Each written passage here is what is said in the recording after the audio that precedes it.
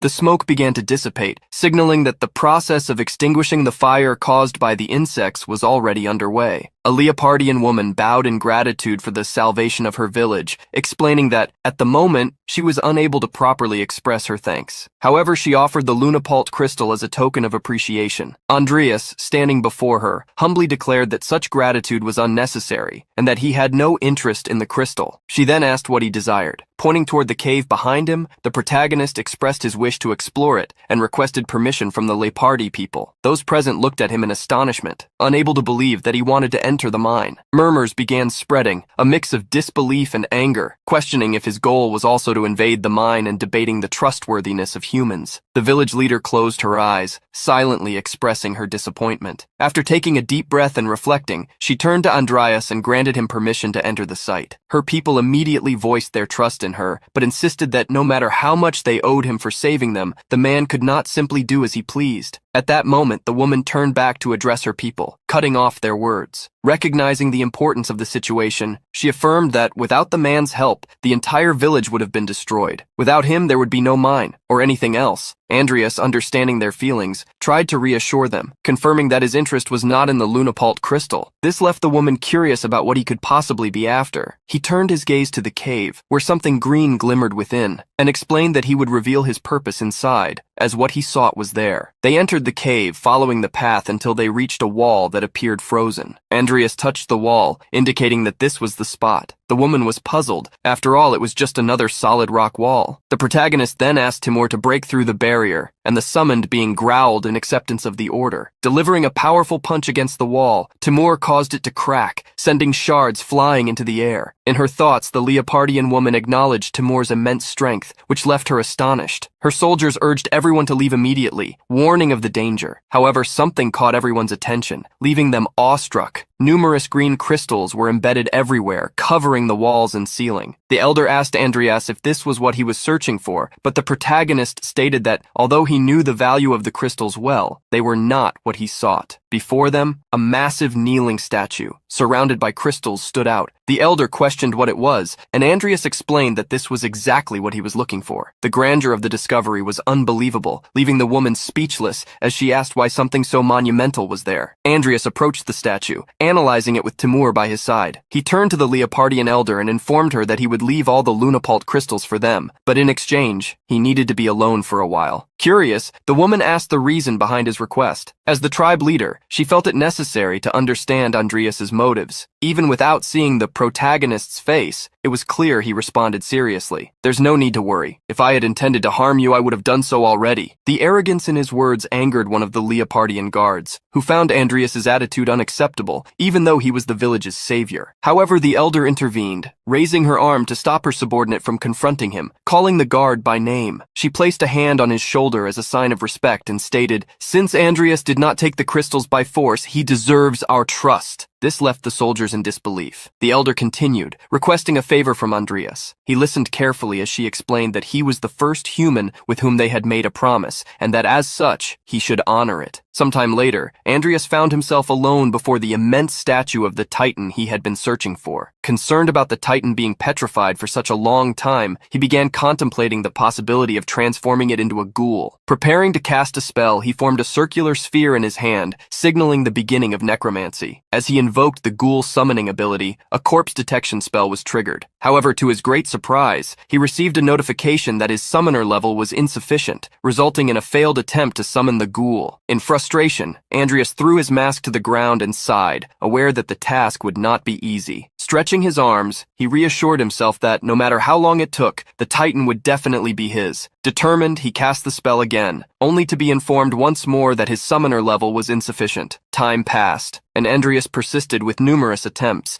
all ending in failure. Looking weary, he wiped the sweat from his brow and began questioning whether he should give up. Exhausted, he bent forward, expressing his frustration. A week had passed, and he still had not achieved his goal. He refocused his gaze on the Titan, fully aware that he could not simply give up. The location was no longer a secret, and there was no guarantee the giant would remain there the next time he returned. Despite the challenges, Andreas was not ready to give up so easily. He began channeling his mana and energy into his hands, pushing his limits beyond the standard threshold. It was a risky gamble, everything or nothing. At that moment, he activated the ghoul summoning ability once more, and a system notification appeared, informing him that a corpse had been detected. His focus intensified. There was still time. Fixing his gaze on the Titan statue, he decided to keep pushing, pouring more and more mana into the effort. Suddenly, a new notification appeared, confirming that the summoning had been successful. Andreas was utterly stunned as he watched the Titan's fingers begin to emerge. Gradually, the petrified parts gave way to the colossal body of the giant. A system message indicated that the summoned Titan's level was extraordinarily high and that a bonus status had been added. Slowly, the stone-covered body began to crack apart, revealing jagged teeth emitting an ominous growl. The system notified Andreas that the Titan was regaining fragments of its past egos and traits from before its death. As the body of Rudrudal Kanudrondo, the mythical Titan champion, began moving again, shards of stone fell all around the cavern. His shadowed silhouette was dark and tinged with red. With overwhelming strength, Rudrudal made Andreas seem like an ant in comparison. The system highlighted that this was a high-tier summoning, possessing traits of ego, monstrous strength, an indomitable fighting spirit, and unique abilities. The mythical Titan champion had long, earthy brown hair, menacingly red eyes, and an intimidating aura. He slammed his massive sword into the ground before Andreas, producing a thunderous noise that left the protagonist speechless. Then, to Andreas's astonishment, the Titan knelt before him, keeping his enormous sword embedded in the earth. Andreas reflected that, at that moment, he was likely the only one in the world capable of commanding the legendary Titan of the giant tribe. With a satisfied expression, he realized he no longer needed to fear lower-level enemies. He silently thanked himself for his efforts, knowing that all his hard work had paid off. That same night, in one of Jester's mansions, he sat calmly at a table, reading a book. On the table rested a glass jar, inside which a fly buzzed incessantly, its wings beating against the container. Suddenly, in the blink of an eye, the fly exploded. Jester, witnessing the event, looked at the remains of the fly with a perplexed expression. Murmuring the name Ranox, he deduced that his subordinate might be dead. With Ranox's image forming in his mind, Jester remarked with an unsettling calm, "That doesn't matter now. There are still many objectives to achieve and pieces to gather." His thoughts were abruptly interrupted by a crow that flew into his quarters. Addressing him as Master Jester, the crow delivered a message. The Imperial Majesty requested his presence. Jester's expression remained nearly unchanged, but the tone of his voice confirmed his intent to answer the summons as quickly as possible. Looking at a piece of paper containing information about the same artifacts in Andreas's possession, Jester informed the crow that he had something important to report to the Emperor. In a remote location far from everything and everyone, there was a small house nestled in the mountains, with a side deck and a garden area nearby. On the deck, an elderly man stood with his back turned. As he finished eating something, he sensed a presence. "Did the Emperor send you?" the old man asked without turning around. The presence he had felt was Andreas, hiding behind a tree. The old man finally turned and, upon seeing the young man, watched as Andreas pulled out a letter. "I'm here on the recommendation of Duke Alvin," Andreas said. The revelation caught the old man off guard. He furrowed his brows, murmuring to himself, Bart Alvin sent this boy?" After a brief moment, Andreas stood ready for combat at the peak of the towering mountain. Raising his sword with determination, he felt the immense pressure emanating from the elder's stance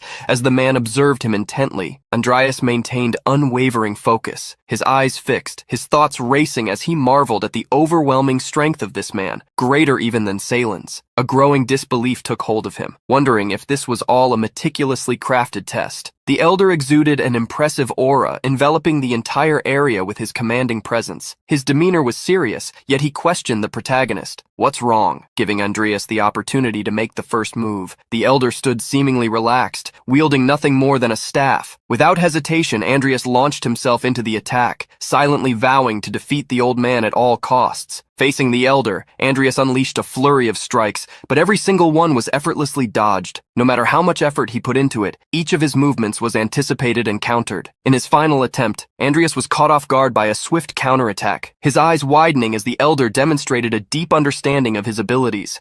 Suddenly, the old man grabbed Andreas's hand and with a critical tone pointed out that swordsmanship wasn't what he should be focusing on. He remarked that Andreas's fighting style was fragile, relying too heavily on cheap tricks. Without warning, the elder performed a full 360-degree spin around Andreas, leaving him utterly bewildered. "Your moves are too obvious and overly dependent on speed," the elder commented as he completed the spin, finishing with a blow that sent Andreas crashing to the ground. The impact was so intense that the protagonist tasted the metallic tang of blood in his mouth. Standing over Andreas's fallen body, the elder disdainfully declared, "Don't worry, you'll improve naturally as we play together." Thus began Andreas's training with the legendary Daeshroon on Mount Catan. On the first day, Andreas relentlessly tried to attack, while his mentor deftly defended. By the 7th day, the two shared a simple meal of potatoes, a nearly comical moment of lightheartedness amidst the grueling training sessions. By the 15th day of training, Andreas found himself challenged by multiple tree trunks rapidly moving around him. He dodged and countered with precise attacks. The environment had transformed into a dynamic training field, testing not only his physical abilities, but also his adaptability and strategic thinking under Daeshroon's guidance. On the 22nd day, Andreas found himself ensnared by the elder, clearly in trouble, as he desperately sought a way out. His face reflected the sheer desperation of the situation. However, by the 27th day, his physical strength had become evident. He positioned himself to cut through stones, showcasing his growing determination. After just over a month of training, Andreas's agility became apparent in his increasingly swift attacks. He charged with all all his might against his mentor, who skillfully dodged using only one hand. As Andreas pressed on tirelessly, Deshrun began to notice a significant improvement in his movements, expressing surprise at his pupil's evolution. Yet as the elder turned to evade an attack, he seized the opportunity to counter. A well-placed elbow to Andreas's stomach caused discomfort, and Deshrun swiftly followed up with a barrage of rapid punches, finishing with a powerful kick that sent Andreas flying. "Your movements have improved," Deshrun commented, "but thinking during battle is still naive. Even so, I'll acknowledge your will to fight, and the fact that you haven't complained even once." Suddenly, Deshrun was caught off guard by a strike he couldn't fully evade. The blow landed on his face. Andreas, back in his battle stance, wielded his sword with a satisfied expression, saying, "Even a swordmaster can let his guard down. Next time it won't be so easy." His strength faltered, and he collapsed to the ground. From a distance, Deshrun observed the scene, surprised. He realized Andreas had managed to gather his aura and project it toward him. This led Deshrun to question whether Andreas had done it instinctively or with intent. His expression shifted completely. Could the young man possess talents beyond expectations? At that moment, the elder recalled someone, a boy named Luis. The image of Luis materialized in his thoughts, a boy who had also expressed the desire to enroll at Helene soon. Perhaps it would be interesting to pit Andreas against this boy, Deshrun reflected. When Andreas opened his eyes, he saw the clear sky above him. It was still daytime, but the surrounding trees and environment seemed blurry. He widened his eyes, trying to remember what had happened, and quickly got to his feet. Turning around, he spotted Deshrun sitting at the base of the mountain. "You've finally woken up," Deshrun said. Curious, the elder asked if Andreas could replicate the technique he had used before passing out. Still trying to regain his bearings, Andreas placed a hand on his head, confused, and questioned whether it was something he had done while being beaten or just an act of desperation. While both remained atop the mountain, Deshrun informed Andreas that he would take this opportunity to teach him sword techniques. During this process, Andreas would also gain basic control over his aura. The protagonist received this proposal with gratitude. Sometime later, standing before an imposing tree, Deshrun explained that when using sword techniques, Andreas should imagine the aura enveloping the blade as if it were a sheath. To demonstrate, the elder unsheathed his sword and with a gesture, sent the sheath flying. Several sharp cuts pierced the tree without the blade even touching it. Andreas stood speechless, astonished by what he had just witnessed. As the fragments of the tree fell around them, Deshrun explained that while the basic form was merely a sharp cut, aura techniques could also be utilized in various ways, such as creating explosions or shockwaves. Suddenly, Deshrun appeared in front of Andreas at incredible speed, moving so fast that his figure seemed blurred. He explained that if Andreas could use his aura to stimulate his body instead of his sword, he could achieve super speed. Before he even finished speaking,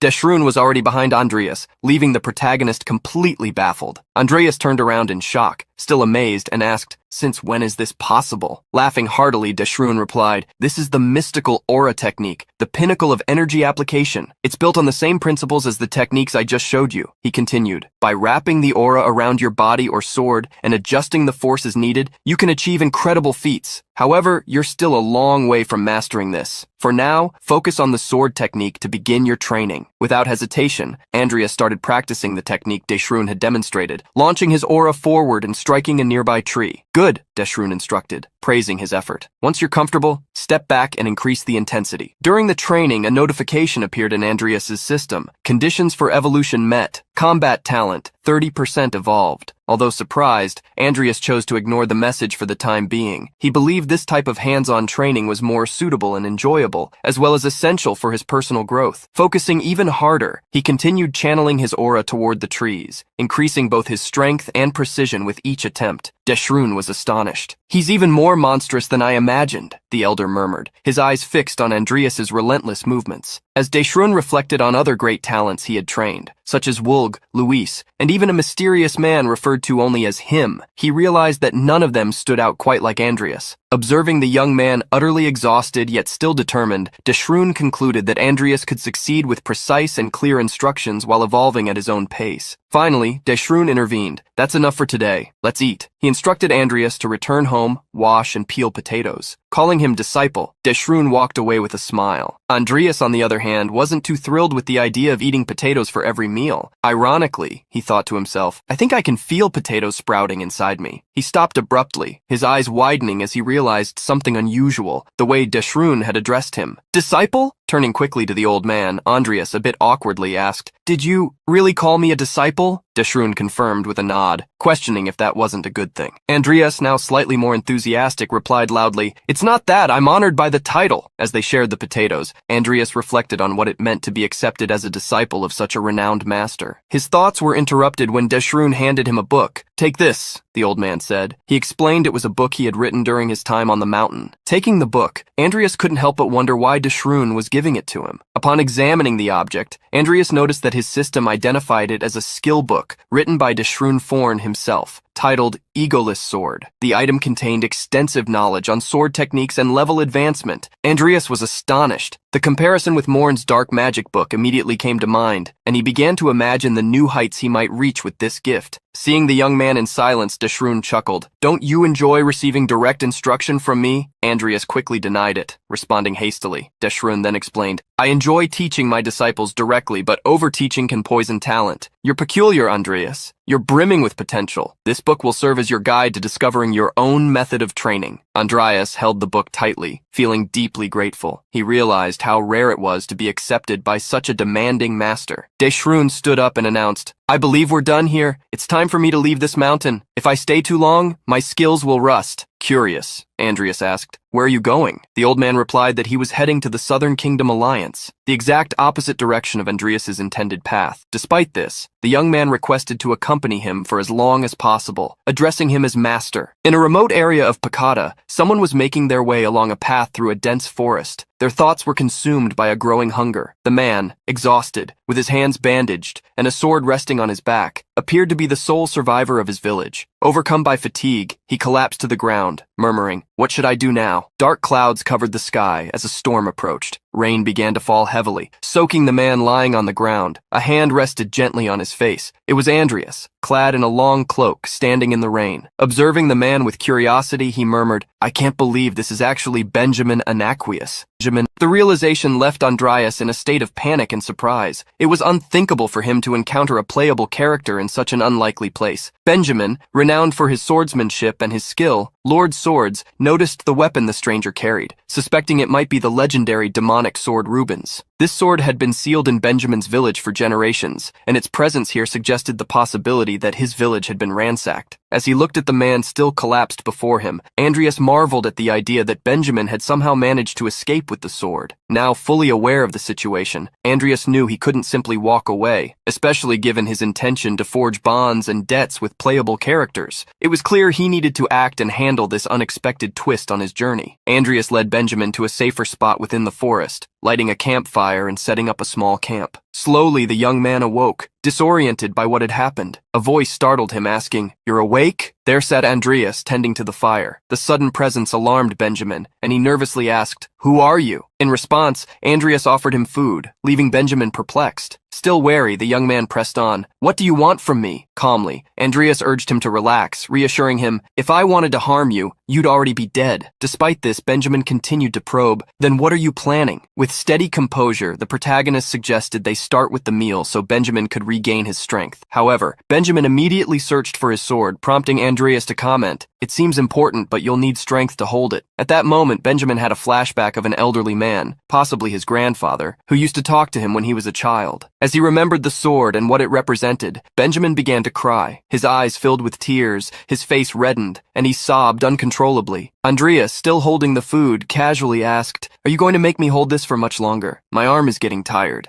Benjamin, approaching the fire, grabbed the meat and started eating beside Andreas. During the meal, Andreas took a potion from his bag and offered it to Benjamin, explaining, "This will help you regain your strength." While eating, Benjamin thanked him through his tears. For a moment, a smile lit up Andreas's face, but it was quickly replaced by shock as he realized he was being stared at intently. He hesitantly commented, "You're not a beggar. It's rude to stare at people eating like that." The young man, embarrassed, awkwardly looked away. Suddenly, a group of people emerged from the shadows. Benjamin immediately recognized them and shouted, "Bastards!" They were all wearing identical outfits with hoods and masks, each with a unique pattern of holes. Benjamin recalled the attack on his village and stated, "They were the ones who killed my grandfather." His gaze filled with rage, veins bulging in his face, as he was overcome with a mixture of hatred and emotion. Andreas assessed the situation and concluded that the group was made up of the acolytes, orphans raised by Jester, trained as his personal assassin squad. They had somehow invoked memories from Andreas's past life as Makoto, as they were fully trained soldiers in special forces. They possessed possessed basic magic abilities and aura manipulation, giving them superhuman capabilities, and wore special masks, each distinct with their proficiency. Aware of the danger, Andreas stood up and told Benjamin, "Stay here, I'll take care of this." However, Benjamin was already armed and insisted, "This is my fight, stay out of it." Before Andreas could respond, the acolytes advanced with impressive speed. One of them, standing beneath the mountain, ordered Benjamin to hand over the sword. However, the young man, determined and full of vengeance, charged forward, ignoring the threat. As they got closer, the aura power of the acolytes, in the form of smoke, did not penetrate Benjamin, surprising everyone. Two bright golden shields appeared around him, but that didn't stop the fight from beginning. Skillfully wielding his sword, Benjamin delivered powerful strikes, almost hitting one of the assassins. When attacked, he managed to defend himself, using the mana concentration technique to turn his sword into an effective shield. One of the acolytes was surprised by Benjamin's dodging skill, but did not expect the counterattack that followed. The young man landed a direct hit to his face, leaving him stunned by the effectiveness of the blow. Without time to breathe, two other assassins approached Benjamin from behind. However, the young man quickly sensed their presence and turned to face them. As the fight unfolded, Andreas watched everything, trying to contain his expressions. In his mind, witnessing the incredible battle, he thought, as expected from the youngest playable character. Although Benjamin was handling the situation skillfully, Andreas realized there was no reason to allow him to be seriously injured, as would happen in the original story. Benjamin firmly held off one of the assassin's attacks, but suddenly everyone started being sliced apart before him, leaving him perplexed. Looking back, he realized that this action was the work of Andreas, who was already in an attacking position. The situation was about to intensify, and it needed to be dealt with quickly. In the following moments, Andreas disappeared before the eyes of the assassin group. In the blink of an eye, he was somewhere else, holding his sword. Without wasting time, the group pursued Andreas, who engaged in a spectacular battle, slicing apart another one of Jester's men. From Benjamin's perspective, all he saw was Andreas moving incredibly fast, delivering devastating blows with his sword. The bodies were shredded with impressive speed. Benjamin, surprised, exclaimed, "Wow, he wiped out those bastards who raided my village so easily." As his eyes returned to normal, Benjamin was met with groans of pain, witnessing Andreas's cruelty. The most shocking scene was seeing Andreas step on one of the assassin's heads, making it explode like a watermelon. The only thing Benjamin could think was, who is this guy? Andreas stood amidst several mutilated bodies, some without legs, others without torsos, and most without heads. Sheathing his sword, he asked himself, is that it? Because if it was, he had already finished. Benjamin, in turn, began to wonder if he would have been able to protect his village if he were as strong as Andreas. The young man's thoughts were interrupted when Andreas asked, "Are you okay?" Still shocked, Benjamin nodded. Then he closed his expression, trying not to show fear in front of the man who had annihilated the acolytes so easily. Andreas, proud of his skills, noticed the change in the young man's attitude, and realizing he still hadn't introduced himself, stated, "I am Count Andreas Cromwell." In response, the young man introduced himself, "I am Benjamin Anaquius." Noticing that Benjamin was being followed, Andreas asked if the young man had somewhere to go. Benjamin, with his hand on his head, was at a loss for words. In Andreas's mind, images of the other playable characters who planned to enroll at the academy flashed before him. With a smile on his face, he already looked forward to meeting them and taking care of this promising young man. So he offered Benjamin more appropriate fencing lessons. For Andreas, it would be a crime to let such a promising talent go to waste. Andreas stated, "If you get accepted into the academy, I'll write you a letter of recommendation." Benjamin was surprised by the great opportunity he was receiving, but his expression shifted to sadness and shyness as he mentioned, I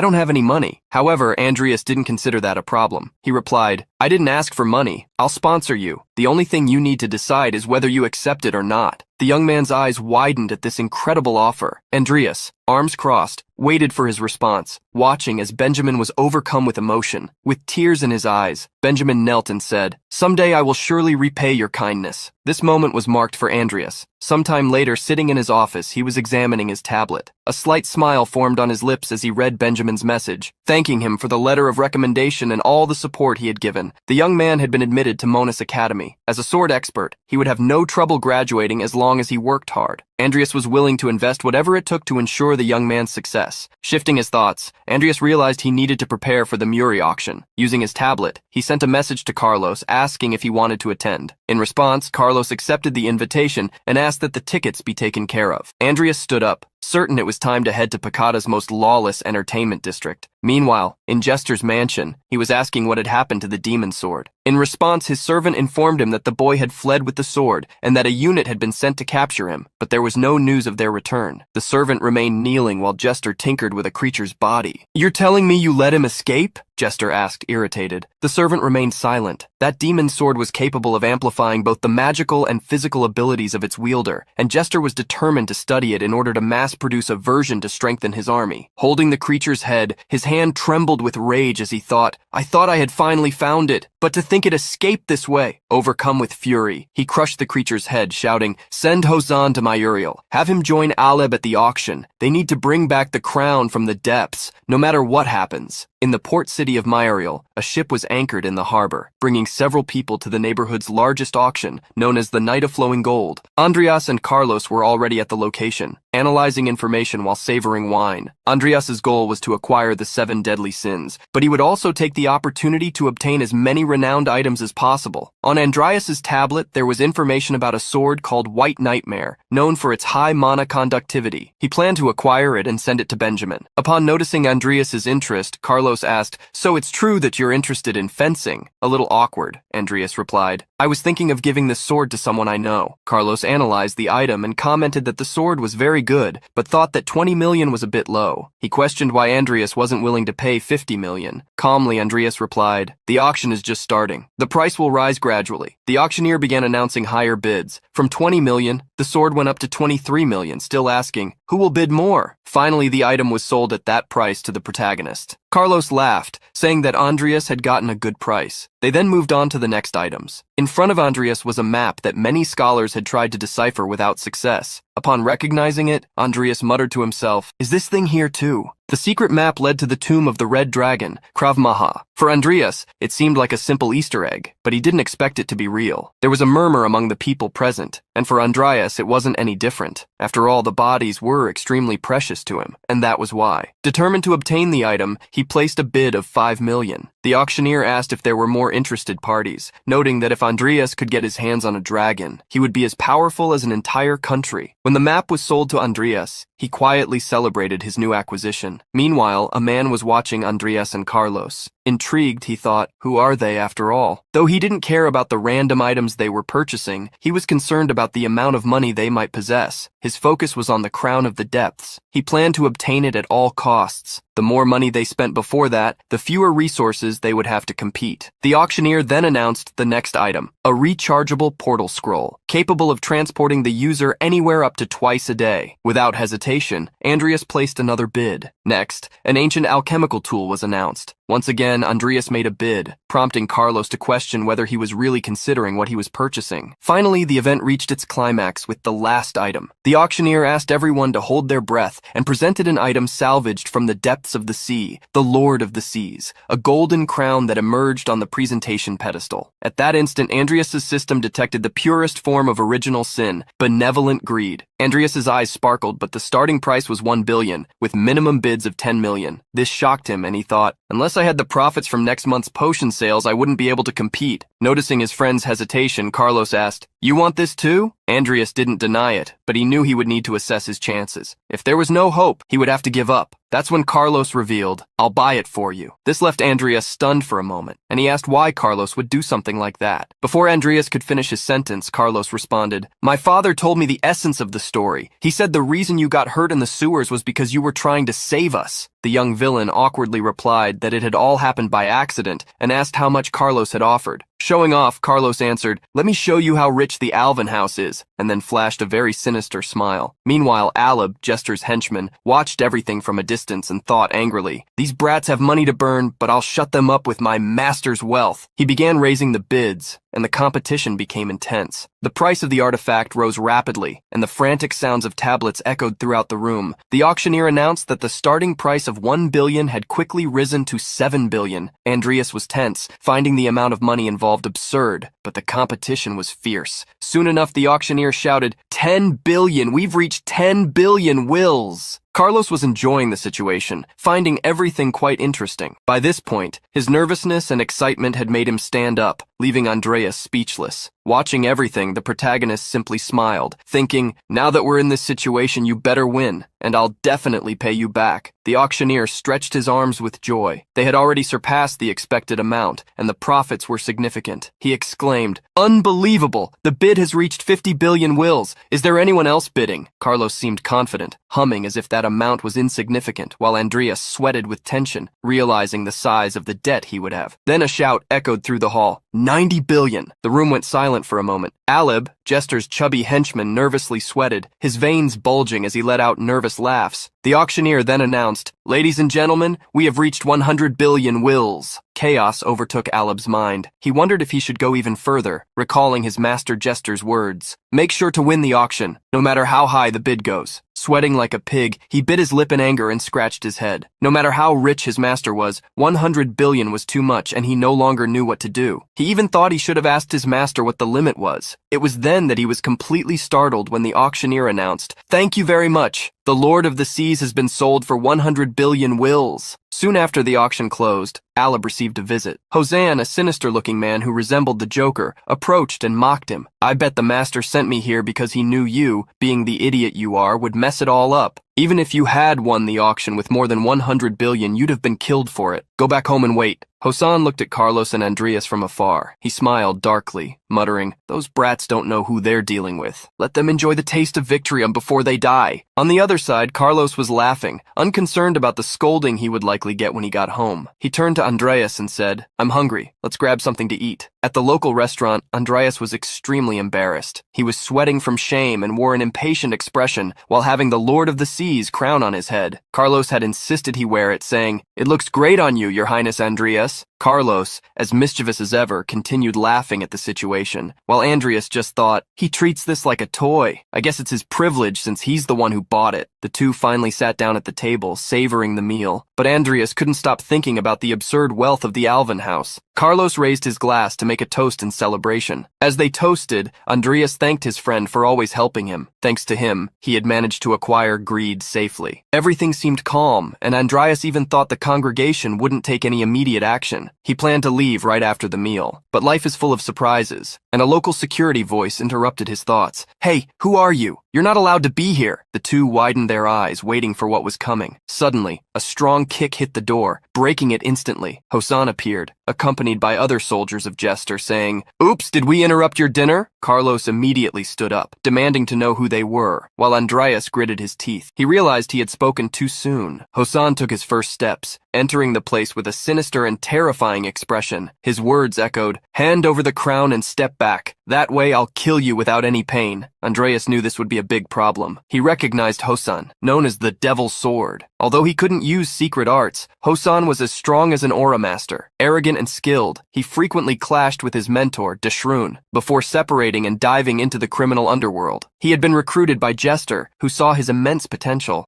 Holding his bag, Andreas thought quickly. He needed to recover the greed safely and escape unscathed. He turned to Carlos and said, "The situation here is complicated. Let's run." Hosann, with a sarcastic smile, stated, "I won't allow that. Capture them." At that moment, Hosann's subordinates advanced, drawing their swords. Without hesitation, Carlos and Andreas jumped out of the window, breaking the glass with the impact. Quickly, they ran as far as they could, leaving Hosann behind. He only laughed. "Good. Don't make this too easy for me or I'll get bored. Now it's time for the hunt." In a hidden part of the forest, the cautious footsteps of Carlos and Andreas echoed as they approached a small dock, where a boat awaited them. Tense, Carlos kept looking back, trying to check if they were being followed. He reassured his friend, "If we cross the river, they won't catch us. Myuriel is a lawless area beyond the Empire's reach. Once we leave here, these guys won't be a problem anymore." However, Andreas had no intention of boarding. He turned to Carlos and asked him to go first and seek help. Carlos was confused and asked, "What are you trying to say?" Andreas explained, "We can't easily escape these guys. It's too dangerous for us to move together. It'll be easier to get away if I'm alone." Carlos interrupted him immediately. "You always say nonsense, but I get what you're suggesting. I promise I'll help you as soon as I can." Reluctantly, Carlos boarded the small boat, returning to the city. Now alone, Andreas was determined to act. It didn't take long for Hosann's soldiers to find him. He realized he was free to fight without worrying about Carlos. Surrounded by men, they asked where the other young man was, assuming the crown was with him. Andreas threw his bag to the ground and said, "It's with me. Come and get it if you can." With a mocking smile, he drew his sword. This provoked the fury of the soldiers, who charged at him, promising to tear him apart. Andreas struck the first blow, but more soldiers approached, surrounding him. That's when our protagonist uttered, "Rudrudal," making his eyes glow brightly. From a distance, Hosan recognized the spell as a necromantic summoning. Intrigued, he watched something gigantic emerge from the portal conjured by Andreas, forcing everyone underneath to move back in order to dodge. The soldiers, stunned, watched as what appeared to be an enormous arm materialized. "What is this?" they asked, confused, as they saw the giant figure taking shape in the middle of the field. With everyone distracted, Andreas seized the opportunity and, with clear joy, drove his sword into the soldiers. Frenetically waving his blade, he began striking everyone nearby. Hosan watched with a smile, enjoying the fact that Andreas not only mastered black magic, but was also extremely skilled with a sword. This made him even more interesting, especially due to his fencing technique, which demonstrated precision and boldness. As he struck a precise blow to one of the soldiers, Andreas was suddenly interrupted by something that caught his attention. He quickly turned and defended himself, creating an impact so intense that the ground cracked. Andreas's and Rosan's swords became locked, and the two stared at each other intensely. Hosan asked with a provocative tone, "Who are you really?" Andreas replied playfully, "Who knows? Try to guess." With a powerful kick, Hosan pushed Andreas back, considering his audacity to be that of a mere brat. However, the villain began to retreat, driving his sword into the ground and closing the distance between them. He observed Andreas's blade with interest, commenting, "This sword, I've seen it in a book before. It seems like a waste of potential in your hands." Andreas started to realize that Hosan was more powerful than Pyatt, and that defeating him would be difficult without resorting to sloth. However, the consequences of using that power would be troublesome. Hosan, with a calculating smile, said, "I'll add this sword to my collection too." Mocking, Andreas replied, "Collection? What a pretentious thief." The response infuriated Hosan, who gritted his teeth and cast a curse on all of Andreas's descendants. Standing firm, Andreas invoked Timur and Nickel, his loyal summons, and declared once again, "As I said, try if you can." In Andreas's reasoning, if Hosan trusted in the power of the artifacts, he would use numbers to dominate them. Hosan was alarmed when he realized that, in addition to the summons, Andreas had resurrected the fallen soldiers, who were now turning against their own master. Even so, Hosan kept smiling and commented, "Interesting. A necromancer who uses a sword." Drawing his weapon, Hosan proclaimed, "Demon Slayer sword, Gynos." His sword began to glow with golden dust, making Andreas worried. He knew it was an anti-undead sword. Hosan, with a cold look, continued, "If I take your corpse with me, I'm sure Master Jester will be pleased." Andreas thought about how many swords he should have in that sheath. Andreas ordered his undead to advance. He declared, "Here begins the war of attrition." The resurrected soldiers charged at Hosan, who soon asked, "Do you think you can stop me with this trash?" He met them with a devastating blow, decapitating them all at once. Although he didn't show it openly, Andreas's eyes widened at this fact. Then Timur charged fiercely at his opponent, who was confident that the undead were easy enemies to deal with, thinking they were mindless. However, Andreas's undead had a unique characteristic. They had regained a sense of their past selves and now thought as a collective. Nickel attacked from above, trying to surprise him while Timur charged from the front. The impact lifted debris from the ground,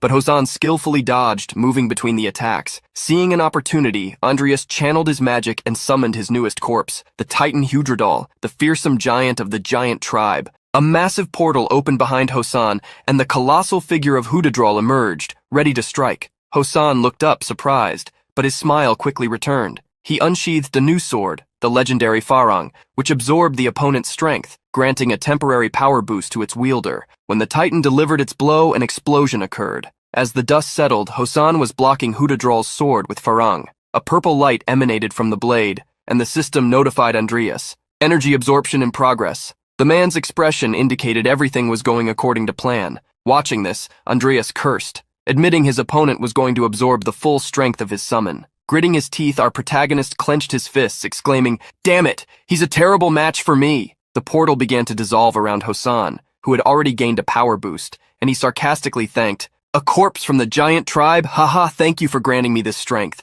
In the next moment, one of the undead soldiers charged, but Hosan mercilessly sliced it in half with a precise strike. With disdain, he mocked, "I brought them along because they were my client's subordinates, but all they did was complain. It was a pleasure killing them. Now that this lot is out of the way, let's move on to the fun part." The situation grew more complicated. Andreas gritted his teeth, aware that Timur and Nickel were in danger if struck by Gynos. Nickel attempted a surprise attack, but Hosan dodged skillfully. moving to a higher position. Rozan, now wielding a new sword, proclaimed, "Very well, let's start with the most interesting part. You, skeleton." The red sword glowed like fire, signaling Rozan's desire to have fun. The weapon, known as Swordbreaker, was crafted to disarm and destroy opponents' weapons. Quickly, Andreas grew desperate upon realizing how fast his opponent switched swords and shouted, "Nickel, don't take the blow head on!" The dance of swords began, scattering debris across the environment and raising a cloud of dust as Nickel and Andreas fought against Hosan's two swords. Timur appeared, raising his fists and alarming the opponent as he struck the ground. The impact was so powerful it destroyed everything nearby, creating a massive crater. The three of them gritted their teeth upon realizing that once again Rozan had evaded the attack. With a sinister smile, he commented, "What a pity." Nickel and Andreas were nearly cut in half, but Andreas noticed that Nickel's sword, as well as his arm, had been severed. The situation seemed increasingly dire as Rozan, with a menacing tone, declared, "It's time to end this. It was fun fighting you, undead who wields aura." Left with no choice, Andreas decided to resort to the Codex of Sloth. He mentally commanded Nickel to retreat for now, but realized his summon was not obeying. Andreas insisted, "Hey, I said fall back." Yet Nickel stood his ground. Rozan, observing the scene, mocked, "He's braver than his master. Not turning his back on the enemy, huh?" At that moment, the system notified Andreas, asking if he wanted to use the Spectrum of Sloth. A golden energy enveloped the skeleton, with information indicating it could share cooldown time. This left Andreas completely surprised, as he had forgotten that Nickel could also utilize the Codex of Sloth. A shimmering purple light began to engulf his summoned skeleton, as Andreas recalled the pain he felt the last time he used this ability. Thinking that Nickel, being undead, wouldn't feel pain, he allowed the summon to activate the spectrum. Hosan noticed what was happening and remarked, "Still got tricks up your sleeve? No matter, I'll end this now." Suddenly the atmosphere shifted, completely capturing Hosan's attention. Enveloped in golden energy, Nickel raised his broken sword. Hosan reacted swiftly, charging toward him, but Andreas shouted, "What are you planning this time?" Raising his sword to strike, Hosan warned, "Don't you dare interfere." The two engaged in close combat. The clash of their swords sent up trails of dust due to the speed of their strikes. Impressed, Hosan admitted, "Impressive swordsmanship for a mage," but quickly added, "though far too sloppy." Catching Andreas off guard, Hosan delivered a dangerous blow, only to be interrupted by Timur, who defended his master and forced Hosan to leap away. Irritated, Hosan exclaimed,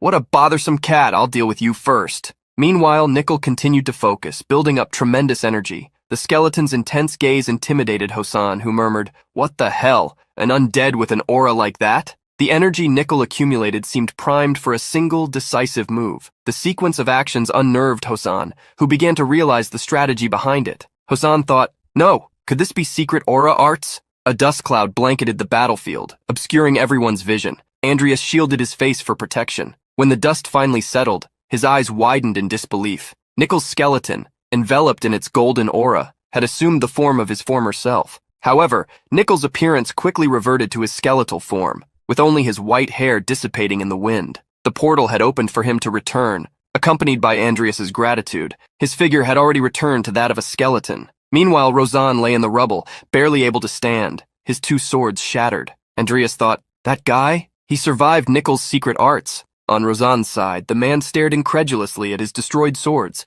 including Farang. He lamented the loss of his weapons while regaining his composure. Timur leaped ferociously, aiming to finish him off with a powerful punch, but Rozan evaded once again, skillfully sidestepping the impact. Then, Rozan grabbed a new sword shimmering with golden dust, named Gynos, and shouted, "You damned corpse!" He charged at Timur, but was intercepted by Andreas, who immediately stepped in to protect his summon. Timur took advantage of the opening and grabbed Hosan with both hands. Even so, the man let out a manic grin, his mouth full of blood and his eyes wide. Timur wasted no time and hurled him away with all his strength. Andreas knew it was time to end the confrontation. He raised his sword, cloaked in aura, and declared, "Egoless sword." Hosan, seeing the overwhelming aura surrounding Andreas, fell silent for a moment. Touching the blood dripping from his mouth, he smirked and commented, "So now you want to fight, brat? Fine, let's continue." Andreas knew he had to act quickly before Rozan could recover. Both rushed forward, their swords clashing in sparks without hesitation. A memory surfaced in Hosan's mind. The sky was as clear as it was that day when he was just a young man with a puzzled expression, eating potatoes alongside Daishrun and another disciple. Their master spoke, "You're half right, half wrong. A sword is nothing more than a tool, and a tool should be the last thing you think about in swordsmanship." In the memory, young Hosan replied, "But isn't it obvious? If two equal warriors fight, the one with the better tools wins." With a stern look, Deshrun explained, "That's true in a battle between ordinary men, but in a fight between those who have reached the state of aura mastery, victory is determined by the understanding of swordsmanship. Without understanding, even if your opponent wields a tree branch, they could still threaten your life. Both of you have the talent to become aura masters. If you rely too much on tools, you'll end up destroying your own talents." The memory faded as Rozan coughed up blood. In that moment, he finally understood the meaning of Deshrun's words. An undead capable of using a secret aura technique with a broken sword was living proof of his master's teachings. Rozan smiled and murmured, "I should have listened to that old man." Then he dropped to his knees, exhausted. Andreas, sheathing his sword, approached as Rozan, still gasping for air, asked,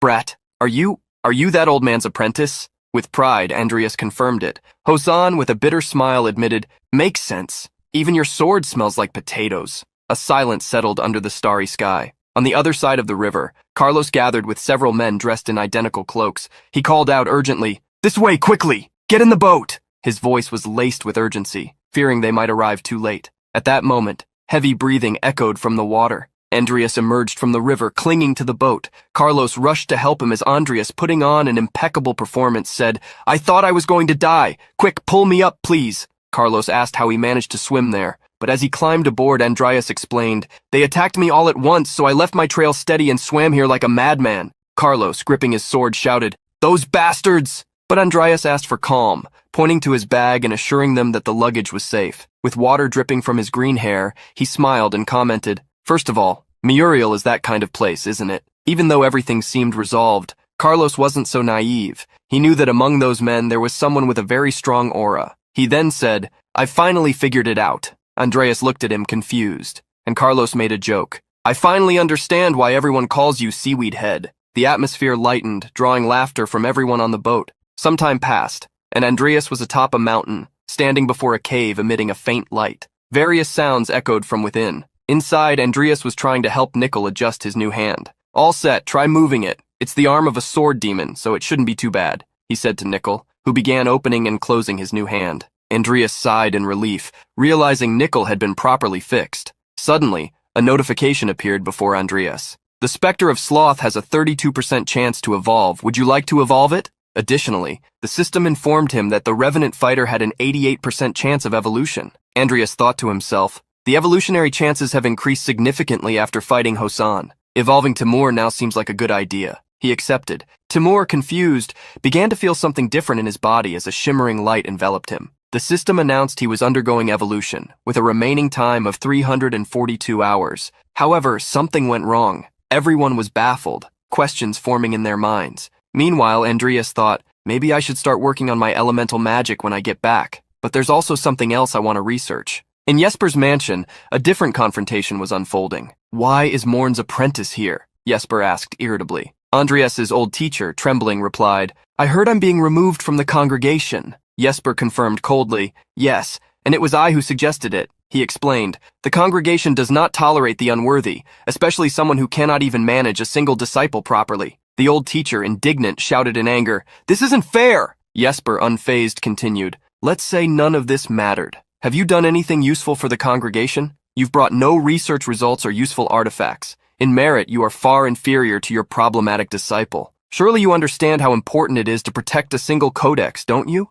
The old man remained silent until Jesper directly asked, "Do you want to remain in the congregation?" Trembling, he replied desperately, I'll do anything. Please tell me what to do." Jesper crossed his arms, seized the opportunity, and revealed, "The location of the ancient magical beast Kishan has been discovered. It is very close in Rodlan." Sharon's eyes widened at the mention. Kishan was a creature from the mythical era, described in ancient writings as a headless figure with 4 arms, capable of dominating intelligent beings and draining their strength through inferior, malevolent spirits. Jesper held out a red crystal and said, "I will give you Kishan's location, instructions on how to capture it, and the power to control it. After taming the magical beast, bring your insolent disciple before me." Sharon understood that Jesper was displeased with Andreas for claiming sloth for himself and acting recklessly. This mission would serve as a way to rid himself of the troublesome student while potentially gaining a powerful magical beast. Jesper concluded, "We will pretend this conversation never happened." Sharon speculated that this was related to an agreement involving Salin. Determined, he replied,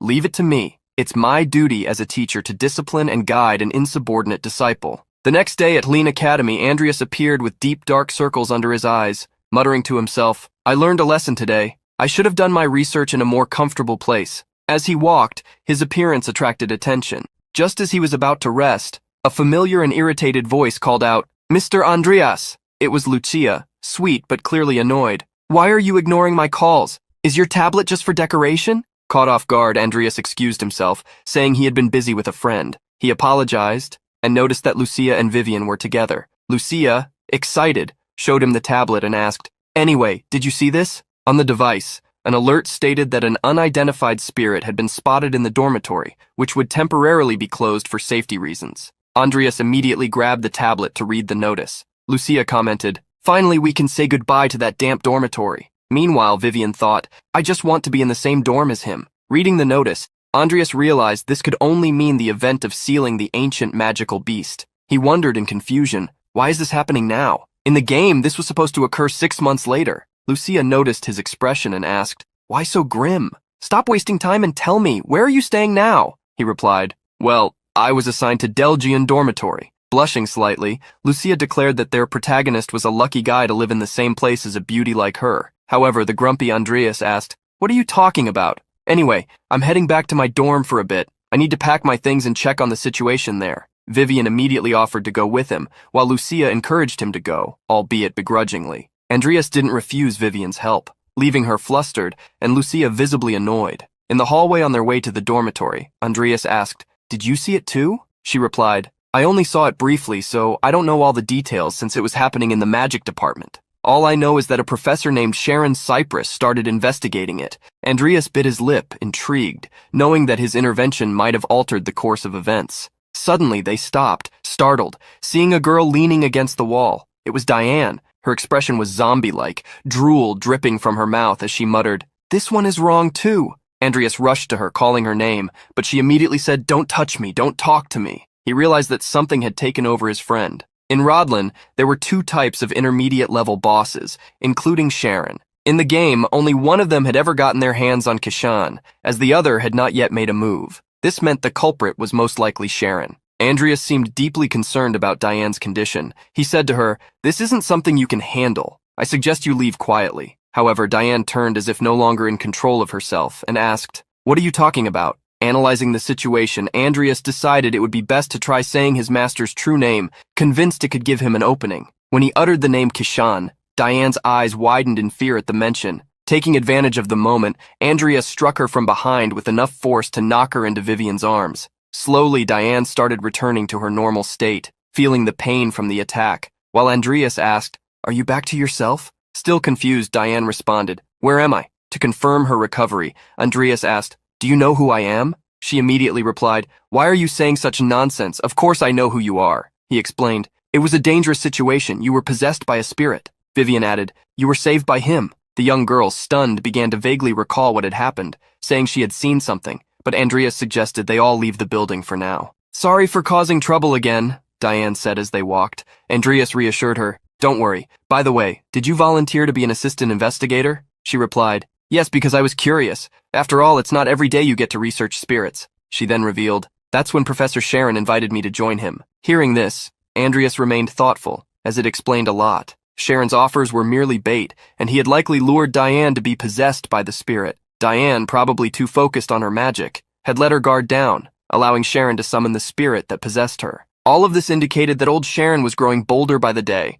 Pondering this, Andreas asked, Do you know where the professor went? Diane looked slightly confused, but answered anyway. If I'm not mistaken, he said he was going to look for the main body. This information left Andreas inwardly alarmed, as he knew it referred to the sealing site. In the distance, strange energy was concentrating at the top of a mountain, and Andreas's thoughts urged him to hurry. At the site, Sharon stood before a statue that was absorbing all the energy from the fallen bodies around it. A clear smile spread across Sharon's face as he muttered to himself that he had finally succeeded. That energy began to take shape, forming into a massive magical beast. With a terrifying expression, Sharon knew that the only thing left to do now was to eliminate Andreas Cromwell. The hurried footsteps of Andreas and Vivien echoed as they sprinted toward the sealing site. Looking back, Andreas thanked Vivien for accompanying him. Of course, it was no trouble for her. Besides being near him, she was glad to assist. However, thoughts of her presence weighed on Andreas's mind as he questioned himself. Was this really a good idea? He could no longer find a valid reason to send her back.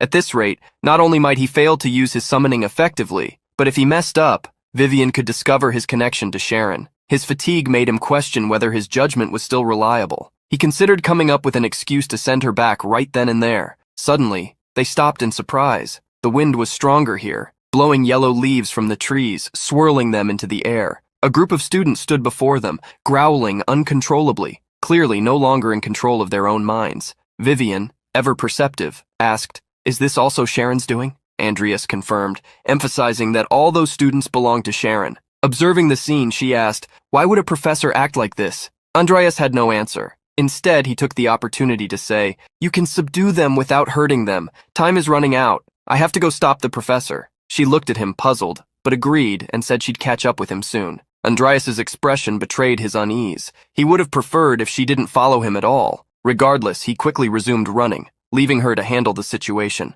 As he departed, one of the students lunged at him. Startling the resolute Vivien, she drew her sword and positioned herself to block the attack. The gleaming blade intercepted the strike with precision. In the end, she managed to clear a path for Andreas, the smoke from her sword still dissipating. Andreas, relieved to have temporarily separated from her, worried about the students and hoped Vivien wouldn't seriously injure anyone. Yet for now, he had to trust her and focus on his real target. The sun was already setting, giving way to the night, when a ferocious roar pierced the air. The magical beast had finally appeared before its master, Sharon, who was elated to have it under his control. However, Sharon quickly sensed something approaching and conjured a wall of bones to block any threat. Sharon couldn't understand what was happening until a voice interrupted him. "So you actually did it, huh?" It was Andreas, who had arrived at the scene, leaving the old man stunned. He approached slowly, his cape billowing in the strong wind. Sharon, desperate, asked, "Why are you here?" Andreas scanned the area, realizing he had arrived too late. The opening time was abnormally fast,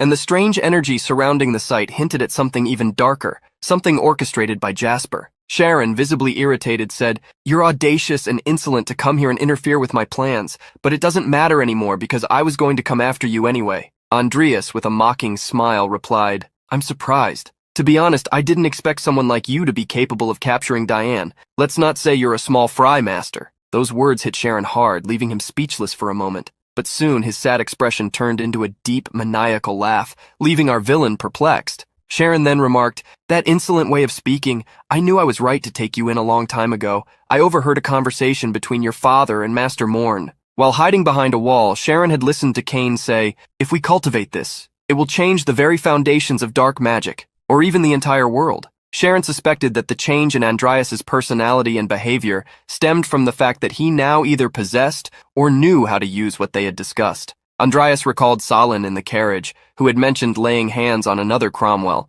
concluding that even someone like Salin knew about this. As the master of the magical beast, Sharon declared to the protagonist, "Now, whether you can use it or not, show me the legacy left by Cain." Andreas began laughing, finding the entire situation tiresome and dull. He then said, "I was wondering what you were planning to say, but I see you're just trying to steal from a child." Sharon's eyes filled with rage, growing more intense. However, Andreas summoned Timur and Nickel, emphasizing that it was time to end the conversation and settle everything. Sharon was shocked to see the summons, particularly Timur, the Tiger Lord that Andreas had acquired from the congregation. Sharon's surprise also stemmed from the fact that Andreas was already able to control high-level undead. Even so, Sharon didn't falter, as he had the Peldarine crystal in his possession. He commented, "Remember who your master is, Andreas?" But Andreas coldly replied, "I've learned nothing from you, but, as they say, the student surpasses the master." Sharon activated a magical circle in his hands, declaring that Andreas was nothing more than an insolent brat.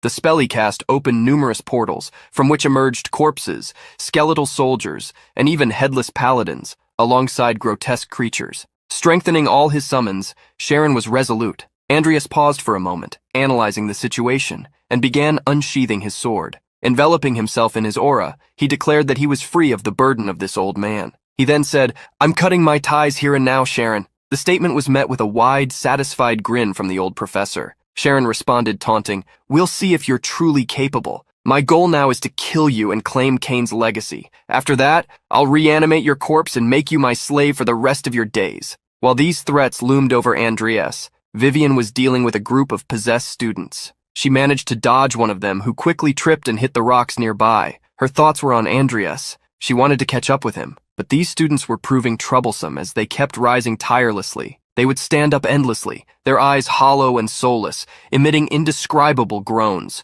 Vivien gripped her sword tightly, thinking she could finish the mission quickly if she just killed them all. However, Andreas's request, to subdue them without causing harm, lingered in her mind. As the students surrounded her, one of them channeled energy into their hands and hurled a power attack in her direction. Vivien deftly dodged, but the attacks kept coming. At that moment, an idea struck her. She recalled the name Andreas had mentioned to Diane, though she wasn't sure if it was some kind of spell. With an angelic smile, she leapt into the air and decided to take a gamble. She began testing names while striking the students, saying words like Kushin. Her strike landed so forcefully that it sent the student crashing to the ground. She felt pleased for a moment, but upon seeing the student's face buried in the dirt, she began to question herself. Was that wrong? Not long after, she turned around and noticed another student preparing a magic attack against her. Vivien kicked them while uttering a different name, Kushuin. She continued saying various names such as Pushain, Kuchain, Qsain, and others. She was already growing weary and the students were visibly battered after so many attempts. Yet they kept standing back up. Vivien paused, thinking, if I keep this up, I'll really hurt all of them. Maybe it was Kushain. When she pronounced that name, all their eyes widened, exactly as Diane's had earlier. Seeing their reaction, Vivien realized it was working. All she needed to do now was strike them again. The spirits infesting the students' bodies began to materialize, becoming visible. Though Vivien hesitated for a moment, she knew she had to end this quickly. Pushing off the ground, she charged toward the students, but the spirits were waiting and quickly closed in on her body. Her eyes widened as she saw the malevolent energy approaching. Still, she struck at the shadow, which was growing denser by the second. Then she heard a voice. What are you hiding, Vivien? The spirit had grown larger, and the surroundings took on a cosmic, otherworldly appearance. Vivien was startled as the voice whispered in her mind, one way or another you'll be discarded. That's your destiny. Tears welled in her eyes as she struggled against the words. The voice continued, you placed your trust in a stranger when even your own mother threw you away. She suddenly saw herself as a young girl again, chains binding her hands, trapped in her past. As she sank into the deepest abyss of her fears, the voices tormented her. I hoped for a son. I wish I had never given birth to you. Vivien covered her ears as tears streamed down her face, but the spirit persisted, its words relentless. Your existence is a disgrace, and everyone around you will die because of you. Then it asked, why don't you just die quietly and alone? In response, she whispered back, if I disappear, will Lord Fairy be safe? Unbeknownst to her, the students were closing in, and she too was being overtaken by the same spirit controlling them. The spirit promised her that this was the best course of action, and that her friend would remain unharmed. As she began to give in, her eyes started losing their color, as if she could no longer control herself. But then, she remembered a promise made to Lord Fairy. A pinky promise. Andreas's voice echoed in her mind. Please keep that promise. I'll always be looking out for you. The promise they had made that day gave her pause. Worlds seemed to collide in her mind as she felt the crushing weight of her decision. Her eyes widened as she struggled with which promise she should keep.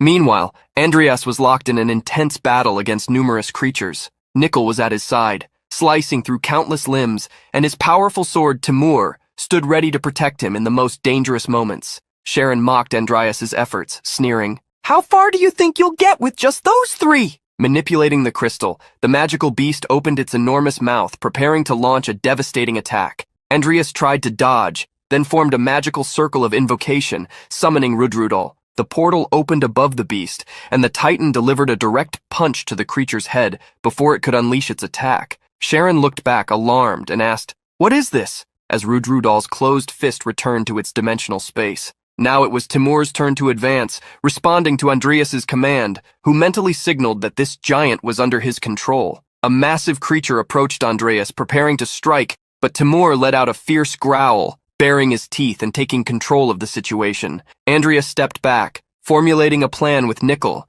who immediately grasped the intention. Clear the minions and hide, allowing him to face Sharon directly. Timur engaged the bulky, patched creature while Andreas panted with exhaustion. Thinking strategically, he decided, instead of wasting my mana on Rudrudal, which is inefficient in terms of energy, I'll go straight for Sharon and steal his Pelderini crystal. Andreas prepared himself, confident in his actions, knowing he needed to end the fight before anyone noticed something was wrong. Timur held the creature firmly as Andreas leapt over them, ready to execute his plan. The magical beast let out a shrill cry as it recovered, and Sharon laughed confidently. sure that his powerful creature wouldn't lose again. However, Andreas approached, making the situation more tense for Sharon. He swung his sword, nearly striking his former master, but the magical beast intervened, placing an arm in front and pulling Sharon closer, facing the protagonist. Sharon laughed hysterically, saying, "Do you really think you stand a chance against an ancient magical beast?" The two locked eyes seriously. Andreas couldn't help but think that if he used the 7 deadly sins, things would be easier. However, he knew that greed came with consequences, and sloth was still in cooldown, making the situation more complicated. He then decided to provoke his opponent, saying, "It seems you have a fondness for antiques. If you're dealing with an ancient magical beast, I have one too. Remember that giant arm from earlier?" Upon hearing this, Sharon's eyes widened in surprise. "Is it a giant? Where did he get something like that?" Sharon wondered. Andreas appeared confident, asserting, "Next time I'll make sure he crushes your head, old man, without mercy." The protagonist's idea was clear: provoke Sharon to destabilize him as much as possible. However, Sharon appeared calm and merely taunted Andreas to try and defeat him if he could. Suddenly, Andreas looked down, shocked. He had fallen into a magic circle drawn on the ground, which activated with an explosion, sending everything flying into the air. It was some kind of mysterious liquid. While Sharon laughed incessantly, several droplets of that liquid hovered in the air. However, none of it reached our protagonist, who was above the scene, standing in the sky, staring down at Sharon defiantly. How? Sharon thought, perplexed, as he saw Andreas land from his jump unharmed. Even Andreas seemed confused about what had happened. He looked at his hands thoughtfully. "This is vampire blood magic?" Andreas recalled his last encounter with the vampire Angela at the beginning of his journey, realizing that it must be the result of her bite. "I understand now. Sharon was probably studying Angela's blood," thought the protagonist, feeling a bit desperate. Sharon, visibly flustered, asked, "How did you survive that high-level blood magic?" Understanding the situation, Andreas taunted his former master. "Who knows? Maybe thanks to Angela Lucifer's gift." The revelation hit Sharon hard. Beads of tension dripped down his forehead. He exclaimed, "Don't tell me you let the vampire escape." Andreas laughed in satisfaction, finally having the chance to tell the truth. "Oops, maybe you should have treated your student better." Fury consumed Sharon. His veins bulged, his eyes turned red, and he let out a scream of pure rage. The image of his rebellious disciple boiled his blood, but Andreas, unmoved, showed no fear. A powerful strike was delivered by Sharon, but Andreas dodged it skillfully. The impact struck the ground, sending debris flying everywhere. Sharon lunged forward, shouting, "How dare you! How dare you ruin my only chance in life again!" The magical beast, under Sharon's command, launched another attack at Andreas, who once again dodged masterfully. The protagonist's plan was working perfectly. He noticed that Timur was holding one of Sharon's creatures, while Nickel had managed to hide. Sensing this, Sharon shouted a silent command to the beast, ordering it to locate Nickel. The battle raged on furiously. Andreas struck with his sword, producing a golden glow. The attack was once again blocked by the magical beast. Meanwhile, Sharon, stunned, thought to himself that Andreas was far more skilled with a sword than he had anticipated. Strategically, Andreas positioned himself behind Sharon. When the old man realized his presence, Andreas's sword was already on its way. However, once again, his attack was thwarted by the relentless defense of the beast. The impact sent Andreas flying, causing a gush of blood to escape his mouth. Yet while Andreas lay on the ground, unaware, Nickel seized the distraction. With a precise and silent strike, he severed Sharon's hand holding the Pelderini crystal. Sharon's eyes widened in sheer despair as he realized his mutilated arm. Andreas, still lying on the ground with a bloody face, began to laugh as he heard Sharon's agonizing scream echo through the forest. The sound was so intense it shook the trees with the wind. With effort, Andreas rose, thanking, "Good job, Nickel." Meanwhile, Sharon held his mutilated arm, groaning in pain. He looked at the crystal lying on the ground. Desperation took over him. The magical beast roared, seeming to feel the loss of the crystal, alarming the old man even further. Cursing, Sharon shouted, "Damn it! The control of Kushane's is—" Without hesitation, Sharon leapt toward the crystal, trying to grab it with his other arm. He knew he couldn't be without that artifact. It was the only thing still keeping him in control of the situation. The shadow of the beast already signaled imminent danger. However, something unexpected happened, leaving Sharon paralyzed, and Andreas wide-eyed. In a brutal move, Sharon was pulled upside down. The beast sank its mouth into the ground, and blood gushed through the area. The creature had devoured half of the old professor, killing him instantly in front of the protagonist. The magical beast rose again, glaring directly at Andreas. He mentally commanded, "Nickel, please distract him. We need to retrieve the crystal." But what they didn't expect happened. The creature destroyed the object that controlled it, reducing it to pieces. "Damn," was the only word Andreas could utter at that moment. He and Nickel were unsure of what to do, watching as the remnants of the crystal were carried away by the wind. Both Timur and the creatures he fought paused for a moment, stunned, as the magical beast roared, preparing another attack. Opening its mouth wide, the creature unleashed a colossal projectile. Andreas shouted, "Dodge!" The attack exploded into flames, launching rocks and debris everywhere. He tried to shield himself with his sword, but soon felt a giant hand grab him, lifting him into the air. Desperation overtook the protagonist as the beast held him. With its other hand, the creature hurled Timur away, preventing him from getting closer. Andreas began to grunt in pain as the beast crushed him. However, at the critical moment, Vivien appeared, cutting the hand that held him. "Vivien!" Andreas shouted as he fell to the ground while she rushed to catch him. She ran against time and managed to hold him just before the impact of the fall became fatal. Her focus was on helping her friend, but the magical beast was already staring at her, ready to attack from behind. "Vivien, watch out!" shouted Andreas desperately. But before the creature could act, a trail was seen slicing through the beast, lifting a thick cloud of dust. Still on the ground, Andreas screamed, "Vivien!" as he tried to understand what had happened. Then he saw Timur was there, holding her. Despite being unconscious, Vivien was safe. Andreas felt a brief moment of relief but knew the battle was far from over. He activated his subdimensional space, withdrawing the Tiara of Greed.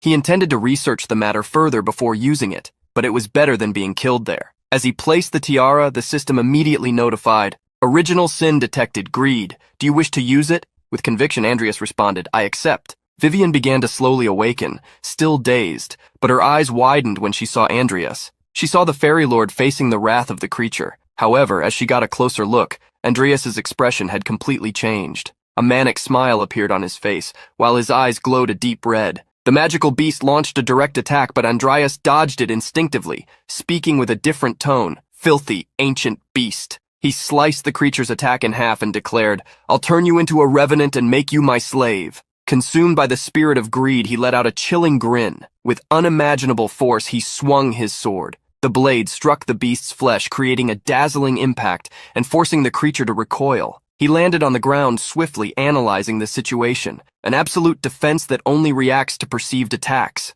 Then, he recalled Vivien's surprise attack, concluding, "Unexpected attacks work." "Nickel, be the bait," he ordered. Nickel immediately obeyed, attacking the creature with quick and precise strikes. Vivien, now fully awake, watched in shock. "Is that a revenant?" she asked, seeing Nickel wielding his sword and facing the magical beast. But her gaze shifted upward to Timur, and she murmured, still surprised, "Master Gagato?" While Nickel kept the creature distracted, Andreas prepared his final blow. With a sinister smile, he thrust the beast with all his strength, making the creature growl in pain. "Now I'll turn you into a revenant," he said, satisfied. The system notified, "Sealed sword Galure has detected the blood of an ancient magical beast." To his surprise, the sword began absorbing the creature's blood. However, the effect of greed was waning, and the side effects began to show. Blood poured from Andreas's mouth as his eyes slowly returned to normal. He heard Vivien shout his name before falling from a great height, but left his sword embedded in the monster. Vivien rushed to help him, but Andreas was already on the ground.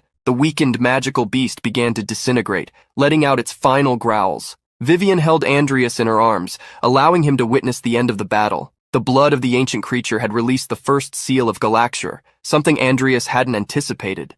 Ground, everyone watched the fearsome creature dissolve. Vivien asked, "Is it over?" Andreas coughed before apologizing. "I'm sorry for putting you in danger, and for hiding my true identity." But Vivien responded gently, "It doesn't matter. As long as you're safe, nothing else matters. To me, you'll always be the fairy lord." Andreas's sword, embedded in the ground, began to change. Its blades shattered, giving way to a new appearance. With closed eyes, Andreas pondered, "Has anyone ever placed total trust in me before?" Days later, in the grand and imposing academy arena, the 111th opening ceremony began. The master of ceremonies called the student Mr. Luis Ardemon, the first of his class, to the stage, informing that he had demonstrated academic excellence and good behavior. Andreas watched, remembering that from that moment, the great events of the game were truly beginning. Somehow, he had managed to survive despite his lack of information. Though the number of people he needed to protect had grown, at the same time, it gave him strength. Even knowing the great events were coming, he was determined to face them all. For after all,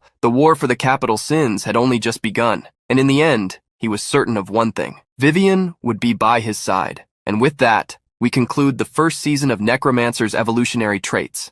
Everyone eagerly awaited the oath of the representative of the new students at Rodlin Academy. As he stepped into his position to speak, with a serious expression, he declared, "I, Luis, and the new students of the Academy pledge to stand side by side with our teachers and fight to become the spear and shield that protect the Empire and its people. We will be the heroes who bring glory. I swear." His words, spoken with such confidence, held everyone's attention completely. As he began to leave the stage, his expression grew even more serious as he scanned the faces around him. These people will be my teachers? They seem really strong, Luis thought. Suddenly something caught his attention. Andreas was standing there, just as serious as him with his arms crossed. Luis noticed a curious detail and thought, that cape means he's from the magic department, doesn't it? What's he doing carrying a sword? Luis gave a faint smile as if affirming something to himself. Rodlin Academy seems to have some very interesting people. Spending time at the Academy was even more exciting during the festive atmosphere brought by the spring tournament. Everyone was talking about how interesting the random matches seemed,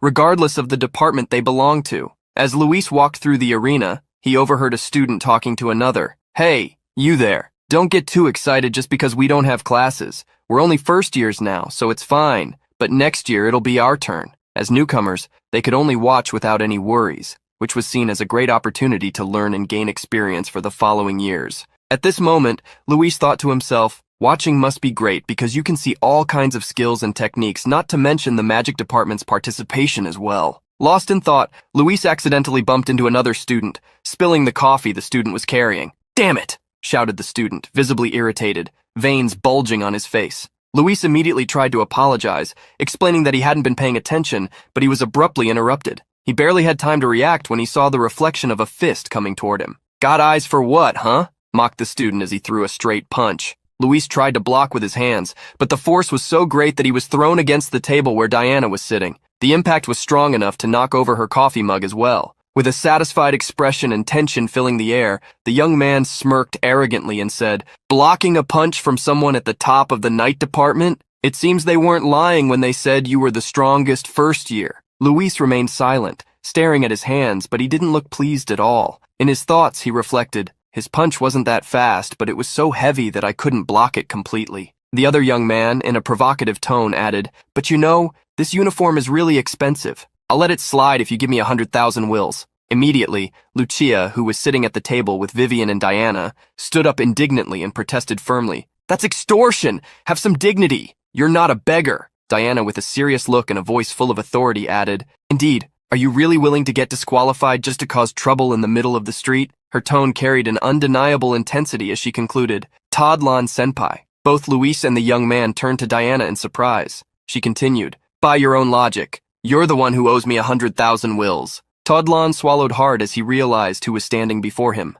DNA Alvin. Diana then raised her arm, showing her uniform completely soaked in coffee, and pointed at him. "Look at the state of my uniform." Unable to argue, Todlon immediately turned to leave, muttering that Luis had just been lucky this time. "Ah, thank you so much for helping me," Luis said, a bit embarrassed by the situation. Diana replied simply, "It was nothing." Meanwhile, Lucia, with a slightly flushed smile, commented excitedly, "Oh, you're the first-year representative, aren't you?" Luis flashed a broad smile and confirmed, "That's right, Luis Artman. Nice to meet you." The girls began introducing themselves and chatting about Luis's bad luck in getting into trouble so early in the school year. Meanwhile, Vivien remained silent, calmly sipping her coffee. Still a bit embarrassed, Luis heard Diana say, "It's fine. After all, that guy's at the top of the night department." Suddenly, Vivien stood up and announced she was leaving, which caught Luis a little off guard. "Andreas's match is about to start," she said, her face slightly flushed just at the thought. "Oh, you're one of the experienced students from the night department. Nice to meet you," Luis said, excited about the situation. He extended his hand to her, but Vivien remained silent, making the moment even more awkward. She looked at him with a somewhat peculiar expression, but the tension was quickly broken by Lucia's laughter. "Don't mind her, she's a bit unusual. I want to see the match, too. How about joining us?" Lucia suggested. Diana also wanted to watch and was surprised by Lucia's interest, as she believed Lucia didn't enjoy this kind of thing. Excited, Lucia simply replied, "Don't say that. Sometimes even I get excited." Diana said they were about to head out and asked Luis if he wanted to join them. He confirmed that he was already on his way since it was something he wanted to do, and he joined them immediately. At the arena, the crowd was buzzing with enthusiasm. "That match was amazing, as expected of Rodlin. They're on a completely different level," Luis said in awe. Diana, however, pointed out that it hadn't been all that impressive. The commentator soon took over, and now, here come the competitors for the next match. Shock filled Luis as he saw who was stepping into position. In the blue corner stood Tadlon Terry from the Night Department, recognized as the best in his department. Everyone anticipated great things from him in this competition. In the red corner, his opponent was none other than Andreas Cromwell from the Magic Department, already somewhat renowned for inventing a new potion. Luis immediately remembered seeing him sitting with an extremely serious demeanor during the admission ceremony. That's the guy I saw at the admissions ceremony. Is he really going to fight the top student of the Night Department with a sword? Tadlon began preparing, touching his sword and saying, "It's you, isn't it? The guy from the Magic Department pretending to be a swordsman?" Andreas stared at him and replied, "I wasn't pretending, but if that's what you think, be my guest." The response provoked fury in Tadlon, who gritted his teeth and frowned. "Arrogant bastard!" When the battle was announced to begin, Tadlon charged forward at full speed, shouting, "I'll teach you the true weight of a sword." In the stands, Lucia asked DNA, "Have you heard about it?" DNA, surprised, wasn't exactly sure what she was referring to, but Lucia explained, "I heard there's going to be an exchange meeting with Milko Academy after this tournament." DNA replied, They said those with excellent academic results should attend if possible, though I think I'll be forced to go regardless." Soon, a phrase from Bart Alvin came to DNA's mind. "DNA, if you go, you'll be able to show Milko Academy the difference between them and us even more clearly. So just go." Lucia sympathized, imagining what it would be like to be in her place and how tedious it could feel. Meanwhile, the fight unfolded, with Andreas dodging all of Tadlon's attacks. They continued to comment that the highest-ranked student in the tournament would also have the opportunity to participate in the exchange. DNA immediately looked at Vivien. If that's the case, she'll have to go as well. I think after defeating Aaron, yesterday's favorite, she has a good chance. Tadlon was beginning to grow frustrated with Andreas, who managed to evade his every strike. He tried provoking him. "Damn you! Stop dodging and fight!" Tadlon then paused, raising his sword and declaring, "I never thought I'd have to use my technique on someone like you." Andreas glanced at him sideways, remaining silent, but Tadlon suddenly disappeared from his sight,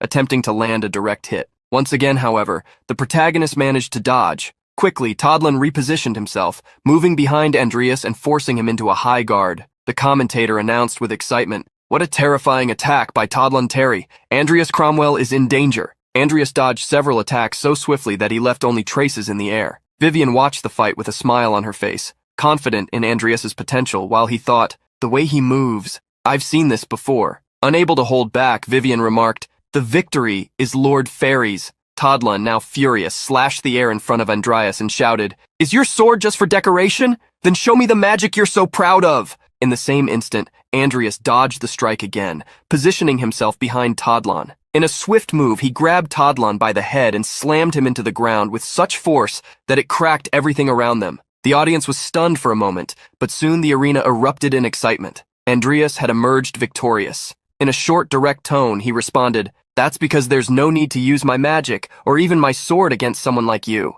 Incredible! Tadlon Terry, the favorite to win, has been defeated by a fourth-year student from the Magic Department. "The winner is Andreas Cromwell," exclaimed the commentator as the crowd went wild over the match. Luis was completely stunned. He defeated one of the top students from the Night Department with just his hands. "Who is that guy?" The crowd erupted in cheers, and Vivien, as if expecting no less, exclaimed, "That's my Lord Fairy." Lucia, equally shocked, remarked, "No way that just happened." Her comment was followed by Diana, who, just as surprised, added, "A sorcerer used a knight's mana to enhance his body." From above, Bart observed the scene with his arms crossed, immediately recognizing what was happening. A dual core. To think he used it here, so he doesn't need to hide anymore. Looks like a storm is brewing. With the final match of the day over, the commentator reminded everyone to confirm the standings on their tablets as the round of 16 would begin the next day. Meanwhile, Andreas quietly left the arena. His group of friends quickly gathered around him, with Lucia, as always, full of energy, calling out his name. "You were amazing, congratulations." Surprised, Andreas replied, "Why is everyone here? What kind of group is this?" DNA, with a gentle smile, responded, "Who knows? We just kind of ended up together by chance." Andreas understood what might have brought them together in that moment, but the one question he couldn't shake was, why is Luis here? Luis immediately bowed in greeting, introducing himself. "My name is Luis Artman. Nice to meet you." Not knowing what else to do, the protagonist simply responded with his own name, Andreas Cromwell. Andreas felt a mix of emotions, touched and slightly nervous. He was face to face with the first character he had ever played as in Picata, now alive and standing before him. His thoughts, however, were soon interrupted by Diana, who commented on his performance. That was pretty impressive. I didn't know you could use aura. She moved closer, attempting to analyze him further, and continued. You never learned to use a sword before because you knew you had a special constitution, right? So that's why you started training with a sword recently. Andreas broke into a cold sweat at her accurate breakdown of his every move,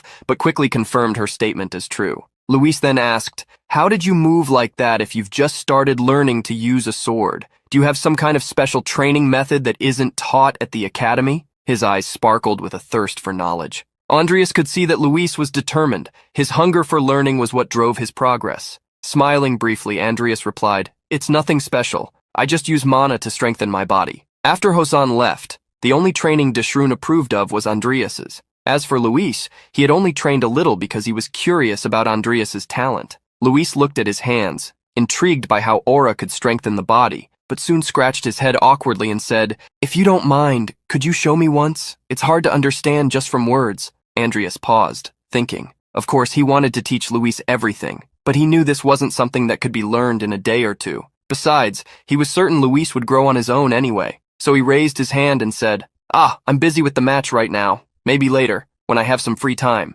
Immediately, Luis bowed in gratitude. Feeling a bit awkward, Andreas remarked that even though Luis was a novice who had only just joined the academy, his thirst for knowledge was truly remarkable. Lucia, poking the protagonist, teased, speaking of which, you're really awful. We spent half a year together researching potions and you never told me about this. In response, Andreas apologized, recalling that back then he hadn't wanted too much attention. Meanwhile, Vivien's intrusive thoughts raced. Half a year together? Lucia continued, so why are you doing things to stand out now? Andreas cleared his throat for a moment before replying, I thought it'd be cool to participate in the exchange. You know it's hard to rise to the top with just magic. But the truth was, Andreas's reserved approach was because playable characters could kill him if he stood out too much. Lucia quickly agreed. After all, everyone could see that Andreas's talent for magic wasn't extraordinary. As they chatted, Andreas reflected on the event. The exchange was something that had never appeared in the game. He didn't need to go out of his way to participate, but there was someone at the Milko Academy he wanted to meet, Ketchlung Volga, another playable character. At that moment, Vivien emphasized that she would do her best to participate in the event alongside Andreas, and Lucia acknowledged how truly ambitious they both were. Suddenly, cutting through the conversation, Diana, looking at the tablet, remarked, well, since we're participating, it wouldn't be a bad idea to aim for the top, right? Let's take a look at the match list. Upon reviewing the list, it was clear that Vivien, DNA, and Andreas were all in completely different brackets. Lucia then commented, assuming all of you keep winning, Vivien and DNA will face each other in the top 4, and whoever wins will go up against Andreas in the final. With a determined expression, DNA declared her confidence, and Vivien added that losing was not an option. Andreas, in turn, said he would do his best to keep progressing. Lucia turned to Luis and said, 2 rookies who've emerged as favorites to win the championship and one who was the original favorite. When I think about it, all the top contenders are right here. Luis could hardly believe his luck at having met all these amazing people in one place.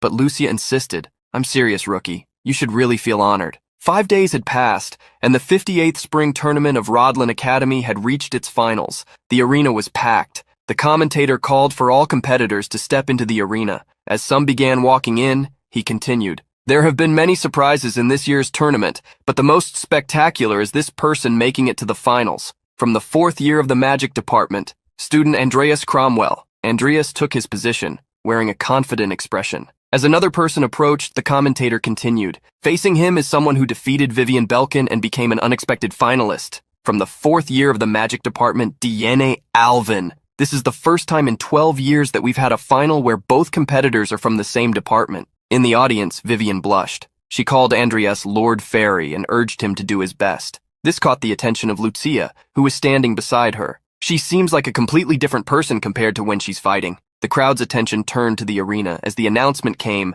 that the match was about to begin, sending everyone into a frenzy. DNA and Andreas stood face to face when she spoke. Sorry, but I'm not handing the champion's title over to you, Andreas. With a smile, he replied, then you'd better come at me with everything from the start. As soon as the match began, DNA raised her hands, igniting 2 intense flames in them. Her steady gaze radiated complete confidence as she said, as you wish. I'll end this quickly. The audience gasped as the small flames intensified and multiplied. Andreas placed his hand on his sword, ready to unsheath it, certain he was going to enjoy himself. Without hesitation, he charged at DNA. DNA immediately directed the flames toward Andreas, causing explosions at different intervals. However, he skillfully dodged each one, drawing closer and closer. She then launched a fireball that seemed impossible to avoid due to their proximity, but Andreas split it in half with his sword.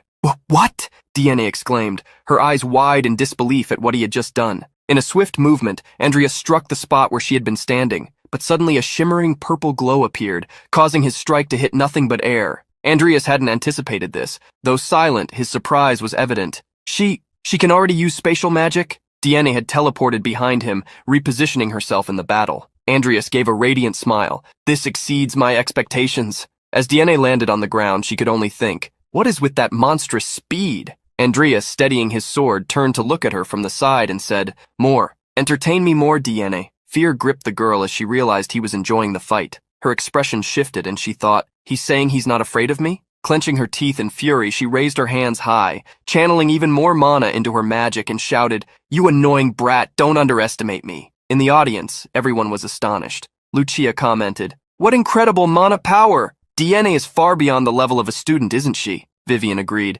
believing that DNA was truly strong. DNA, nervous, knew she hadn't yet mastered that particular technique, but she felt she had to use it now. She was sure this was the moment. Her flames began to take the shape of spears, and just like the fireballs, they formed multiple spears. Andreas smiled and stepped forward, saying, A flame spear with explosive effect, huh? Good idea, but if I dodge... What no one expected was the combination. A spatial teleportation opened behind Andreas, and the tip of a fire spear began to materialize. A powerful explosion engulfed the arena, making it impossible for anyone to see what had happened. However, when DNA looked to the side, there was Andreas, halting with his own body still intact. His scorched clothing showed signs of the heat, and he wiped away sweat, thinking, if I hadn't protected my body with mana, that would have been really bad. Just using spatial magic is hard enough, but combining those attacks, her rate of evolution is surpassing my imagination. Breathless, DNA couldn't believe he withstood her attack using only physical strength and wondered, is he even human?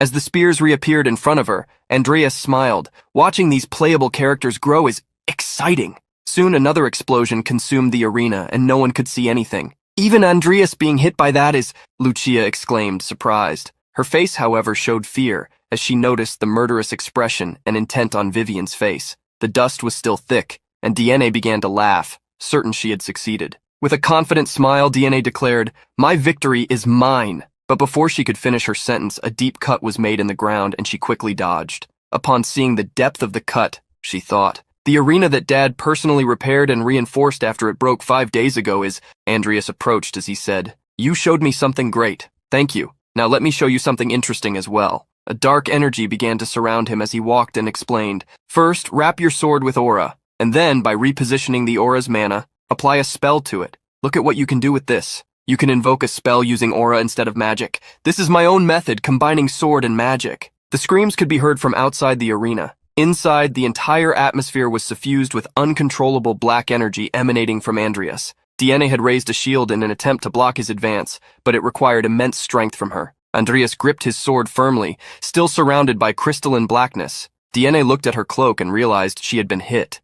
What is this? Meanwhile, Andreas smiled, even impressed that she managed to block the attack. To think you had such an incredible resource hidden. Is this also because of your unique dual-core traits? DNA asked, removing her cloak. Andreas, with a confident smile, responded to himself, This technique is because of the trait receptacle. DNA narrowed her eyes, analyzing him, while Andreas shifted his gaze to the side, thinking, Now, for sure. Some spectators must have noticed that my trait is not just any dual core. From above, Bart gritted his teeth indignant. With his arms crossed, he thought, How dare he? He hurt my DNA with the sword I gave him. Beside him, a bald and bearded man commented, surprised, Andreas used aura to cast a spell. Is that even possible? Bart looked at him thoughtfully for a moment, but quickly responded, Unless there's no difference between aura and mana, and if the entire body is transformed into a mana reservoir, it might be possible. Meanwhile, DNA remained motionless, nearly out of mana. She knew she could only cast 3 more powerful spells and had to be cautious. With her thoughts racing, she clenched her fist,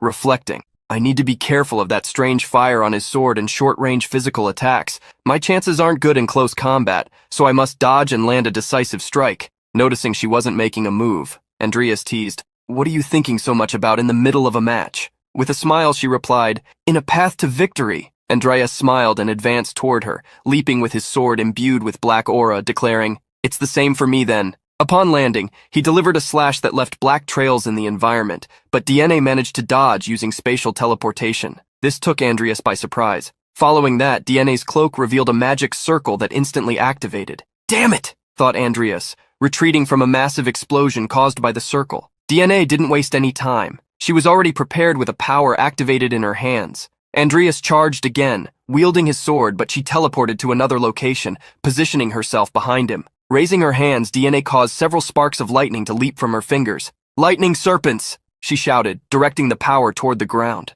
The attack traveled along the ground, forming an electric serpent. Andreas smiled confidently. "Lightning magic doesn't work on me. You forgot that my strongest element is earth." He moved his hands and created a shield of earth to block the attack. However, suddenly the shield shattered into pieces, leaving Andreas completely stunned. "I messed up!" he thought. "I couldn't fully conjure the earth shield." Andreas was hit directly and began to be electrocuted. He had to focus intensely to maintain both his physical and magical enhancements, but the attack left him vulnerable. DNA, with a satisfied smile, began to laugh. "You dropped your guard, didn't you, Andreas?" She started preparing a fire spell. Andreas, still feeling the pain from the shock and watching the fire approach, thought, "Damn, am I going to lose this easily?" DNA clenched her fists and grinned. "I won!" The entire arena erupted in cheers of celebration, something never seen before. Outside, the excitement from the match was palpable. The match had been concluded. Intelligently, DNA pushed Andreas out of the arena, securing her victory. She was exhausted,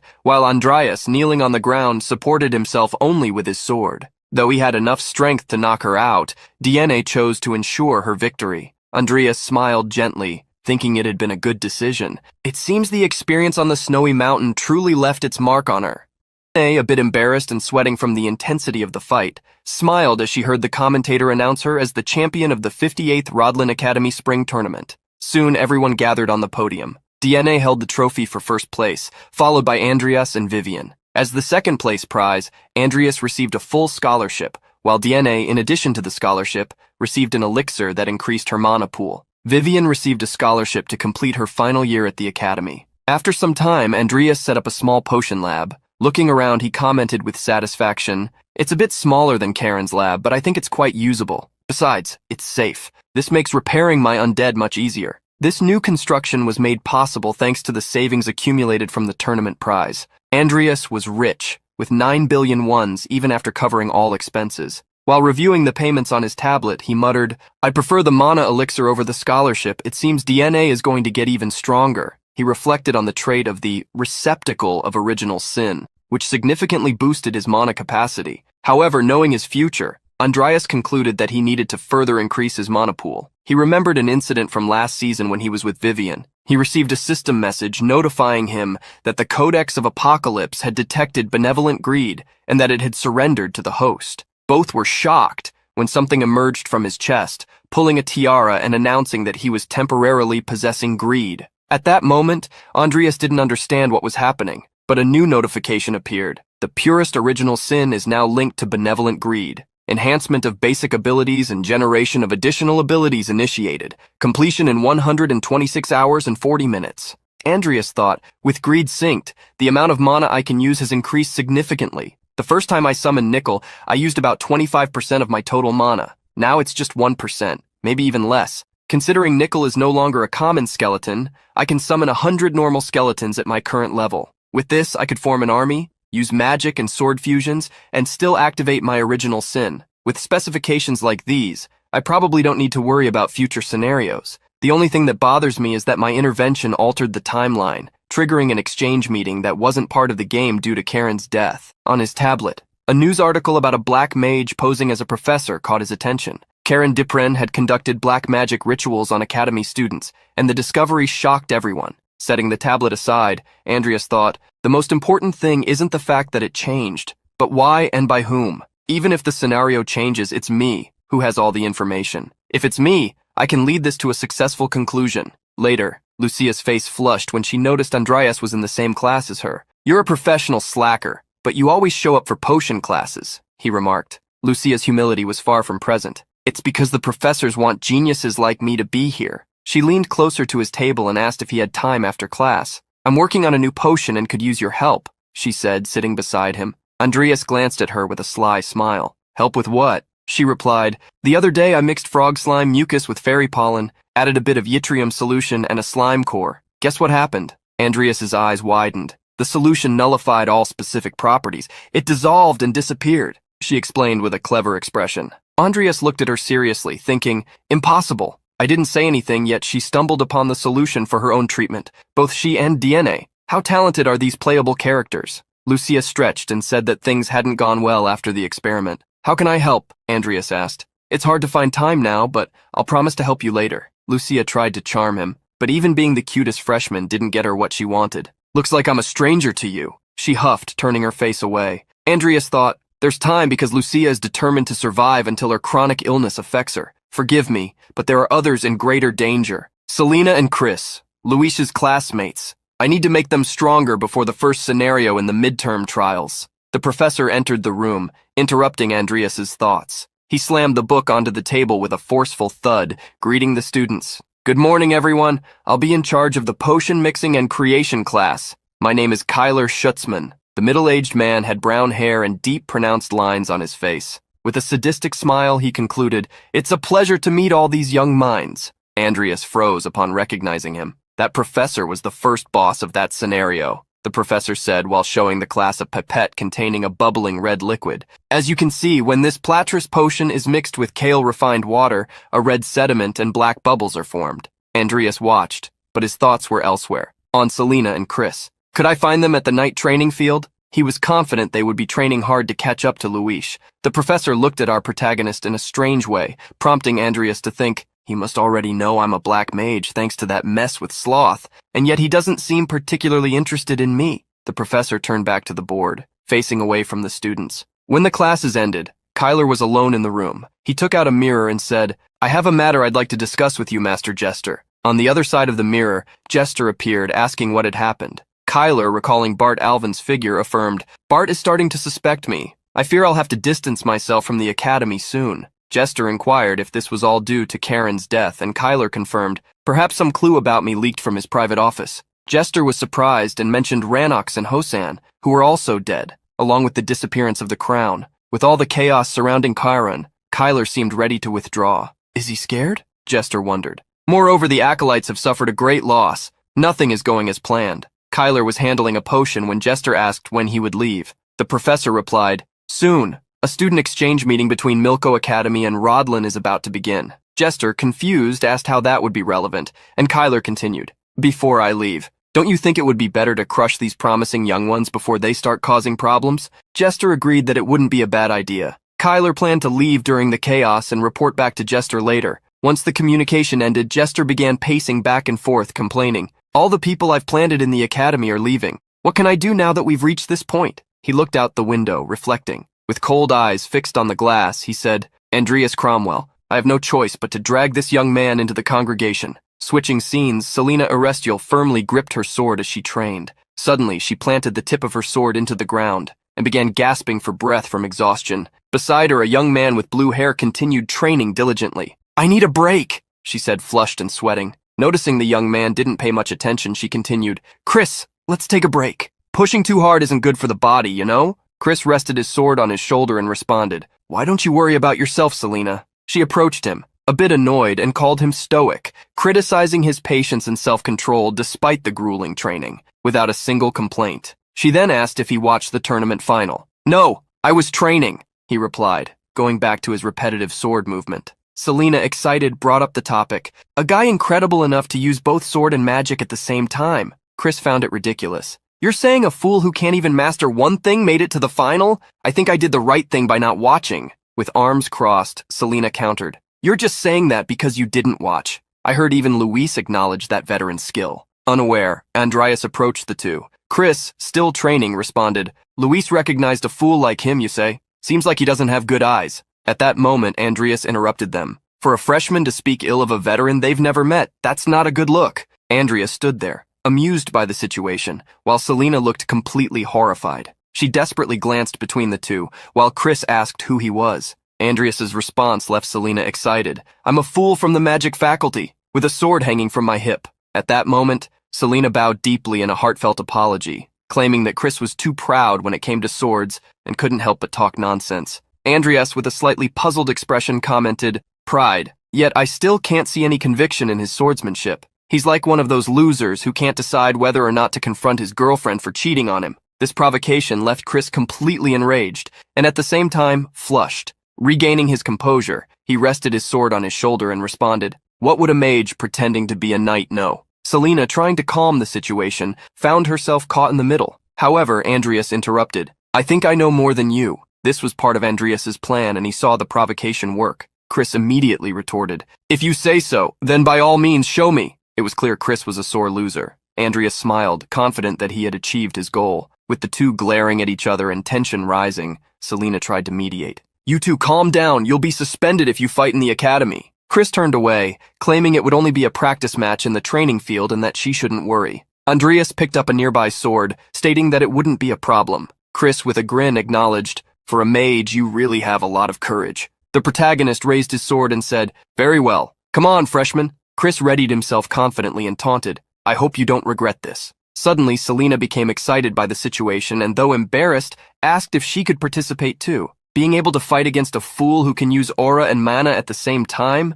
Fighting against someone else is a rare opportunity, she said excitedly. Andreas smiled and told her to get ready because soon it would be her turn. Chris, brimming with confidence, interrupted the moment and said there wouldn't be a turn for her before quickly leaving in a cloud of dust. When Chris reached Andreas, his strike was blocked by the protagonist's sword. The force of the block was so strong that Chris was pushed back, increasing the distance between them once again. Gritting his teeth and with a face covered in sweat, Chris leapt, attempting to attack Andreas from above, but the strike was blocked again. With a smile, Andreas thought, "He's certainly fast, but Yunor's style, one of the 5 great swordsmanship styles of this continent, is far from this." From afar, Selena watched the swords dancing in the air, the flashes and clangs shimmering with each movement. His path in the game is to specialize in this swordsmanship, but the way he's using it now, he's not even following the style. A style that utilizes speed to draw constantly shifting sword strikes, thought Andreas, continuing to fight Chris. Andreas seized the opening, evading Chris and positioning himself to kick.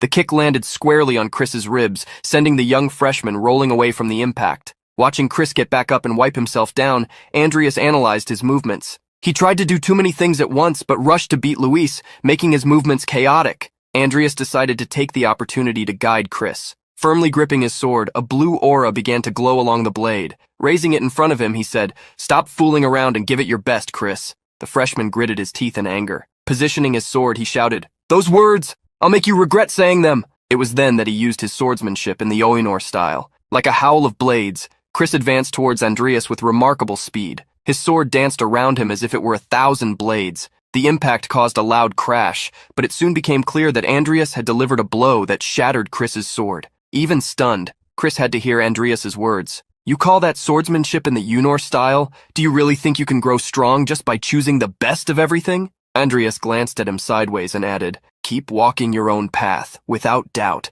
That's the right way." Chris panted, flushed, unsure of what to say. He stood completely paralyzed. Andreas then turned to Selena, who was speechless at the situation, and called her for her turn. She firmly held her sword and said, "I'm ready." In Selena's case, her swordsmanship was the opposite of Chris's. Her family's swordsmanship required natural strength, something that undermined her strengths. In other words, this technique wasn't suited for someone without the necessary strength. Still, Selena, carrying her confidence, charged forward. Andreas, with a smile, thought, "Great, come at me, because I have plenty to teach you." Selena lost her balance from the impact of Andreas's strike, falling flat on her back. She quickly scrambled away, trying to recover her stance. Chris, watching from the sidelines, looked visibly shocked, almost in disbelief at Andreas's ability to so quickly pinpoint Selena's weakness. Even Selena seemed unable to believe it. "Impossible, even attacking you with all my strength," Selena murmured, still stunned. Andreas, already sheathing his sword, responded calmly, "That heavy sword is hindering you more than it's helping." Selena got up, disagreeing. To her, wielding a heavy sword had always been part of her strength. Chris, on the other hand, conceded and agreed with Andreas. "He's right, just like he was when he spoke to me." Selena looked at Chris, confused, not understanding what he meant. Then Andreas asked, still composed, "Why did you two choose the sword as your weapon?" The two were stunned, unsure of how to respond. Andreas continued, clarifying his question. "And what made you persist in training with it all this time?" Chris, even more bewildered, questioned the reason for such unexpected questions. With a serious look, Andreas replied, I chose the sword to survive. Those words hung heavy in the air, leaving Selena and Chris surprised and silent, reflecting on the deep meaning of Andreas's revelation. Andreas explained, as a mage, I have to admit I'm a disappointment. I have no real talent for magic, you see. Because of certain events, I came very close to meeting my end. Since then, the sword became my only guarantee of survival. And now you two, who've dedicated half your lives to the sword, were defeated by me. Do you know what that means? The two remained silent, but Selena ventured a guess. A difference in talent? Andreas shook his head and corrected her immediately. No, it means you still don't understand the true purpose of your swords. Do you wield a sword just to defeat someone? Or is it pure pride even if it doesn't suit you? Chris reflected deeply on those words, recalling how he had always wanted to surpass Luis. Selena, on the other hand, thought about how much she sought her family's recognition. Noticing the impact of his words, Andreas continued, I wield the sword because it's my way of staying alive. And you? Why do you wield yours? He began to walk away, but before leaving he added, reflect on this. When you find your answers, come to me. I'll be ready to face you anytime you wish. As Andreas was about to leave the training grounds, Chris called out to him with a serious look. I'll definitely challenge you again. Andreas smiled and replied, I'll look forward to it. A week passed, and Vivien was walking up the stairs of the administration building at Rodlin Academy. As she passed, people glanced at her with admiration, while she pondered Andreas's lateness. Suddenly, she drew her sword, startling everyone around her. In silence, Vivien looked at her reflection in the blade and thought, maybe I should try smiling like Lucia when I meet him. However, her smile didn't turn out as expected. Her expression looked quite awkward, almost frightening, as she wondered if it might be better that way. Vivien genuinely wanted to appear more charming. Just then, Andreas approached and called out to her. What are you doing? The orientation is about to start. He seemed puzzled to see her there with her sword drawn. Vivien turned bright red. Nothing. I was waiting for you. Andreas pointed toward the auditorium and motioned for her to follow. As he turned away, Vivien gathered her courage, clutched her cloak tightly, and called out to him again. Andreas! Trying to hide her shyness, she gave him the smile she had practiced. Good afternoon? At first, Andreas found the whole thing odd, but his expression of surprise soon softened into a gentle smile. Good afternoon, Vivien. A few students were already gathered nearby. Selena and Chris were close to Luis, recounting how Andreas had defeated Chris and insisting that Luis should have seen it. The guy who had spilled coffee on Diane was also around when Andreas arrived alongside Vivien. The protagonist looked around, observing the activity. Aside from us, everyone here seems to have their achievements. As expected, Lucia isn't here. Looks like the freshmen were summoned based on their entrance scores. Vivien remained silent until suddenly, someone called out to Andreas.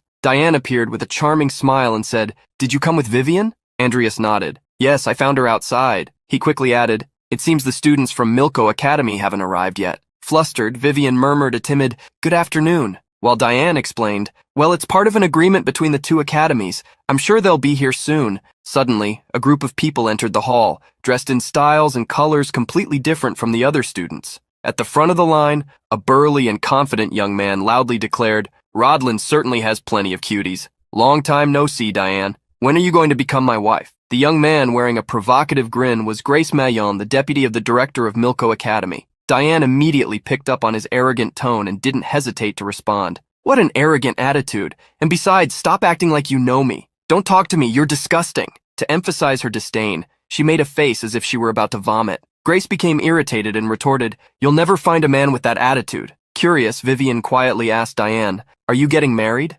Diane, looking like a startled cat, quickly replied, No, since he's the son of Milko Academy's director. I met him a few times as a child, mostly when my father brought me along. Without realizing it, Vivien blurted out her intrusive thoughts. He looks like a strange pig. Grace overheard and approached them with a provocative grin. You two cuties, what's the matter? Interested in me? How about tonight He started moving toward them in an invasive manner, leaving Vivien visibly uncomfortable. Without hesitation, Vivien reached for her sword, which made Diane nervous, fearing the situation might spiral out of control. At that moment, a voice came over the loudspeaker, calling all Milko students. Grace muttered something about how this person had ruined his grand entrance. Diane, however, thought the intervention was providential. It might have spared Grace from a worse situation. The voice continued. Over the next week, we'll hold a series of exchange meetings where you'll have the chance to develop your skills through friendly competitions with each other. To begin, please line up according to your department, regardless of affiliation. Knights department, please line up to the left, and magic department to the right. Upon hearing this, Vivien made a disappointed face and commented, I wanted us to stay together. Her remark made Andreas blush. though he tried to hide it with a restrained smile. The next day, the exchange meeting, an event Andreas had never heard of, officially began. A professor manipulated a magic circle while explaining, if we apply a reverse spell to rotation-based spells, the result is this. A swirl of vibrant colors appeared above the table, forming something resembling a spinning globe adorned with arcane symbols. The professor continued, now everyone, try drawing this magic circle yourselves. He watched the students expectantly. Andreas paid close attention, patiently observing as he thought, magic circles, that means this is an area where Kechlung specializes. Curious, Andreas glanced at a student in a red cloak beside him. Kechlung Volga was a mage renowned for his mastery of support magic and magical circles. Without realizing it, Andreas stared at him intently, making Kechlung slightly uncomfortable. Huh, is something wrong? Kechlung asked a bit awkwardly. Caught off guard, Andreas quickly replied, I'm Andreas Cromwell. Let's get along this week. They exchanged a cordial handshake and Kechlung introduced himself, establishing a friendly atmosphere between them. Andreas looked over at Diane, seated at a desk a few rows below, and thought, with the stage set, it seems I can already foresee a rivalry between Kechlung and Diane. Both are renowned geniuses. Maybe they'll even inspire each other with their magic. Wait a second. If it's about inspiration, maybe I can provide some for them myself. I may not have natural talent for magic, but that doesn't mean I don't know how to create magical circles. With that thought, Andreas began sketching something in his notebook, an air of determination surrounding him. He muttered to himself, I've played this game countless times and drawn all kinds of magical circles. I'm confident no one knows more about this topic than I do. Plus, I've got so many ideas in mind. His drawing was nearly complete when he paused to reflect, resting his hand on his chin. But it wouldn't be very impactful if I just reversed the rotation. I want to show something different, a type of inversion they've never seen before. It's a bit tricky, but maybe I should try something related to life.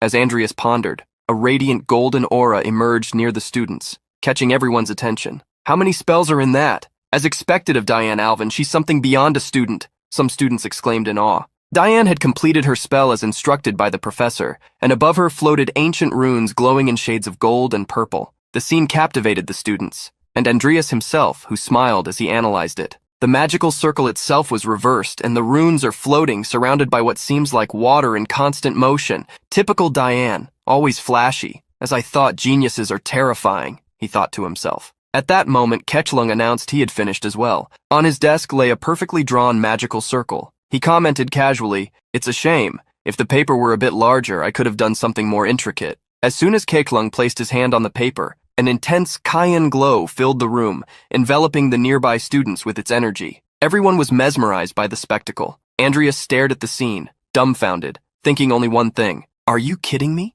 The professor was astonished, his eyes wide at the display. Kechlung, still calm and humble, explained, this is an illusory magic circle created using rotation and inversion. Its duration is short, so everything will return to normal soon. As the students experienced the sensation of being upside down in a distorted environment, Andreas stood there, jaw dropped. Kechlung was even more brilliant than he had imagined. When everything returned to normal, Kechlung raised his hand and commented, it seems more research is needed to make it last longer. Diane, impressed, looked at him and said, that was truly amazing. Kechlung, a bit bashful, thanked her and added, yours was enchanting as well.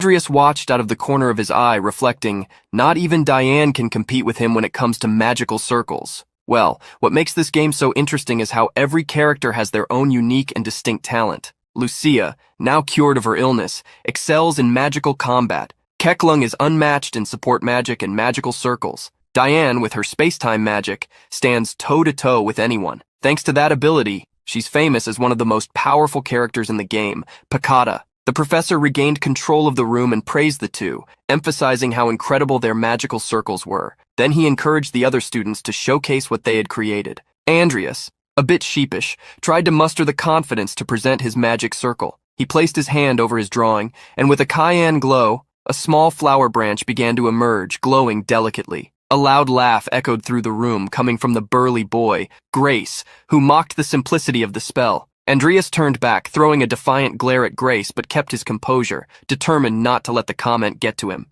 Hey, everyone! Look at what he did. Where's the rotation and inversion? And that flower you created is so pitiful it hasn't even bloomed, Grace said, laughing and ridiculing the protagonist. The burly boy even stroked his chin, adopting a mocking tone. How strange. How can an idiot like this even be part of this exchange program? Andreas took a deep breath, irritated by Grace's taunts. Without a word, he thought, when I played as Kechlung, Grace was always picking fights. Since everyone avoided him, he never had any followers. Even so, he's far too annoying to ignore. Ketchlung, on the other hand, was genuinely intrigued and commented excitedly, "That's a type of magic I've never seen before." Grace, attempting to provoke further, retorted, "Huh? Are you blind? Anyone can see it's just some mundane flower." Diane, visibly annoyed, stood up and shouted, "You're the one who should take a closer look. Not that you'd have the capacity to understand the form or type of spell being used there anyway." Andreas frowned slightly, realizing he might need to reach the same level of understanding as Diane and Ketchlung to fully grasp how that magic circle worked.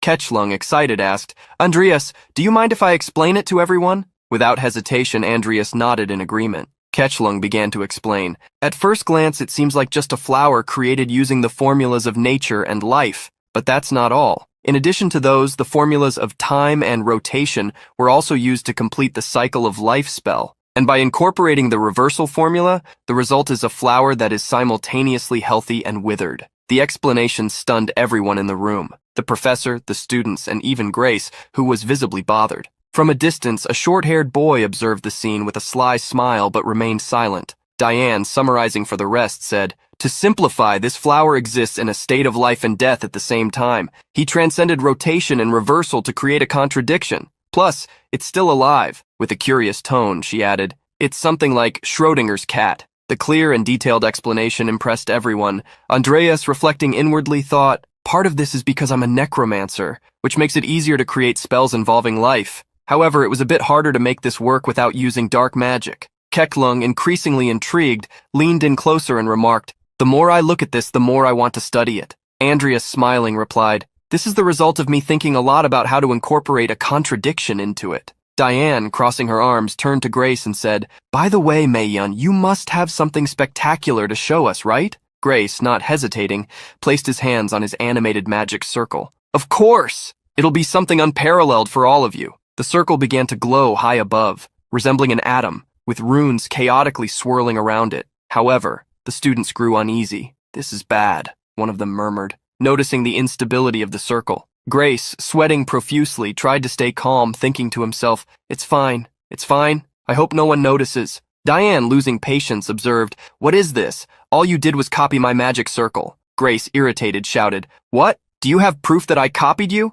Unfazed, Diane continued, "Apart from the elemental formula, the composition is exactly the same as what I made. Oh, and it looks like you used the wrong levitation formula. Let me guess, were you too far away to copy it correctly?" Grace shot up in a burst of anger. "That doesn't make sense!" His frustration only made the circle even more unstable. Suddenly he screamed in panic, "Fire, fire, somebody help me!" Diane, narrowing her eyes and furrowing her brows slightly, remarked with disdain, "This guy is hopeless, honestly." She then created a small magic circle above Grace's head and gave it a light tap, stabilizing the magic. Grace, furious, snapped, Diane, you must have tampered with my formula!" The situation started spiraling out of control. The professor tried to calm the room, calling for silence, but it was too late. Grace raised his hand, conjuring a fireball in pure rage. "You! How dare you make a fool of me!" His face was red, drenched in sweat, leaving the other students visibly frightened. At that moment, a dark aura began emanating from Andreas. His eyes turned intense and piercing as he spoke in a firm and chilling tone.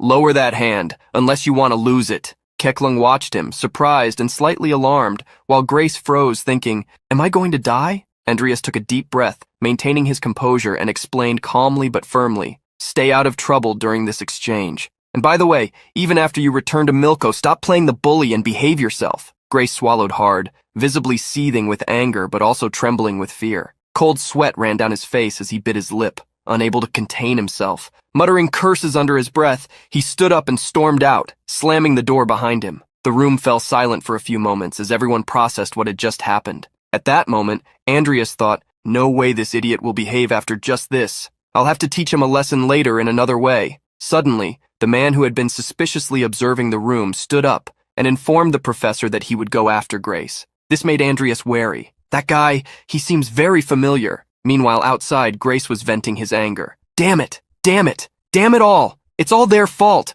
They made a fool of me! I swear I'll get rid of them! I'll finish them off! This is pissing me off so much!" He raged, pacing back and forth. At that moment, the other student appeared behind him, calling his name. Startled, Grace turned quickly and stammered, "It was all just a misunderstanding, you see." The young man, scratching his head, replied, I think you've got me confused with someone else. Grace, still confused, asked, Who are you? The young man introduced himself. I'm Antonio Holt, a student set to graduate this year from Rodlin. I'm the personal apprentice of Professor Kyler, specializing in potion crafting. Earlier I noticed you were being humiliated by my disrespectful juniors, so I came to show you something that might help. Antonio glanced around, ensuring they were in a secure location. He then pulled a potion from his cloak and continued. My professor created a potion that temporarily enhances physical strength and mana. However, there are some side effects, such as temporary loss of taste. To address this, he's currently seeking volunteers to test it. Antonio handed the potion to Grace, who immediately asked, If it's so good, why hasn't it been commercialized yet?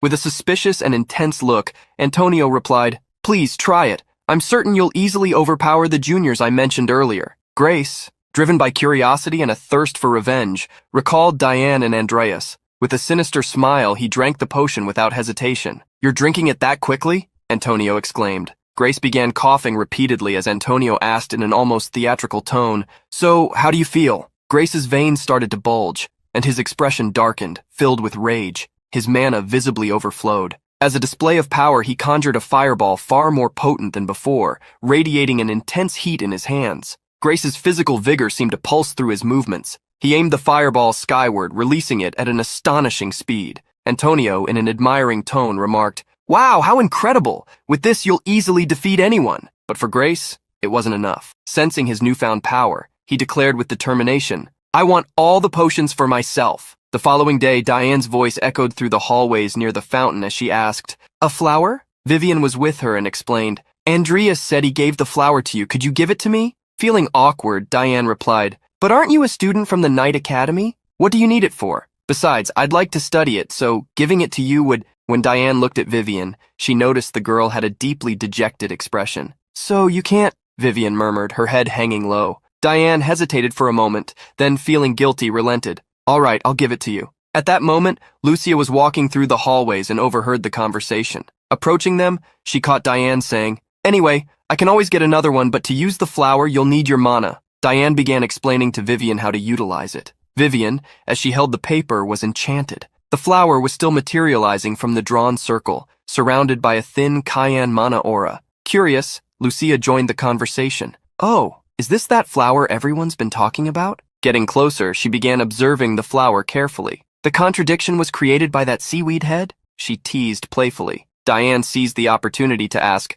Are you heading somewhere? Lucia explained that her classes had ended and she was on her way to the laboratory, but decided to stop to examine the flower. It seems like something's missing. Right there. Doesn't that part look a bit crooked? Quickly, Lucia pulled out a pen from her bag, a confident smile on her face. I feel like something's intentionally hidden. I'll make some adjustments. Diane and Vivien, intrigued, watched closely. Now let's add a flow spell, Lucia announced as everyone waited in anticipation. Suddenly, a spectacular glow shimmered through the area and multiple flowers began to bloom, forming a magical garden. Diane was stunned. Even though she had already suspected a dual magic circle was involved, out of nowhere a man appeared, kneeling to pick one of the flowers as he remarked, So this is the rumored magic circle. What a splendid innovation, to express such a contradiction using only basic spells. It was Belial Castello, the headmaster of the Magic Academy. Diane immediately recognized him and bowed respectfully, saying, Forgive us for activating a magic circle in a place like this. The headmaster,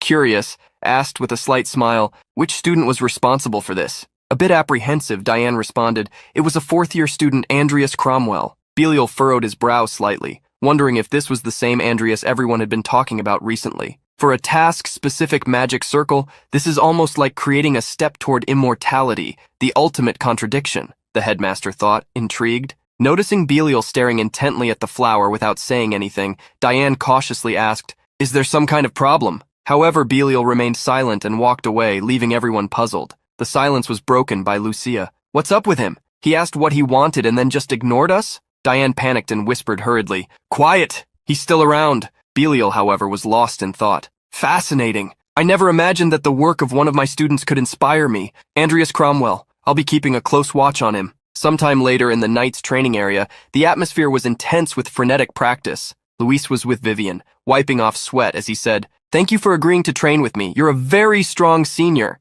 Vivien, sipping water, replied modestly, agreeing that he was talented as well. The conversation quickly ended, leaving Luis thinking to himself, my talks with Senior Vivien never last very long. Suddenly the sound of clashing swords echoed, drawing everyone's attention to two people locked in an intense sparring session. An excited voice yelled, "You're the second best in your year, and that's all you've got?" It was Tadlan Senpai, pressing forward with ferocity against Chris, who struggled to block the relentless attacks. Chris tried to respond with confidence, maneuvering his sword and ordering Tadlan to stop, but was caught off guard by a powerful kick. The impact sent him flying backward, clutching his stomach as he gasped for air. With my poor swordsmanship, it's going to be hard to beat him, Chris thought, trying to steady himself. At that moment, he remembered Andreas's advice. Follow your path without hesitation in the middle. Bolstering his determination, Chris murmured to himself, just like Senior Andreas said, I must not doubt my own sword, because the essence of the Unor style is already ingrained in my body. With renewed resolve, he stood up, ready to continue the fight. That was enough for Chris to raise his sword confidently, facing Tadlan head-on. Tadlan, ignoring his opponent's determination, scoffed, no matter what you do, nothing will work. He then advanced with full force. The sound of clashing swords echoed like a thunderclap. Chris blocked the strike with his blade, gritting his teeth as he told himself, the Unor style is a technique that confuses the opponent, always shifting the attacks. Reflect your adversary's sword, break their stance, and aim for a decisive strike. As soon as he finished his thought, Chris's blade moved so swiftly it seemed to split into 3 directions, leaving Tadlan completely bewildered. Unable to comprehend what was happening, Tadlan attempted to react, but Chris swiftly repositioned himself behind him. Tadlan quickly turned, clenching his teeth. Damn you! Squirming like a worm? Before he could act further, Chris's blade came dangerously close to his neck in a precise and flawless movement. Firmly gripping his sword, Chris declared with a fixed gaze, "It seems I've won." However, Tadlan wasn't a gracious loser. Irritated, he slapped Chris's sword away, sending it flying, and angrily threw his own sword to the ground. "Lost to this trash? What a joke. I'm done with all this nonsense." Chris quickly interjected, "This isn't a joke. Your swordsmanship is very impressive." But his words were ignored. Tadlan refused to listen, prompting Chris to shout, "Hey!" Tadlan spun around sharply, his anger growing. "Don't open that mouth of yours." He then tossed another sword near Chris, provoking him. "Is that even a real sword?" asked Chris, confused. Visibly irritated, Tadlan pulled the stopper from a potion bottle and commanded, "Shut up and take the sword. I'll make you regret disrespecting me." Luis, watching as things spiraled out of control, tried to intervene. "Chris, just apologize and end this already." But Chris was fixated on one thought. A potion? Everyone tensed as Tadlan drank the contents of the bottle in one gulp. As soon as he finished, his expression changed dramatically. His eyes turned red and intense. Veins bulged from his skin, and a deep growl escaped his throat. The teacher, noticing the commotion, quickly approached Tadlan and asked, "Why is a student like you participating in this exchange? Is that sword real?" Upon realizing Tadlan was holding a real sharp blade, the professor furrowed his brows, his expression turning aggressive. Authoritatively, he commanded, "Return that sword immediately." Suddenly, everyone present was stunned. Chris kept his eyes wide, unable to believe what he was witnessing. Luis let out a scream so loud it echoed through the room, while Vivien, subdued and silent, remained in a thick, oppressive silence. Tadlan had confronted the professor without hesitation, his aggression shocking everyone. The professor fell to the ground, clutching the spot where he had been hit, his face etched with pain and disbelief. "Monster," someone murmured amidst the general horror. Tadlan's sword still showed signs of the confrontation, while his nearly insane rage made him point at Chris and roar, "Come on, first-year brat! It's time for round 2. His appearance and behavior clearly demonstrated that he had been completely altered by the potion. In the academy corridors, the name Andreas was called out loudly. He quickly turned, trying to locate who was calling him, and said, "You can just call me Andreas. Skip the formality of sir." Keklung, bowing slightly, responded with a smile. "I'm 2 years younger than you, so you should speak to me more casually, Sir Andreas." Andreas laughed and agreed. Keklung got straight to the point. "That magic circle we created the other day, it was a double circle, right? How did you come up with that?" Walking alongside him, Andreas responded casually, "Isn't it more fun to have something hidden in it?" As they spoke, Andreas recalled a conversation with Lucia about discovering that circle and thought to himself, "I really tried to hide it, but with those two, Lucia and Diane, they uncovered everything in just one day. What still intrigues me is why Vivien was with them." Keklung continued, "I just remembered. I heard that the potion of eternity was created by you. So what are you going to show us in today's potion class?" Discreetly smiling, Andreas replied, "I plan to make something more subtle. I can't reveal my tools to the whole class, can I?" The truth was, he wanted to avoid drawing attention, especially in front of Kyler. Suddenly, a loud roar interrupted the conversation. The explosion lifted debris and dust, leaving both in shock. As the dust began to settle, they saw Diane standing with a mana shield, her cold gaze fixed on what emerged in front of her. "It's a monster!" Someone screamed upon seeing a grotesque hand gripping the wall. From the dust, Grace emerged, completely consumed by the potion's effects. His body was distorted, and he growled in a guttural voice. "Diane, how dare you deceive me like this?" Andreas's eyes widened as he recognized Grace, now unrecognizable. Beside him, Ketchlung, sweating profusely, murmured, "It's Mayon." The two continued to glare at each other. Grace's body grew larger, his grotesque and inhuman form becoming more monstrous. His eyes, consumed by an unsettling blackness, reflected the side effects of the potion created by Professor Kyler. With a distorted voice, Grace shouted at Diane, "I'll show you what happens when you mess with me." Diane, tense in the situation, responded firmly, "Have you lost your mind? Do you think you can get away with this in another academy?" Andreas clenched his teeth, analyzing the scene as he thought to himself,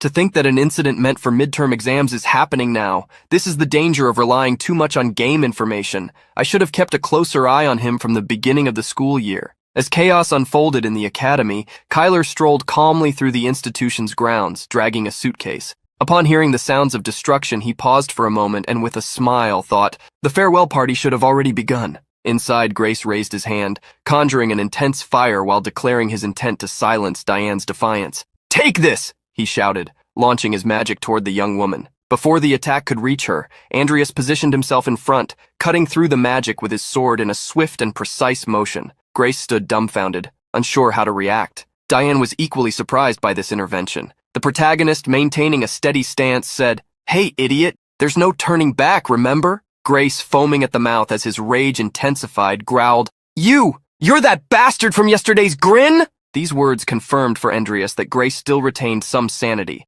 meaning he hadn't been under the potion's influence for too long. Grace clenched his fists tightly and screamed, "Perfect! I'll kill both of you!" Ketchlung stepped closer to Andreas, concerned, but the protagonist responded swiftly, "I'm fine. You two, step back for now." Diane, still in shock, shouted, "That guy killed a Milko student!" As Grace continued to grow, his muscles expanding and tearing his shirt, transforming into a monstrous form, Andreas turned to Diane and Ketchlung and ordered, "Let the teachers handle this mess. I'll buy you some time. Diane, prepare a powerful spell, something that can take him down for good." Diane, still paralyzed, wondered how Andreas managed to stay calm in such a chaotic situation. After a moment, she nodded and remarked, "But his body seems incredibly resilient." Andreas responded confidently, "No worries. With Ketchlung's help, you should have enough power." Ketchlung, though surprised by the responsibility placed upon him, took a deep breath, gathered determination, and confirmed Andreas's request. He followed Diane, both ready to give their full strength. Grace wasn't going to let it go easily. He prepared another fire spell, shouting,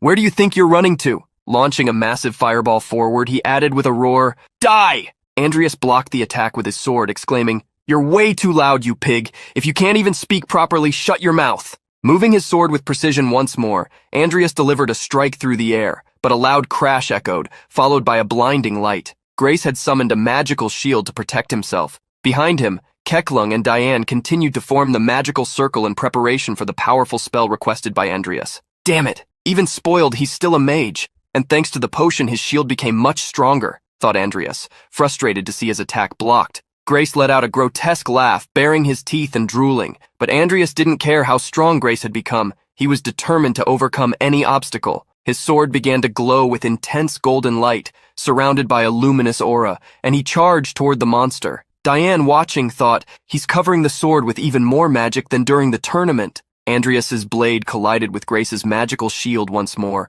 causing an unexpected reaction. Golden and purple sparks began to emerge as Andreas pushed to break through the barrier. It was a race against time, as Diane and Ketchlung's magical circle was almost complete. Suddenly, Ketchlung shouted to Andreas, "Sir Andreas, watch out!" Grace conjured more magic, launching golden blades toward the protagonist. Without hesitation, Andreas raised a stone shield to defend himself, blocking the attacks that were embedded into the barrier. Is he really going insane, using offensive magic while keeping his shield up? Andreas thought, bewildered. Grace continued to grow, his muscles expanding and ripping through what was left of his shirt. Now he resembled a giant, and Andreas, a mere ant before him. This isn't good, we need to stop him before he reaches his final stage, thought Andreas, charging towards Grace. He leaped and attempted to drive his sword into the opponent. Grace bared his teeth, growling fiercely as saliva dripped from his mouth. Damn it, he's as tough as Payat, thought Andreas, a bead of sweat trickling down his face. Diane yelled, Andreas, move back! Hearing this, Andreas felt relieved.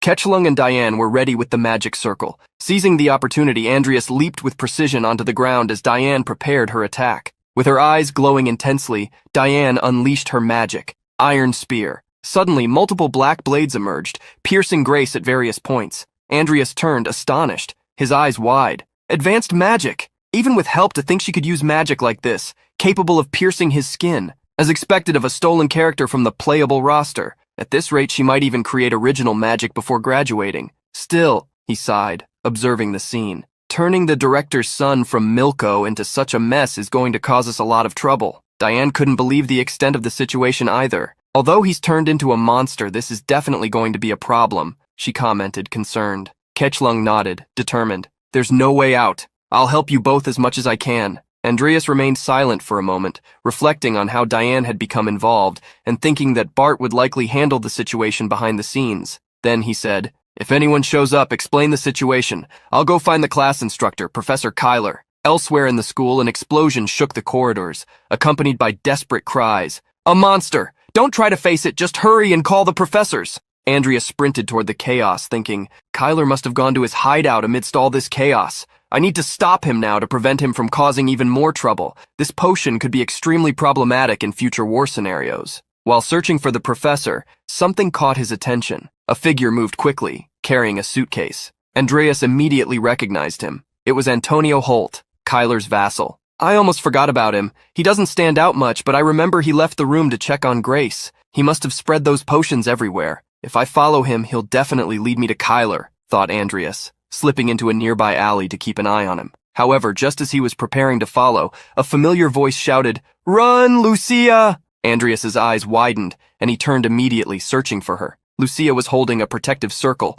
trying to fend off another student, also altered by Kyler's potions, who was attacking two other students. The creature opened a mouth full of sharp teeth while Lucia yelled to her friends, Run! As fast as you can! She struggled to maintain the barrier. The impact was so intense that the circle shone with a metallic purple light, and the two students were thrown back by the burst of energy. Lucia, sweating and her skin burning from the proximity to the light, thought desperately, Am I going to die here? If I knew this would happen, I wouldn't have sought a cure. I should have just lived my life without caring about anything. Suddenly, Andreas appeared, leaping toward the creature, and delivering a powerful kick, sending it flying to the other side. Lucia, with a weakened gaze, recognized him and whispered, That senior algae head.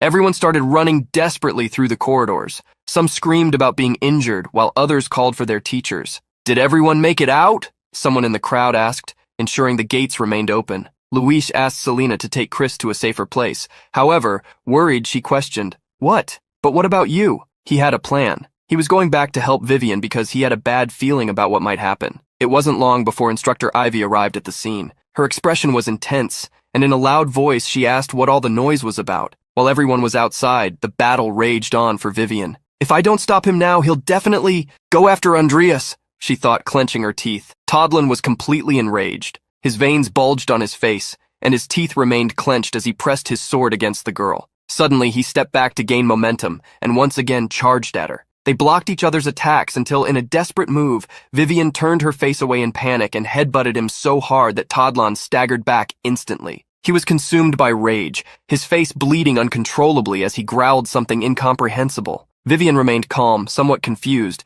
but still focused on her goal. Her expression only changed when she saw Todlin's clothes ripping apart as all his muscles swelled almost instantly. This is dangerous, she thought. Blood still dripped down her face as she reflected. But that's exactly why I have to take him down here. She lunged at him, drawing her sword and striking. The attack was so strong that the wind surged, following the path of her blade. But something unexpected happened. Her expression changed just before she was sent flying by a sudden flash, rolling across the ground. Todlin had attacked as well. She steadied herself by driving her sword into the ground, pushing herself up with her knee while still questioning herself. I'm still too weak. The way I am now, I won't be able to protect Andreas. Vivien spat blood as she coughed, but that didn't stop her. She repositioned herself, gripping her sword tightly. Todlin roared loudly, calling her to battle. That was enough for Vivien's eyes to be overtaken by a pure white glow. Her aura began to gather, emanating a strong purple radiance that surrounded her, while Todlin raised his mighty arm against her. At that exact moment, something took her by surprise.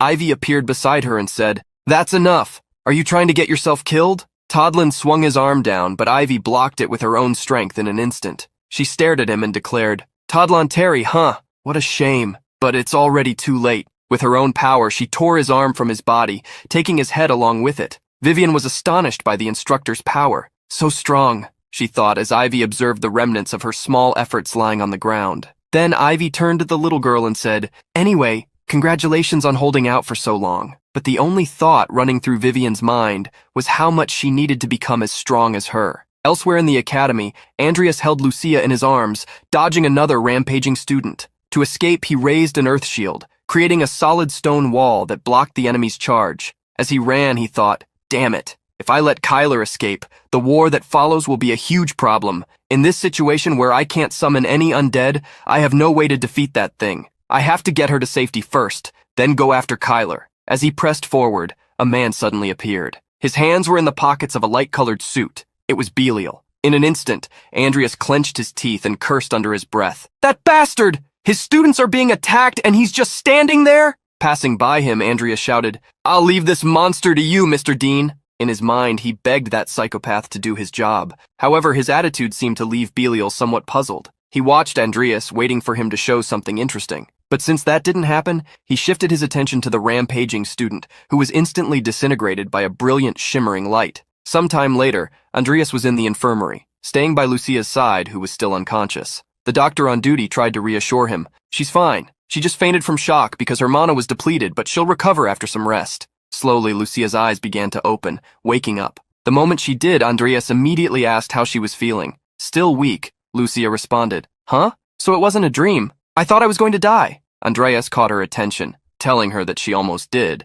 then asked, "Why did you even consider fighting that thing?" In response, Lucia simply said, "I didn't want to fight either, you know that. But there were people who couldn't escape, so I had no choice." Andreas looked at her fondly, teasing her about how she sounded like a hero. However, deep in his thoughts, he knew that if things had gone as expected, he wouldn't have gotten involved at all. In the end, it was all his fault. Lucia sat up in bed shouting, "Your cute junior almost died, you know." Andreas, seeing her reaction, replied, "You seem fine if you can throw a tantrum like that." He watched her, imagining how terrifying the whole situation must have been, perhaps enough to make her want to lock herself in a room and become a reclusive researcher. Finally, he turned his back to her and said he was busy, so he was leaving. Lucia was surprised. "What? You just came here to mock me?" Before leaving for good, he glanced back at her, trying to encourage her in some way. "Oh, right. Once all of this is over, let's start working on your potions." She remained silent, her face completely flushed but still visibly surprised. The events of that incident replayed in her mind, the exact moment he saved her,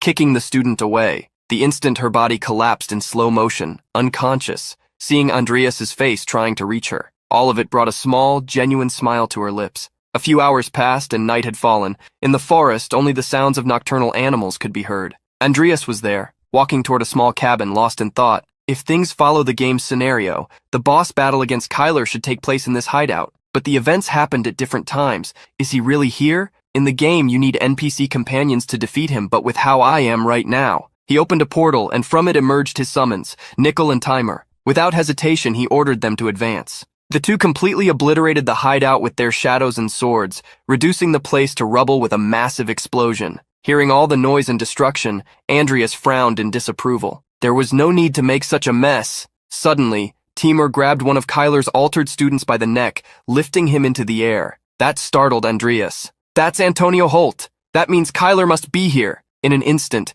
Nickel sliced the boy in half. Both stood atop the ruins they had created, while Andreas continued to ponder. Besides, Timur became an extremely powerful beast after his evolution succeeded. Even the final phase monster was easily defeated. And then there's Nickel, who was buffed by the 7 deadly sins, so a mid-level boss shouldn't be much of a problem. Approaching the wreckage, Andreas crouched down and noticed something strange. It felt like there was a hidden chamber beneath the debris. Without hesitation, he placed his hand on the spot, forming a magic circle. Suddenly a door opened, revealing an entrance to what seemed to be a basement. "All right then, how about we pay a little visit to a terrorist?" The moment he took his first step, his eyes widened in surprise. Suddenly, a powerful slicing wind mixed with dark energy blasted Andreas back, forcing him to retreat a few steps. "How do you know about this place?" A mysterious man spoke, shrouded in the same energy that had repelled our protagonist. The three immediately took a guarded stance. Soon the man recognized him. Karen's apprentice,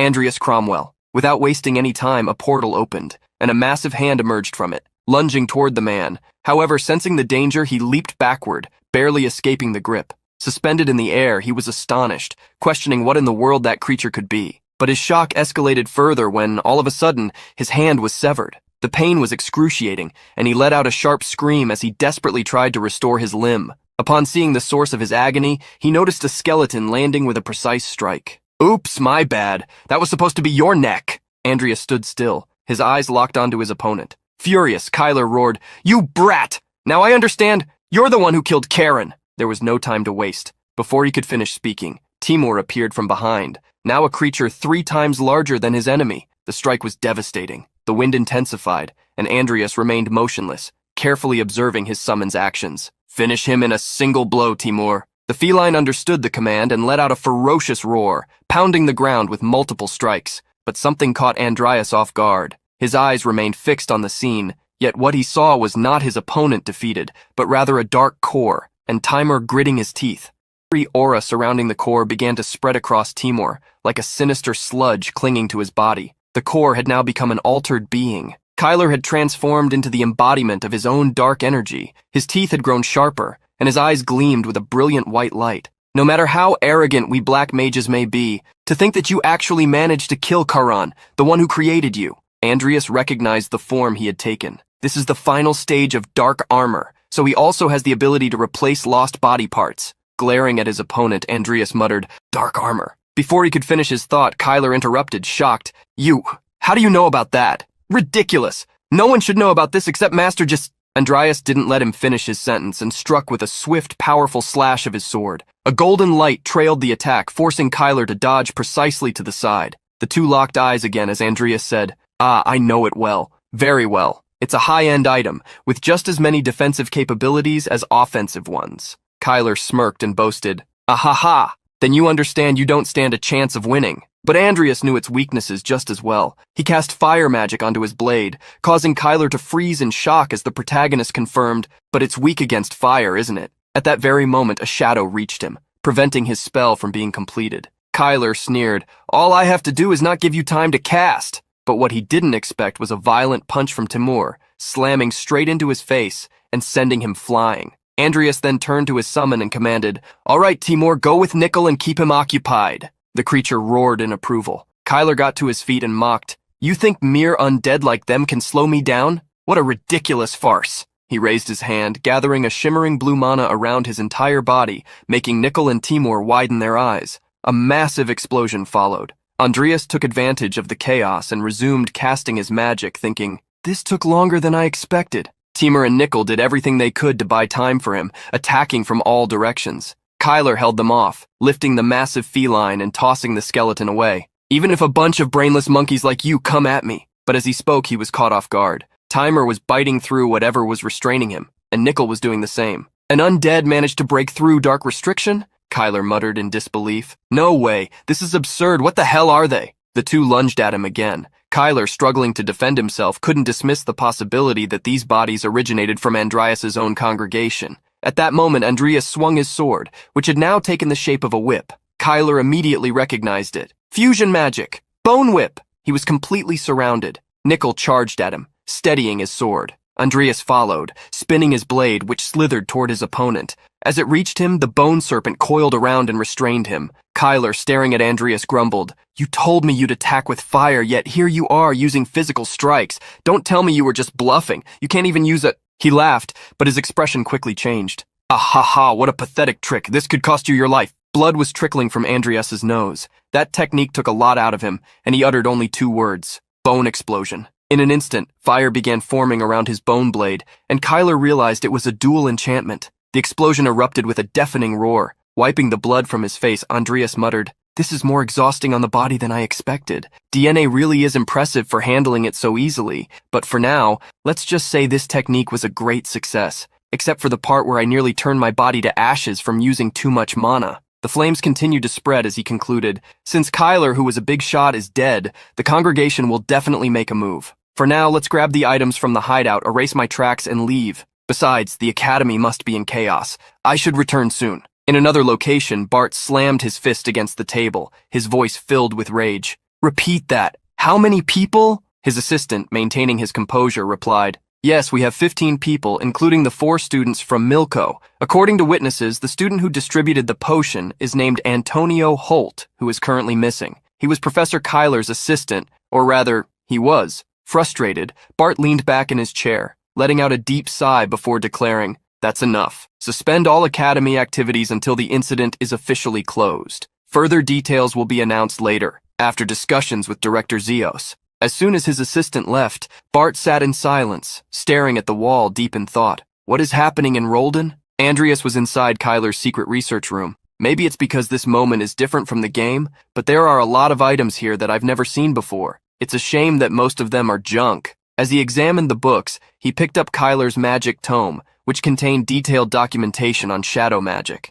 This piques my interest now that I've become a black mage, but before, I never paid attention to it, he thought, holding the book. Andreas handed the tome to Nickel to place in the chest when something caught his attention. There was another chest, made of wood with golden engravings. He recognized it instantly. A chaos mimic treasure chest? Andreas approached it, but nothing happened. Normally, there should have been some kind of mana reaction, or even a hand with an eye in its palm emerging. He then explained, "This means someone separated the chest from the mimic's body, which means I can take the items from here without having to fight it. That is, if Kyler hasn't already taken them." Quickly, he walked up to the treasure and opened it, thinking, once all 3 items are removed, the mimic will turn into a normal chest. Since the chances of finding one of these are low, every item inside must be extremely valuable. The intense light emanating from the chest made it hard for him to see its contents. First, Andreas pulled out a golden key, then a mimic core. As he continued searching, he murmured, "I can't use this yet, but I'm sure it's valuable." Suddenly, he felt something different in his hands. When he pulled the object out, he realized it was an extremely old and rusted sword, with some broken parts. It was the Sword of Constant Change, a weapon whose attributes and form altered based on its wielder. Andreas examined the blade with curiosity. "Interesting. But I already have my sword, so I don't need this." Before he could store it away, he heard a grunt from Nickel, who extended his hand asking for the sword. Without hesitation, Andreas tossed the blade to his summoned companion. All right. I was already thinking of buying you a new sword anyway." The moment Nickel grabbed the sword, a shimmering blue energy emanated from his body, instantly surprising Andreas. The weapon's previously unimpressive attributes skyrocketed. Mana conductivity, which was at 0%, increased to 150%. Downward strike speed rose to 200%. Additionally, its damage increased when held in a fixed position for a period of time. Andreas watched the scene, intrigued. It looks like this sword has finally found a suitable owner. Andreas was captivated, observing both the sword and his skeletal companion while thinking, wow, the sword's shape and balance have changed to match Nickel. Plus, there are additional markings. This means the item has been designated for him. Nickel grunted once more, signaling that there was some noise outside. At that moment, Andreas gave his instructions. Take everything and head back to the academy. 5 days passed. At the station, the train had just arrived. As Andreas stepped off, he heard someone call out, "Senior, over here!" It was Lucia, completely changed. Her face was flushed, and her smile was radiant. She also wasn't wearing the academy's uniform. As Andreas approached her, he remarked, "You didn't have to come pick me up." She responded cheerfully, "My father sent me out because an important guest arrived unannounced." Andreas continued, "Let's go to your house immediately and start working on your research. We need to make as much progress as possible while the school is closed." Playfully, Lucia pouted as she mimicked his earlier words, then broke into a smile. "Come on, don't be like that. Let's have some fun. Your adorable junior here is going to show you around the city and—" Before she could finish, Andreas cut her off. "We won't have much time for that." He walked ahead, leaving Lucia completely annoyed. As they traveled by carriage, they talked. "From what I heard, the headmaster of Milko's son was among the victims of the incident, right? That guy was a nuisance until the very end. Since it was Senior DNA who managed to stop him, she apparently had to take responsibility for his death." Andreas listened while reading a book, but still commented, "No doubt. Her father, Bart, was a duke and one of the top 10 figures on the continent before becoming the master of Roldan's magic tower. That said, this incident must have tarnished the Alvin house's reputation." Lucia continued cheerfully, "It's good that DNA has solid support backing her up. Oh, that reminds me. Do you know how Professor Kyler died?" Andreas knew exactly what had happened, but of course he had to be discreet. "I heard he was killed by a monster of his own creation." Our little Lucia leaned against the carriage window and scoffed. "What an idiot! Creating a monster he couldn't even handle himself." Though honestly, just being alive was already a blessing for him. Andreas remained silent. People had reported exactly what he had said. making everything even more convincing. However, he was certain that they were secretly investigating the case, so he needed to be even more cautious. It wasn't long before the carriage arrived at Lucia's grand home. As they stepped down, she asked, "By the way, why did you suddenly decide to be so proactive when you're always so busy?" Andreas answered without hesitation, "Well, I thought I should help you since I'm going to sign the contract for the new potion." Lucia was completely stunned. "What? Are you serious?" But the moment was interrupted by a loud argument.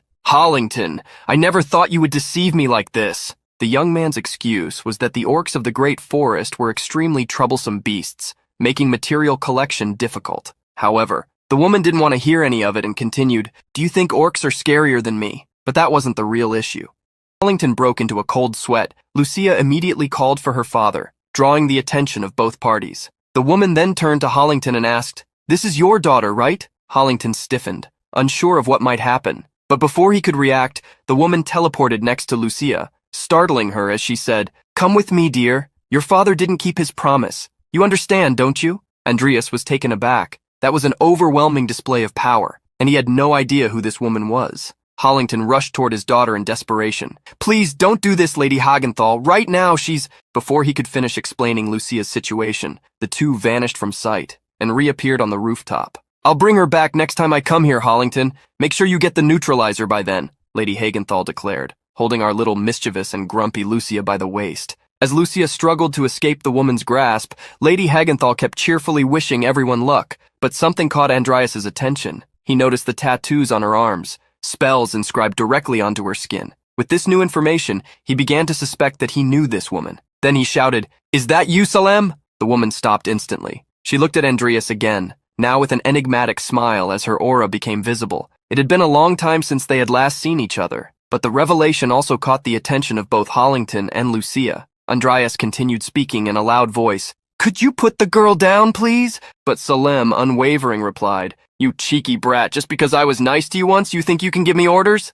However, Andreas wasn't giving an order. He was offering a deal. "I'll give you information of equal value in exchange." Salem didn't want to accept, as Andreas had no way to guarantee a fair trade, but her mind completely changed when she heard something very interesting. "The book written by the god of the mythological eras. I'll tell you where to find it." A drop of cold sweat ran down the protagonist's face. He knew this information could be irresistible. Moments later, Salem descended from the rooftop with Lucia and coldly asked, "So where is it?" The situation caught Hollington's attention, and he remained vigilant as Andreas said, "Are you sure I should say it here? There are others listening." Like two fools, father and daughter turned at the same time and covered their ears. "Just speak. If I don't find it, I'll simply get rid of all of you." With no choice, Andreas continued, "It's at Irva Lake on the southwestern border of the Empire. It should be in an underwater cave in that region, in the direction of 7 o'clock. Intrigued, Salem commented, "Irva Lake, huh? You didn't just make that up on the spot, did you?" Andreas simply questioned why he would do such a thing,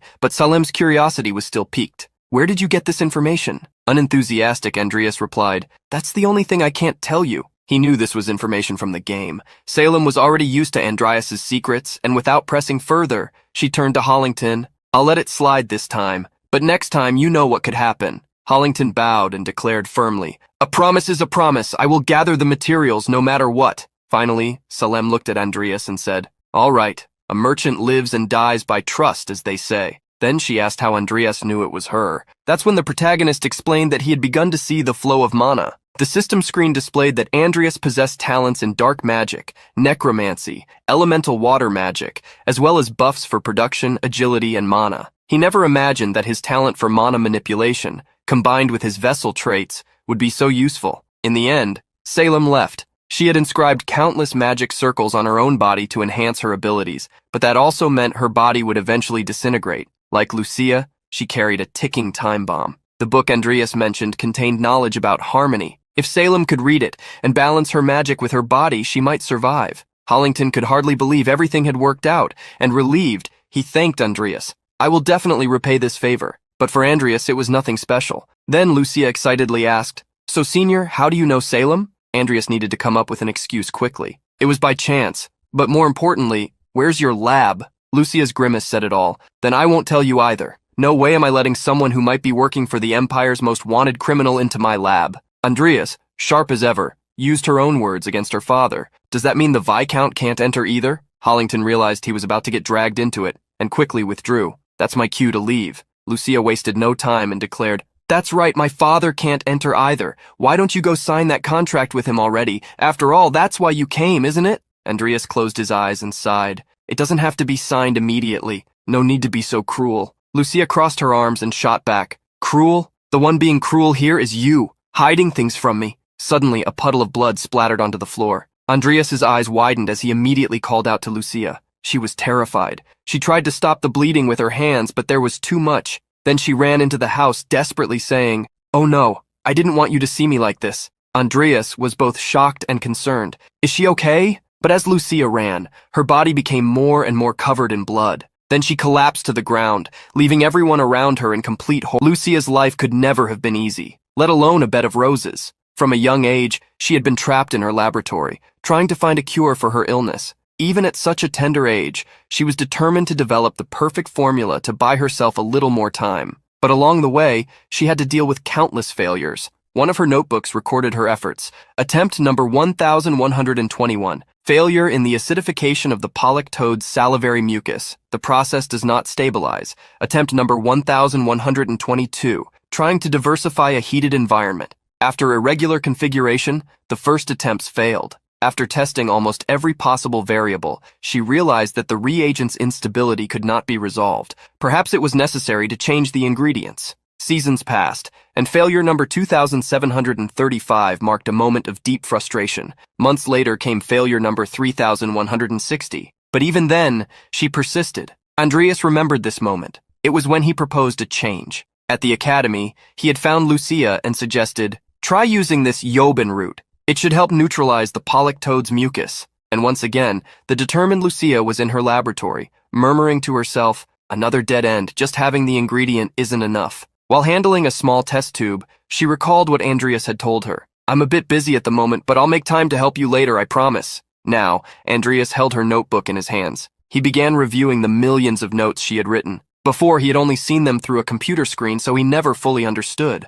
But now, seeing everything up close, he realized that this was the battlefield where Lucia was wagering her very survival. Still lost in thought, he was snapped back to reality by a knock on the door. One of the women working in the house announced, "The young lady has just woken up. Would you like to see her?" Andreas grew concerned and immediately asked, "Has she fainted like this before?" The answer was exactly what he feared. No, according to the doctor, her condition worsened due to mana depletion shock. Andreas lowered his head, acknowledging that he was partly to blame. If only he had followed the game's course, Lucia would never have gotten involved in this situation. And now time was truly against her. Our dear Lucia lay in bed, deep in thought. "My body feels so heavy. It's like my mana flow is completely disrupted. I guess I really am going to die soon, or at least right now. I thought I could spend my last moments happily with Andreas." She could still recall Andreas's concern when she collapsed. Thinking about it, a small smile appeared on her lips. That panicked look on his face. "Ahaha, it's not so bad having someone worry about me.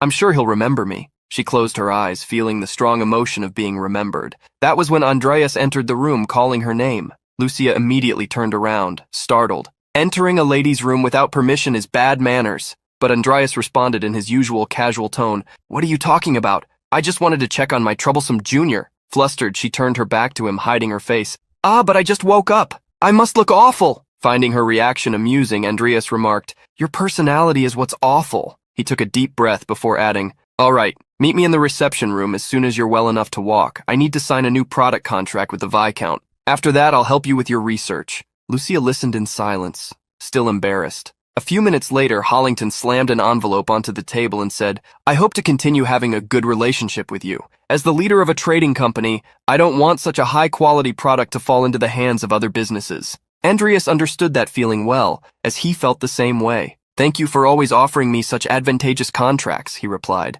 However, this reminded him of the contract he had made with Salem when she was disguised as Lady Hagenthal. So he asked, "What kind of contract is this?" Hollington cleared his throat before answering, "She gave me a potion recipe that I prepare for her every 3 months at the trading company." At that moment, Andreas reflected, "It must be a potion to delay his body's disintegration. I never thought the Everlast Trading Group had a contract with Salem. It seems Viscount Hollington has more influence than I imagined." Just then, Lucia entered the room, asking if they had finished talking. With a faint smile, she said, "Shall we go, Andreas?" The protagonist stood up, bidding farewell to the Viscount, who in turn thanked him for always looking after his daughter. The two began walking down the corridor in deep silence, which made Andreas reflect, without the player's intervention, is it possible for Lucia to create her own cure? Of course, I have all the ingredients I need now, but since this world is no longer a game, I need to figure out the mixing proportions myself. The biggest problem is that the Yoban root I got from the congregation is almost gone. As Andreas stared intensely at Lucia,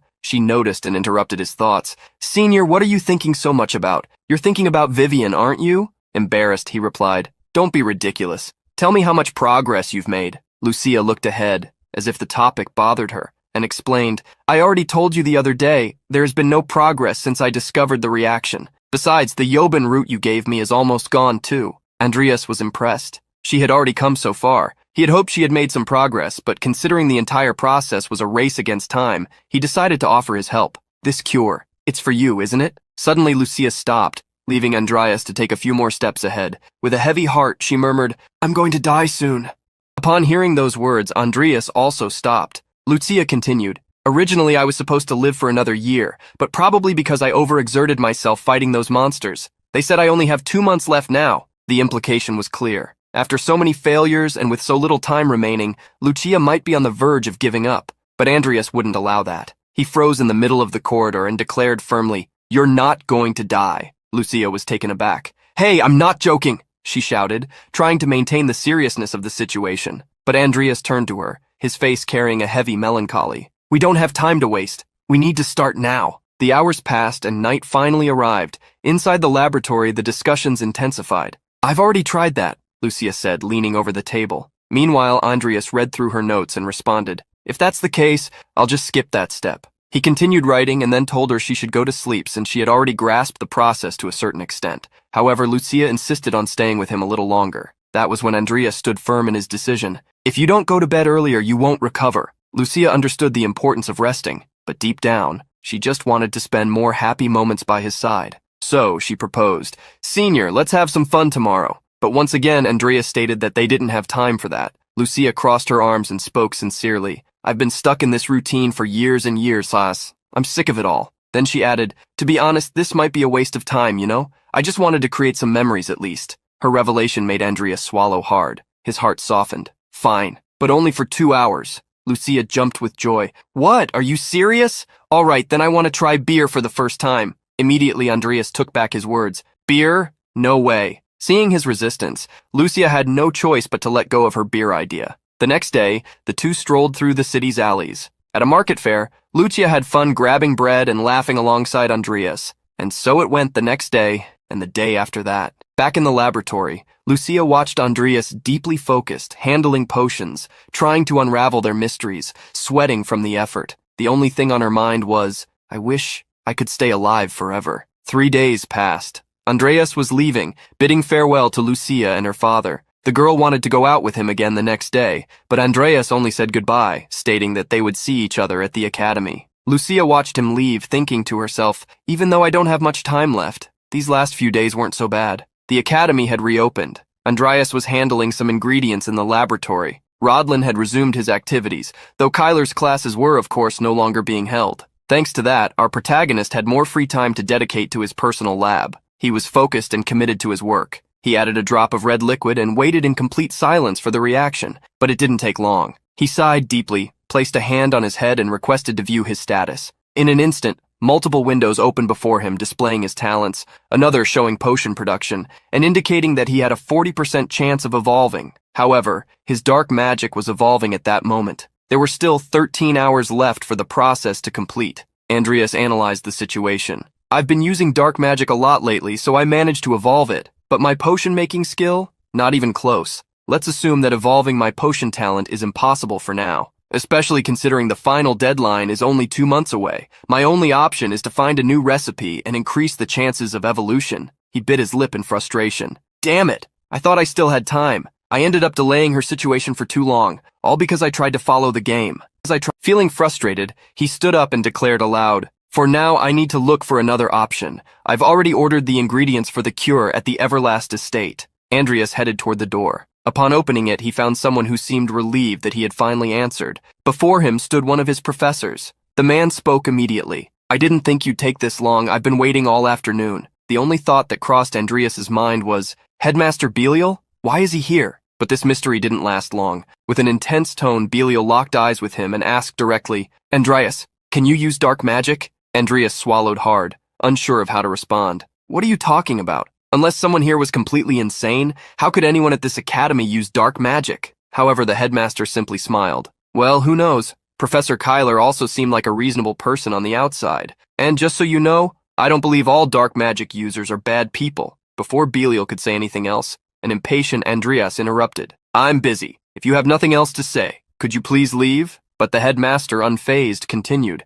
I saw your magic circle, Andreas. Andreas's once calm expression changed completely. He remained silent as Belial went on. Your understanding of contradictions surprised me, so I assume you can use dark magic. After all, your foundation is built on contradictions. Whether you're a dark mage or not, that doesn't concern me. But now that I think about it, it would be much more convenient for me if you were. That way you could show me something even more interesting. That statement caught Andreas completely off guard. What are you trying to say? He asked, suspicious. Belial's smile widened to the point of furrowing his brow. I was thinking of giving you some private lessons. If you accept my offer, you'll become a sorcerer in no time. Andreas remained silent. Becoming a sorcerer. That meant he could create his own unique magic, something that could even be combined with swordsmanship, like an aura master. And Belial was known as the youngest sorcerer among those who had reached that level. Normally, accepting such an offer without hesitation would be the obvious choice, especially coming from a genius like him. But there was a huge problem. Getting involved with a psychopath like Belial was an enormous risk. Besides, Lucia's cure was far more important right now. So Andreas bowed respectfully and said, I'm honored by your generous offer, but before he could finish, Belial cut him off enthusiastically. So, in other words, you accept. Let's start with the heart of elemental magic, matter fusion. I'll be back at this same time tomorrow. Panicking, Andreas tried to correct him aloud. No, that's not what I meant, but it was useless. The headmaster simply vanished before him, using a teleportation spell with a greenish light. Overcome with frustration, Andreas clenched his fists. That bastard! He only hears what he wants. Damn it, I've caught the attention of a seriously troublesome guy. 6 weeks had passed. Andreas arrived at the academy's laboratory and called for Lucia. Take a break, I brought food. She turned to him, her face lighting up with a bright, happy smile, and asked excitedly, What did you bring? Lucia looked famished, eagerly biting into the sandwiches Andreas had brought. As he watched her eat, the protagonist thought to himself, she really eats a lot. At least she has an appetite. And that's a good sign. Even with the Everlast company's help, I still haven't gotten all the ingredients for the potions. I skipped class and tried several mixtures, but the success rate is still only 51%. Maybe she can figure something out if she keeps trying, but the deadline is approaching way too fast. His thoughts were interrupted when Lucia, speaking with her mouth full, said, Earlier, while you were out, I tweaked the formula a little. Unable to make out what she was saying, Andreas asked her to finish eating before speaking. But Lucia, eager to explain, chugged her soda in one go and motioned for him to come closer. She then showed him a paper with the number 74% written on it, and explained, I was wondering if the toxins would eventually disappear if heat extraction was used while the ingredients were being mixed. After some calculations, I came up with this success rate. Andreas carefully analyzed the idea. Then Lucia turned to him and continued, What do you think? Should we give it a try? At this rate, it might work. But Andreas was firm in his response. No, we're already at the end of our ingredients. That success rate is still too low to risk your life. We need to find another formula with a slightly better chance. Lucia took another bite of her sandwich and, with a playful smile, declared that she had an even better idea. She quickly swallowed the last bite and finished her soda before laughing. If I eat all the ingredients at once like this, won't they just mix by themselves? Andreas gave her a cold stare. Now is not the time for jokes. But stubborn as ever, Lucia crossed her arms and repeated his own words back at him. An awkward silence filled the room, until Andreas, visibly exhausted, finally broke it. I'm tired, I'm leaving. Lucia's eyes widened at his words. When she turned to him, she realized he was actually walking away. Without hesitation, Andreas shut the door behind him with a cold finality, leaving her alone. A deep sadness overcame Lucia. She clenched her fists, holding back tears as she thought, Idiot, if you look at me that seriously, it only makes me more scared. Her legs trembled, and once again the crushing weight of time bore down on her shoulders. Andreas stepped outside to get some fresh air, lying on a bench as he watched the wind carry the clouds away. The way she's acting, like everything's fine, that only makes me more anxious. This isn't a world where she can just respawn if she fails. Think. Don't stop thinking. Let's go back to the very beginning, back in the private lab. Now inside the lab, he pored over the documents, lost in thought. In the worst-case scenario, I'll have to use the 74% formula that Lucia suggested. He flipped through the papers relentlessly, searching for any alternative, any clue, until a loud bang swung the door open. "Who is it? It's not locked," he said, without taking his eyes off the documents. The door burst open violently and Diene rushed in, frantic. Her face was flushed and she was sweating. "Andreas! There you are!" He immediately noticed her unusual state. She looked completely exhausted. "What happened?" he asked, already feeling a bad premonition. Diene tried to catch her breath before speaking, gasping for air. "It's Lucia! She was coughing up blood and collapsed!" That information left Andreas utterly stunned. The scene shifted to a silent room where Lucia lay, pale and unmoving. Beside the bed, Andreas and Diene spoke in hushed voices. "An incurable disease? I didn't know she had one," Diene murmured worriedly. "I also notified the Everlast house just in case." Andreas kept his gaze fixed on Lucia. They said she would be fine for a few more weeks, but seeing her like this, it's hard to believe what the doctor said. Diene, feeling helpless, kept lamenting. "She's in a terrible state. I'll ask my father to gather the best doctors in Rodlin."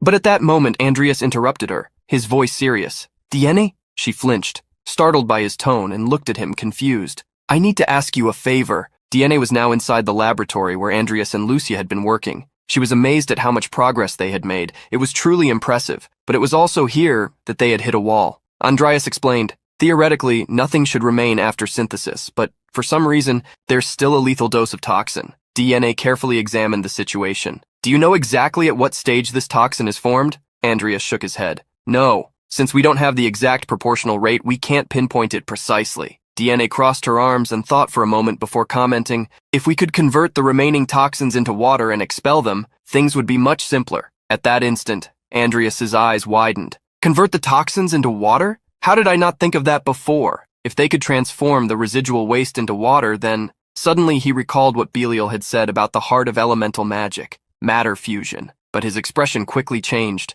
He clenched his fists, a tightness forming in his chest. "But now, it's too late to learn that." Andreas turned to Diene and asked, "Can you use matter fusion magic?" Her face lit up with hope. "Yes, more or less. Wow, this might actually work." She stood up excitedly, insisting that they should start immediately. The two of them began manipulating the elements and ingredients in test tubes. With each small success, Andreas jotted down notes as day turned into night and Lucia's suffering only worsened. Outside the room, the frantic voices of doctors echoed down the hallway. "Stop the bleeding first! Stabilize her mana!" But the horror on the doctors' faces was unmistakable. "Her mana isn't stabilizing," one of them muttered, hands covered in blood. Lucia convulsed in pain, coughing up blood. Her body was already at its limit. The flow of mana was far stronger than expected, and they needed to stabilize it, fast. Hollington stood in the room, held back by his maid. He screamed his daughter's name in desperation, the possibility of bad news eating away at him. "Is this the last breath of her fading mana? This isn't good," one doctor thought, panicked. Suddenly the door swung open. Everyone turned in shock to see who would dare interrupt at such a critical moment. It was Andreas, panting, as if he had sprinted as fast as possible to get there in time. Sweating, he simply said, "Forgive me for being late." It was a new day. The wind drifted into the room, gently swaying the curtains. The sun marked a fresh beginning, making it almost impossible to believe in the storm from the previous day. Lucia slowly opened her eyes, unaware of what had happened. Andreas was by her side as if he had been there the entire time, waiting for her to wake up. Seeing him, she could hardly believe that this was her seaweed-headed senior. She sat up gradually, sensing something different. "I feel better for some reason." She looked at her hands, incredulous. "My mana has calmed down too. Is this what they call terminal lucidity? That thing where you feel better for a moment before dying?" Her attention then shifted back to Andreas. "Wait, since when has he been here?" Lucia let out a soft smile, leaning in closer to Andreas's face. He seemed to be in a deep sleep even while sitting up.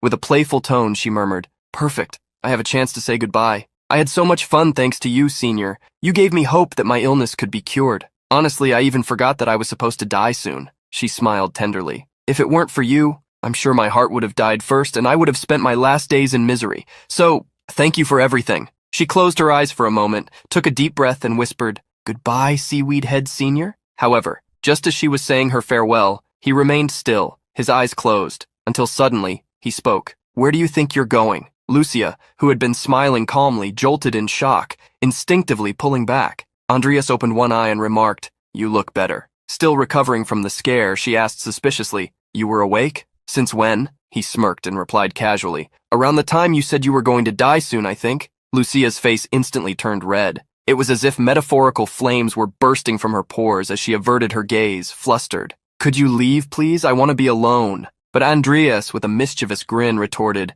"Sure, you seem just fine now." Crossing his arms, he continued, "It must have been hard for you, living with the knowledge that you wouldn't be around for much longer. The fact that you endured all of this on your own is truly incredible. I'm glad." Then in a more serious tone, he added, "And since I haven't had time to run clinical tests, I still have some concerns. Just to be safe, you should rest for a few more days." Lucia's eyes widened, and she immediately turned her gaze to him. Her face was flushed, and her expression was pure disbelief. "So, I'm not going to die?" Andreas smiled and confirmed, "That's right. So let's save the farewell words for about 60 years from now." Lucia gripped the bedsheets tightly, trying to speak, but her voice came out weak, mixed with sobs. "The truth is, I didn't want to die either." Then the tears came. Everything that had once suffocated her heart overflowed, streaming down her face in desperate sobs. Andreas remained silent, simply witnessing the moment in case she needed support. Lucia collapsed onto the bed, completely consumed by relief. Some time passed, and keeping up with Belial, the youngest sorcerer, had been no easy task for Andreas.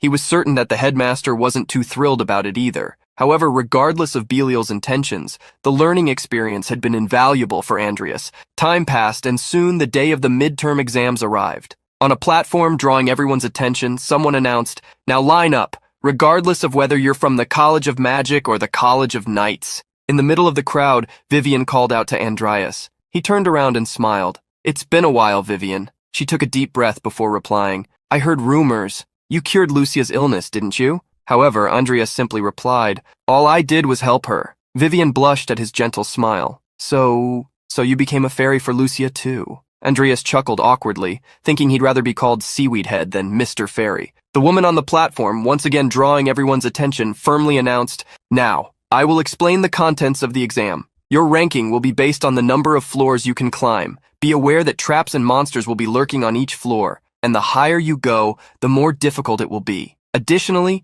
the exam will be broadcast to both the academy and the public outside." Andreas remained silent. He knew exactly which tower this was. The Tower of Modres, a 30-floor structure built with magic by Modres Alvin, the first leader of House Alvin. Due to its immense difficulty, no student had ever reached the final floor. Additionally, only students could challenge it, as the tower had been enchanted to be inaccessible to anyone over 25 years old. As such, the results of this exam would determine who was the strongest student in Rodlin. Originally, the exams were supposed to be cancelled due to Kyler's involvement, but since that issue had been resolved, Andreas could now focus entirely on the challenge ahead. The instructor continued, "Entry will be limited to 20 people at a time. In the event of a life-threatening situation, you will be automatically teleported out of the tower, so I encourage everyone to give it their best. Now, we will distribute your numbers." Andreas and Vivien shared their numbers. His was 38. Hers was 16. Of course, our little troublemaker was disappointed. She had definitely wanted to enter alongside her Mr. Fairy, and she made sure to let Andreas know that. However, he responded naturally. "Even if we could enter together, the starting point might be random, so we'd end up separated anyway." At that moment, Deanne joined them with a beaming smile and asked, "What numbers did you two get?" They revealed their numbers, and Deanne excitedly commented, "I got number 3, so I'm in the same group as Vivien." She then started observing them closely, and her expression shifted to something more mischievous. In a playful tone, she asked a question that, without a doubt, many others would also like to hear the answer to. "By the way, you two, I always see you together." While Andreas didn't quite grasp the meaning behind her words, Vivien's eyes widened in embarrassment as soon as Deanne asked outright, "Are you two in that kind of relationship?" Vivien abruptly turned away, pressing her hands against her burning cheeks. Meanwhile, Andreas adopted a thoughtful expression. "My relationship with Vivien, huh?"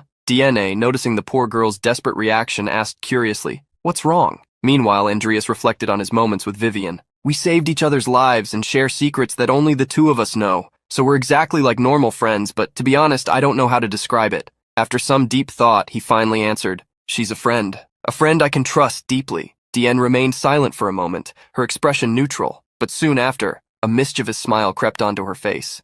"Really? Is he playing dumb or is he actually that clueless?" she thought, barely holding back laughter. Realizing she wouldn't get anything out of Andreas, she turned to Vivien and asked directly, "And what about you, Vivien? I think you two match so well." Andreas noticed that Vivien was in a tight spot, and trying to ease the pressure, redirected Deanne's attention. "You're being a bit rude." However, Vivien vehemently denied it. "That's not true. It wasn't rude at all." Yet despite saying that, she dashed off, unable to handle the embarrassment. It looked as though she wanted to dig a hole and disappear. DNA grinned widely, thoroughly entertained. No way! A one-sided love? Andreas remained silent, keeping his usual unreadable expression. But soon, he brought DNA back to the topic at hand. Good for you. Vivien has a big heart, so she doesn't get upset by your rude jokes. However, DNA suddenly became serious and stated, Listen, Vivien, she's... Before she could finish, the call for numbers 1 through 20 echoed throughout the area, announcing the first entry into the tower. That was DNA's cue. She turned to Andreas and said, Well, I guess now's not the best time to talk.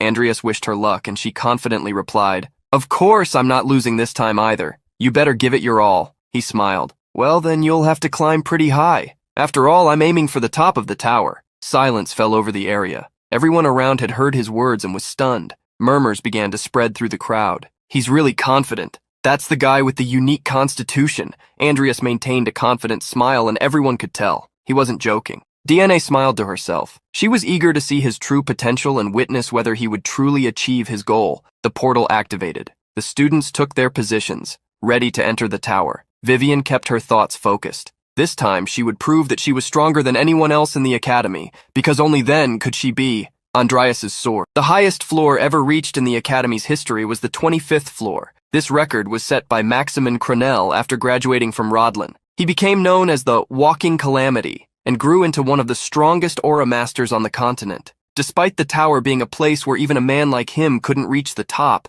less than 10 minutes into the exam, some were already making history. Andreas read the progress board, which showed that DNA Alvin had cleared the first floor alongside Vivien. Murmurs began spreading among those watching the trial. It was a grueling test, and after 4 intense days since the start of the intermediate exams, through a long and deadly battle, DNA emerged victorious. No one had come this far since Maximin Cronell, the strongest swordsman on the continent. DNA cheered with excitement. I did it! I defeated the boss of the 20th floor! She stood before a massive creature that was slowly disintegrating. The same scene was being broadcasted on the giant screens, where everyone watched in awe and congratulated the master of the tower. His daughter had become the first mage in history to achieve such a feat. However, Bart remained firm, his arms crossed, and responded coldly, There's no need for this commotion. This is nothing compared to the original tower of the Imperial Palace. It only took so long for Maximin's record to be broken. It didn't take long for Vivien to be the next one to appear on the screen. Oh, is that? A spectator at the magic tower muttered. The creature she faced resembled a massive parrot. It opened its beak and let out a piercing, high-pitched screech. Vivien observed it coldly. In a single motion, she dashed forward and struck the ground, causing multiple craters to form.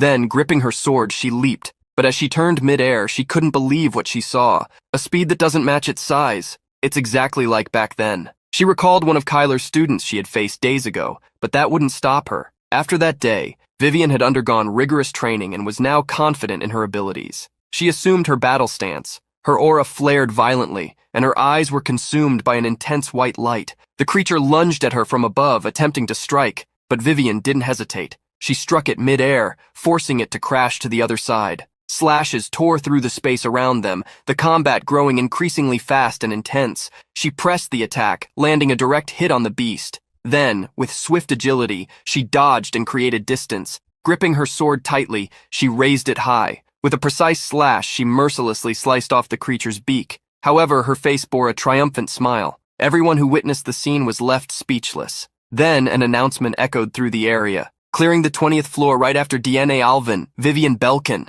Among the spectators, a man adjusted his monocle and commented, Is that the daughter of the Belkin family? How surprising! Beside him, another man, even more incredulous, responded, But the way she looks, it's like she's possessed by madness. A few seats away, a woman smiled, crossing her arms and legs. You know what they say, everything beautiful has its thorns, right? But if she can tame the beast within her, she could rise above all the others. That woman was Minius, the Duchess of Morhaime. When both girls reached the 21st floor, unfortunately, they were unable to clear it. They were forced to give up. As soon as they exited the tower, they were greeted by a wave of applause and cheers. You two are incredible, the pride of the fourth-year students. Crowd chanted their names, celebrating their achievement. DNA turned to the sweet yet fierce Vivien and congratulated her for making it so far. But Vivien, her eyes glimmering with competitiveness, replied, But I made it a little further than you, so the victory is mine. DNA raised an eyebrow and smirked. If you're putting it that way, I defeated the 20th floor boss first. Vivien fell silent, but after a moment she mumbled, "The victory is still mine." DNA rolled her eyes, amused by the rivalry. When Andreas found them, he congratulated them on their feat. DNA, still smiling, responded, "It's a shame, though. I only managed to reach the 21st floor despite all my big talk." Our protagonist answered casually, "Beyond the 20th floor, it's a completely different dimension. Not just anyone can make it that far." DNA was startled by his words. For a moment, it seemed like she suspected that Andreas had first-hand experience there, but he quickly changed the subject. "I just read the records in the library." Their conversation was cut short by a loud voice announcing that the next participants should line up in front of the tower. Andreas, already eager, said his goodbyes.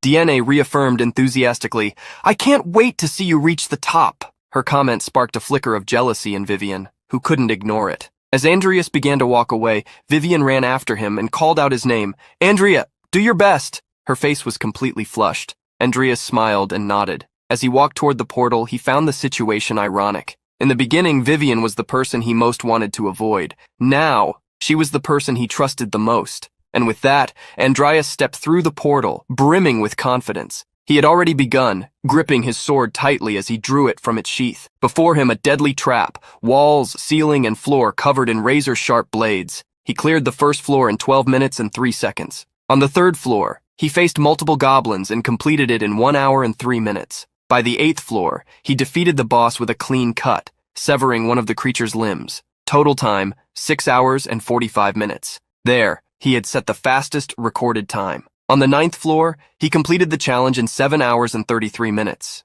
Now he sat by the fire, roasting a piece of meat to eat. After so much battling, exhaustion was starting to take its toll. "I'm starving. I'll rest here for a bit." As he ate, he summoned his status window and analyzed his information. "Now that my dark magic talent has evolved, it has expanded to the entire dark magic system, not just necromancy. Plus, thanks to the successful creation of Lucia's cure, my potion-making talent has also evolved. And then there's that talent that grew thanks to Belial's private lessons. Elemental magic. Mediocre." He recalled the skeptical look Belial had given him when he suddenly succeeded in something he had struggled with for hours. Well, at least that weirdo was useful. Then he examined his evolution chances. The notification window indicated that his elemental magic had a 74% chance of evolving. If he continued at this pace, he should gain enough experience by the time he left the tower. Better focus on using elemental system abilities to maximize my evolution. Andreas pulled out 2 potions from his pocket and muttered to himself, "Only 2 magic-blocking potions left, not exactly reassuring." So he decided, for now, the best thing to do is rest a bit. He lay down on the ground beside the fire, letting the warmth ease the cold night. He was certain that things wouldn't be easy from the 10th floor onward. A day had passed since Andreas entered the tower. Now he stood on the 10th floor, face to face with an iron golem. Our protagonist noticed that the creature's shield was deactivated. So far, everything seemed under control. Suddenly, a red glow began to concentrate on the golem's head. A powerful beam was fired. Andreas dodged at the last second. He knew he had to wait. Once the shields were down, the golem would enter attack mode, randomly shifting the location of its magic core between 4 points. One of its arms, its head, its chest. Andreas had time. He would start by eliminating the possible locations one by one. First, he aimed for the right arm. Drawing his sword, he infused the blade with dark mana and attacked. Wrong spot! He quickly retreated. There was no time to waste. Deciding to end the fight quickly, he used one of his potions. He threw a magic blocking potion at the golem's head, leaving it completely disoriented. Then, he tossed another potion at its chest. "So the core is in the left arm!" As soon as the golem was exposed, it fired another beam, but Andreas had already anticipated the attack. He swiftly dodged, and with a precise strike, severed the enemy's arm. Landing smoothly, he sheathed his sword and then smirked with determination. "Well, let's see how many floors I can climb today." Andreas was now the center of attention. The screens broadcasting the exam displayed his astonishing feat. 7 minutes in just 7 minutes! Andreas Cromwell. He had not only broken Maximin Kronel's record of 8 minutes, but also defeated the Iron Golem of the 10th floor in the fastest time in the Academy's history. "That boy is incredible," a man commented excitedly while watching alongside Bart Alvin. "He can plan and execute strategies with precision. On top of that, he knows how to use his resources at the right moment, like his potions, to turn the tide of battle. He acts as if he's already entered the tower before." The man was completely in awe of Andreas. Such an intelligent and bold student. If he keeps this up, he might actually surpass Maximin's record of 25 floors. While the man spoke enthusiastically, Bart remained silent, listening with a less than pleased expression. He turned his gaze back to the screen and in a serious tone remarked, "I can't say whether he'll go that far, but I can confirm one thing. It's not just the wealthiest and most influential people of the Empire watching. The eyes and ears of the Imperial Court are here as well." Upon hearing that, Minius took notice of the conversation and stated, "I had no idea a monster like him still existed around here." Meanwhile, an even more mysterious man wore a subtle smile, clearly intrigued but remaining silent. Soon, the scene focused on a young woman with her hair tied in a ponytail, her face slightly flushed, yet her expression neutral. However, one thing was certain. From this moment on, the entire Empire would be watching Andreas Cromwell. The 5th day of the exam arrived. The sun shone at the top of the tower as if nothing was happening. But inside, a violent explosion shook the surroundings. Debris and chunks of wood flew through the air. Andreas was facing one of the creatures. Standing before him was a massive beast with the face of a bull. It snorted furiously, blood trickling from its nostrils. Andreas leapt without hesitation. With a precise strike, he severed the creature with impeccable skill. Its head rolled across the ground. Our protagonist took a deep breath, sheathed his sword, and felt relieved to have cleared yet another floor. As he walked toward the next challenge, he thought to himself, since the floors beyond the 27th don't even exist in the game, this is going to be tough. The 30th floor, the last one, I can't wait to see just how strong the enemies are. In the spectators' room where the students awaited the end of their exams, everyone remained standing, their eyes glued to the screen. "Finally, Andreas Cromwell has reached the last floor." The comments buzzed. DNA and Vivien were there as well, looking impressed. "Wow, he really did it. Not only did he break Maximin's record, but he also reached the top," DNA remarked.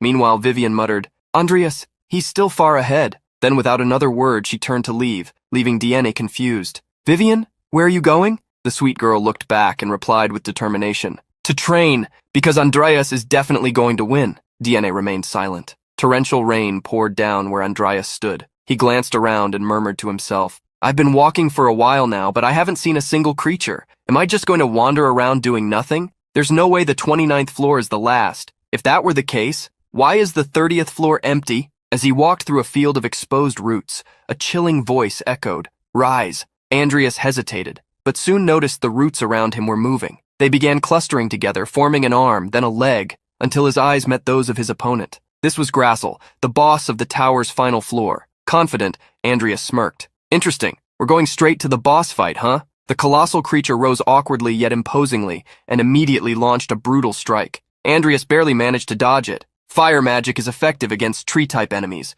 but in this rain it's unlikely to do much damage, he thought. Grassel attempted another strike but failed, letting out a deep growl. With every dodge, the creature seemed to analyze Andreas's movements, trying to predict his next step. That's when Andreas's eyes widened. "What's with this regeneration speed? Looks like he's not going to let me win so easily." In a moment of unexpected carelessness, Andreas was caught by one of the roots, which coiled around his body and lifted him into the air. However, he reacted swiftly, slicing the root with Windslash and landing gracefully on the ground like a cat. Suddenly, the creature's trunk split open, emitting a blinding light. From within, numerous root-like orbs began emerging. They looked like seeds. "What is this? It's going to be tough dealing with this monster without any information on it," Andreas thought, quickly raising his earth shield. The shield rose from the ground, blocking the approaching seeds. However, upon impact, they exploded in bursts of green light. Caught off guard, Andreas instinctively leaped back. When he looked again, the spot where his shield had been was now completely overrun by vines.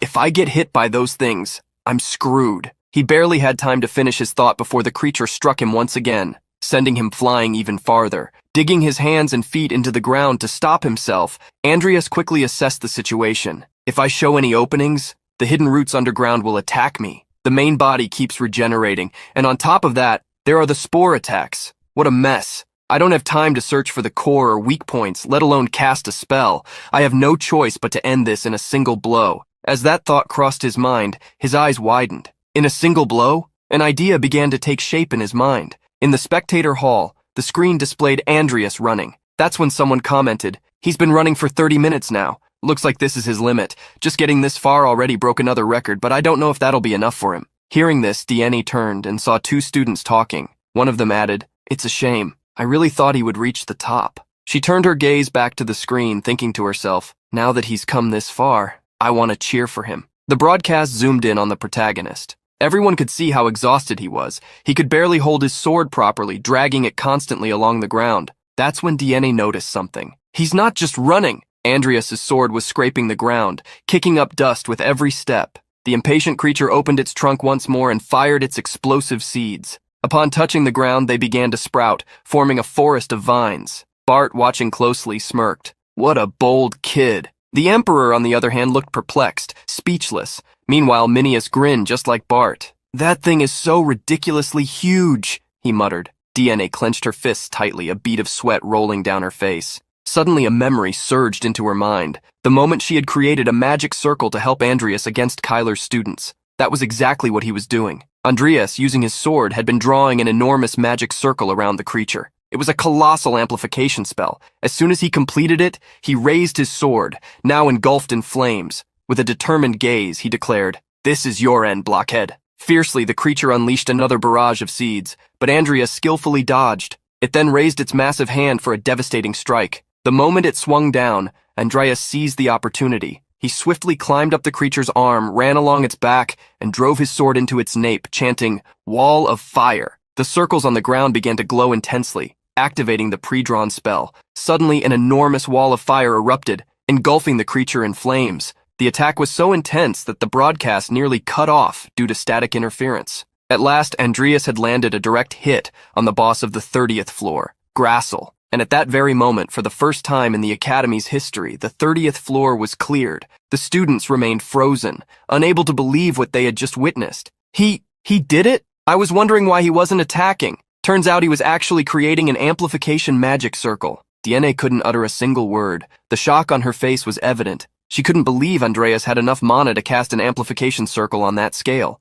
The rain showed no signs of stopping. In the center of the battlefield, charred root fragments slowly fell to the ground. Andreas panted heavily, exhaustion weighing on him, but his gaze remained steady. What was once an imposing creature was now nothing more than a scorched trunk. He shouldn't be able to regenerate after this, Andreas murmured. On the other side of the broadcast, Minius smiled and remarked, "Andreas Cromwell, what an unbelievable kid. The more I watch, the more fascinating he becomes. What do you think, Vice Commander Denard Slay?" A man with black hair and a thick mustache nodded, clearly impressed as well. As of now, his nobility is just a title on paper, so there shouldn't be any issues in recruiting him. Minius's smile widened at this, and Denard continued, "I suggest we make our move now, as it seems that Her Highness, the third princess, intends to act first." Just as he said this, the woman who had been shown earlier in the broadcast descended the stairs. Minius waved his hand dismissively. "Don't worry," he said as he stood up, tidied his hair, and declared with a confident glint in his eyes,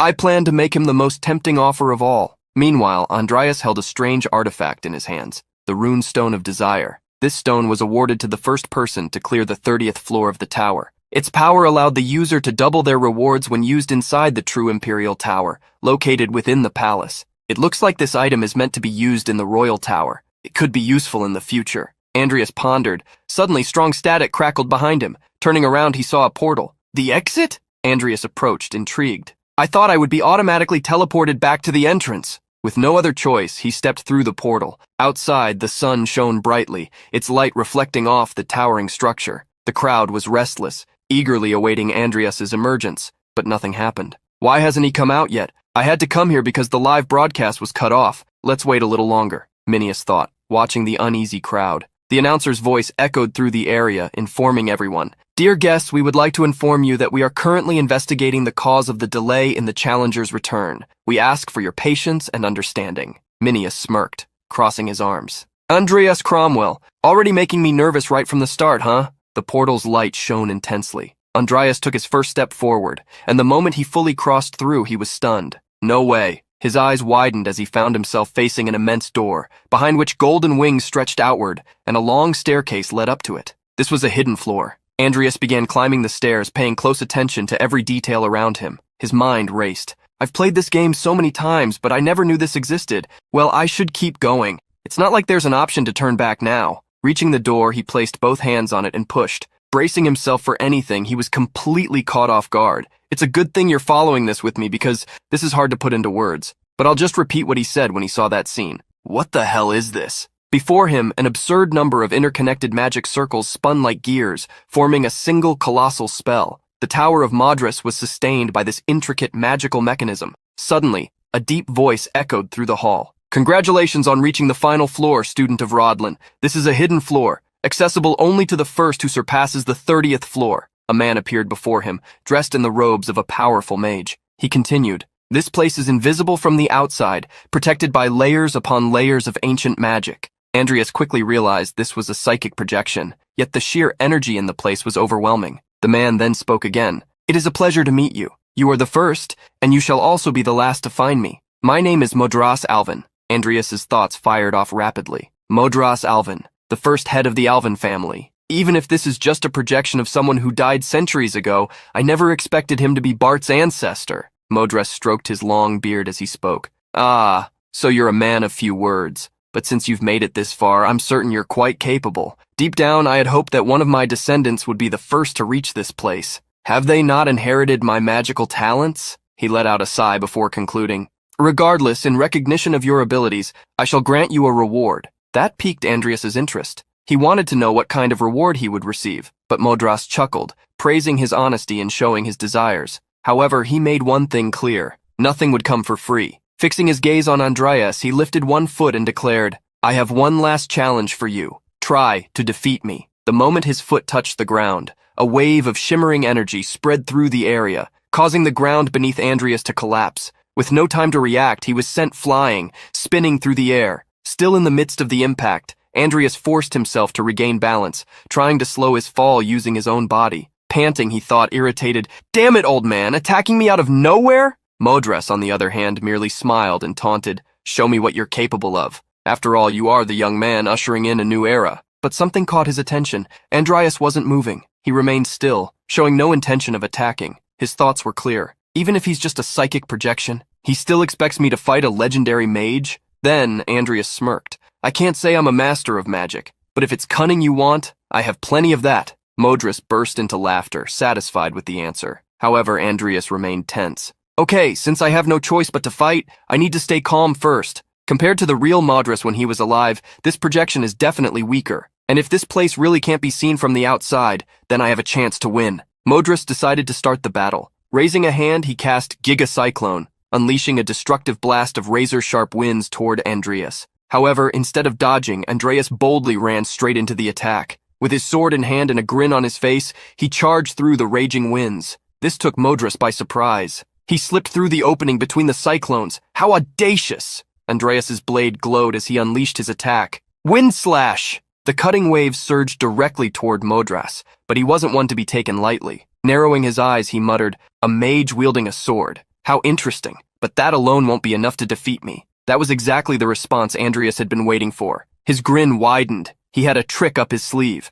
Behind Modras, a subdimensional space portal silently opened. From within, Nickel emerged without warning, wielding his sharp blade. With a single strike, he slashed through half of Modras' body. The upper half of the old mage was sent flying. Even in midair, his eyes remained locked onto Nickel. Clenching his teeth, he could hardly believe what he was seeing. Undead? He thought, stunned. Nickel positioned himself in front of Andreas, making it clear whose side he was on. Modras, still alive despite the attack, had no choice but to congratulate him. "Well done tricking me. Now, how about this?" Before he could make a move, Timur threw a punch with all his strength. The impact was so intense that the ground split open into a crater, and a thick curtain of dust rose around them, obscuring everything from view. Everyone waited anxiously for the dust to settle, but then, a voice echoed from within the cloud. "Magnificent! You certainly know how to make things interesting." Timur let out a growl between clenched teeth, irritated by Modras's audacity in surviving his blow. Still, the old mage's voice continued. "Being able to use magic while wielding a sword is already rare, but to think that someone capable of manipulating even dark magic is just a mere academy student." His voice seemed to resonate with the intense mana filling the room. Andreas knew this still wasn't enough. Beneath that massive clock, Modras kept talking. "However, you're making a mistake. I am not human. I am a psychic projection. Simply beating up an old man without a body won't get you anywhere." Without warning, Modras unleashed a devastating attack. The spell Wind Spear sliced through the air, forcing Andreas to roll multiple times to dodge, barely avoiding the sheer force of the wind pushing him away. Then, a mana bomb detonated right in front of him, making the ground tremble. Attacking Modras seemed pointless at that moment. But then, Andreas noticed something important. He turned his gaze to the large clock in the hall. There must be some connection to that clock. Aside from the three smaller ones, only one of them seems to be working now. Modras, sensing Andreas's hesitation, decided to provoke him further. Running around like a squirrel, This will never end at this rate. Let's change things up a bit, shall we? Suddenly the sky darkened. A golden-black hue spread across the hall. The spell Merciless Thunder had been cast. Countless bolts of lightning rained down from above, crackling violently like pure energy, slashing through the air in chaotic zigzags. Shit! That was the only thought running through Andreas and his summon's minds at that moment. His eyes widened, his teeth clenched, and then the lightning struck Andreas directly. He screamed, "Nickel! Interrupt the spell!" Nickel was his best chance. The skeleton lifted his gaze directly toward Modras. The old mage met his stare. Nickel surged forward, moving faster and faster. The moment the skeleton raised his blade for a precise strike, Modras vanished, only to reappear behind him. The mage was clearly annoyed by Nickel constantly chasing him. With a swift motion, Modras gathered thunder in his hand and struck Nickel directly. However, the impact didn't have the expected effect. In that case, Modras took a step back, assessing the situation before concluding, "I'll just have to overpower him with sheer firepower." He raised his hands, and a brilliant light engulfed the area. Upon seeing this, Andreas thought, no matter how resistant an undead is to lightning magic, if he keeps taking attacks like that, he'll be destroyed. At that moment, Modras seemed completely in control, as if he were Zeus himself, merciless. "Now let's see how much longer you can last," he said with a wicked grin. Andreas quickly ordered Nickel to retreat. When Modras realized it, he murmured in disappointment, "Just when things were getting interesting." The old mage knew very well that undead and lightning magic were incompatible, yet he kept insisting on this type of attack against Nickel. That could only mean one thing. A smirk formed on Andreas's face. He had finally understood what was behind it all. You can only use the elements controlled by that spinning clock, can't you?" Modras looked up before exclaiming, amused. "Well done figuring that out. This is a rule imposed by Modras when he left me here. Without restrictions, no matter how many tower conquerors existed, it would be impossible for them to defeat me. But this is just a minor setback. Either way, if you can't even land a fatal hit on me, then you stand no chance." Once again, Modras raised his hands, charged with energy, and fired at Andreas. While running to dodge, Andreas quickly analyzed the situation. Offensive magic, or should I bet on a battle of endurance? Either way, he's a psychic projection. That means once all his mana is depleted, he'll disappear, and repeatedly casting magic like this must be consuming an absurd amount of mana. Closing his eyes for a brief moment, Andreas tried to sense the mana around him. Then he saw it, traces of it. Countless bright blue lines were spread throughout the area, but there was something else. The pillars in the hall also seemed to be connected to Modras's magical energy. After a quick analysis, Andreas concluded, these pillars, they're constantly supplying him with mana. Interesting. In that case, the answer is clear. Without hesitation, Andreas dashed forward again, his determined gaze making it evident that he had found a way to win.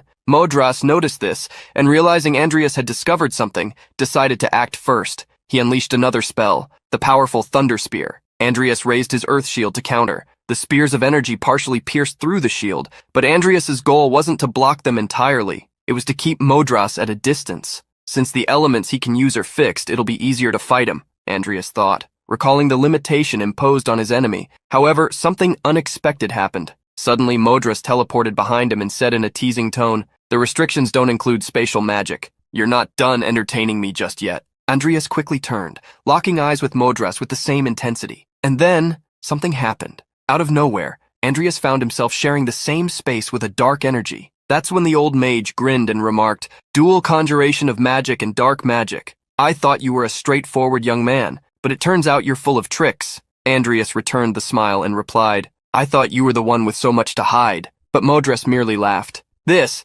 is what you call the virtue of age." The creaking of the clock and the sound of gears echoed once more. Modras raised his energy-charged hand and declared, "Now then, your advantage is about to disappear." Andreas's eyes widened as he realized what was happening. An absurd amount of energy began to fill the hall. It was aquatic field magic. The Necromancer immediately understood. Modras wanted to take control of the battlefield from above, restricting his movements. The water started flooding the area, rising rapidly. Andreas glanced at Timur. He understood the command instantly. Without the need for words, the two split up, each heading toward a different pillar. But Modras intercepted Timur midway. "Where do you think you're going in such a hurry?" he said in a sharp tone. With a wave of his hand, he conjured two colossal water serpents. The spell, Hydra Wave. The aquatic creatures coiled around Timur, engulfing him completely. From a distance, Andreas saw everything and thought, if he's focused on Timur, then I'll reach the pillars first. But he didn't anticipate Modras's next move. The old mage raised his hand and cast a binding spell.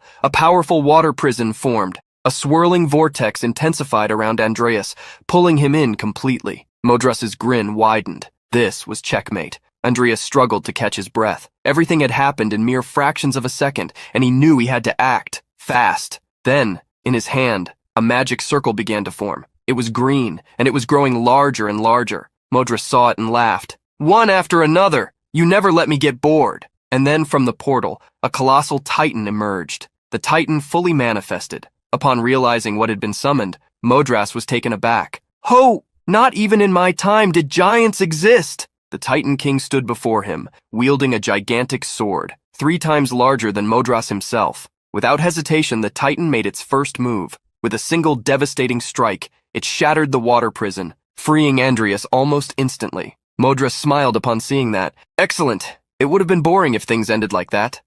That's when Andreas also smiled and taunted. You'd better be careful, Master Modras. You've already lost one of your precious lives. Outside, everyone was more than anxious. They wanted to know exactly what was happening inside. Some remained silent, gripped by uncertainty, while others whispered questions among themselves. Diene, however, thought to herself, oh heavens, my father is going to have a hard time explaining this to the nobles. She was so lost in thought that she didn't even notice Vivien approaching. When she finally realized, she was startled. He still hasn't come out. What happened to Andreas? Vivien asked, her voice filled with concern. Diene took a deep breath before answering. The professors are investigating, but it's been hours. By the way, why do you look like a beggar? Vivien's clothes were wrinkled, old, and worn out, as if they hadn't been changed in days. Diene frowned. What the hell has she been doing to end up like this? Then she remembered their last conversation. Vivien had mentioned training, and now, seeing her condition, Diene reflected, has she been training all this time? And from the looks of it, she hasn't even slept?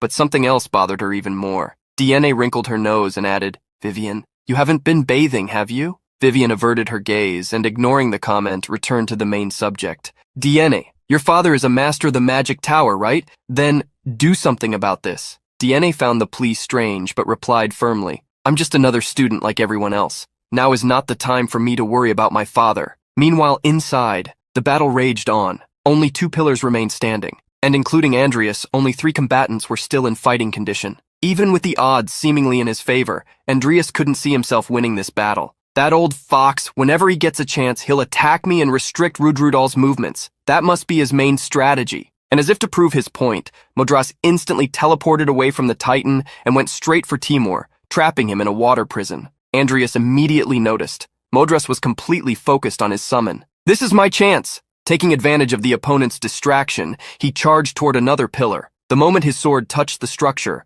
a whirlpool of water emerged from nowhere, completely enveloping it, forming an impenetrable liquid shield. Modras kept his hands raised and simply mocked, Oh, what a pity! Andreas clenched his teeth and cursed under his breath. Damn it! He called out to Nickel in his mind, and the little skeleton immediately responded. The situation was dire. Modras stood in the middle, Timur was imprisoned at his side, and Andreas and the Titan faced an impenetrable water shield protecting the last pillar. The walls were closing in on them. Andreas knew he needed a plan, and fast. This is unexpected. Summoning back the undead you had already dismissed? The old man said, intrigued. Andreas noticed something. Modras seemed far too relaxed in this situation. That made the young necromancer think, I doubt breaking the remaining pillars will be the end of this. He then shifted his gaze, focusing on the real target. Modras noticed the change in posture and narrowed his eyes. Is he giving up? The old mage thought. You had your chance. But before any conclusions could be drawn, Andreas raised his voice, determined.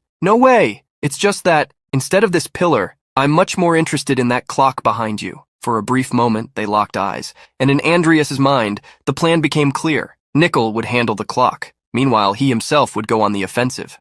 Seeing Andreas's decisive movement, Modras merely smiled, and that left the necromancer perplexed. He isn't stopping me? A massive force emanated from the clock, filling the entire chamber. Nickel observed it carefully but did not back down. Tightening his grip on his sword, he attacked, delivering a precise wind slash. However, it was futile. A magnetic field surrounded the clock, a powerful shield. Modras's projection laughed non-stop, watching Andreas's useless struggle. Did you really think Modras would leave his magical weak point unprotected? The old man crossed his arms and continued with a smug grin. I won't interfere in any way. Feel free to do as you please. Andreas's expression darkened as he listened to Modras continue. Only something on the level of a warlock could damage that. Those words made Andreas think. He then asked firmly, No going back, huh? Then a notification appeared, activating the Codex of Sloth on Nickel. All the water around the skeleton dispersed, leaving Modras confused about what was happening. Nickel's eyes burned with flames. He raised his sword firmly, gathered all his strength, and struck a precise blow against the clock.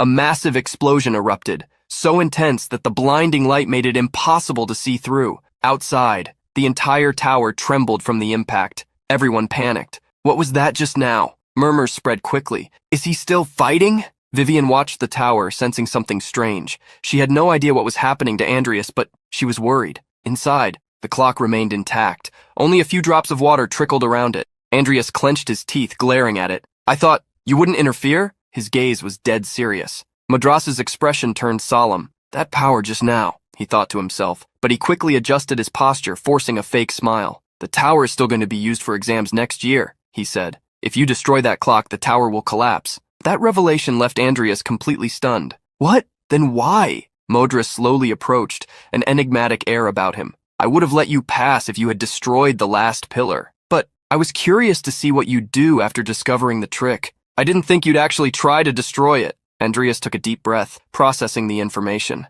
That could have been a real disaster, he muttered. Modras stroked his beard, thoughtful. Well, your fighting style is certainly reckless, but I didn't build this tower to kill my students. Andreas shuddered at the thought. Old man, if I had destroyed the tower, there would have been no way to undo it. Modras stretched out his hand, revealing a necklace with a blue stone pendant. In any case, take this, your promised reward. He placed the object in Andreas's hands, and the young necromancer held it firmly. Lifting the necklace before his eyes, Andreas examined it. This was the glow of the silver light, a rare artifact capable of sharpening the mind of its wearer, making them more efficient in the use of mana and aura. Andreas thanked the mage's projection, but as he analyzed the necklace, a thought crossed his mind. This is an amazing item, but instead of me, this should be for... Before he could finish his reasoning, Modras spoke again. Intriguing. A cat that would have reached perfection in life, a mythical creature, and even an undead capable of borrowing and wielding the power of a god. Modras took a deep breath. All of them would have been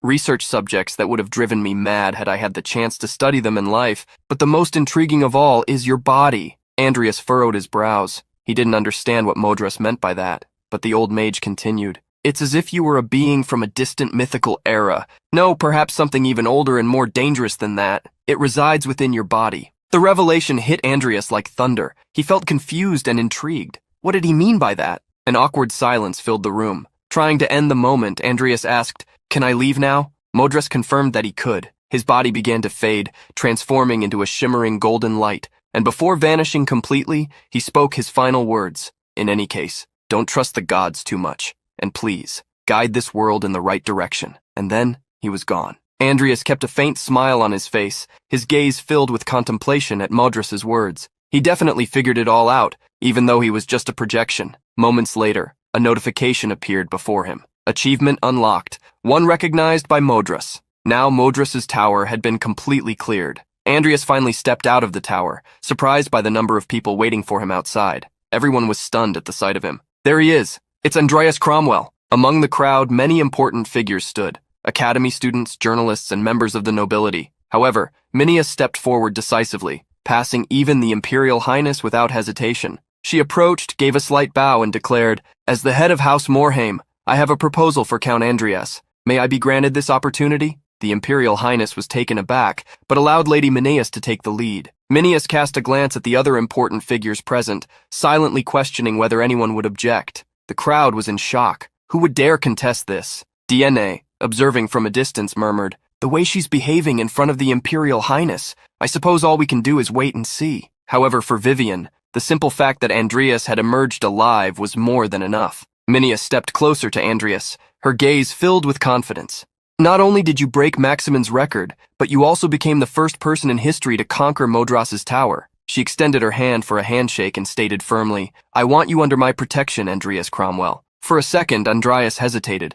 I expected to be noticed by some high-ranking noble, but not someone this important from the very start. Minius Morhaime, the head of House Morhaime, one of the 4 great dukes of the Empire. Instead of shaking her hand immediately, Andreas bowed respectfully. I, Andreas Cromwell, greet you, Your Highness Morhaime. Please forgive me for not shaking your hand as mine are dirty. Minius didn't seem to mind, but she still withdrew her hand, cutting off her vice commander, who criticized Andreas for his lack of respect. Andreas's expression tensed slightly at the reprimand, but he said nothing. Minius, however, ignored the matter and continued the conversation. Have you decided what you'll do after graduation? Andreas replied that he had not, but he was caught off guard when Minius stepped even closer and asked bluntly, Do you have a lover? A bead of sweat rolled down Andreas's face. No, I don't, but why are you asking me this? Minius smiled, pleased with his answer. Good. And then she made an irresistible offer. How about this, Andreas? How about forming an alliance between House Morhaime and House Cromwell? The word alliance caught Andreas by surprise, but before he could ask, Minius continued. If you agree, I can protect you from your political rivals. In addition, I promise financial and military support until House Cromwell regains its former glory. This offer was placed on the table in front of everyone. It was too good to be true. Andreas raised an eyebrow before asking directly, And what do the Morhaime gain from such a generous offer? Minius smiled once more. This won't be just a mere alliance of words. It will be a blood alliance between our two houses. I want you to marry me, Andreas Cromwell. Silence fell over the crowd. The most important figures were utterly shocked, from the great nobles to DNA. However, no one was more astonished than Vivien. Her eyes widened, and her body froze. She couldn't do anything, only watch from a distance as the fairy lord spoke, and yet, no response came from Andreas, prompting Minius to continue. Why hesitate? It's a good offer, isn't it? Are you worried about our age difference? I thought I was keeping my body in shape. She looked down at herself, placing a hand on her stomach as if to confirm that she had no belly fat. Her vice commander cleared his throat, uncomfortable. Lady Minius, a little elegance, please. But Minius ignored the remark and turned back to Andreas. Do you not find me attractive as a woman? Andreas swallowed hard. A drop of tension ran down his face. No, you're attractive and beautiful for sure. But in his thoughts, he knew that responding immediately would be a colossal mistake. This is a political marriage and a sudden proposal. Accepting without thinking would be sheer stupidity. Meanwhile, Vivien clenched her fists, consumed by a deep hatred. Everything around her faded away. DNA, standing beside her, could feel the overwhelming pressure of jealousy radiating from her. Yet, at the same time, she couldn't suppress her own thoughts. Poor girl. But if you were in Andreas's place, it'd be hard to say no, given the state of his house. At that moment, Andreas spoke up. My apologies, but this isn't a decision I can make here. Could you please give me some time to think about it? I believe it's customary at the academy to hear offers from other nobles, so Minius decided to play her hand. Are you really going to compare me to them? But Andreas was being wise. Accepting such an offer recklessly, in front of so many people, could create unwanted enemies. Minius chose to relent. Very well, I don't like this, but since it's tradition, you'll soon learn that there's nothing better than my offer. Andreas apologized if his response had unintentionally seemed disrespectful, to which Minius replied, I'll forgive you, if we have dinner together in the future. Andreas bowed, thanking her again, but the moment he opened his eyes, a sweet voice called out to him, Andreas Cromwell, I am the third Imperial Princess Michaela Rodlin. I also have an offer for you. The next day at the Knighthood Academy, Andreas walked through the corridors muttering to himself, from one of the 4 great houses of the Empire to a member of the Imperial family. I never want to be in that situation again. From afar, someone called his name. When he turned to see who it was, he found himself facing Selena. Are you here to practice your sword skills? She bowed slightly before continuing. If you have time, would you mind training with me for a bit? Andreas apologized. In truth, he wasn't there for himself. He was looking for Vivien. Selena seemed a bit awkward, but quickly gave him the answer he needed. Since yesterday, she's been in the training grounds that were closed after that incident. Without wasting a second, Andreas ran off. Behind him, Selena muttered that she had taken a quick look but hadn't stayed long. The atmosphere was far too unsettling. Had she lost her mind? Andreas still couldn't understand why. As he passed one of the pillars of the training grounds, a massive explosion erupted. It immediately caught his attention. He turned to see Vivien surrounded by a blazing aura. Her hair fluttered wildly, and the fire around her burned intensely. It was a perfectly clear aura. She hadn't lost control. Seeing this, Andreas smiled gently, yet in admiration. Just when I thought I had finally caught up to her, she was already a step ahead of me again. Break time. I don't even know who to root for anymore, but one thing's for sure. Andreas is screwed. Vivien flinched when he called her name, and the situation only got worse when he said he was looking for her. She quickly turned her back to him and stammered in desperation. Wait, I'm a mess right now. Andreas didn't understand why, but he stepped a little closer and asked if she was all right. However, the poor girl was in complete panic and shouted to the heavens that she smelled awful too. Andreas didn't care. He approached and wrapped her in his arms. That took all of us by surprise. Vivien froze in shock at how close Andreas was. Then he whispered softly into her ear, It's perfect, just right, it suits you, just as I expected. And then, he left. Vivien instinctively touched her neck, trying to understand what had just happened. That's when she realized he had placed the blue gemstone on her. "Why?" she murmured in confusion. The answer came simply, "It's my way of thanking you for helping me so many times." Andreas continued, "I got this on the top floor of the tower. Supposedly it helps calm the mind. I thought it would be perfect for you." Vivien trembled. Her face burned red with embarrassment. She bit her lip, flustered. Andreas called her name again, snapping her out of her daze. He held out a red potion, saying she didn't look well and should drink it and rest. But instead of accepting, she turned away and ignored him. "Later, Andreas, later!" And with that, she stormed off, leaving Andreas a little puzzled. He glanced at the necklace, lost in thought. That necklace, does it really have an effect? That old man from Modras, don't tell me he lied about it. Sometime later, Andreas was in his personal laboratory. His status window activated. His new title was still there, and its rewards were ready to be claimed. Upon accepting them, he gained a random talent related to magic. However, something unusual was detected. He had acquired the talent, Magic Firepower Light Element Genius. Sitting at his desk, Andreas muttered to himself, "Genius? I haven't even learned light magic yet, so for now it's just for show. I guess I'll pick it up gradually." He activated his subdimensional space and called out to Nickel, giving a direct order. "Step into the magic circle." Nickel positioned himself at the center of the circle drawn on the floor. There, a corpse had been lying undisturbed for almost half a year. Andreas had been waiting to use it until his necromancy had improved. But in theory, with his current level, he should already be capable. Andreas stared intently at the body on the ground. It belonged to someone important, the former fairy queen, Meline, and now he was definitely going to wake her up. A loud noise was heard outside Andreas's personal laboratory. Black smoke mixed with gray smoke as Andreas shielded his eyes for protection. He couldn't stop coughing, wondering how this had happened. Soon after, a notification appeared. A shadow banshee, legendary, has been summoned. The fairy queen flew in front of him, and the joy on her face was evident. "It worked!" he celebrated. The notification further informed. The level of the corpse turned out to be high, granting a status bonus. Its level is extremely high, and it has increased. It is now a shadow banshee fairy. The corpse's level was transcendental, allowing it to regain part of its ego before death. Meanwhile, the sun shone, reflecting off the waters of the port city of Myriel. Within the city, we are taken to a restaurant aboard a ship called Blessing of the Sea. Lady Minius and Andreas were dining together, enjoying an incredible feast, one I would love to have for Christmas dinner. "Eat as much as you like," she said. "I want to have a nice long conversation with you, so I reserved the entire ship for us. Since it's mine, there's no need to be shy. If there's anything you want to talk about, feel free to do so." Andreas maintained an incredible composure, politely refuting the invitation. "I should be the one inviting you as an apology for my rudeness. I'm sorry that you had to invite me here in this manner." She smiled as she sipped a glass of wine. "You're my future husband. There's no need to apologize like that on our first date." The protagonist swallowed hard. Pardon? He certainly hadn't expected such a comment. Once again, Minius burst into laughter. "I'm just joking. No need to look so uncomfortable." However, even if it was a joke, nothing about it sounded like one. Minius seemed like the kind of person who would stop at nothing to achieve her ambitions. It's no wonder the Morhaime family rose to power by doing the dirty, mercenary work that other noble houses wouldn't. A bit anxious about how things would unfold, she forcefully placed the fragile wine glass down and said, "So, have you made your decision? While I did say to hurry, I am not a patient person. I want your answer before—" Andreas was forced to interrupt with a smile and gently replied, "As I said before, I'd like a little more time. That is my answer. My house has fallen, so there is much I need to do before I graduate."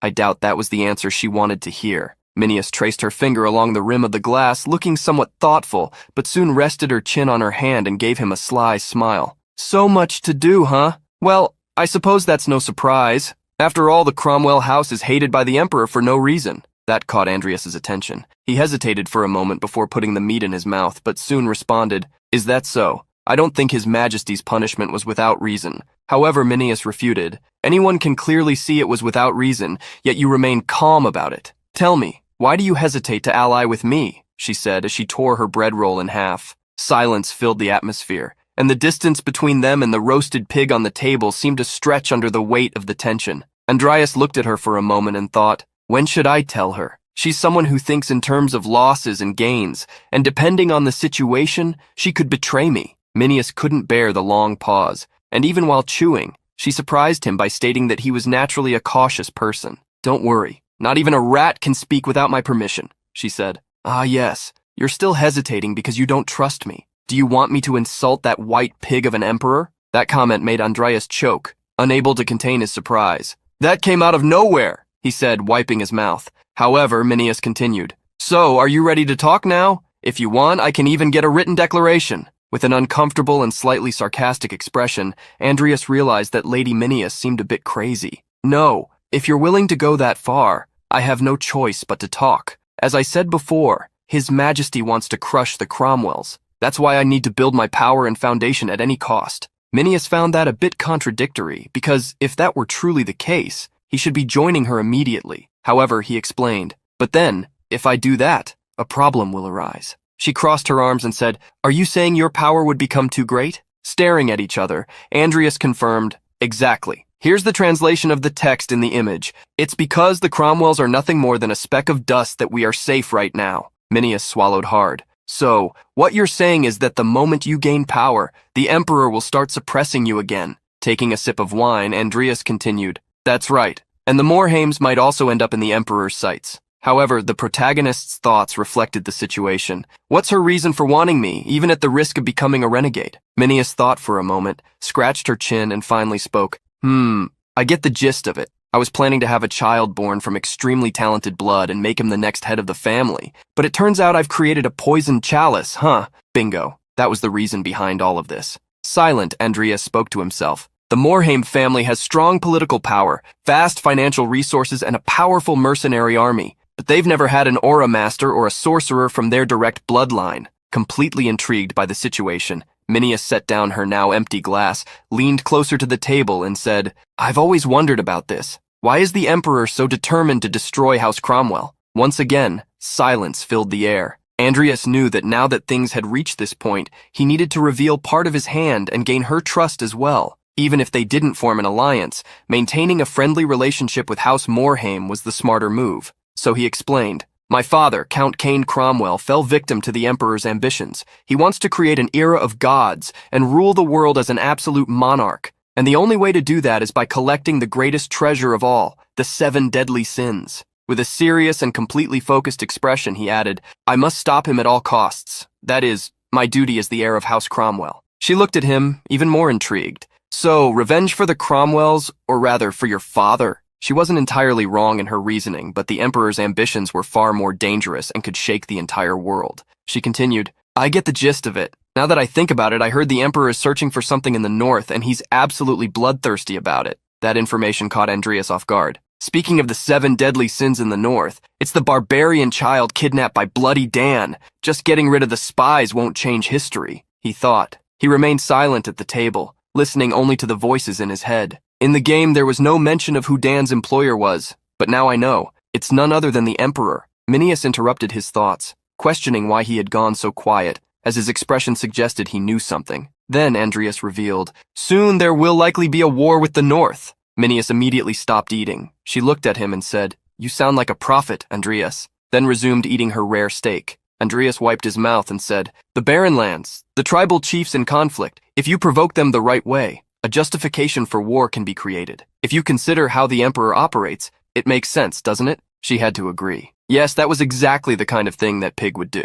Andreas continued, "And once the unexpected war ends, the nobles and feudal lords who weren't prepared for it will fall into panic, while massive changes take place. But if they're well prepared, they could still manage to hold a strong position in the post-war era." Upon hearing that, Minius let out an interesting smile. The conversation was taking an unexpected turn. "So you're saying I should stock up on supplies in case of a war?" Without hesitation, Andreas affirmed it. Lady Minius continued, "That was a very generous warning, Andreas. Assuming things unfold the way you expect." He simply asked if that wouldn't be enough. However, she didn't understand what he meant. That was when he clarified, "When the pigs at the center of this, weakened by their own tyranny, are ripe for the taking, wouldn't they be?" What she heard made her freeze completely inside. Meanwhile, in the mighty imperial palace, the Emperor sat on his throne, receiving one of his returning servants who bore good news. "Greetings, your Imperial Majesty." Bored, the Emperor got straight to the point. "Come, what interesting tale do you have for me this time?" The kneeling man was the Prime Minister of the Rodlan Empire, Duke Hector Kazaf. He had been overseeing the Academy's examinations and now reported, "Andreas Cromwell, son of Cain Cromwell, has conquered the 30th floor of the Tower of Modrus, and Minius Morhaime attempted to form an alliance with House Cromwell, though he has yet to respond. But that was merely a superficial gesture. We don't know what they're scheming behind the scenes, so just in case..." The Emperor cut him off, completely enraged. "Rubbish! What's so terrifying about that brat? Why are you so afraid of him? Hector bowed even lower, offering his sincerest apologies. However, the Emperor merely clicked his tongue and changed the subject. Forget that. Report on the people you sent to the north. Hector responded. Yes, they are doing their best, but they have yet to find anything. Disappointed, the Emperor continued. Then they'd better work harder. Lord Jester claims he found something related to the 7 deadly sins in the north. Hector's face twisted in shock. The Emperor's objective was drawing closer, and he was determined to find it. We are then taken to a colder, misty atmosphere. A carriage was being pulled through a snowstorm. Inside, Master Jester was present. To obtain wrath, we have to fight the great chief. How troublesome. He gazed at a photograph of a small boy who still looked like a child. Suddenly, someone called him through his communicator. Jester Tildy, it's been so long, Tilda. It was Luna making contact. Guess what? Luna found out. Luna knows who killed Kyler. His eyes widened in shock as he asked who it was. And without the slightest hesitation, she answered, it was Andreas Cromwell. Luna was practically bouncing with excitement in front of Kyler's destroyed hideout. Before her stood a strange green specter. Jester asked, Luna is sure? Andreas was the one who did it? That boy again? She twirled around, confirming it enthusiastically, showing him the entire site. Then Jester said something that made the girl's eyes sparkle with delight. Luna can shapeshift. Andreas Cromwell is Luna's toy? Andreas excused himself from the luxurious ship, thinking, the war will begin soon. It would be great if I could keep track of the Emperor's actions through Mineas in the future, but in the meantime, I must become stronger at any cost. With my evolved talent in dark magic, the first thing I'll do is focus on studying the dark magic books of Morn and Kyler. Then, when the Academy's vacation starts, I will get my hands on the Red Dragon Krav Maga. A week had passed, and Andreas was at the station when the platform's intercom announced, the train to the Kingdom of Grandis will depart in 10 minutes. Please make sure not to miss your train. Andreas had obtained a map from the Muriel auction, and according to it, the tomb of the Krav Maga dragon was deep within the Great Bayatra forest. Fortunately, he could take a train to the Kingdom of Grandis, which was right next to the forest. Beyond that, the only way to continue was on foot or horseback. Besides, the forest is a completely unfamiliar place where the Empire's usual laws do not apply. I hope things don't get out of control. Suddenly, his thoughts were interrupted when he felt a small poke on his back. Looking behind him, he realized it was Vivien who gracefully greeted him. Hello? Andreas asked if she was traveling as well, and she replied, I'm going back to my hometown. He found it strange how sudden this was, but she explained that her father had asked her to return home. Concerned, he asked, will you be okay? I thought you didn't feel very comfortable at home. She turned her gaze to the side and spoke with sorrow. I don't want to go. I would rather spend more time with you, Andreas. Andreas was taken aback. With me? He had no reaction to this information. What should I do? It would be problematic if she came with me now. However, Vivien stated, but that's all the more reason why I need to go back to my hometown. Silent, our protagonist simply wished her a safe journey, thinking to himself, even she won't always need the help of a fairy, huh? They bid farewell, confirming they would see each other after the vacation. It seemed this was the moment for Vivien to start handling things on her own. The sun set behind the mountains of a new location. This was the station of the castle city in the Kingdom of Grandis. Andreas walked through the streets thinking, it's my first time here in person, but maybe because I've visited it so often in the game, it feels nostalgic. Still, why is there so much commotion here? He started noticing a certain unease among the people around him and overheard them talking. I never imagined things would turn out like this in just a few days. The orcs have gone out of control in the forest. Because of that, our business is suffering. Orcs, Andreas thought, glancing to the side while silently listening to the conversation. I have a bad feeling about this. Let's find out more. At an inn in Grandis, Andreas approached the counter, placed a few gold coins down and requested, a room and food, please. The woman at the counter handed him a key, saying, you can have the last room on the second floor. Nothing escaped Andreas's notice, and upon analyzing her expression, he asked if something was wrong. She picked up a mug of ale and said, I suppose a traveler wouldn't know. Things are bad near the border. For the first time in 40 years, they say an orc lord has appeared in the great forest. Andreas pondered. This is terrible news. The appearance of an orc lord means the unification of the tribes in the great forest. Just searching for the tomb in the forest is already difficult enough, but with a horde of orcs appearing too. Sitting down in a chair, Andreas asked, does that mean the path to the great forest is blocked? Placing the mug of beer in front of him, she replied, isn't it obvious? Civilians can no longer approach Endeavor. Stunned, he continued the conversation. Civilians? Are you saying there are other ways to enter? The woman responded that the only way was to become a mercenary. However, she warned him against doing so. Seeing Andreas' expression after hearing this, she tried to explain, sorry, what I mean is, a scrawny guy like you would get cut in half by the orcs.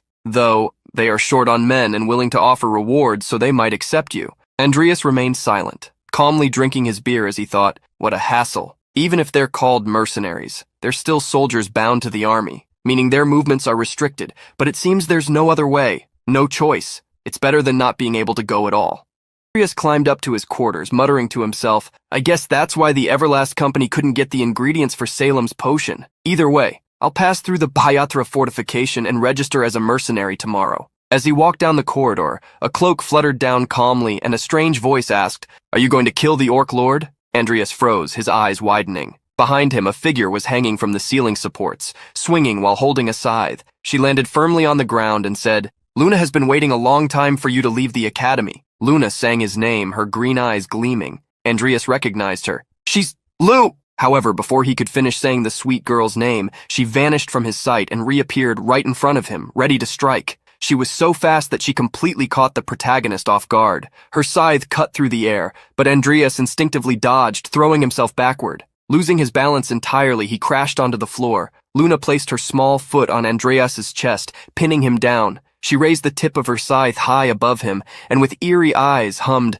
This is going to hurt a little tilde. As she drove the scythe into his chest, the dark energy that had once protected Kyler now did its job of shielding Andreas. It detached from his body and clung to the scythe. Luna was astonished. She could see the energy materializing and rebelling against her, instantly pushing her away. She burst into laughter. Oh ho! That's Kyler's shadow magic, isn't it? How interesting. Did you kill Kyler and steal his magic too? How did you do it? Andreas's expression darkened. He clicked his tongue and thought, even though I completely erased all evidence in Kyler's hideout, it wouldn't mean anything if it were her. A spiritual medium who calls upon the dead to communicate with them. Luna Pendragon. The girl asked why he had gone silent, saying it was starting to get boring. Andreas was getting tired of the persistence of these congregations. Gripping his sword tightly, he said, You came here to kill me, didn't you? The girl tilted her head, confused. Huh? The truth is, it's not you? Andreas's expression hardened again, wondering if she had discovered something. Luna stabbed her scythe into the wall and laughing and humming declared, But Luna might want to kill you. Andreas needed to stay alert. She might act like she was playing around, but she had been a witch-class mage since a very young age. He questioned her. Then why are you here? Excitedly, she responded, Ah, yes. She pulled out a communicator from behind her and said, Jester, it's Luna. Master Jester then began to reply, That was fast. Did you make contact with the target? She eagerly affirmed, Yes, Luna is with him now. Jester boldly requested to speak directly with the protagonist. Luna tossed the communicator to Andreas, who caught it firmly and looking at the artifact, introduced himself. This is Andreas Cromwell. Meanwhile, he was thinking, What is going on? I thought you came here to eliminate me, now that you know I killed Kyler. Jester, on the other end of the line, asked, How dare you lay a hand on my agent? As always, you have some nerve. With an awkward smile, Andreas found it amusing, coming from someone determined to kill him. But then he replied, My apologies. My master is dead, so I didn't know that Sir Kyler was your agent. Outraged, Jester retorted, Humph! A smooth talker, but that doesn't absolve you of your offense. Andreas constantly thought about how audacious this was, and how much he would love to punch him. However, he needed to avoid a direct confrontation for now, so he simply said, I hate to admit that everything I do always goes wrong, but since this is partially my fault as well, I'll apologize. During the sloth incident, I was only fighting for my life, and this time, I truly didn't know anything. Truly, Jester had to take a deep breath in response to Andreas's shamelessness. I'll pretend I don't know anything for now. Since you acknowledge your offense, I'll let it slide this time. I wouldn't say I have no personal grudge against you, but as the director of the congregation, I am obligated to act in the best interest of our cause. Andreas wondered, confused, what he meant by that, but Jester continued. Anyway, we need someone to keep us informed about events in Rodland, the heart of the continent. However, for various reasons, I no longer have the resources to do so. That's why I have a proposal for you. That made Andreas freeze for a moment. The atmosphere grew even heavier for him as he thought, This guy, he's speaking indirectly, but in the end, he's just trying to keep me under his control. Then the invitation was made. Master Jester, gathering all his intelligence and strategy, spoke. Join the congregation, Andreas Cromwell. The suspense didn't last long. At the inn, the moon shone over the mysterious atmosphere before Andreas confirmed, I will accept this proposal. He closed the communicator and asked Luna, With this, there's no reason for us to fight anymore, right? I'll return this to you. Luna's face was different. She looked shocked, her cheeks slightly flushed and her pupils dilated. What's with her? Andreas wondered. The girl suddenly jumped onto Andreas, hugging him tightly. Wow, Luna is so happy. This is the first time Luna has someone her age in the congregation. The protagonist was a bit confused. She had just tried to kill him less than a minute ago. Raising a finger with a superior tone, he said, "As your senior, Luna will give you some advice. Being part of the congregation probably won't make you much busier." She patted his shoulder while Andreas asked, "Ah, I see. So aside from exceptional situations, all I have to do is report what's happening at the academy, right?" She nodded eagerly. "That's exactly it. If you have any problems, talk to Luna." Andreas let out a small smile and bowed like a knight. "I'll make sure to greet you if I see you somewhere in the future." Well then, realizing he was saying goodbye, she quickly protested, But Luna planned to come with you." Andreas found it strange, but immediately informed her that he wasn't there for congregation business. However, Luna didn't care. At that moment, Andreas rolled his eyes, thinking, "This girl, does she have a garden of flowers in her head or something? I need to get rid of her somehow." He took a deep breath, trying to think of something to say, then commented, This is the first time we've talked, right? I don't understand why you want to come with me." Luna explained that she had nothing better to do at home, but Andreas quickly shot back, saying that wasn't really a valid reason to follow him. She tilted her head in confusion and asked, "That's not a good enough reason?" She then recalled the last time she had seen him at the congregation and the scene where he had placed his sword against his own chest. "When Luna saw you going crazy in the congregation before, it was amazing, so Luna thinks it'll be super cool to be around you." She then began imitating him like a skilled actress. If you desire sloth, hand over all your treasures." Watching her performance, he wondered to himself if she was trying to pick a fight. In the end, he didn't like it much and simply turned away to leave. "I think I'll go alone." She immediately grabbed his cloak, almost being dragged along by him. "Wait, come on, let Luna go with you. Luna, she could be useful to you somehow, you know? Luna is really strong." Andreas stopped for a moment, turned to her and thought, it's certainly tempting to have someone as strong as Luna around, especially with the battle against the orcs approaching. And since there are no hostilities or laws against dark mages in this region, staying together wouldn't be a problem. So he decided to give her a chance, under one condition. She was completely surprised when she heard him say, "I want you to perform the soul engraving for me." She tilted her head, saying that would be a lot of work for her, and he shot back with the same energy. "Traveling with me is a hassle too." The soul engraving was an ability that granted a permanent spirit summoner effect, something perfect for him. In the 7 deadly sins, it was a special ability that only Luna could use.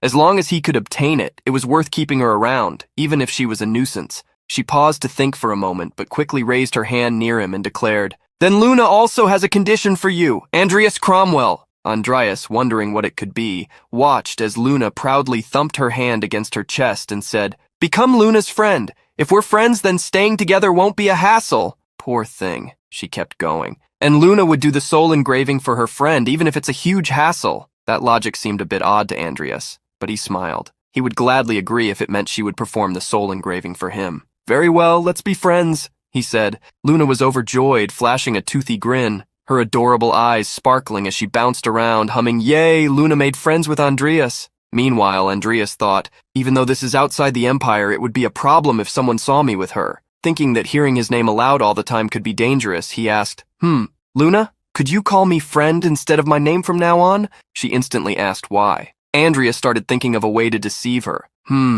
It sounds closer that way, don't you think?" That was the peak moment for Luna. Her eyes narrowed with sheer joy as if she were about to hug a kitten to death. She reacted enthusiastically, "You're so bold, friend." It was amazing how much that truly made her happy, and he was immensely grateful that she seemed so simple.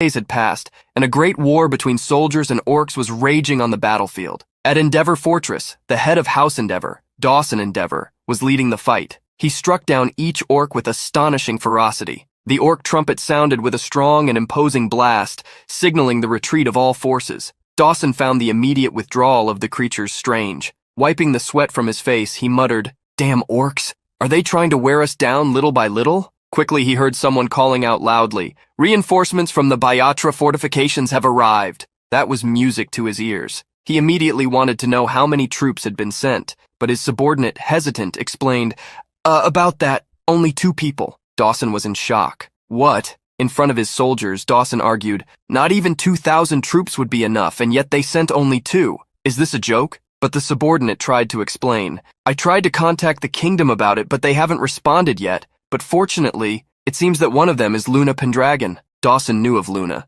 She was a dark mage said to be on the same level as an aura master, which made him question, why would someone like that be in this remote place? The young man had no answer to that, and Dawson once again stated that it was unfortunate. Ideally, she would have been a necromancer. Then what about the other one? Dawson asked. The subordinate replied, he's a wandering mercenary called Barry Sanders. The name didn't sound familiar to Dawson at all, but that wasn't enough for the head of the house to refuse help. Very well, prepare a feast. I will meet them personally, he ordered, calling for everyone to clear the area. Barry Sanders? Luna questioned Andreas about his new name. Yes, it won't be an issue here, but it will be if rumors spread that an imperial noble is a dark mage, he explained. Seeing him disguise himself like Clark Kent, she teased, So you're going to wear that ridiculous mask all the time? That's right. You can never be too careful, he affirmed. They approached a door. All right, let's go in. Luna was more than excited about this. She entered the place shouting, We're here to kill the Orc Lord. Meanwhile, Andreas, more humble, simply introduced himself. My name is Barry Sanders. I greet Lord Endeavor. Dawson introduced himself. First, thank you for coming.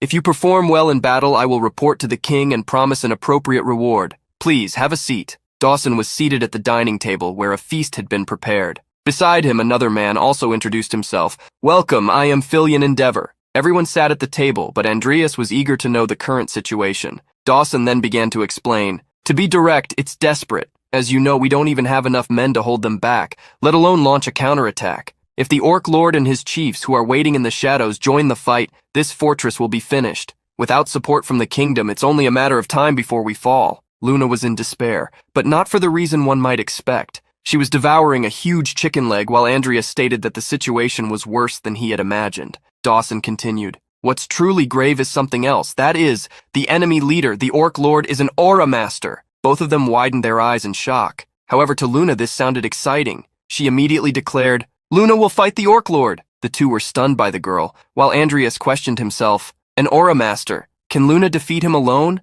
If I help her, we might manage, but then again, war isn't always that simple. Luna returned to her juicy meat, stating, I need to finish this meat first. To Andreas, her unpredictable nature was also a concerning factor. That moment was interrupted when someone rushed in, shouting, Sir, it's an emergency! Vivien firmly urged him to report what was happening. The soldier, panting, said, Right now, below the walls! The Orc Lord has appeared.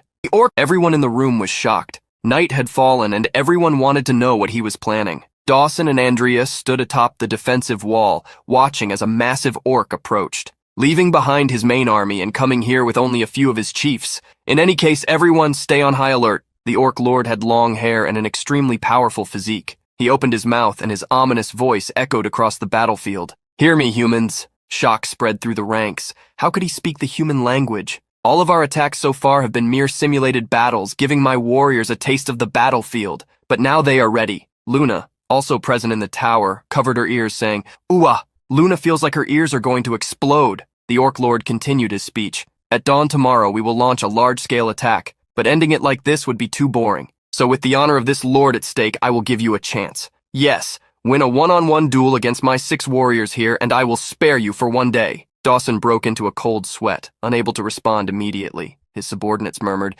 Damn it, they want to toy with us before killing us. Vivien also commented, This is definitely a trap. There's no way these orcs have honor. Exactly, we should kill them while we have the chance. With their main army far away, I'm sure we can do it. Dawson turned to him and firmly responded, We're facing an aura master. Even if we catch them off guard, it will be difficult to kill them before their main army arrives. In the distance, the massive orc army waited, ready to intervene if anything went wrong. Hesitant, Vivien asked, So, are you going to accept their deal? Dawson replied, If we can hold them off for at least a day, we might still have hope for reinforcements. That was when Andreas spoke up. Should I go with them? But in his thoughts, he pondered, The problem is that the only ones who can fight them are Luna Pendragon and me. Dawson and everyone around him widened their eyes in surprise. What? You want to go? Luna glanced at him sideways, curious. After a moment of silence, Dawson took a deep breath and, with a nod, accepted the offer. Yes, please make a deal with the Orc Lord. Andreas, as confident as ever, walked toward the battlefield, thinking, Orc Lord, let's take a closer look at that face of yours. The battlefield was covered in dust as Andreas walked calmly toward his opponents. The Orc Lord, excited, bellowed, Great, let's begin, and laughed uncontrollably. From atop the wall, Dawson watched intently. A fight format where the winner continues to the next match. It certainly benefits us, given our lack of skilled fighters, but that means he'll have to fight until he loses. Vivien, standing beside him, murmured anxiously, What is he thinking? Did he come here to die for Endeavor or what? As Andreas got close to his first opponent, he didn't hesitate. With a swift movement, he drew his sword and mercilessly cut down the first orc soldier. The sound of the blade slicing through flesh echoed across the battlefield, and the orc fell to the ground, defeated. The stunned silence was broken by Andreas's firm voice.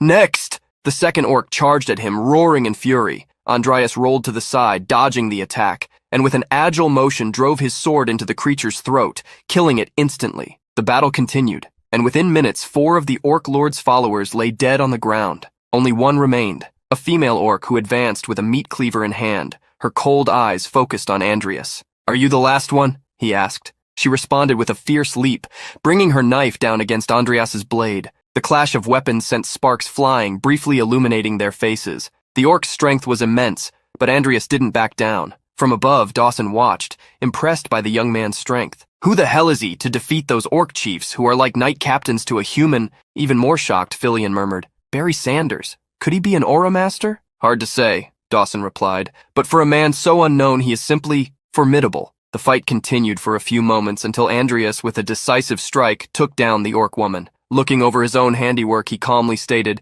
"Finished." The human soldiers, still in shock, murmured among themselves, "All 6, alone!" Instead of becoming enraged, the orc lord let out a thunderous laugh. "Gah-ha-ha-ha, you have surprised me. That was a fantastic battle, honorable warrior. Tell me your name." The orc was twice Andreas' size. The young man, staring at his imposing opponent, thought, "He looks tough, even more than I expected." Finally, he responded firmly, "Barry Sanders." The orc lord struck the ground with the blade of his axe and roared to his army, "My fearless orcs, remember the courage of this human warrior, Barry Sanders, for he has granted our warriors an honorable end and eternal rest." Andreas took a deep breath and sheathed his sword. For a moment, his heart raced when he saw the orc lord swing his axe, but he quickly realized the gesture wasn't a threat. "I don't think he'll attack me for revenge after all this," Andreas thought as the night wind blew between the two armies, marking the end of the duel. The orc lord continued speaking. "As promised, I will grant you 1 day of respite. We must also take time to honor the glorious deaths of our warriors,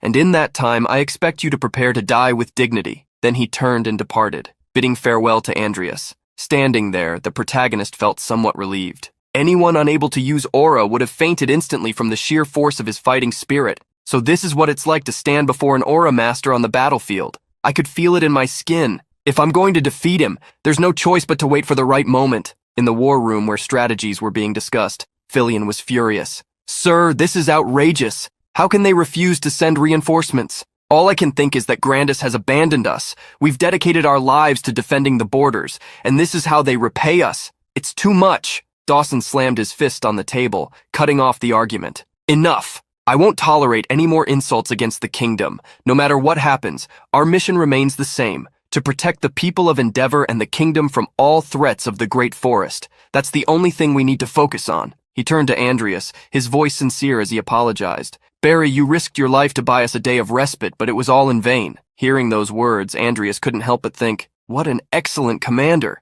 Even against all odds, he keeps his men united and their morale high. And despite Grandis's terrible treatment, his loyalty remains. What a waste of talent. He gave a slight bow and replied, "It's all right. In war, things inevitably happen when we least expect them, and buying extra time to discuss our options was already worth it." Dawson was grateful for his understanding and then added, "Although it pains me to ask this of you, could you do me a favor in tomorrow's battles?" Taking a deep breath, Dawson continued, "We've lost many captain-level men to the orcs' guerrilla tactics in recent months. Because of that, I intend to concentrate all our forces at the West Gate, where we can face them head-on. But the North Gate, which will have minimal defenses, is likely to be targeted by an ambush from the orc chiefs. The regular soldiers won't stand a chance against them." Andreas understood what was being asked and answered without hesitation, "Leave the North Gate to me." Luna, who had remained silent until then, suddenly became euphoric and exclaimed excitedly, "And what about Luna? Luna wants to have fun too!" Vivien couldn't help but feel uneasy hearing the word fun in that context.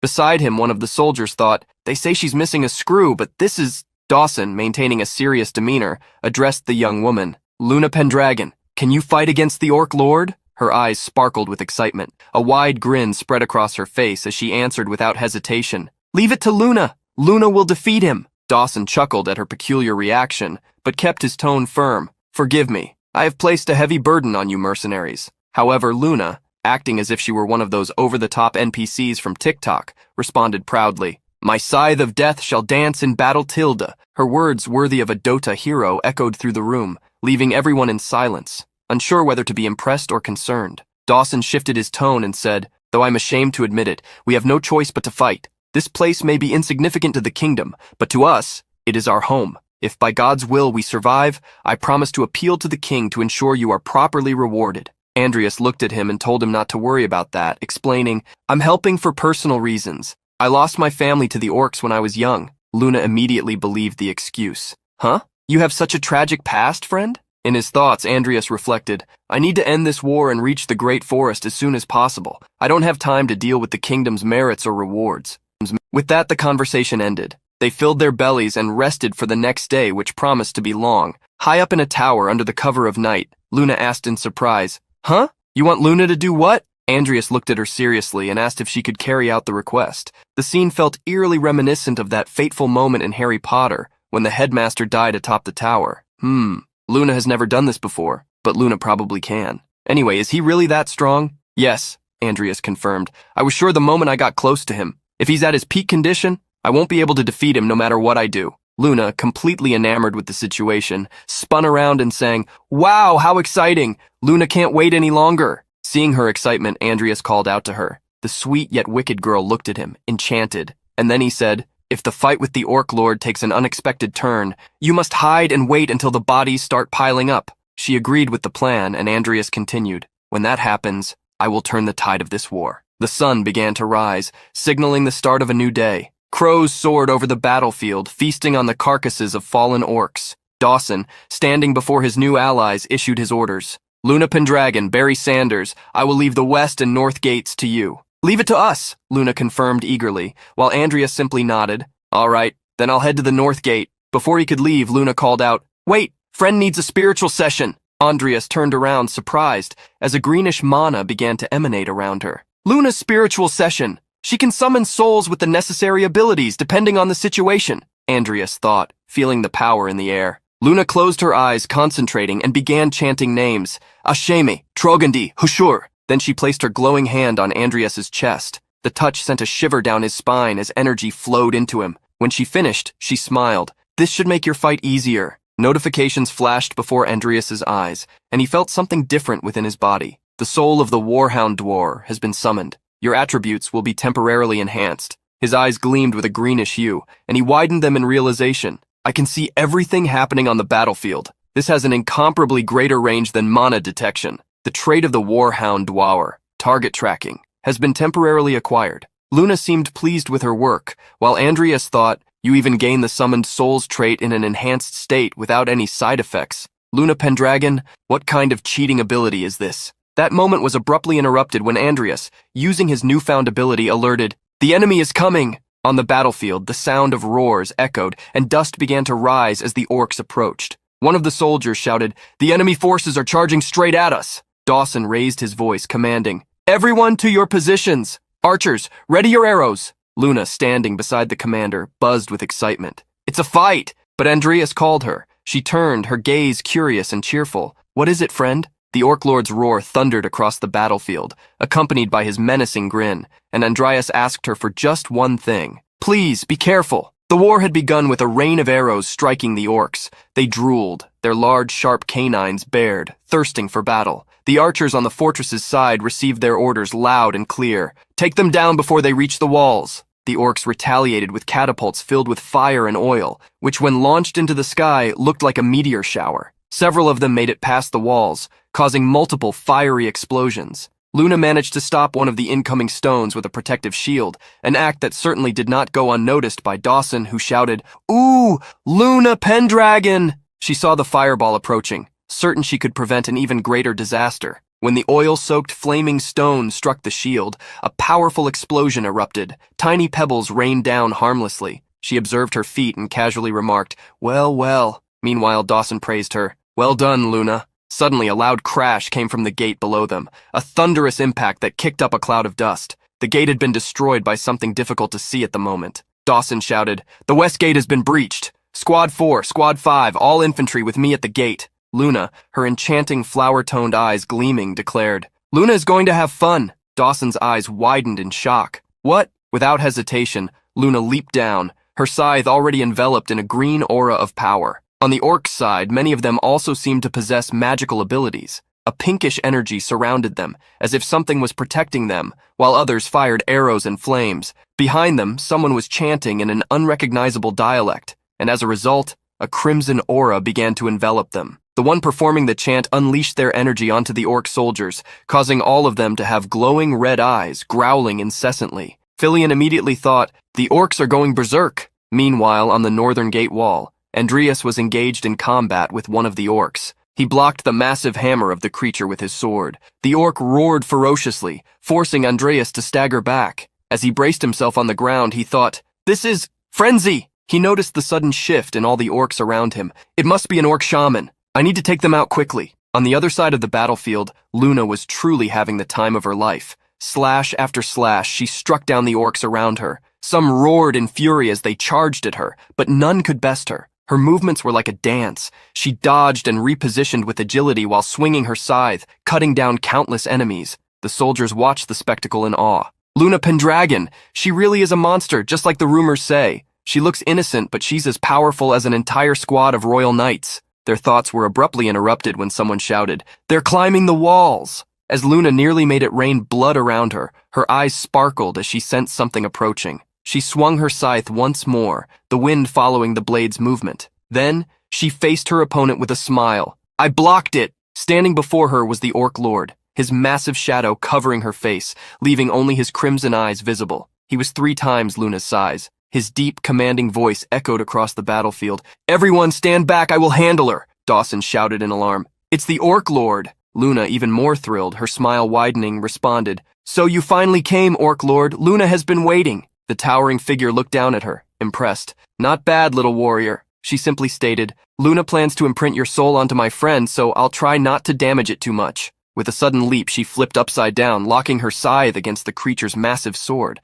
Still hanging in midair, she continued, Luna will kill you without leaving a single scratch. The Orc Lord's expression darkened, and he let out a deep grunt. Luna twirled across the battlefield, clearing a path until she reached her opponent. He smirked, amused. Gahaha! You impress me, little warrior. You use your agility and mana to make up for your lack of weight. Impressive! He struck her, and though Luna attempted to block, the sheer force sent her flying through the air, rolling backward upon landing. To reach him again, she had to cut down a few more orcs along the way. The Orc Lord observed her, grinning, while Luna hummed to herself, Praise Luna more. The Orc Lord laughed heartily, clearly enjoying the fight. Gahaha! What a joyous and glorious day this is. But then, something changed. His aura shifted. Deep crimson engulfed his entire body. His cheerful expression hardened into something more serious and daring. But what a shame that we are in the middle of a war. Let us continue this in the warrior's rest. Luna halted, surprised and confused by his words. She tilted her head and asked, Where are you going? What is the warrior's rest? The Orc Lord growled, and his aura surged into an even darker, more menacing shadow, exerting immense pressure on everyone around him. Luna, instead of feeling fear, was completely mesmerized. Wow, so cool! Without hesitation, she lunged at him again. Dawson shouted, Why is everyone just standing there? Charge as well! Protect Endeavor! Don't let these filthy orcs destroy our home! Hold your positions! The battle between humans and orcs intensified even further. The Orc Lord's crimson shadow advanced toward Luna, but there was something she hadn't expected. His powerful sword unleashed a devastating blow that took her by surprise, violently hurling her backward, slamming her into the ground. Dawson's heart pounded with worry. If she, the strongest among them, had been struck down, what would become of the poor humans? Luna lay among the rubble, groaning in pain as she struggled to move, yet she still smiled and muttered, This might be impossible. In front of her, a massive wall of fire stretched toward the sky. Everything around was engulfed in flames,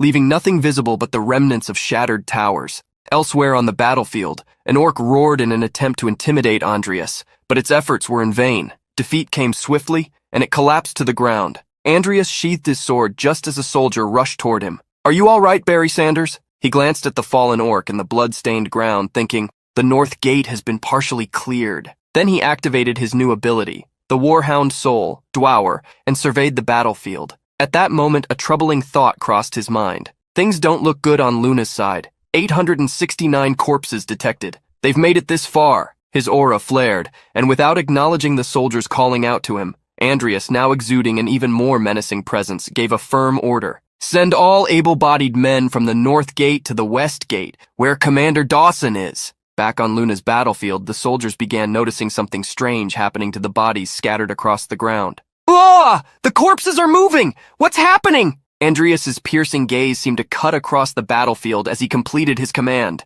From this moment on, this battlefield is mine. The greenish mana of Andreas began to ignite in his hands as he chanted in his own thoughts. My mana reaches the edge of the battlefield. All who have died here are at my disposal. The corpses scattered across the field began to rise under the protagonist's command, while the soldiers, stunned, wondered, what is happening? The corpses, they're waking up. The sight of the flowing mana controlling the bodies revealed to all that Andreas was a necromancer. His green eyes, a reflection of the temporary attributes granted to him by Luna, shone intensely. He raised his hand and firmly ordered, "Finish them off!" Immediately, the corpses positioned themselves in formation, ready to attack. Meanwhile, Dawson, bloodied on the ground, widened his eyes in disbelief at what he was witnessing. The orc lord, standing before him, stared at him with a piercing gaze and said, "You caught me off guard, but it was a poor decision, human. You should have attacked me instead of protecting her." Dawson held Luna in his arms, unconscious. The lord raised his sword,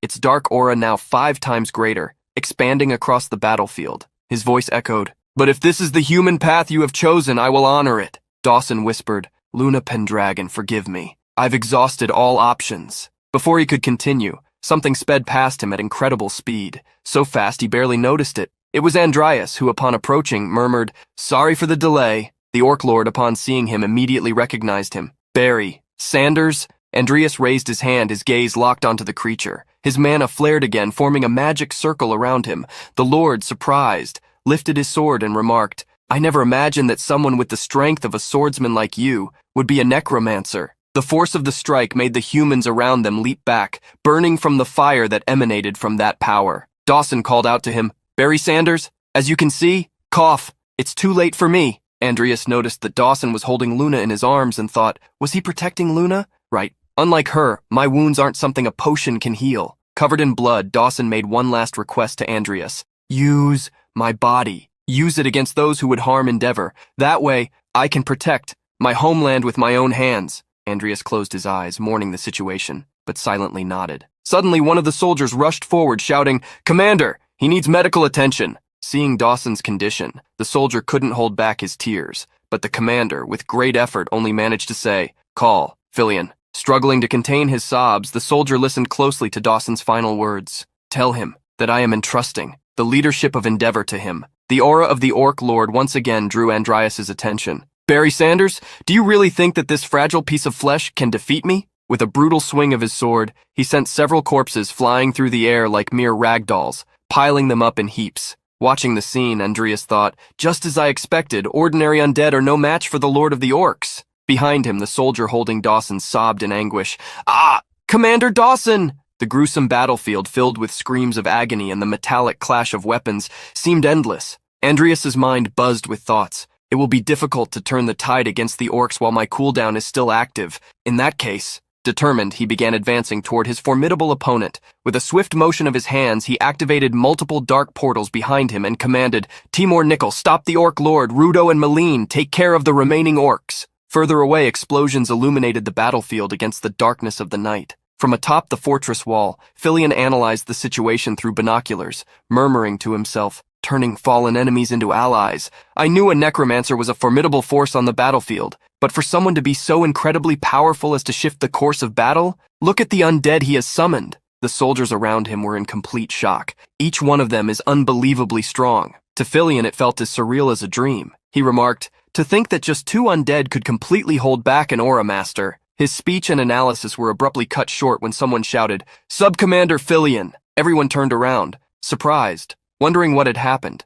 In front of them, a soldier was weeping as he carried Luna on his back. His voice trembled with sorrow as he declared, "The commander, Dawson, he has fallen in battle." Meanwhile, on the battlefield, Timur cut down the orcs in his path, his goal clear, to reach the orc lord. His powerful attacks finally caught the lord's attention. What a series of surprises. Who would have thought that mere corpses could stop me? It seems my warriors have been annihilated. I have failed as a commander, he murmured, gazing at the countless bodies strewn around him. I allowed too many of my proud warriors to fall in my fury. Very well, Barry Sanders. The Orc Lord turned to Andreas, who stood just a few meters away. His growl overflowed with fury, but even as he gritted his teeth, he spoke. "Great warrior, if this is to be my final battle, will you allow me to die as a warrior beneath your blade?" Andreas's piercing gaze met the Lord's, and with unwavering resolve, he replied, "Just like you, I will honor you as you have honored me. Come." The protagonist drew his sword, which began to glow intensely. The Orc Lord, with a sly grin, requested, "Then guide me to the great Valhalla." And so, the two warriors charged at each other. Andreas's sword, now resembling a spine of bones, slashed through the air toward his opponent. However, the Lord's powerful aura caught it as if it were nothing more than a mere thread. With a precise strike, he unleashed a golden slash that struck the center of the blade, managing to sever even Andreas's arms. Yet the Necromancer's shimmering mana was still present, leaving the Lord bewildered. The real Andreas was beneath the sword, ready to block the attack. Debris scattered through the air, and a deafening impact rang out as their weapons clashed. Dust surged in all directions, obscuring visibility. From a distance, Nickel watched in confusion, unsure of what was happening. The Lord Orc's sword clashed repeatedly against hardened bones, producing a trembling resonance with each strike. Andreas had raised a wall of bones to protect himself. Then his feet began to be coated in bone plating as he chanted, "Bone armor." In his mind, he reflected, "One wrong step and he'll cut me in half." The armor rapidly covered his entire body, forming a protective shell. The Lord Orc, impressed, grinned at the transformation. "You still have tricks up your sleeve, huh?" But Andreas knew that, to face such a formidable opponent, he had to use everything at his disposal. Now fully clad in bone plating across various parts of his body, Andreas advanced, prepared for the final clash. The Lord's excitement grew as he condensed his aura to an even greater intensity, making his presence almost tangible. "Come, great warrior who will change the world, I shall make you join me in my final battle." Fueled by immense courage, Andreas gripped his sword tightly and charged in for the decisive strike. The two warriors exchanged increasingly powerful blows, the metallic clashing of their weapons echoing across the battlefield. The Lord's laughter rang out amidst the chaos. "To think that I could face two warriors like this, I have no regrets in this life." He raised his sword high, ready to deliver the final blow. Andreas, positioned beneath him, held his blazing blade. The moment their swords collided, an explosion of energy erupted, unleashing a devastating shockwave. Dust billowed into a dense curtain, making it impossible to see the outcome of the battle. From atop the wall, Filian's voice trembled as he asked, "Then, where is the commander's body?" Still weeping, the soldier began to respond. "He said he would protect this land." His voice gradually faded as the scene returned to the battlefield. The dust slowly settled, revealing the aftermath of the final strike. However, what was seen was not what anyone had expected. The Orc Lord's mighty sword had not struck Andreas's weapon. The greatest surprise was a soldier clad in armor firmly holding back the Lord's aura-infused blade. It was Commander Dawson. Now he had become one of Andreas's summoned warriors, rising amidst the flames of battle to continue protecting his homeland. A voice, thick with emotion yet filled with pride, echoed among the soldiers. "Even if he had to become an undead to do it." That was the decisive moment. The Orc Lord maintained a wide grin, even as blood trickled from his mouth. "The world is vast," he thought. As he felt the pain of the sword piercing his body, he murmured, "It was a battle without regrets." Andreas, his gaze steady, replied, "I'm sorry. I wanted to face you head-on until the very end, but there was someone who insisted on settling things with you. I kept my promise. You defeated your enemy with your own hands, hero of endeavor." This was the final consecration, the recognition of the great commander who had fought to his last breath to protect his home. As the battlefield began to fall silent, news of the victory was already echoing elsewhere. At Bayatra Fortress, a messenger rushed in, delivering the shocking news. "What? The Orc Lord?" "Yes, Your Excellency. It seems the Orc army was nearly annihilated." The man, stunned, quickly asked, "And what about the damages in Endeavor?" Fortunately, there were no major civilian casualties, but it appears that Endeavor lost more than half of its regular forces, and Commander Dawson, he was killed in the Orc Lord's attack. Dawson's name echoed in the man's mind, his face twisting in shock. "Dawson?" he stammered repeatedly, struggling to process the loss. "No, how could this happen? He is gone. If I had known this would happen, I would have disobeyed the Emperor's orders and sent reinforcements to Endeavor." Suddenly a man emerged from the shadows, asking in a firm tone,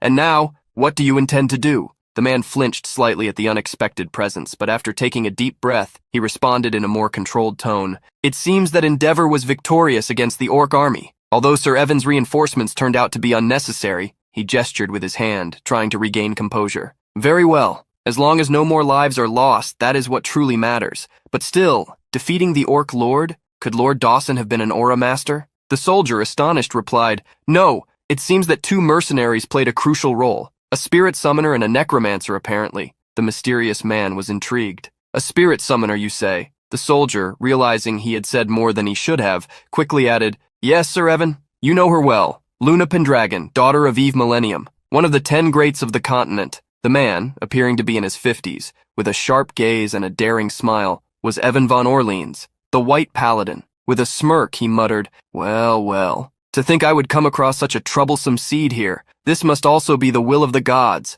The man receiving the soldier's report was completely unsettled by the situation. In his thoughts, he revealed, Damn, Sir Evan is an inquisitor of the Holy Nation. The news came so suddenly, I didn't have time to smooth things over. To think I ended up betraying the hero of Endeavor. What a careless mistake. Meanwhile, elsewhere, a voice urged them to hurry, saying that Luna Pendragon must be waiting for purification. Another voice questioned the rush, but the reply was that there was no time left. Their conversation crackled alongside the flames of a campfire beneath the night sky. A twig began scratching the green grass on the ground, leaving behind thin lines of dirt. It was Luna, who, after tossing the small branch aside, said, But I heard you prepared a lot of meat, yet Andreas, sitting beside her, responded, When I return from the great forest, I'll bring you plenty of meat. Excited, Luna asked if that was a promise, to which our protagonist affirmed that, in some way, it was. They were near a small magic circle on the ground, where the Orc Lord's body lay. Andreas asked if she was ready, and Luna replied, The effect of the sigil will be permanent, just like the summoning I did for you last time. I can't extract all the power he had when he was alive, but even a single one of his abilities will be incredibly useful. Pointing to a specific spot in the circle, Luna instructed Andreas to stand exactly there. Andreas remained still, his thoughts drifting, his expression worried. If I evolve you as an undead, you'll become a tremendous force. But since I don't get many chances to summon undead, it wouldn't hurt to strengthen myself as well. I don't know when I'll see Luna again. With an awkward smile, she added, By the way, it's not Luna performing the soul marking. Take care. Andreas didn't understand what she meant, and confused, asked her to wait, but it was too late. Luna's hair flowed as a soft, shimmering mana radiated around her while she chanted, Ashame, Torgandifshur! Mana ignited across the entire area. Luna's body floated for a few seconds as Andreas, perplexed, tried to understand what was happening, until he heard a different voice say, This is truly rare. It's the first time I've been summoned to help someone instead of killing them. Andreas began to realize that this might be someone else inside Luna's body. It was the legendary witch, Eve Millennium. Eve spoke, Tell me, boy, what are you, to Luna? With a smile, Andreas stated that he was just a friend. This surprised Eve. To think she made a friend. Andreas responded, Well, it just kind of happened. Ha ha. Though for the most part it was against her will. Eve smiled at his words, but she was ready to begin. She pointed her finger at the body and started chanting, Ashruk, Kamedio Dontaba. The Orc Lord's body was enveloped in a green mana that seemed to peel away his entire skin. She spoke in an incomprehensible dialect until she said, This soul... Andreas's eyes widened as he swallowed dryly while she continued, A poor soul that could only find meaning on the battlefield. Perhaps it would be better with you. At that moment, Andreas thought, Are you communicating with the soul? What a strange sight. His thoughts were interrupted when Eve placed her hand on his forehead. With gentle eyes, she warned, I should warn you. This is going to hurt. A lot. Andreas's eyes widened as he felt something reach into his very soul. A scream of terror and pain echoed through the forest. He cried out endlessly, tears streaming down his face, his body trembling violently. Eve watched him thinking, He's still conscious. Most people pass out the first time no matter how strong they are. The Lord's soul like a shadow loomed behind Andreas. The same movements, the same pain Andreas felt, the soul experienced as well. Eve smiled gently as she observed. Andreas let out his last groans of pain until his eyes regained focus, now brimming with tears. Eve stated, You did well. You should have just passed out. It would have been easier. Andreas struggled to stand, still feeling the pain, while Eve laughed at his suffering. He couldn't stop thinking about how close he felt to death. Before him, the system screen displayed, Unique skill, possesses the strength of many in one. Mana recovery rate increases during battle, 0.1% per enemy, up to 1000%. HP recovery rate increases by 200% during battle. Constantly emits the aura of an enemy of the masses, proportional to charisma and mental fortitude. His eyes widened in shock as he thought, What is this? In large-scale battles, this is practically unlimited mana, and the HP recovery, this is completely broken. Andreas remained silent for a long time, allowing Eve to take the opportunity to speak. Judging by your reaction, the sigil was a success. However, as she looked at him, she furrowed her brow as if noticing something strange. Placing a hand on his chest, she puzzled him further. She explained, "Wait a second. Something's not right. Why is there still space left in your soul? A normal person can only have one soul sigil, but you have room for another." A glow shone from his chest, and at that moment Andreas thought, "Does this mean I can receive a second soul sigil?" Eve concluded that she had never seen anything like it before, making him a very interesting young man. Andreas recalled something that left him frustrated. "Everyone keeps treating me like some kind of experiment." The moment was interrupted by Eve, who mentioned that Luna was probably worried and that she needed to withdraw. Andreas bowed, thanking her for the soul marking. Eve smiled and said, "Take good care of this child, who has suffered loneliness because of her unfortunate birth. I'm counting on you." Andreas found the statement strange but chose not to question it. "Of course, she's my friend after all." Eve was relieved to hear that and soon bid farewell. "Stay well until we meet again, boy." As Eve's spirit left Luna's body, Andreas caught her in his arms, watching as all the surrounding spiritual energy slowly dissipated. The great Bayatra forest, with an area comparable to the size of the Empire. This giant forest is a more hospitable environment for other races than for humans. Finding a specific place within this vast and immense forest was no easy task for Andreas and Luna. As Andreas looked at a piece of paper, Luna pointed in a direction, saying, "Luna's wild instincts say it's this way." However, Andreas had fortunately purchased a map in Muriel, allowing him to find the place he was searching for without much trouble. He grabbed Luna by the arm, dragging her in the exact opposite direction, asserting that this was the correct way. "Huh? It's not this way?" she asked as she felt herself being pulled along. The sun was setting behind the mountains, painting a breathtaking scene. Luna's voice rang out, "How far are we?" Andreas responded, "About halfway. The sun is almost down, so let's stop for the night and continue tomorrow." Night had already fallen, and mist had blanketed the area. From afar, only two distant shadows could be seen traveling along the path. Beneath a formation of stones and plants that concealed the location, there was a portal. "Wow, it really exists!" Luna exclaimed. "There's no way anyone would have found it, hidden in a place like this, and even if they did, Luna doubts they could have entered." Andreas didn't understand why, but noticing Luna's keen gaze, she explained, "Maybe because it's a dragon's tomb, but it seems like there are many things inside." Behind her, Andreas remained silent, observing her while thinking, "Things? Not just the dragon's corpse? This could be dangerous. Maybe we should look around first, huh?" Before he could figure out a way to enter safely, Andreas turned pale as he saw Luna stepping inside. "That girl went in without thinking again," Andreas exclaimed to himself. He rushed after her, passing through the portal while cursing under his breath, muttering to himself, "Damn it, whatever happens, happens." And so he moved forward, regardless of the outcome. The moment Andreas arrived at the location, a notification appeared before him. A place where a dragon died. The scream of Krav Maga has been discovered. As he walked carefully, Andreas thought, "Looks like this is the right place. Where is Luna?" Andreas continued walking until another notification appeared, informing him that he had entered a hidden dungeon, the repeating nightmare. The scenery changed completely, and a loud bell rang ceaselessly. In the distance, the sounds of children laughing and running echoed, "Give that back! No way! Get it back yourself if you want it!" Andreas widened his eyes as if waking up from a dream or something similar. Startled, he thought, "Wait!" He was sitting at the edge of a water fountain, watching children chase each other. He slowly stood up, wondering where he was. Looking around, he saw what seemed to be a small, ordinary village. It said this was a hidden dungeon, he thought. But this place doesn't look any different from a normal street in the city. Suddenly, Andreas heard someone calling him, "Friend!" He quickly looked up and saw Luna on top of a roof. "What kind of place is this? It's shocking," she said, excited. "Usually dungeons are dark and gloomy, but this place seems fun."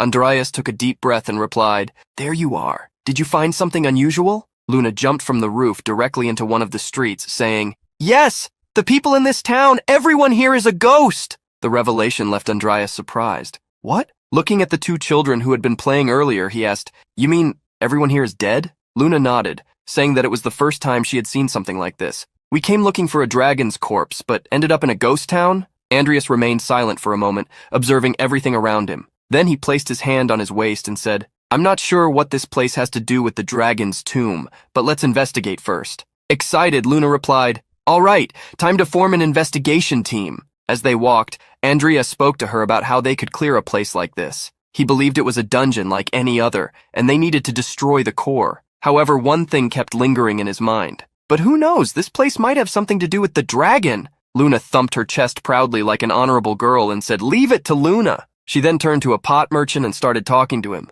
After a while, they arrived at another shimmering blue portal. It's a dead end, just like the other side. Andreas had already considered this. It really seemed impossible to leave that town. He looked at a nearby house and pointed to the streets. We should take a look around. Placing his hand on his face, analyzing the situation, Andreas said, It's hard to find any clues since we ended up here so suddenly. Luna, do you remember anything before you? However, as he turned to the side, he realized he was speaking to himself. Luna was no longer there. Soon he heard her voice from a distance. Then I have no choice. It was obvious that Luna had gotten distracted by something else again. The famous street theaters filled the alleys of the village. In one of them, an actor dressed as a soldier wielded a sword, staring at a red dragon painted on the backdrop in front of him. I'll kill you, you evil dragon! That was charming to Luna. A show about the dragon. Andreas thought it might be essential to watch, as it could offer some clues. Suddenly a voice caught his attention. Hey man, never seen you before. Are you a mercenary? Andreas turned around and saw a man with a slightly reddened face, probably from drinking.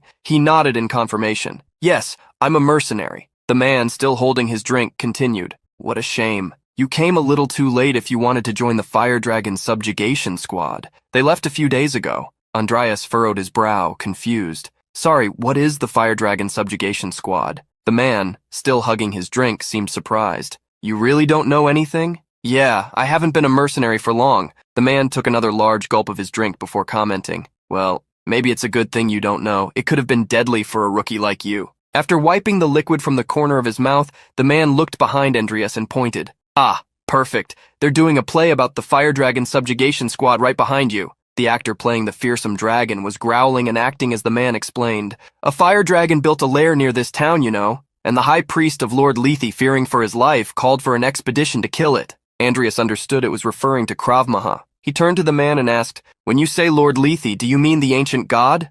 However, the man didn't understand what he meant by ancient, so the drunk man explained, Lord Lethe is the guardian deity of our town. That's why, before the squad left, they received his blessing. Andreas was surprised, lost in thought. The blessing of Lethe for a dragon hunting expedition? Could it be, this town is a place from the ancient era? Hidden dungeons are often associated with ancient ruins, so there's a good chance this place is one of them. The drunk man continued. Anyway, wait a few more days and you should get news from the expedition. And no matter how strong the dragon is, they're accompanied by 3 knights of supreme warrior rank. They even have Lord Lethe's blessing, so it's practically a done deal. In the play, the fearsome red dragon was embarrassed to be defeated by a mere human, and the acting brought joy to everyone, including Luna, who, with tears in her eyes, said, Whoa, that was so emotional. Andreas looked at her in shock as she finished, with mucus running from her nose. It's the first time Luna has seen a play. The man turned to leave, smiling cheerfully and saying to Andreas, Maybe you missed your chance to join the expedition,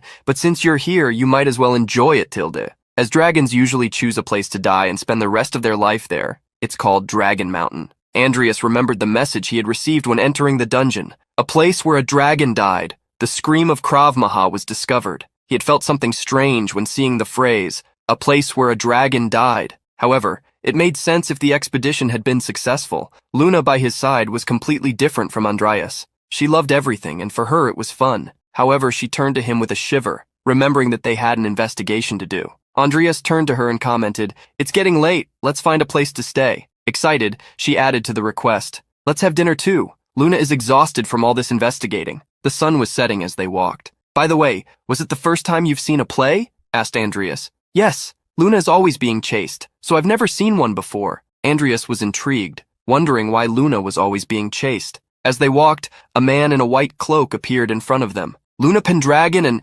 Barry? The two, upon hearing this, were shocked. Evan was there, facing them coldly as he asked, What are you doing here? Andreas wondered who that man was, already suspecting his identity due to his clothing, while Luna trembled just seeing him. Even stammering, she asked, Why are you here? The two took a defensive stance, as if they were ready to fight at any moment. I remember that man has some history with Luna, as he was an enemy of Eve Millennium, one of the top 10 in the continent and a natural enemy of black mages, Evan von Orleans. Evan remained calm, hands on his hips, as he asked, You've grown, Luna Pendragon. How many years have passed? With fury on her face, she shouted, Don't speak to Luna so casually. Luna hates you. In the next moment, Andreas gripped his sword, ready to unsheath it. The man continued, When I heard about you in Endeavor, you know the trouble I went through. Andreas looked at the man with some fear. Damn.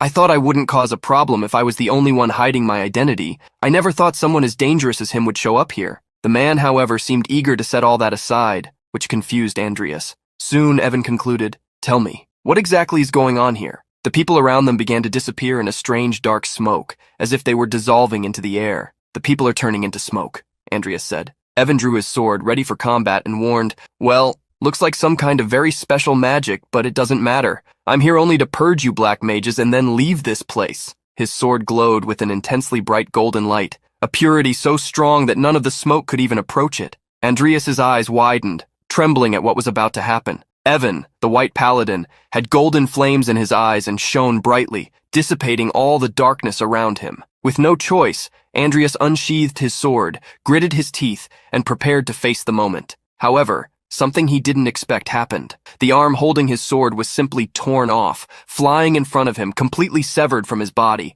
"Ah!" Luna, terrified, screamed his name, raising her scythe to attack, but the white paladin was already too close. With a swift motion, he violently pushed her away. Upon feeling the impact, Luna's face turned red and the cry of pain almost escaped her eyes before her body was thrown to the ground.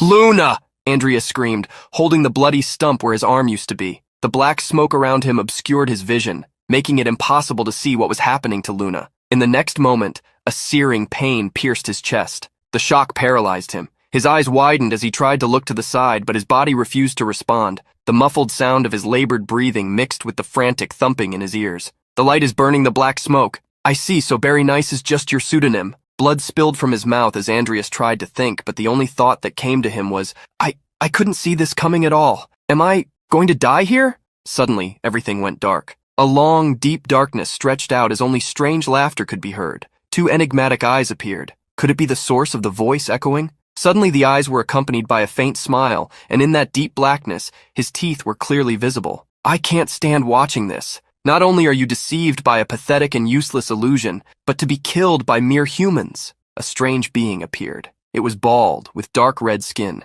Its eyes were like bright white moons without any halos. The huge teeth, maintained in a wide grin, made its expression even more terrifying. At first it seemed upside down, watching Andreas's deepest agony. But in reality, it was just kneeling, staring at him. It was Andreas who was upside down. Such weakness is truly impressive. Half confused, slowly awakening, Andreas questioned who this horrifying creature was. The creature laughed.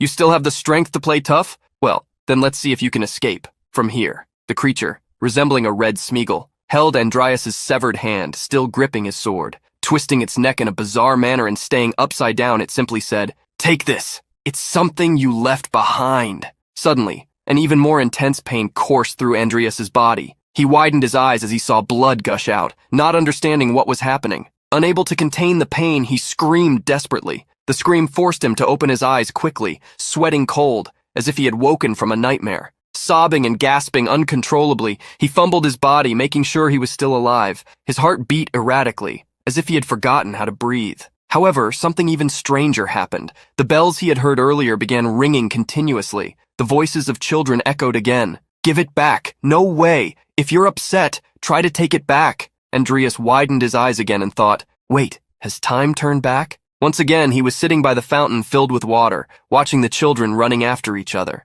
The village seemed normal. People walked back and forth, chatting as if nothing had happened. Andreas murmured aloud, "A recurring nightmare." So that's what it meant when it said time would keep repeating in the dungeon. He remembered the notification he had seen upon entering. "You have entered the hidden dungeon. Recurring nightmare." The only difference at that moment was Luna, who appeared running toward him, calling for him desperately. Upon reaching him, she immediately hugged him tightly. "Thank God! I was worried about what I would do if you weren't here." Andreas tried to calm her down, noticing the tears in her eyes. "Ah, Luna, you're safe. What happened to you?" Luna wiped her tears with the sleeve of her clothes and responded, still out of breath. "I'm not sure either. After that guy hit me and I passed out, then there was this mist, and after that, I can't remember anything." Andreas processed what she was saying, trying to make sense of it all. "So, Luna didn't die and come back? Black mist? Suspicious?" Luna continued gesturing as she explained. "When I woke up, I was in the same place we started from." In one of her gestures, she emphasized, "Just to be sure, I searched the area and found you, partner." Andreas could only think about that strange figure saying, "Deceived by a useless illusion, and killed by mere humans." Looking around, seeing the people in the marketplace, Andreas murmured, "Luna, it seems like this town is repeating the same day over and over." Luna wondered if something like this could really happen. In response, Andreas affirmed, "Yes, maybe it's due to magic, but it seems like the others haven't noticed." When the day ends, only we return with our memories intact. Luna questioned if, by saying end, he meant that they died. The protagonist replied, that's a possibility. It could also be when the clock strikes midnight. Although that guy didn't die, he's still here. It's unsettling. Andreas was referring to Evan, who was walking through one of the village's arches, saying, this place is beyond the god's providence. I'll have to purify it soon. At that moment, Andreas and Luna positioned themselves once again for battle. However, Evan said seriously, there's no need to be so alert. If I wanted to kill you, I would have done it from the start. Luna shouted, ha! You attacked us not long ago.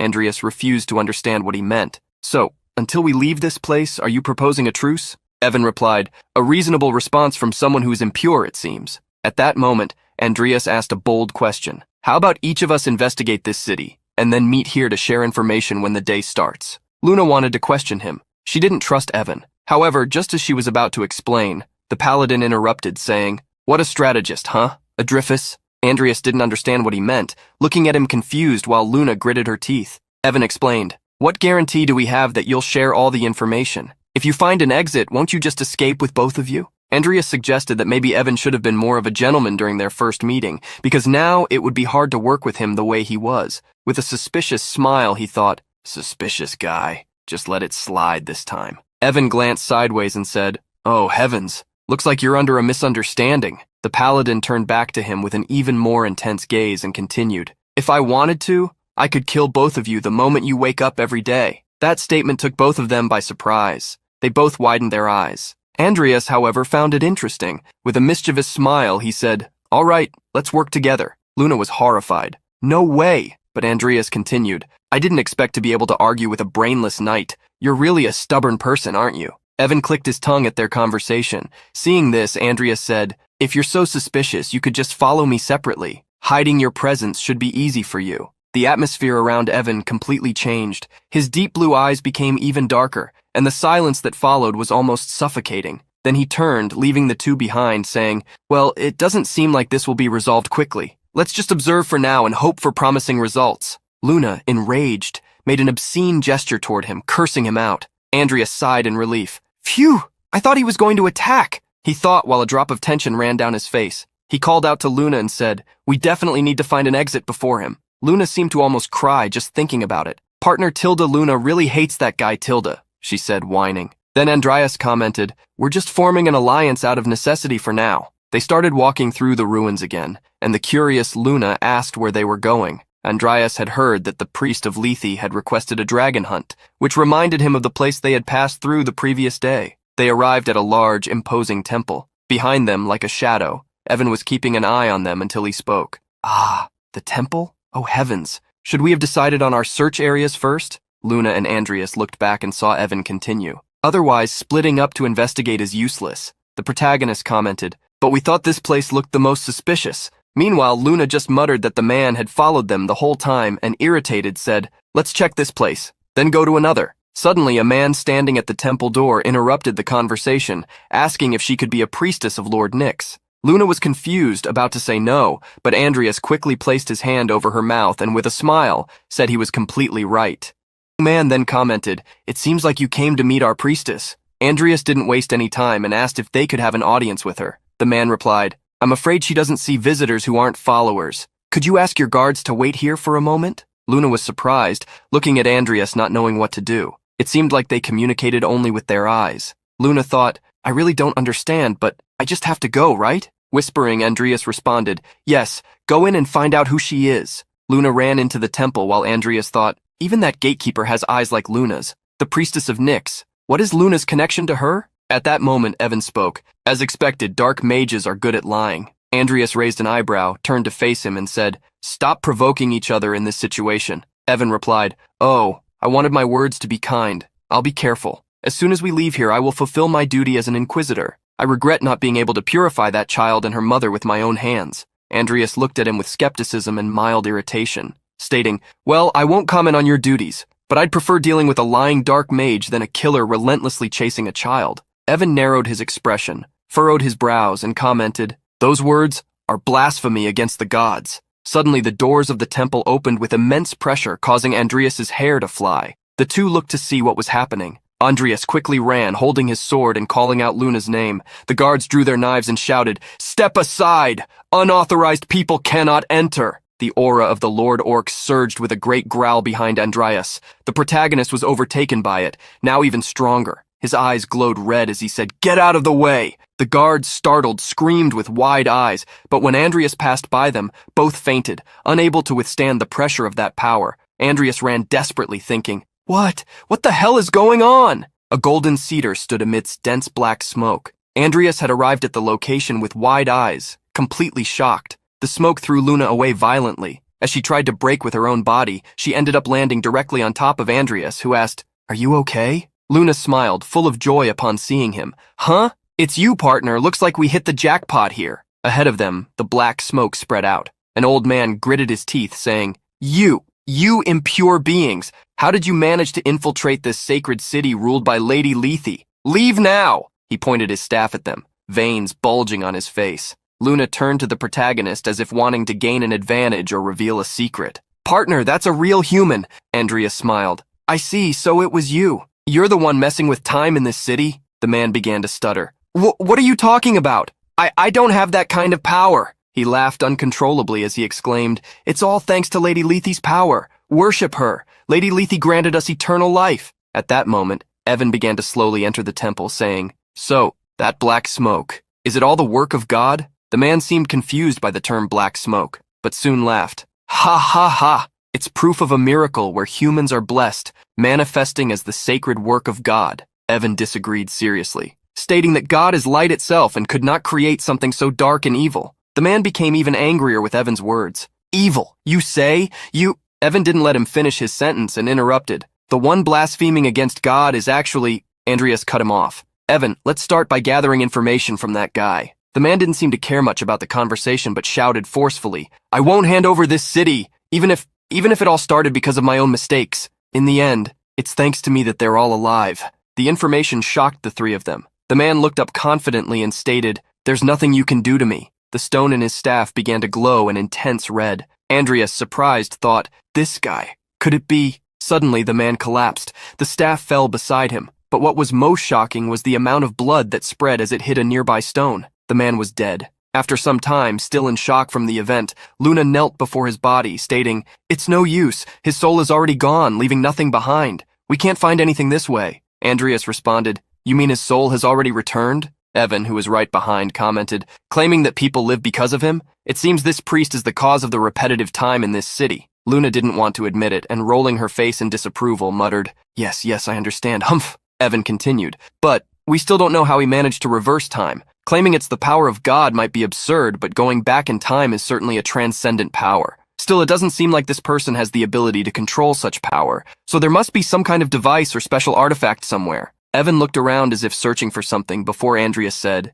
"It's probably the dungeon's core, but we don't have enough clues to find it." Luna, squishing her cheeks, asked what they could do at that moment, even suggesting they visit places they hadn't been to yet. However, Evan stated that it would only be a waste of time. Luna looked at him, confused as to why, and Evan replied, "Capturing him alive after a reset and extracting information from him would be the quickest way." Evan positioned his sword against his own neck and finished speaking. "Until next time." Luna and Andreas were shocked to see him fall to the ground, dead. Silence took over the place in an awkward manner. Luna crossed her arms, irritated. It's satisfying, but somehow also annoying. Andreas just thought, waiting until evening is definitely a waste of time, but there's no hesitation in you. Soon after, Luna grabbed her scythe, which gleamed with a sparkling green hue, and asked, "So Luna, should we start working too?" Andreas broke into a cold sweat, thinking, "Why do I feel like I'm having fun? Honestly, you don't think about anything, do you?" Embarrassed, he said to her, "Let's continue searching the temple for now. Evan, we need more information."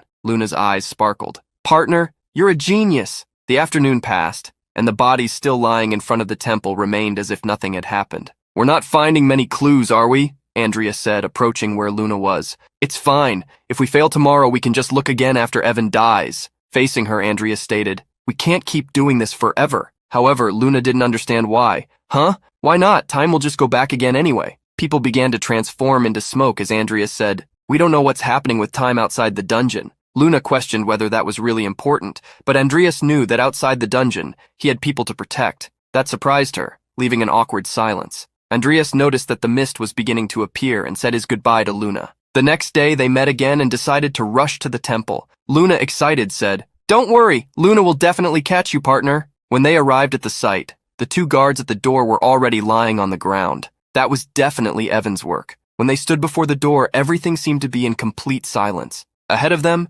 Evan stood like a statue. Luna commented, "Come on, why did you kill him without even asking for information?" Andreas stared at him, thinking, "It looks like he took his own life before we could reach him because he realized we were here." Luna, frustrated, exclaimed firmly, "You can't just act without thinking." Andreas, however, said, "It wasn't Evan. It looks like—" Evan took a deep breath, cutting off the conversation between them, and added, "This will be a long battle, until we meet again." The next day, Andreas and Luna had arrived at the same location. The girl was furious. "That guy passed us again." Meanwhile, Andreas thought that maybe they were planning to continue until one of them gave up. So straightforward. "But I can't afford to stay still either," he finished thinking. Andreas looked at Luna and said, "I want to find a smarter way. But for now, let's try a faster approach." Once again, they said their goodbyes. The day passed again, and there they were in front of the temple, repeating the cycle countless times. The third time, everyone was dead again. So it went on the 10th time, the 47th time, and the 83rd time. Again, everyone slit their own throats until, after the 120th time, Andreas stopped counting. No matter how many times he went through it, he never got used to the disgust of seeing them take their own lives. The emptiness and frustration continued to grow as the same results repeated continuously. This feeling was further intensified by the uncertainty of how much time had passed outside the dungeon. The end of the great sin was approaching with each passing moment, yet Andreas lamented not being there with those he needed to protect. On one of the occasions, as the three of them arrived at the temple, they found a message written in blood on the ground. "You are all trapped. There is nothing you can do." Evan, with a calm but disturbed expression, commented, "He's completely playing with us. To provoke us like this, he even tore off his own arm." Andreas was already fed up with all of this. He gritted his teeth, sweated coldly, and his body shuddered. Then he gathered all his strength and shouted boldly, "You bastard!" Rage overwhelmed him to the point that he drew his sword and slashed through the air, raising dust and a strong wind. Evan watched him in silence, understanding the entire situation. The protagonist, on the other hand, panted tiredly, lamenting, "Damn it! What should I do?" However, that rage was replaced by surprise. Luna suddenly embraced him, closing her eyes as if she wanted to calm her friend's heart, and softly said, "Today, I will stop dying." Some time had passed, and the sun was blazing outside a tavern where Andreas and his companions were. "Luna already told you. It's a waste of time for you. Why are you coming with us?" she said to Evan. The paladin took a deep breath and replied, "Let's just say I'm here to keep an eye on you two." He then turned to one of the bartenders and added, "Can I have the strongest drink you serve here, please?" Luna immediately slammed the table, expressing how irritating that was for her. Andreas asked if that was something a holy paladin could do, but Evan replied, "No, it's forbidden. But the all-merciful God would probably forgive his knight for having a mug after going through the trial of death more than 100 times. Evan poured some beer into a glass and then handed it to Andreas, who remained silent. He averted his gaze and thought, "I can't believe a man as steadfast as him would say something like that." Evan raised his glass as if making a toast and commented, "Now, as those who have shared death together, let's drink." Luna narrowed her eyes and responded, "Did he lose his sanity after dying so many times? He's more bearable now than when he was sane, though."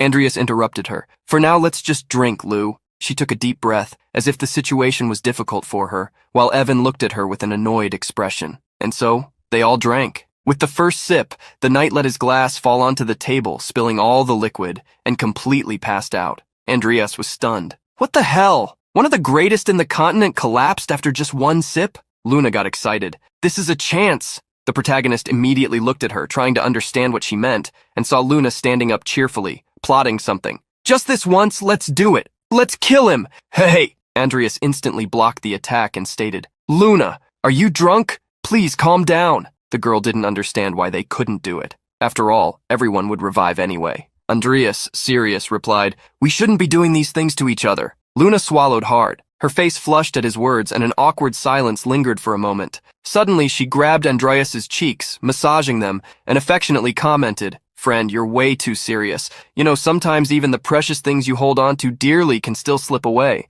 Are the people you care about so weak that they're defenseless without you to protect them?" Andreas was taken aback by her words. His feelings were mixed as he heard her comment. Luna continued, "Look, even Luna is still alive, right? Of course, that's thanks to Mommy protecting Luna, but still..." At that moment, Andreas drifted into thought. Right, they're all powerful at a protagonist's level. I guess it was arrogance on my part to think I needed to protect them. His attention snapped back when he heard a scream. Ah!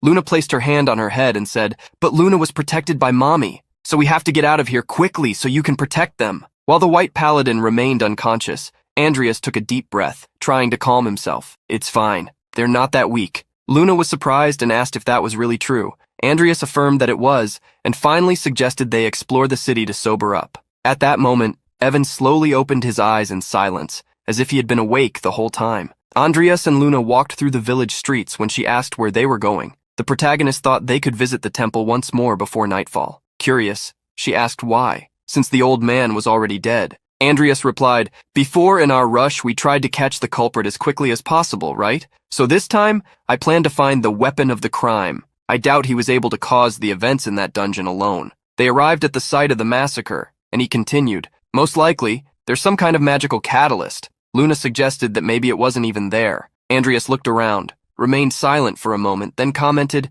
"Come to think of it, no matter how quickly we try to get here, he's already dead, right? That means this place is both his point of rebirth and where the magic was activated. There's a high chance that this place holds that secret." At that moment, Luna interrupted, startled. "Look, there's black mist coming out of the spot you destroyed before." A dense black mist began spreading throughout the area. Immediately, Andreas grabbed his sword and told her to stay back. He smiled confidently and declared, "Looks like we made the right choice coming here." Luna, overjoyed, cheered. "Go for it, friend, break it!" A powerful explosion erupted. As the smoke gradually cleared, Andreas and Luna started noticing something peculiar. Stairs leading down to a lower level. The place was shrouded in thick, dark smoke. Without much thought and without fear, Luna rushed ahead. "Bingo, let's go down!" At the same time, Andreas intervened, telling her to wait. "Let's wait until the mist clears a bit. This mist might be responsible for the loop." They began discussing the amount of mist in the area and how it might dissipate with Evan's light. Andreas fell silent, his expression tense, thinking, "Light, huh? If I'm not mistaken, the spell is..." Suddenly, he managed to concentrate a small flame of light in his hand. Luna, upon seeing it, was impressed. "Wow, how did you do that?" A notification appeared stating, "Talent Magic Power Light Element Genius acquired." He recalled when he had been in his office analyzing the notification. "I guess this is thanks to the light element talent I received as a reward for conquering the Tower of Modras." Luna was completely thrilled. "Teach Luna how to do that." But Andreas replied that it was his first time doing it, so that was all he could manage. He stretched his hands forward while thinking, "If I had known, I would have practiced." The light dissipated the dense mist and illuminated the long path leading to a stone wall. Andreas began descending cautiously and warned Luna to do the same, as the stairs were very steep. Naturally, Luna started descending without a shred of concern or caution. Upon reaching the bottom, they realized the place was incredibly dark. However, they heard a whispering voice. "Living beings?" Luna turned to Andreas and asked if he had heard it too. He confirmed that he had. There was something there. As they walked further ahead, they heard it again. "Set me free." Andreas found it strange, but Luna, astonished, responded, "There's someone up ahead." She turned to Andreas and asked, "Can you make the light a little brighter?" Andreas, pushing himself to the limit, wasn't sure if he could, but he decided to try. He clasped his hands together, straining even more while thinking, "Just keeping the light on is hard enough. Can I do it? Remove the heat from the fire magic spell. Refine the light by reorganizing it. Repeat this process multiple times." His hands became surrounded by magical circles as he executed each step. Suddenly, a burst of light exploded, dispersing even more of the mist and illuminating the area. "Wow, incredible!" Luna said, amazed. Andreas could hardly believe his eyes. Before them, a massive red dragon lay dormant. Is that a dragon?" Luna stammered. Andreas was equally shocked. "Krav Maga? So it was here all along." The dragon lay coiled in its own wings, trapped within the space. The mist started spreading rapidly, overtaking the surroundings. "Let's get out of here first," Andreas said. However, at that moment, a powerful wind began to rise, and Andreas thought, "Damn it, I can barely maintain this small light," and yet, Luna, feeling the pressure, realized the light was weakening more and more, but this was the best Andreas could do for now. As the light faded and the wind intensified, everything went dark. Andreas had reset everything. The loud bells tolled as children ran after one another, playing and fighting over a toy. He was sitting at the fountain again when he heard Luna shouting, "Friend, hurry up!" Luna ran toward him, frantic. "Come on, let's go with Evan too." Andreas remained calm and responded, "Luna, let's keep what happened today a secret from Evan." She couldn't understand why and questioned him. Andreas then explained, "We may be working together now, but he still wants to kill us, remember? But deep down, Andreas was only thinking, first, we need to find a way out of here ourselves. The light was so intense that it could be seen from outside the cave where they were. The priest's body and Evan's lay on the ground. Luna, shielding herself from the strong light, urged Andreas to keep going just as he was. With a smile on her face, she exclaimed, "The light is much stronger than before." They could see the dragon's body still coiled, but she noticed something strange. She turned to Andreas and said, There's something on the dragon's chest." Andreas then stated, "That must be its core. Destroy it." She nodded and leaped forward, raising her scythe directly against the dragon. A loud crash echoed, and the impact stirred up a dense cloud of dust. Luna swallowed hard as Andreas called out to her in concern. The core lay before her, glowing red, completely intact. Andreas was pushing himself to his limit, feeling like he couldn't go any further than this. "Looks like we'll have to leave this for next time." The next day, both of them were running, as always, toward the temple. "The heart, you said?" Andreas muttered. Luna confirmed, saying it was glowing red. Gritting his teeth, he thought, "The dragon's heart. If Luna's attacks didn't work, there's no way we can handle it alone." Then an idea struck him. He turned to her and said, "Let's ask Evan for help." Luna didn't understand why they would ask him now. Seeing her hesitation, Andreas asked, "You don't like the idea, do you? Well, for now, let's just focus on getting out of here." Evan stood in front of the temple, preparing himself, gripping his sword, ready to unsheath it. As always, the guards lay defeated on the ground. The white paladin was about to push open the doors when suddenly someone shouted, "Wait, Evan!" The paladin turned around, suspicious of the yelling, and saw the duo running toward him. Luna continued to shout, "We found the core!" Immediately, Evan asked where it was, but Andreas intervened with a condition. "Before that, you have to promise me one thing." Evan looked slightly confused. "Promise?" he asked, not understanding what kind of deal this was. Andreas took a deep breath and answered seriously, "When we leave the dungeon, you won't hunt Luna and me down for an entire month." Stared at him in silence, thinking and analyzing his words. Luna, noticing the delay in his response, covered her mouth and whispered to Andreas, "See, I told you, it's impossible. Look how much he hates the idea." However, Evan suddenly agreed. "All right." Both of them widened their eyes, not expecting him to actually accept. Andreas smiled, wanting to hold Evan's honor above all else, and said, "It's a promise with a holy knight, after all. I'll trust you." The trio stood at the entrance of the place, but something was different from the other days. "No, here, a priest's body?" Luna pointed at the entrance and commented, "It doesn't matter if he's here or not. All we have to do is destroy the core, right?" Evan grabbed his sword, agreeing with Luna. "Exactly. The priest must have fled as soon as he realized there was no hope." However, Andreas's expression seemed to indicate that he wasn't entirely satisfied with that. He thought, "That's true, but..." Suddenly the three of them heard a voice and quickly turned around. "I gave you a chance to integrate into this world, so why do you want to destroy this city?" the priest shouted in fury.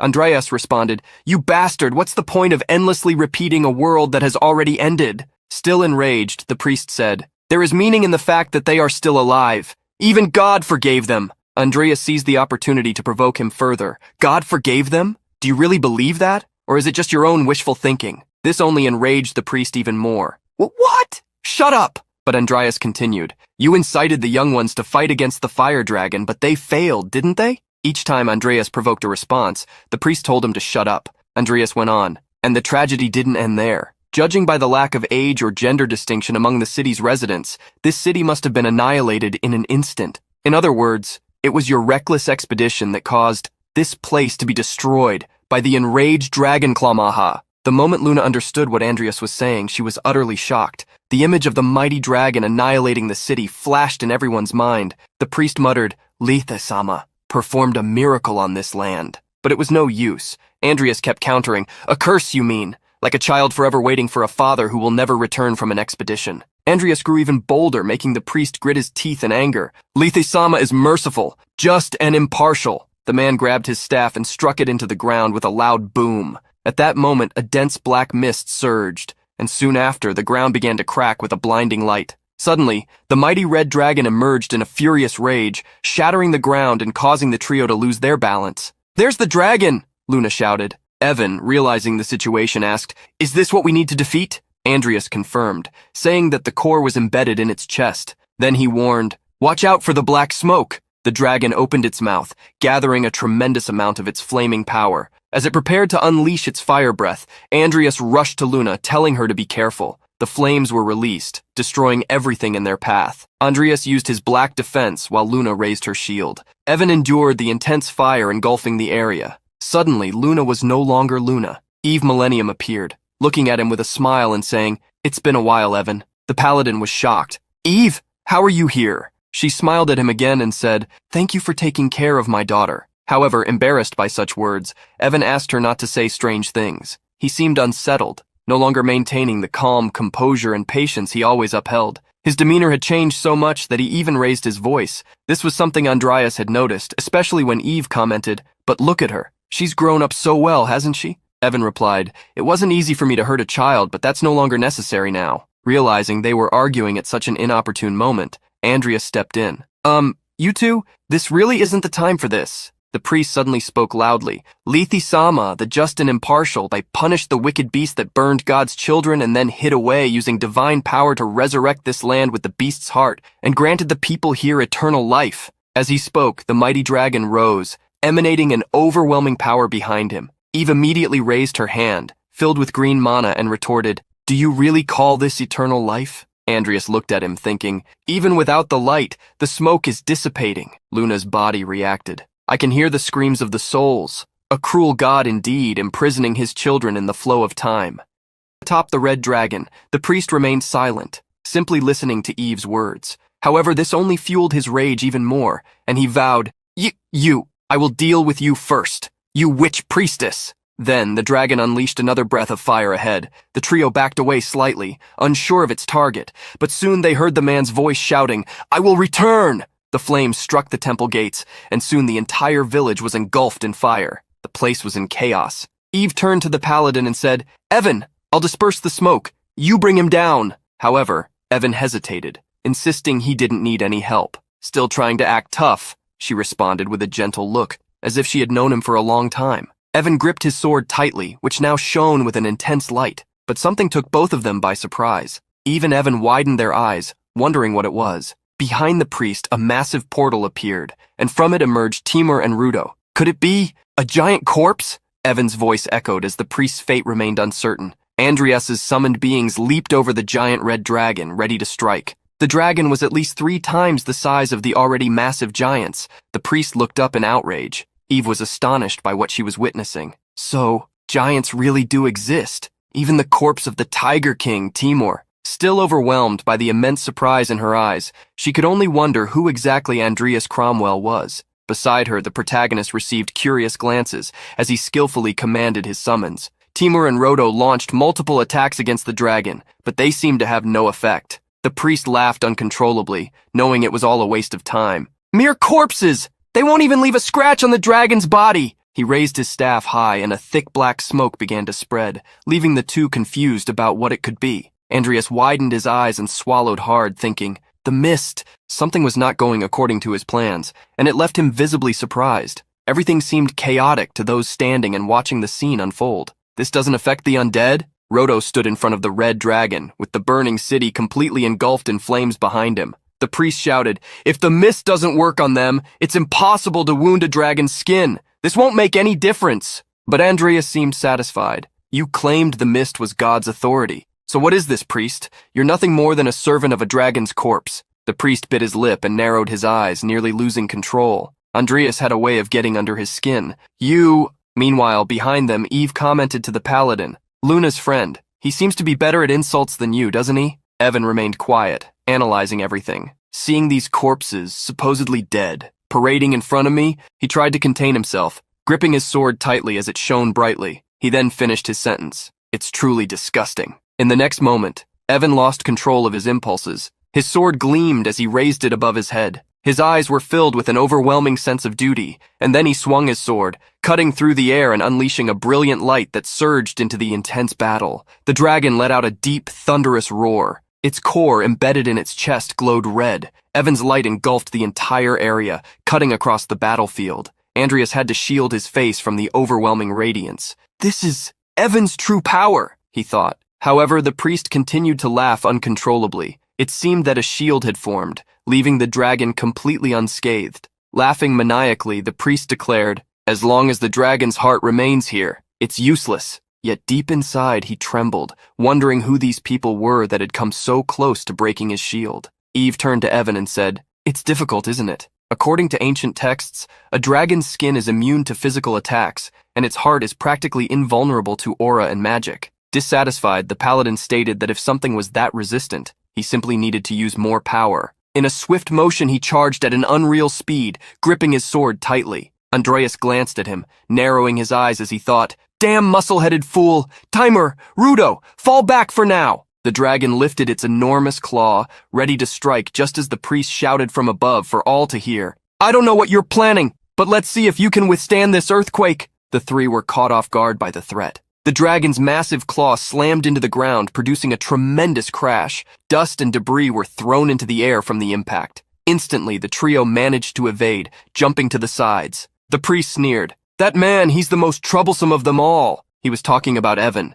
who had leaped above him. Evan looked at the dragon in surprise as it opened its mouth once more, gathering fiery energy. The blast was powerful, like a tunnel of flames. Andreas and Eve worried about the consequences, but while the dragon was occupied with Evan, Andreas saw an opportunity to strike. He quickly formed a summoning magic circle, and a portal opened behind him, from which a tiny fairy emerged. Stealthily, the fairy positioned herself to attack, making everyone on the battlefield anxious. "Damn! That shield even reacts to Maline's stealth attack," Andreas thought. Eve was impressed. "That child, he's far too accustomed to battle for his age, and those 2 soul spaces he possesses must be hiding some secret." The artifact once again released the black mist, while other creatures began to emerge near the dragon. The priest smirked, saying, "You little pest! I'll give you a real opponent." The mist transformed into knights. Fearless, the priest pointed at his enemies and commanded, "Attack!" Andreas did the same. He opened his subdimensional spaces once again, summoning Timur, Rudo, and Nickel, instructing them to handle the situation.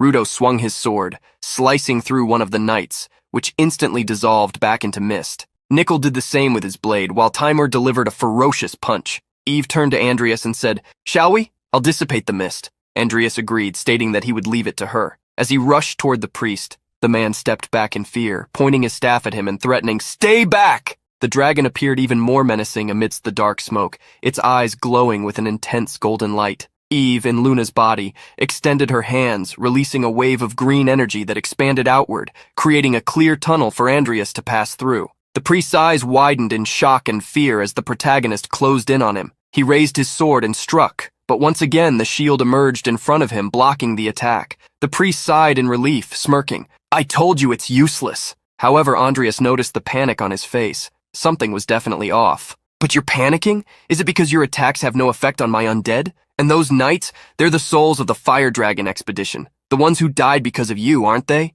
The priest was stunned. "How do you know?" Andreas responded, "You didn't just send them to their deaths, you torment their souls as well." Unable to bear the truth, the priest shouted at him to be silent. "After all, they're still alive, aren't they? They weren't spared the punishment of death, were they?" However, he had failed to notice something, and when he lifted his gaze to the sky, it might have already been too late. Countless cross-shaped swords rained down from above, summoned by Evan. A brilliant light tore open a portal, and the blade struck the red dragon, causing it to roar in agony. Andreas had to dodge, shielding his face with his arms as he leaped backward. The priest was terrified, but his shield once again managed to block some of the swords. "How?" he stammered. "The dragon's skin!" The dragon had collapsed to the ground, defeated by Evan's power. Andreas clenched his teeth, furious that Evan had seized the opportunity, and had also targeted him in the process. Eve glanced at him sideways. What a sophism. Meanwhile, the priest, overwhelmed with fear, muttered, "You weren't consumed by the flames?"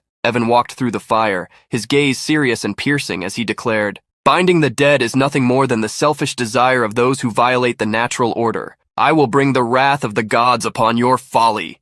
The priest glared at him with fury, gritting his teeth and sweating coldly as he said, "As expected, you are the greatest obstacle." The red dragon spread its wings wide, displaying its full majestic power. Andreas watched Evan, wondering if this was some kind of secret aura technique. If so, it was truly incredible to witness firsthand. However, with his usual calm demeanor, Evan simply stated, "You don't even realize that your greatest obstacle is yourself." The priest snapped back, "Shut up, I am the protector of this city. Death is too luxurious for you. I'll trap you in a cage of souls and fire, and make you suffer for all eternity." The battle raged on. Flames consumed the city's houses, intensifying the already heated conflict. As Andreas surveyed the chaos, he thought, "That old man. Does he plan to turn the entire city into a sea of fire? Just how much mana does that dragon have?" While he was analyzing the situation, he failed to notice that Evan was preparing another attack, one that would place Andreas directly in the middle, between him and the enemy. When he finally looked ahead, he was startled to see the attack already coming his way.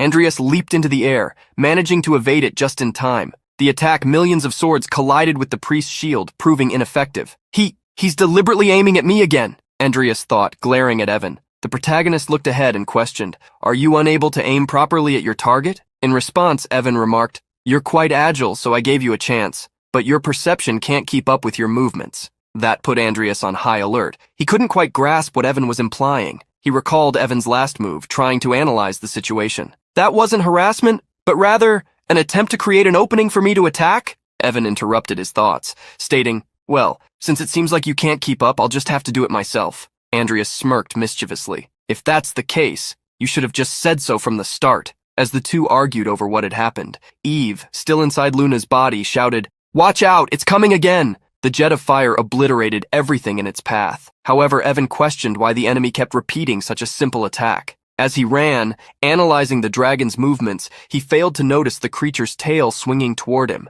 The impact sent him rolling to the other side. "This is bad," Andreas muttered as he saw the dragon move. Eve, standing beside him, yelled, "With that, Evan can't counterattack. Even if it's just the two of us, we'll have to use a big move." Andreas agreed. "If this attack fails, I'll figure something out." Eve stared at him, unable to understand what was going through his mind. However, at that moment, a system notification appeared. The legendary Phantom of Sloth will now execute its intent. A shimmering blue energy began to manifest in Andreas. He raised his sword before the imposing dragon, drawing the attention of the priest, who was left stunned. The priest attempted to strike the dragon unsuccessfully. "What? How dare you?" The imposing dragon was about to release its fiery jet again, which made Andreas even more tense about the situation. "Retreat! If we can just take care of that old man!"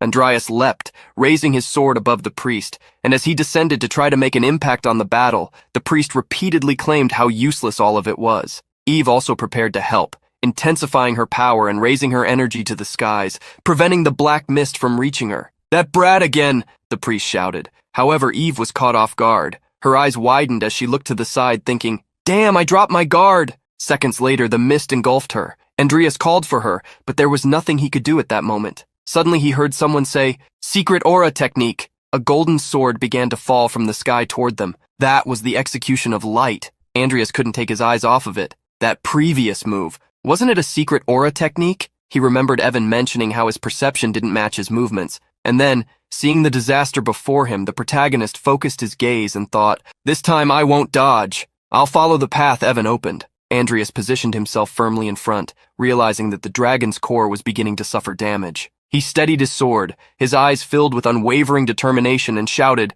"The selfless sword!" He struck directly at the dragon's neck. As Andreas fought, Eve was also struggling to survive the mist. She survived by using a defensive technique, but couldn't escape it anymore, even questioning what she could do. The strike Andreas delivered seemed to have an effect, and seeing the dragon suffer, she thought, "We did it!" All that power seemed to disintegrate into several fragments. The priest had fallen from his dragon after it was defeated. On the ground, the priest muttered, stammering, It can't be. The dimensional portal is..." However, before he could finish his sentence, his head involuntarily detached from his body. Andreas stood, watching his head roll. Evan, feeling satisfied with the final blow, said, "It seems you're no longer needed. It's over. Let's escape." Andreas agreed that they had finally succeeded, but he was going with Luna, so he asked Evan to go ahead first. Evan remained silent for a moment. He couldn't forget that they were all enemies of each other and the promise made, but he simply responded with one word, "Understood," and then he left. Andreas approached Luna, who was still surrounded by the black mist, and thought,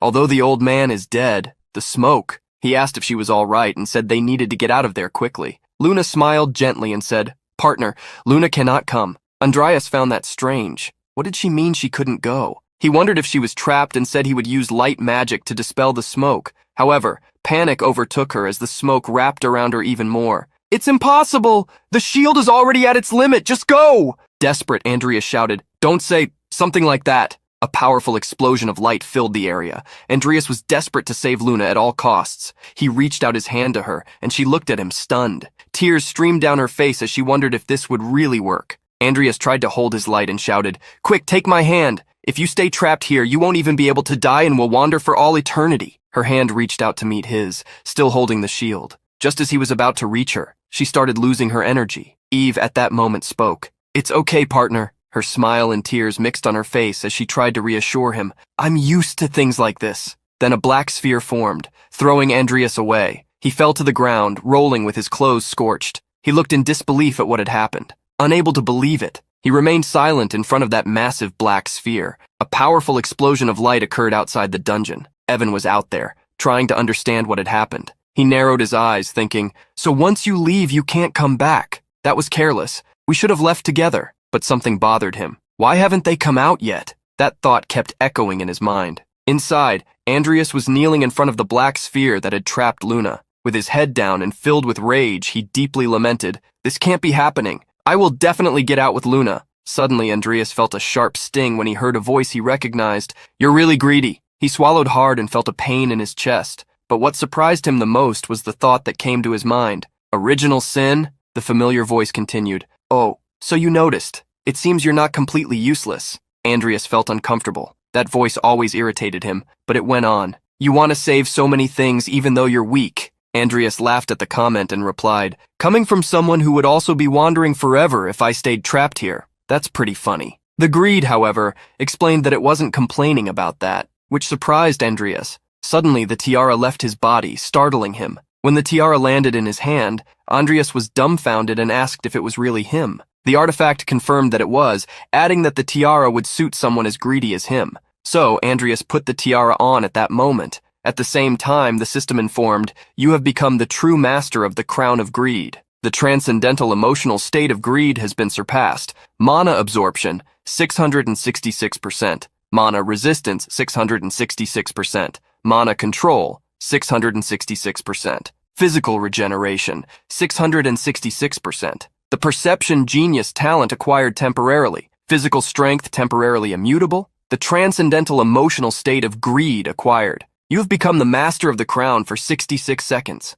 Andreas held a ball of light energy while thinking, "Perception, genius? The magic I could barely control before now works effortlessly. Right, with this, I can save Luna." He inserted his power into the black sphere, causing an explosion of light. At the same time, in the infinite darkness, Luna found herself alone. The only thing she could see was her own hand. She thought, "He has people waiting for him outside, so it's okay." Luna tried to hold back her tears as she lamented. She remembered all the amazing moments she had with Andreas over the last few days, the special bond they had formed in such a short time, the missions they had undertaken together, and how much fun she had with it. But now, she was alone, in the dark. Wiping away the tears, she said, "But Luna had so much fun." Suddenly, that darkness was filled with a strong light, and Luna had to shield her eyes, which were now accustomed to the dark. She began to see the crackling of that power as she heard a familiar voice saying, "Who do you think I am? I wouldn't leave you behind." Andreas was there, stronger than before, extending a friendly hand,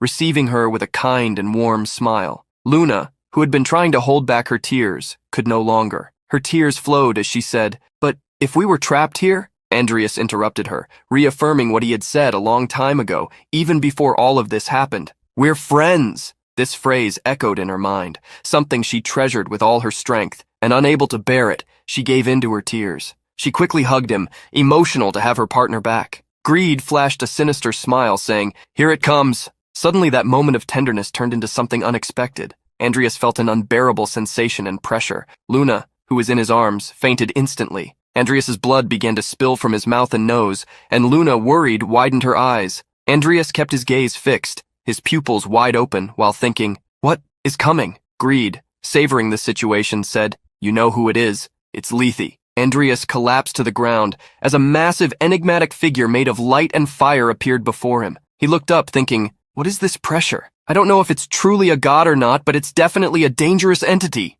The figure stared at him with a reddish gaze and said, "Why did you summon me? Observer." Andreas couldn't withstand the pressure of that presence, and as he lowered his gaze, his entire body gave in, bursting into blood. The blood mixed with the shadow of greed, which began to speak, "Oh, it's nothing special." Andreas tried to look back, seeking the figure of greed while thinking, "I can feel his emotions directly in my body. Revenge, and a deep desire to kill." Greed continued, "I'm here to warn you. Write your will because I'm going to kill all of you." The smile remained on his face as Lethe responded, "I understand. I'm looking forward to it." The shadow laughed uncontrollably. "That's it. Now get lost." Andreas, struggling to stay awake in the presence of such power, thought, those bastards, talking as if I'm not even here. It was then that he heard Lethe's voice. To think that you heard our conversation and still kept your sanity. Amazing. I'll give you a farewell gift before I leave. Andreas's eyes widened, unable to believe what he had just heard. I pray that you and the observer get what you desire,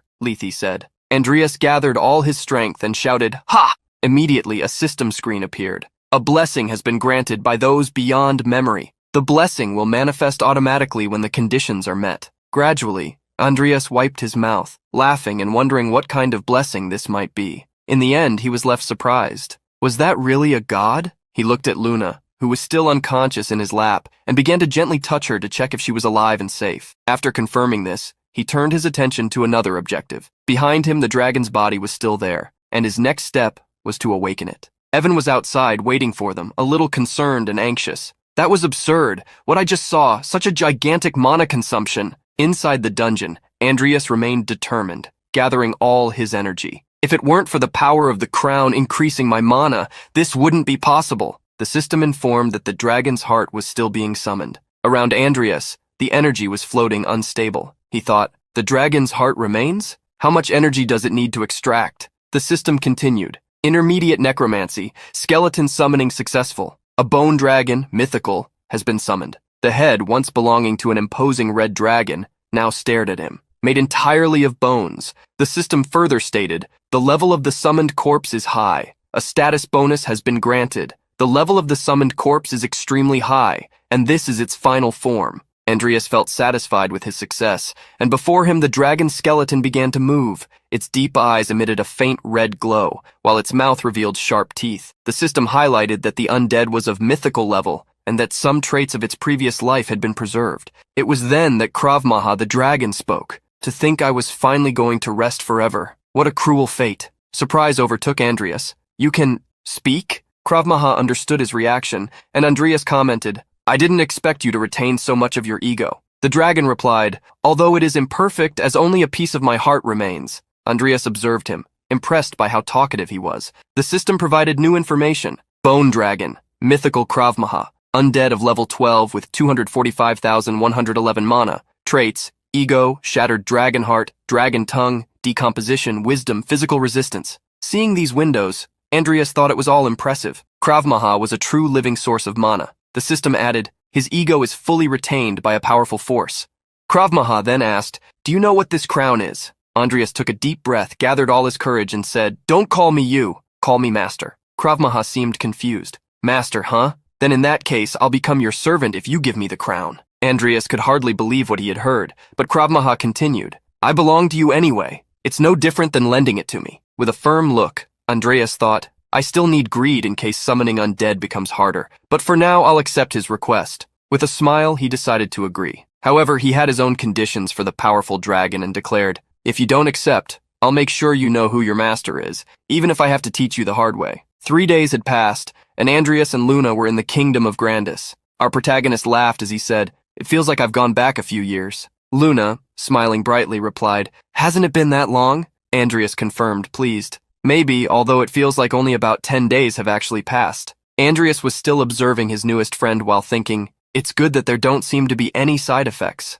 Indeed, many things had happened over these days, but Andreas was happy because they had managed to resolve everything during the short holiday. As they walked through the city, his thoughts returned to the war they would have to face in the north, and once they returned to the Empire, they would need to start preparations. Luna pointed to a merchant, eagerly wanting to try something displayed at the stall. It was a variety of snacks that looked delicious. All that could be heard was Andreas telling her to eat slowly, while Luna enjoyed each bite. At the train station, Luna said, I want to go with you. However, Andreas replied, no way. If we go to the Empire, there will be a lot of problems. Luna tried to add some charm to the situation. I'm so lonely. But Andreas stood firm. I'm sure we'll meet again soon. Luna then agreed, and placing something in his hand said, take this with you. Andreas looked at his hand and saw it was a small green box. Waving with a smile, he said goodbye. Take care. I'll contact you again. Andreas let a smile escape, bowed in farewell, and wished that she also took care of herself. The train's whistle sounded,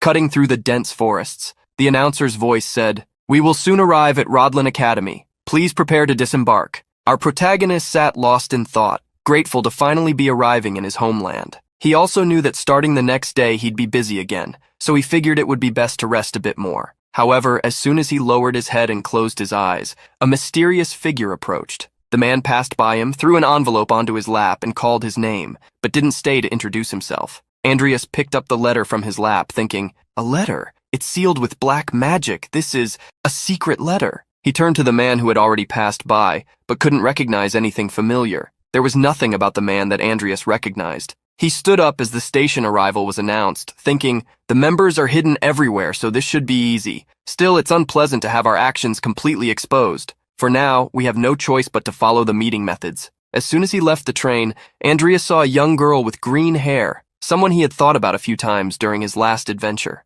The girl looked suspicious when she heard his voice. "We were on the same train, weren't we, Vivien?" Andreas's green hair swayed in the wind, and his smile was subtle but carried a genuine relief at seeing her. Vivien was also surprised to see him, but it didn't take long for her imagination to create the perfect scene. Her running toward Andreas, dropping her luggage and hugging him tightly, erasing the longing she felt. But all of this was just the product of Vivien's imagination. In reality, she merely responded timidly, "Andreas, you've been, well?" He confirmed that he had been, and then asked how she and her family were doing. Vivien fell silent for a few moments, smiled gently, and remembered something. In her memory, her house was always surrounded by the sounds of swords clashing outside. A man was practicing fencing at an intense level, and Vivien was facing him head-on, not retreating. The rhythm of the strikes was so fast they were barely trackable. In the end, she managed to disarm him, sending his sword spinning through the air, and only lowered her guard when the blade fell behind her. The man looked at his own hands in silence before finally saying, "I can't believe it. What happened?" Vivien responded with a proud gleam in her eyes, "Incredible. I met my master." The man then asked if she wanted to become a knight of the Cromwell family, and without hesitation, Vivien confirmed, "Yes, I can't think of anything else." The man nodded seriously. "You've become a great knight. A true knight must choose their own master before being recognized as one. I will respect your choice." Vivien was surprised by these words. Silently, she closed her eyes tightly, and then bowed deeply in gratitude. Returning to her encounter with Andreas, Vivien simply responded, "There were some hard things." Andreas was stunned. "Huh? What happened?" But she quickly grabbed her suitcase, turned gracefully, and replied, "It's a secret. I'll tell you later. After all, what woman doesn't have her secrets?" She moved forward while Andreas remained stunned and silent. Walking through the busy hometown city, there were so many people that the noise was constant. Someone commented, "It looks like food stalls are set up for the opening of the academy tomorrow." Andreas, walking alongside Vivien, asked, "It's crowded. Why don't we go somewhere quieter?" She agreed, finding the idea of being alone with him quite pleasant. However, just ahead, they encountered Diene and Lucia. Lucia immediately recognized him and shouted, "Wakame-senpai!" Vivien took a deep breath, sighing at the lost moment of peace when Lucia approached. Shouting, Lucia asked, "When did you come back? You didn't even send me a message." Andreas didn't have time to respond and simply asked if she was doing well. Excited, Lucia affirmed that she was great and that, thanks to him, she had been enjoying every second of her life. Diene joined the conversation, asking Lucia not to interrupt since it clearly seemed like a meeting. Lucia was stunned, but Andreas quickly defended, "We just ran into each other by chance." The sweet Lucia, already picking up on the situation, gave a teasing smile. "By chance, huh?" Vivien felt completely awkward, unable to look at Andreas or deal with her own feelings, while Andreas defended, "Stop it, Vivien is getting embarrassed." His famously oblivious mode was successfully activated. Lucia thought exactly the same. How could Andreas be so out of touch? And he continued, "Lucia exaggerates way too much with the jokes. Vivien was flustered, but not by what the girls were saying. Instead, it was because she had deluded herself, thinking, "A date, that's why we wanted a quiet place." As chaotic as it was, Andreas was happy. After all, Lucia had fully recovered. He looked at the friends and thought, besides, it looks like the girl Diene is starting to take a more ideal form. Diene noticed his gaze and blushed slightly, but asked, "So, you two?" That's when an awkward silence settled. Andreas, unaware, had let his gaze fall directly onto Diene's neckline. He was stunned, wondering if she had noticed. Diene remained silent, checking her own clothes, thinking something was wrong, which also caught Lucia's attention. Then, completely embarrassed, Diene pulled her cloak and asked, "What are you looking at?" Lucia's eyes widened in disbelief, while Andreas began to sweat nervously, unsure of how to explain. Andreas started apologizing, calling out to her. Diene stepped away while Vivien was still lost in her own thoughts about the possible encounter. "Senpai, please understand the situation," Lucia said. "I already told you that's not it," Andreas finished. It was a completely comedic scene out of nowhere with Andreas and his women. Well, these guys are growing on their own. In the individual research building at Rodlin Academy, Andreas was thinking about the other playable characters who were now under his protection. Maybe I'll watch the fencing class of the first-year students later. He took the letter he had mysteriously received on the train from his pocket, and as he opened it, he began to read. The lazy contributor, the rising star of the dark magic world, Andreas Cromwell. I'm inviting you to the next meeting. Andreas was surprised. An invitation to a meeting. This is perfect. He found himself thinking that with the soul seal of Lord Orc and the acquisition of Krav Maha's body, his powers had increased significantly. However, what he needed now was an information network to know all the events that would happen that differed from the game. He thought, I want to know in advance the movements on the Emperor's side. His side can probably be dealt with behind the Mohan family, but the meeting side, that's when he thought of Luna. He considered the possibility of using Luna for this requirement, but in his thoughts he saw Luna asking,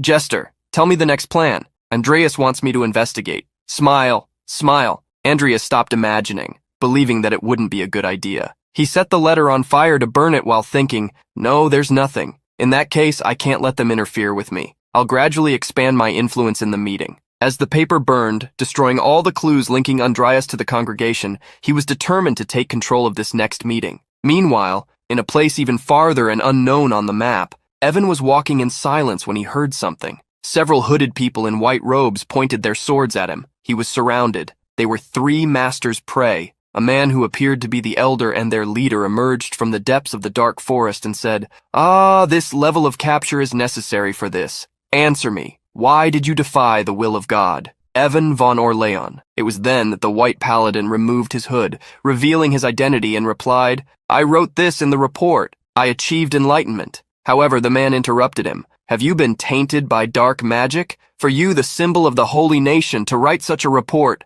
Evan observed the hooded soldiers positioning themselves for a possible charge. He commented, think of it as a difference in interpretation. The man, joining his hands, declared, if it is a difference in the interpretation of God's will, then you must prove it with blood. Evan remembered the image of Andreas as he said, a killer desperately after a child. I think a lying dark mage is better than that. Evan slowly drew his sword while thinking, it is not God's will. Suddenly everyone began advancing toward the threat Evan was presenting when an even more mysterious man said, are you busy? Everyone looked at him in shock. Why are you here? Asked the elder. That man was Maximin Kronel, a blond man apparently in his 40s. He said, I heard you met God. Evan. The paladin remained in deep silence. The elder intervened between them as the man approached. This is none of your business, no matter who you are, the holy nation. However, Maximin interrupted. Hey, old man, if you don't leave with your subordinates now, by tomorrow this holy nation will become a ruin. Fear and terror took over the man. Some time passed, the night still starry, and the crackling of a campfire could be heard. Maximin and Evan were sitting around the fire. Maximin then asked, that ball of light, were you talking to an ancient god? Evan was referring to what he had seen in the dungeon with Andreas. When he confirmed that it was, Maximin stood up, grabbed a sort of coffin wrapped in his sword, and said, where is he now? Evan replied, I intend to find him myself. However, the man insisted, I don't intend to hurt him. Just tell me his name. It seems he has the answer I'm looking for. In a large building of the academy, a meeting was taking place. Several professors were gathered, and surprise filled the room. No one could believe that someone had conquered the Modrus Tower. However, one professor confirmed the information. The supposed unbreakable record of Maximin no longer exists. She also took a paper where there was a magical circle of a flower, and by activating the magic circle, she revealed that the same person who had broken the record had created that red flower. Although the flower seemed ordinary to the professors, they realized that the formula shaping it was fascinating. Curious, they wanted to take a closer look. As soon as they touched the flower, something incredible happened. Petals flew all over the room, shining with light that left them astonished, along with a field of flowers covering the entire floor, making the environment soft and joyful. One of the professors couldn't contain his fascination. However, one of them was still confused. Isn't this just a flower? But the eldest corrected him. No, this doesn't just involve time and rotation, but also reversal. He created contradictions of a force you wouldn't expect from a student.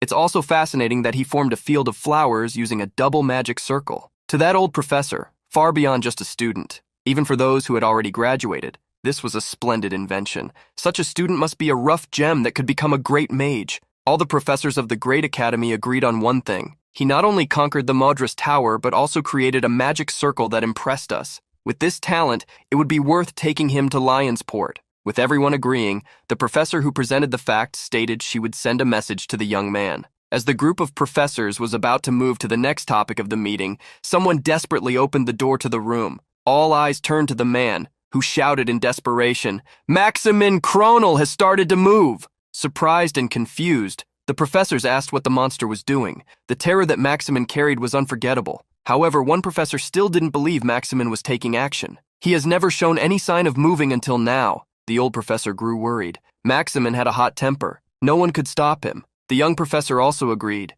This is a man who became the most wanted in Rodland because of past incidents. With all the concerns raised by the professors, the messenger who had delivered the warning was asked if he knew Maximin's objective. The man stammered for a moment, telling the whole room they were still not sure. However, he revealed something desperate. According to the report that just arrived, he has already crossed the Rodland border. The professors couldn't believe Maximin was going to Rodland of all places, because if he reached the academy, it would make the situation extremely serious. Everything seemed calm at the academy, and in an open-air training arena, Luis showed a surprised look. Before him, an unexpected fight was happening. Selena gritted her teeth, raising her sword. The young woman's weapon clashed against another sword, sparks flying from the metal collision. Luis couldn't believe his friend could fight so well, especially against the senior Andreas. While defending Selena's attack, the protagonist looked back. "What's wrong, Chris? Aren't you going to join us?" Chris's eyebrows raised at the sudden question. He then warned, "We're not on the same level as during the entrance ceremony. Aren't you underestimating us too much?"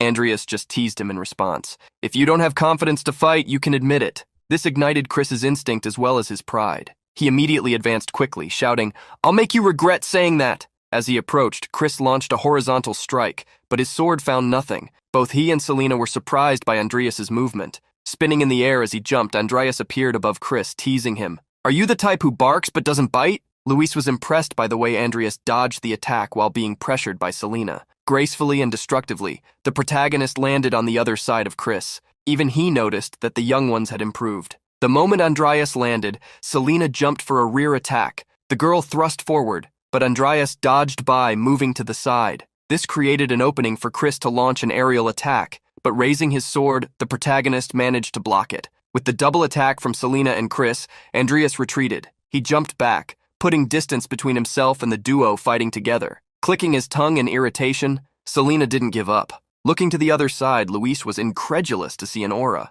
Chris held his sword raised in front of his body, breathing deeply as a crimson aura was released from him, showing he would use powers far beyond fencing. Chris moved quickly, alerting Andreas. The protagonist saw something approaching fast but surprised Chris by blocking his attack, sword against sword, while pushing Selena's hand down to avoid her attack. Since the two were so close to him and were taking things so seriously, Andreas smiled maliciously, thinking about how to punish them. Immediately, a circle of white light appeared beneath Andreas's feet. This frightened the duo, attacking him. Before they could defend themselves, they had already been disarmed, their swords flying into the air, and with a crossed slash of energy launched by Andreas, they were defeated. Luis stammered upon seeing magic being used. Falling to the ground, Chris growled, refusing to accept defeat. "Hey, it's not fair to use magic." But Andreas mocked him. "Can you say the same on the battlefield? I think it's a great idea to gain some fighting experience against those who use magic, got it?" While Chris tried to argue, Andreas ended it, surprising them. "Putting everything aside, you two really have become stronger." Andreas first addressed Chris, praising his sword technique, which had become more refined, combining Unor's fencing speed. As for Selena, he congratulated her for finally being able to hold the sword the way she wanted, now that she had one that suited her. Luis wanted to join the conversation too, but heard someone shout for Andreas. "Seaweed head, sir! What are you doing here? You promised we'd try a new mixture." Luis was surprised to see Lucia in the training area. Passing by the young man, Andreas apologized for not being able to fight with him until the end of the day. Saying goodbye to the boy, he asked to leave the confrontation for another time. Luis frowned because he really wanted to fight, but nodded affirmatively to his senior. As they walked, Lucia stretched. "Finally, it's a new semester. Do you have any goals for this semester, senior?" Andreas tried to think of goals, but before he could reveal any, he heard Lucia's excited voice. "My goal for this semester is to learn several new spells." She winked at Andreas, reminding him that she had gotten a new chance thanks to him, so she didn't want to waste time.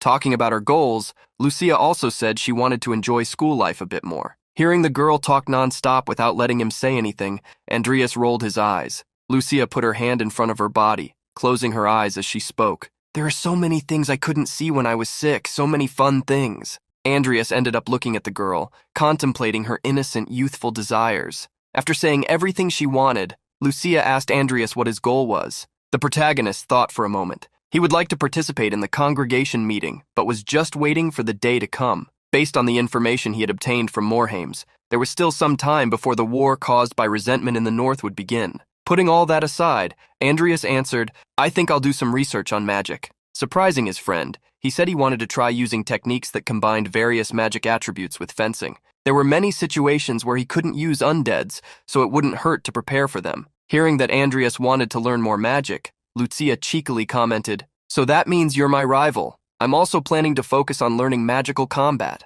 The girl proudly declared that the only reason Andreas was getting so much attention from everyone was because she had been too sick to show her superior skills. With a slight look of disbelief and disgust, Andreas let her think whatever she wanted. However, the girl noticed his look and argued, upset. While the two joked around, a small dust cloud hovered in the air in the garden outside. Andreas's gaze was drawn to the nearby building, where the dust came from. Lucia noticed the surprised look on Andreas's face, and before she could ask what was happening, a huge explosion occurred, creating a gigantic fireball in the building next door. Shocked, Lucia shouted, "What's going on?" Seeing all the dust and smoke, Andreas realized the main gate had been the first place to suffer the explosion. Immediately, Andreas moved while telling Lucia to run to the gate behind the school, which was on the opposite side of the explosion. The girl extended her arm, worried, trying to understand what Andreas was going to do. As he ran toward the courtyard outside, Andreas tried to imagine what had happened, since he didn't remember attacks on the academy at this time of year. He wondered if it was some attack launched by the congregation.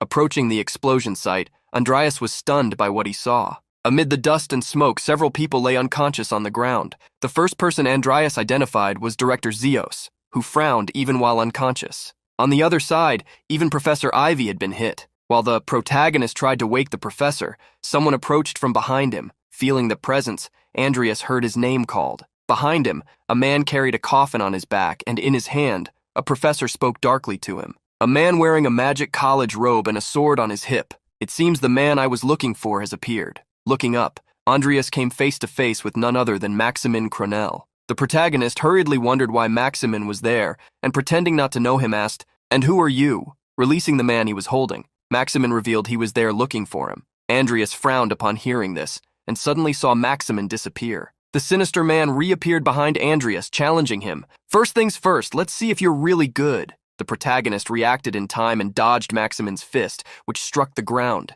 tearing everything in its path. Having evaded, the protagonist asked what Maximin was doing. Maximin did not answer. Instead, he put his hand behind him, grabbing the sword on his back. Immediately, Andreas felt a strong pressure. Reacting quickly, the protagonist used stone shield magic, raising a large wall between himself and his opponent. However, as if cutting cheese, Maximin split the great stone in half, causing a look of disbelief to appear on Andreas's face. Dropping the debris to the ground, Maximin stared at the protagonist, making his demands. "Andreas Cromwell, show the true divine power that resides within you." While the battle was happening, the loudspeakers scattered around the school broadcast a message, asking the students to leave the academy immediately through the back gate. The students gathered in the corridors, heading toward the back of the academy, where the assistant professors were already waiting for them. Among everyone, Lucia looked in the direction Andreas had run, with a worried expression. In the academy courtyard, Andreas frowned, questioning what Maximin meant by those words.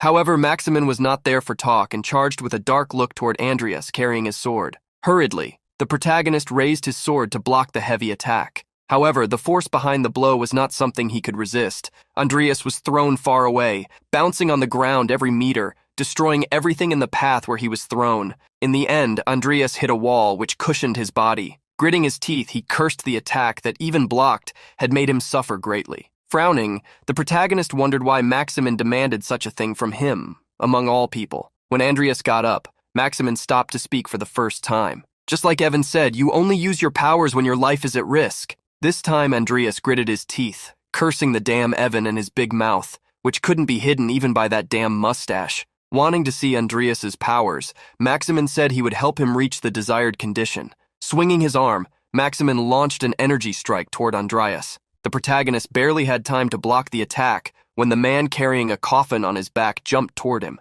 A torrent of attacks fell on Andreas, who could barely keep up. Even Maximin, swinging his sword seemingly at random, was hard to match. Faced with the man attacking him expressionlessly, Andreas saw no other option but to summon Nickel. It was the only way to stay alive. However, before he could do anything, an evil entity, the original sin, spoke into his ear. Get even closer to him. Andreas questioned what the evil being hiding behind him meant, as his hands were already busy blocking Maximin's attacks. Smiling maliciously, the dark being asked, "What are you afraid of? You got something interesting from Lethe, don't you remember?" Finally, Andreas remembered the blessing granted to those beyond remembrance, a blessing that would manifest automatically when ideal conditions were met. The protagonist gritted his teeth, making a decision, believing that this condition depended on his life. A slight surprise appeared in Maximin's eyes. He saw the boy who had been retreating advance toward him with a manic look, as if giving up his own life. Maximin accepted the challenge and raised his heavy sword to confront him. At that moment, an energy seemed to overflow from the coffin Maximin carried. A notification appeared for Andreas. Blessing those beyond remembrance detected traces of another divine being. Conditions met. Andreas felt a pain that made him grit his teeth as a light energy began to gather in his hand. The blessing seed of the divine hunter was activated. Maximin, who was about to attack the young man, only extended his sword, confused to see him fall to his knees. With a frustrated look, Maximin asked if he was giving up. While Andreas looked at the energy in his hand, he received the notification that he would temporarily suppress the presence of that known as a divinity. Even with difficulty, Andreas raised his gaze, staring at Maximin. "The reason you looked for me? I can feel it's in the coffin. It's because of the traces of the divine, right?" Trembling, Andreas lowered his sword, putting it away on his back, and coldly asked, "Can you awaken the person inside the coffin?" However, the protagonist said he had no reason to fulfill his request, especially after being attacked. Looking around, Andreas said the guards would arrive soon, so besides not wanting to help him, he was also not in a position to do so. Andreas's words gave Maximin the certainty that he could help him, since he was not denying it. Still, the protagonist ignored the man and turned, asking him to leave. "You can go. I have to take care of my wounds." Before Andreas could walk away, however, Maximin asked him a question. "What do you want?" Seeing Andreas stop, Maximin continued, "I will do whatever you want, as long as you awaken the person inside the coffin." Seeing the most powerful and insane person in this world humiliate himself before him made the protagonist smile. The protagonist turned, as if questioning him. "I'm not interested in hearing anything from someone I don't even know." Seeing that he had not presented himself, Maximin Crenel officially revealed his name and warned, "I will be waiting in the golden maple forest." Then, he transformed into an energy of light and disappeared. Again, Andreas thought Maximin didn't have much choice. After all, that coffin was the only reason Maximin lived. That night, the 3 moons seemed to gather in the sky, illuminating the forest of golden leaves below. Inside the forest, a young man walked until he found a man sitting on a rock in front of a coffin. As he approached him, Andreas declared, "3 times! When I need you, no matter the situation or who I am fighting against, you must help me 3 times. That is my condition." Maximin didn't hesitate and agreed. As soon as the coffin lid was removed, the protagonist prepared to begin. Inside the coffin was a woman in a black dress. Her wine-colored hair rested upon the red flowers that made the coffin cozy for her eternal rest. Energy once again shone in Andreas's hand as the seed detected the presence of the one who had fallen into the void. Looking at the power in his hand, Andreas understood that it reacted whenever it came into contact with another person with transcendental powers. Now, using such power from the seed, the power he had experienced before no longer existed. Extending his hand toward the woman, Andreas planned to suppress the power with his own. Before he could touch her, he raised his head upon hearing Maximin's voice. "She means everything to me. Treat her carefully." Despite the serene voice, Andreas felt an intimidating tone in Maximin. There would be only one outcome if he failed, and that made him even more desperate. Agreeing to try his best, the protagonist brought his hand, which possessed the power, closer to the woman, to lift the red flowers from the coffin with a glow of light. He was trying to free Isabel Lucy, a direct descendant of the race that could use blood magic. Isabel was most strongly connected to one of the 7 sins, lust, the vampire. It goes without saying that because of her connection to lust, Isabel was extremely beautiful. That was why Maximin, the most powerful human in the world, was hopelessly in love with her. Upon touching Isabel, the protagonist received a notification that the seed had been activated. He was surprised, as he thought his power had already been active for some time. Unexpectedly, thorn-covered vines sprang from Isabel. In shock, Maximin seemed to freeze. The protagonist extended his hand, trying to control that power while gritting his teeth. Putting his hand in front of his body after finally waking up, Maximin tried to stop the vines from growing. However, they soon surpassed the tree canopy, reaching dozens of meters high. Looking at that, Maximin was shocked. Falling to the ground, still surprised, the protagonist wondered if he was the one who had caused it. Maximin looked up, and as his eyes met Andreas's, he showed a dark look surrounded by a gloomy aura. What is happening here? Andreas received a notification that the dormant effect on Isabel had weakened, which reassured him. And soon another notification came. The resistance of the power suppressing her had increased. Looking at those vines as thick as a tree trunk, Andreas stated that this was what had pierced the Lord who had put Isabel to sleep. At that moment, Maximin heard a sweet voice calling him. Even Andreas was surprised as he was lightly hit by flying rose petals. Amid the vines, Isabel rose. "Maximin, I'm sorry." The man who was supposed to be the most powerful in the world began to cry before the miracle. His sweet beloved had awakened after a long time. In a cathedral of the academy, the director snorted, "Of all times, just when I was absent, that Maximin acted as he pleased." Irritated, he would rather have a war break out than have to deal with that man. Worried, he asked the professors in front of him what damage had been caused to the academy. One of the professors stated that many people had been hurt, including Director Zeos and Assistant Professor Ivy, although no one was in life-threatening condition. Another professor, with an injured arm, recalled something he had seen only from a distance since he was hurt. He had seen Maximin talk with the Tower Conqueror, Andreas, before quietly leaving through the main gate. The comment left Bart Alvin surprised and confused. He wondered what on earth the Empire's most wanted man and that scoundrel boy had to talk about. He knew it would be a problem if the Emperor found out. Worried, he asked the professor if anyone else knew about it, but the professor denied, saying the other team members were busy evacuating the students. Relieved, the director asked that the matter be kept secret, as he himself would investigate. The blessing of the seed that Andreas possessed received another trait, currently reaching the mark of 4 traits collected. Looking at the power in his hand, the protagonist understood that his power still had other abilities. Putting that aside, he observed the lovers' reunion. After 40 years in human time, Isabel was able once again to embrace Maximin, apologizing for the delay in awakening. During all the time she slept, Isabel could feel the pain Maximin faced, delaying fire and snow to try to save her. Touching Isabel's face, Maximin asked, "This isn't a dream, is it?" Gently, Isabel showed that he was awake. Watching the scene, Andreas remained silent. After the brief exchange of words, Isabel looked toward the protagonist, asking if he was the one who had awakened her. The protagonist nodded, revealing his name, Andreas Cromwell. Isabel bowed slightly, holding her dress, and thanked him from the bottom of her heart. Andreas returned the greeting, also bowing. "No need to thank me. This is the result of Maximin's hard work." Maximin also thanked Andreas, saying he would honor the agreement they had made, no matter what happened. Andreas thanked him for keeping that in mind. Although Maximin was the best helper he could get, being a wanted man, his help would be no different from that of an undead. Frowning, Maximin questioned Andreas if the one who had put Isabel to sleep was no longer alive.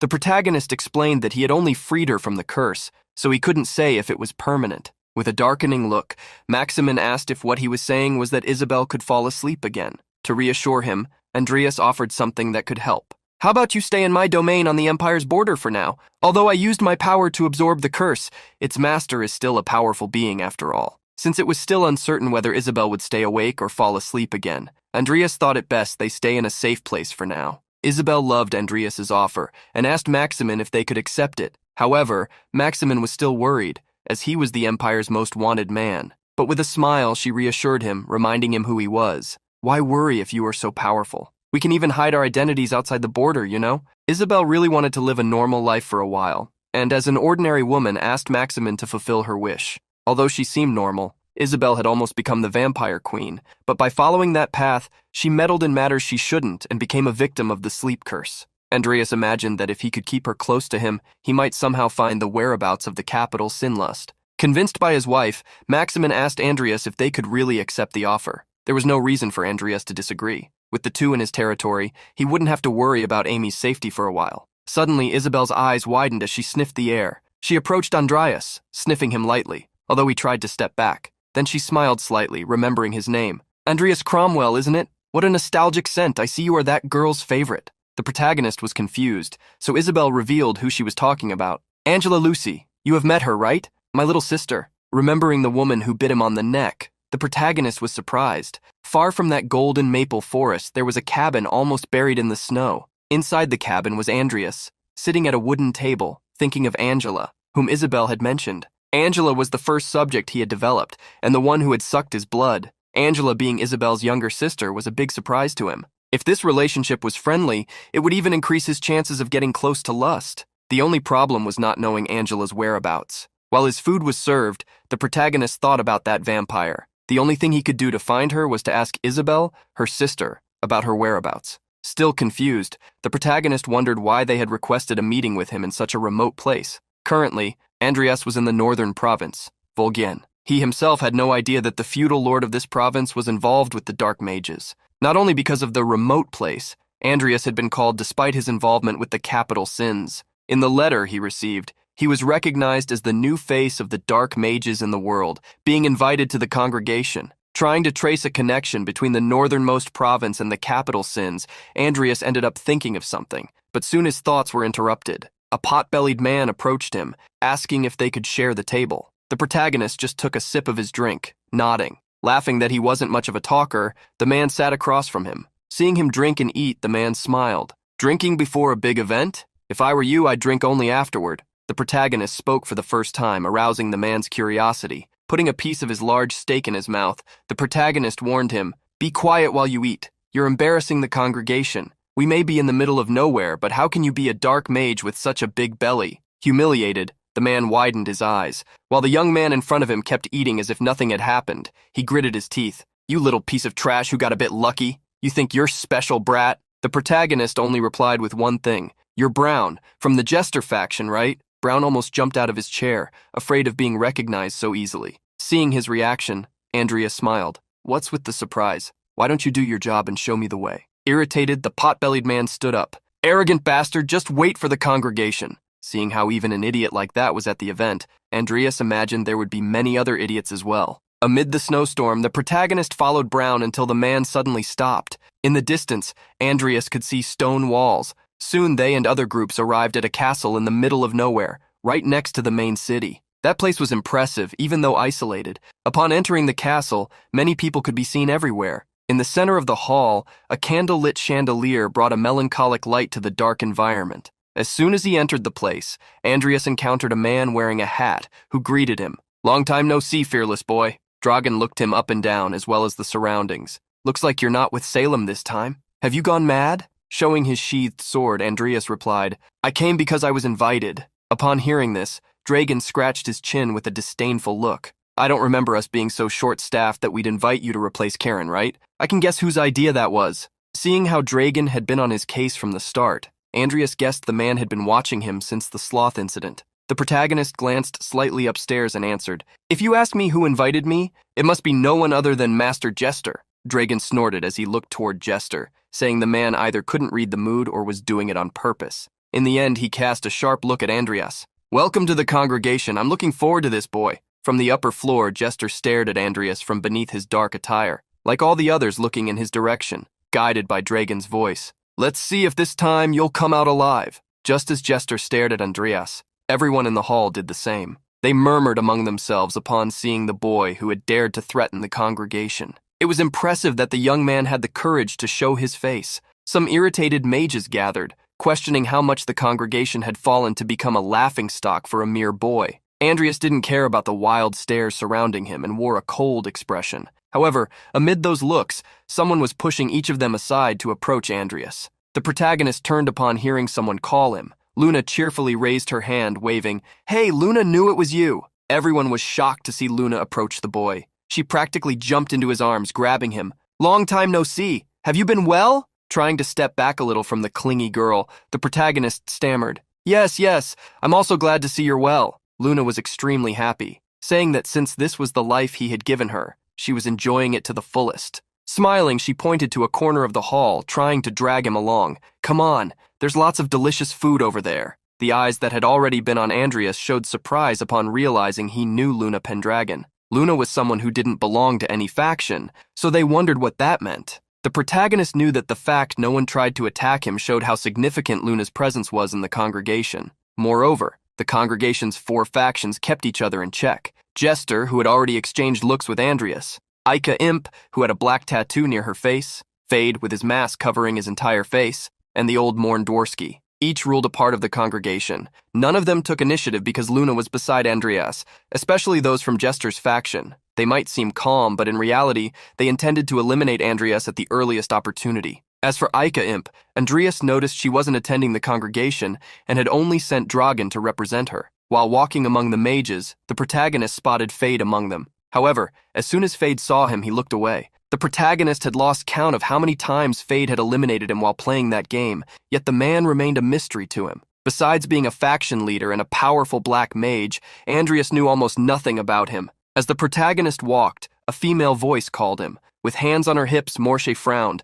"How dare you show up and stay so quiet after all the mess you caused last time?" Instead of falling into a pile of provocations, the protagonist simply bowed, greeting her. "It's been a while, Miss Morshe." Morshe gritted her teeth, her eyes turning red with fury as she spoke to the boy. "It seems you don't understand the situation you're in. Here I can easily turn you to ashes forever." The protagonist was extremely irritated with that damned jester, who didn't even teach his subordinates properly. Keeping a smile despite his anger, he warned Morshe that he was at the congregation by Master Jester's invitation. Suddenly, Brown raised his hand, pointing at Andreas, startling even Morshe. As Miss Morshe said, that brat must be judged immediately for challenging the congregation. But amid his shout, Brown felt a tremendous energy pressing down on him. Behind Brown appeared a skeletal armored being, carrying a sword larger than Brown himself and exuding a bloody aura. Everyone was shocked to see a dark knight, as only one person in the entire congregation could control an undead of that magnitude. A hoarse old voice arose among the mages. "Boy, be careful with your actions." Brown, being reprimanded, looked back. Old Morn was the last of the 4 leaders and the mentor of Karen, whom Andreas had defeated. Old Morn Dworsky, the one who controlled the Chaos Knights, was at the peak of necromancy. Morshe was furious and growled at Morn. "Why are you siding with that kid?" Calmly, the old man asked Morshe to understand that the boy was like one of his pupils. However, Morshe refused to accept that. She wanted him to remember that Andreas had stolen from him. Smiling slightly, the old man reminded her he had already said it was fine, but soon his smile turned to irritation, questioning, "Or do you harbor ill thoughts about me giving him my possessions?" With irritation in Morn's eyes, his knight displayed a cold energy. At that point, Jester was forced to intervene. "Leave things as they are. The boy is my guest." Despite being irritated, Morshe could not go against her master. Raising one hand and striking her staff on the floor, Morn began to dissipate his knights. "Actually, especially in the presence of so many important guests, please forgive this old man for reacting so aggressively." Luna ran to the old man, asking Grandpa to take it easy and rest. Faced with such a charismatic girl, he smiled, asking her not to worry. Andreas bowed his head, greeting Master Morn. "I still can't thank you enough for helping me again." The old man smiled, asking if it wasn't normal to avoid unnecessary conflicts. Showing his sincerity, Andreas apologized for what happened to Master Karen. However, the old man told him not to worry about it, as those things were just fate. While the two talked, Jester descended to the hall. "It's been a while, Morn. And you too, Andreas Cromwell." Morn greeted the man hidden by his clothes, as did Andreas, who bowed slightly, thanking for the invitation. However, the man with his eyes hidden under his hat corrected him. "I should be the one thanking you since you accepted my invitation despite all the enmity between us." Frowning, the protagonist tried to understand what Jester meant by that. Although it seemed sudden, Jester wanted to get straight to the point with Andreas and made an invitation. "Join my faction, Andreas." The invitation shocked everyone, from Morshe to Old Morn and all around, but not Andreas, who realized how cunning Jester was being. By making him join his faction, Jester could keep an eye on the academy again after what happened with Kyler, and at the same time strengthen his influence in the congregation by using the connections Andreas had with Salem. Seeing the young man silent, Jester asked if that wasn't a good offer. However, Andreas knew Jester only wanted him to become a lackey. His next actions would cause a commotion, but he had no other choice. The protagonist bowed slightly, thanking for the offer, but revealed, "I'm already planning to form my own faction in the congregation." His words scared everyone present, although they excited the girl, Luna. From side to side, people thought they had misheard, but quickly Luna jumped and shouted, "That's right! Luna will join her friend's faction!" While Jester was still confused by Andreas's words, Morshe shouted, "The congregation is not a game!" Even Morn warned him, "Boy, I'm not sure that's a wise idea." Stomping his foot on the floor, Jester warned him, "Andreas, do you understand the implications of what you said?" He extended his hand, showing a ring. "To form a faction in the congregation, you must take possession of this ring,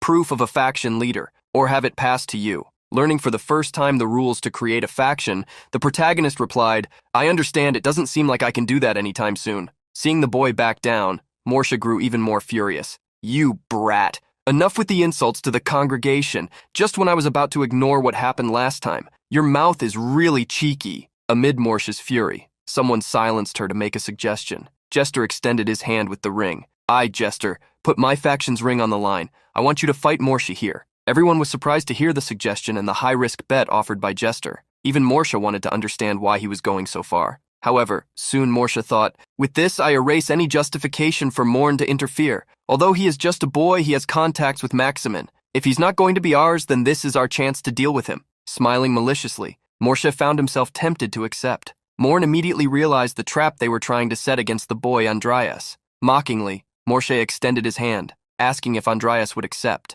Frowning, the protagonist knew that if he wanted to take control of the congregation, he would have to walk that path sooner or later. He imagined in his mind what it would be like to fight Morsha. Morn was about to try to intervene to cancel the challenge when Andreas began to speak. "This is an exceptional offer. If I didn't accept, it would be rude of me." Seeing his future little boss accept the challenge, Luna celebrated. Her eyes sparkled at the thought that a fight was about to happen. Arrogantly, Morsha declared, "Let's go outside. I'll show you how formidable this congregation is by carving it into your body." The duel between Andreas and Morsha was going to take place in front of all the congregation members. Regardless of the outcome, any act of retaliation or unfair treatment would not be tolerated. In an arena near one of the castle's exits, the two competitors already faced each other, with the congregation group standing beside the arena. Morsha, as always, showed a haughty side. "There's no Salem or anyone who can come to intervene. You still managed to act tough despite that?" In silence, Andreas tried to analyze Morsha. He didn't know her true strength.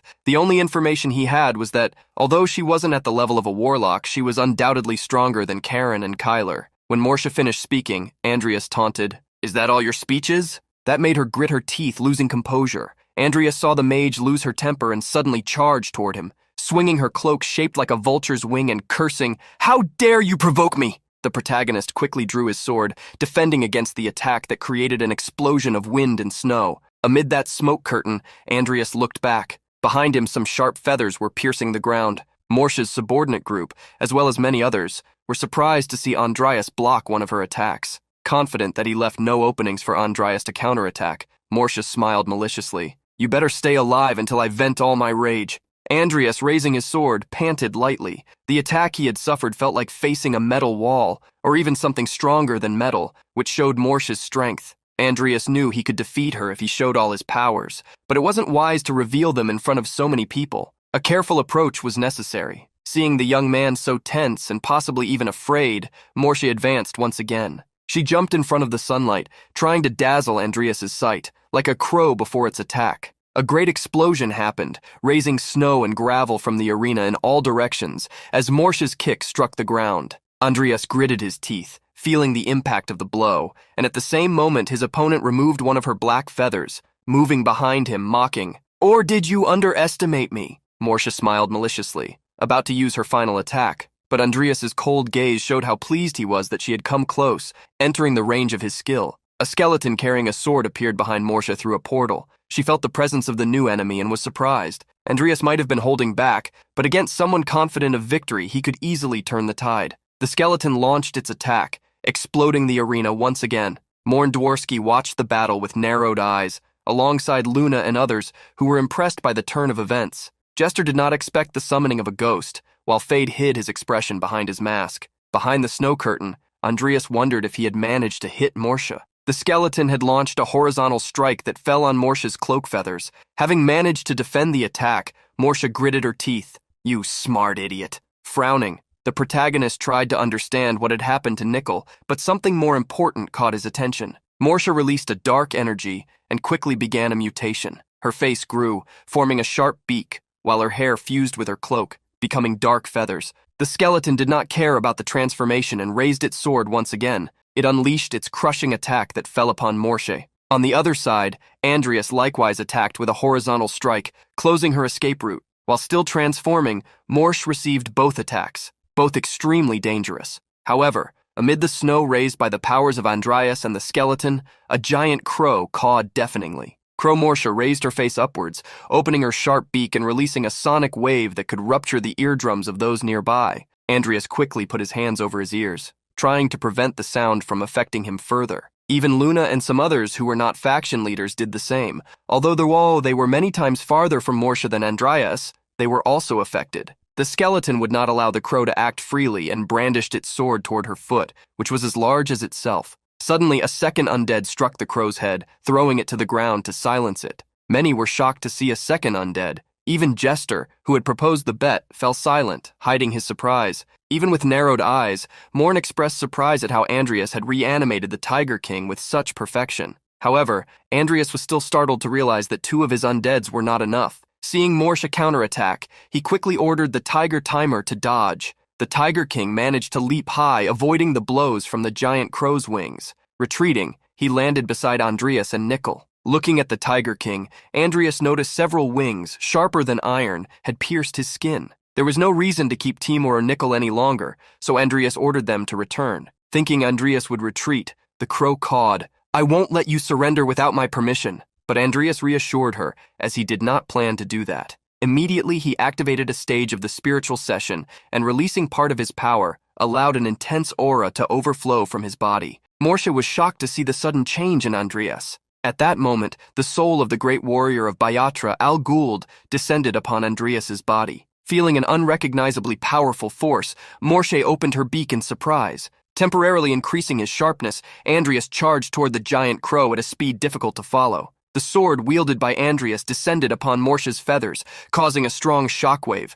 Morsha tried to resist, her body reinforced by steel feathers, but Andreas was not willing to give up. The protagonist stepped back slightly and, still in the air, launched a burst of attacks like a rain of blades toward the crow woman. The attacks overwhelmed Morsha's resistance, who fell to the ground with her immense size. The congregation's mages were shocked to see Andreas's movements. "Is he still a mage? These attacks are extremely fierce, even for a swordsman." However, Morsha did not surrender. Opening her beak, she began to gather a large amount of energy. The crow launched a devastating lightning attack, wiping out everything in its path. However, Andreas had already moved and approached her, dodging the attack. Swinging his sword, he delivered a wide strike that tore through the air toward the crow. Morsha furrowed the feathers on her brow as she saw how quickly Andreas was reacting to her attacks. In a new advance from Andreas, she folded her wings, creating a barrier of feathers in front of her body. With special vision, Andreas managed to see at the last moment Morsha's true intention. Suddenly, she opened her wings, launching her feathers at Andreas like sharp spears being shot by giant crossbows.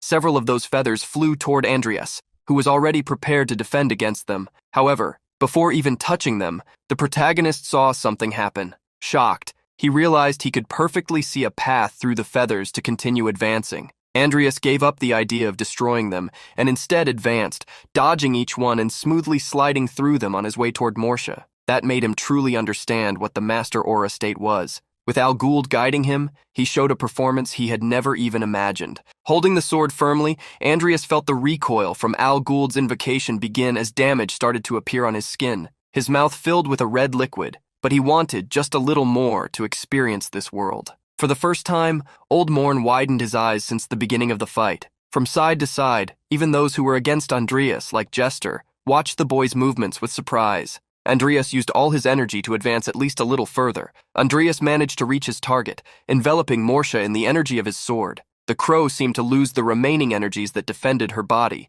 just as Andreas appeared to exhaust his energy and life force to launch that attack. And so, the battle came to an end. Sometime later, Andreas, lying on a soft bed, coughed heavily. He woke up desperate, screaming only to gasp, realizing he was no longer in battle. As soon as he woke, he received a notification that the talent extraordinary swordsman had been acquired. Looking around, he wondered where he was and whose room it was. Then he received another notification. His dodge talent had reached 100% for evolution. Discovering that he could evolve his skills surprised him greatly. While thinking about his abilities, he heard a voice. "You have awakened." A tornado appeared beside him as the owner of that voice materialized. Frowning, he faced Jester. Jester asked him to stay calm, assuring he had no intention of hurting him. Lowering his head, Andreas asked if he had lost the duel. Jester remained silent until he remembered and told him what had happened. Everyone was shocked to see the end of the battle. Andreas had fallen to one side, while Morsha had also collapsed, losing her transformation. She, however, was still awake and ground her teeth furiously,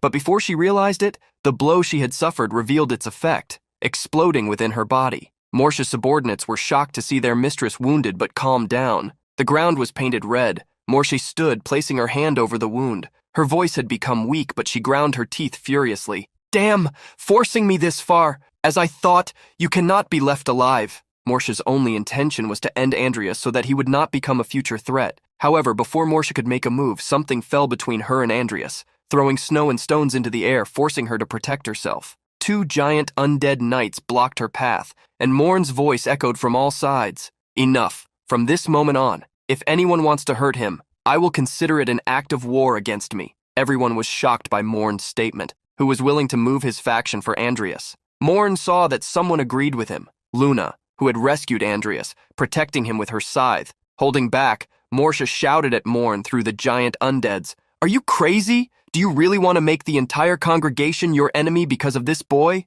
The old man, however, stepped forward and raised his faction ring. "I, Morn Dworsky, hereby pass this ring to Andreas Cromwell and join the Cromwell faction." Hearing the story told by Jester, the protagonist was surprised. Jester crossed his arms, stating he never imagined Morn would go so far. Thus, he wanted to change his terms and make a new and final offer to Andreas. "How about we unite our factions?" The protagonist sighed, asking Jester why he was so fixated on him, even sending one of his allies to duel him. Disinterested, Andreas asked the question but was surprised by the answer, "Because we share a common goal, that is wrath." Wrath, unlike benevolent greed or diligent sloth, was a capital sin that took the form of a human child. Born from the son of the bearded northern chief, Wrath, failing to escape its destiny, was taken by the great emperor and met a tragic end at his hands. Enraged by the loss of the great chief's son, the barbarians launched a desperate resistance. After underestimating the barbarians' power, the empire suffered great losses, but,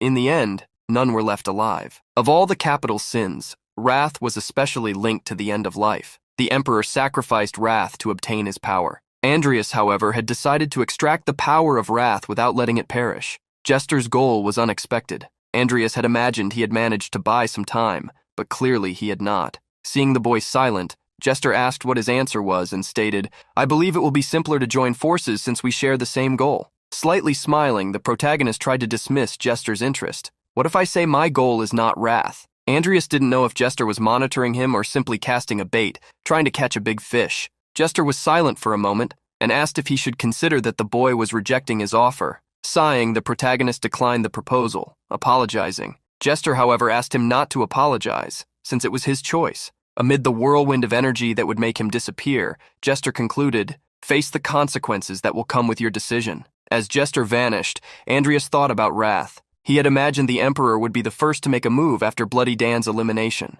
In the game story, Jester showed no interest in wrath, so Andreas wondered why there had been a change. However, a realization came to his mind. There was a strong possibility that Jester was working together with the Emperor. If that was true, Andreas imagined all his actions had already been exposed to him, so it would be necessary to be even more careful with Jester. Suddenly, the door of the room where Andreas was opened by Luna, who ran toward him. "Friend, you're still sleeping!" But Luna suddenly stopped when she saw Andreas sitting on the bed. Trying not to drool, she put her hand before her eyes to avoid seeing Andreas's bare chest. But her excitement was huge to see him alive. With Luna was Morn, who showed a smile through his beard. "I'm glad you're well." Settling on the bed, Andreas said he had heard what Master Morn had done and asked why he had made such a decision. The old man looked confused, and Andreas reminded him, "I'm talking about the ring and about you joining my faction." Morn extended his ring to give it to Andreas, declaring, "It is yours. I see the possibility of a new era in you." With Morn extending his hand with the ring, and Andreas remaining silent, Luna intervened. "Take it already, friend." Thanking her, Andreas reached out to take the ring. For him, that ring was like a springboard, a leap to take control of the congregation. Later that night, in a comfortable office, Ike Imp sat in his armchair, smoking his pipe, warmed by the soft rays of the sunset, waiting for Dragon's report. The man was there to say that Morn had handed his ring to Andreas. After puffing his pipe, Ike smiled. "Well, I guess he finally went senile. So how did the congregation react?" Dragon reported that animosity against Andreas remained. However, perhaps because he had shown his strength in the duel against Morsha, no one openly expressed their feelings. Exhaling a light smoke, Ike listened to Dragon's words and his interest grew. Dragon continued his report. "Besides, Luna Pendragon is by his side." Ike was surprised to hear about Luna. "That boy even charmed the silly girl?" Ike laughed out loud, imagining what the scene must have been like that he missed. "Too bad I missed such a spectacle. I should have joined the event this time." After coughing from the smoke, Ike recovered, showing a serious side as he thought about the new faction leader, Andreas Cromwell. I would love to meet him someday. At the same time, Andreas and Luna followed Old Morn up the mountain inside a snowstorm. The duo, following the old man, wanted at least to understand where they were going. Andreas complained, "You told us to follow you, but didn't even say where we were going." The old man's steps continued forward while he recalled, "I was just impressed by your undeads.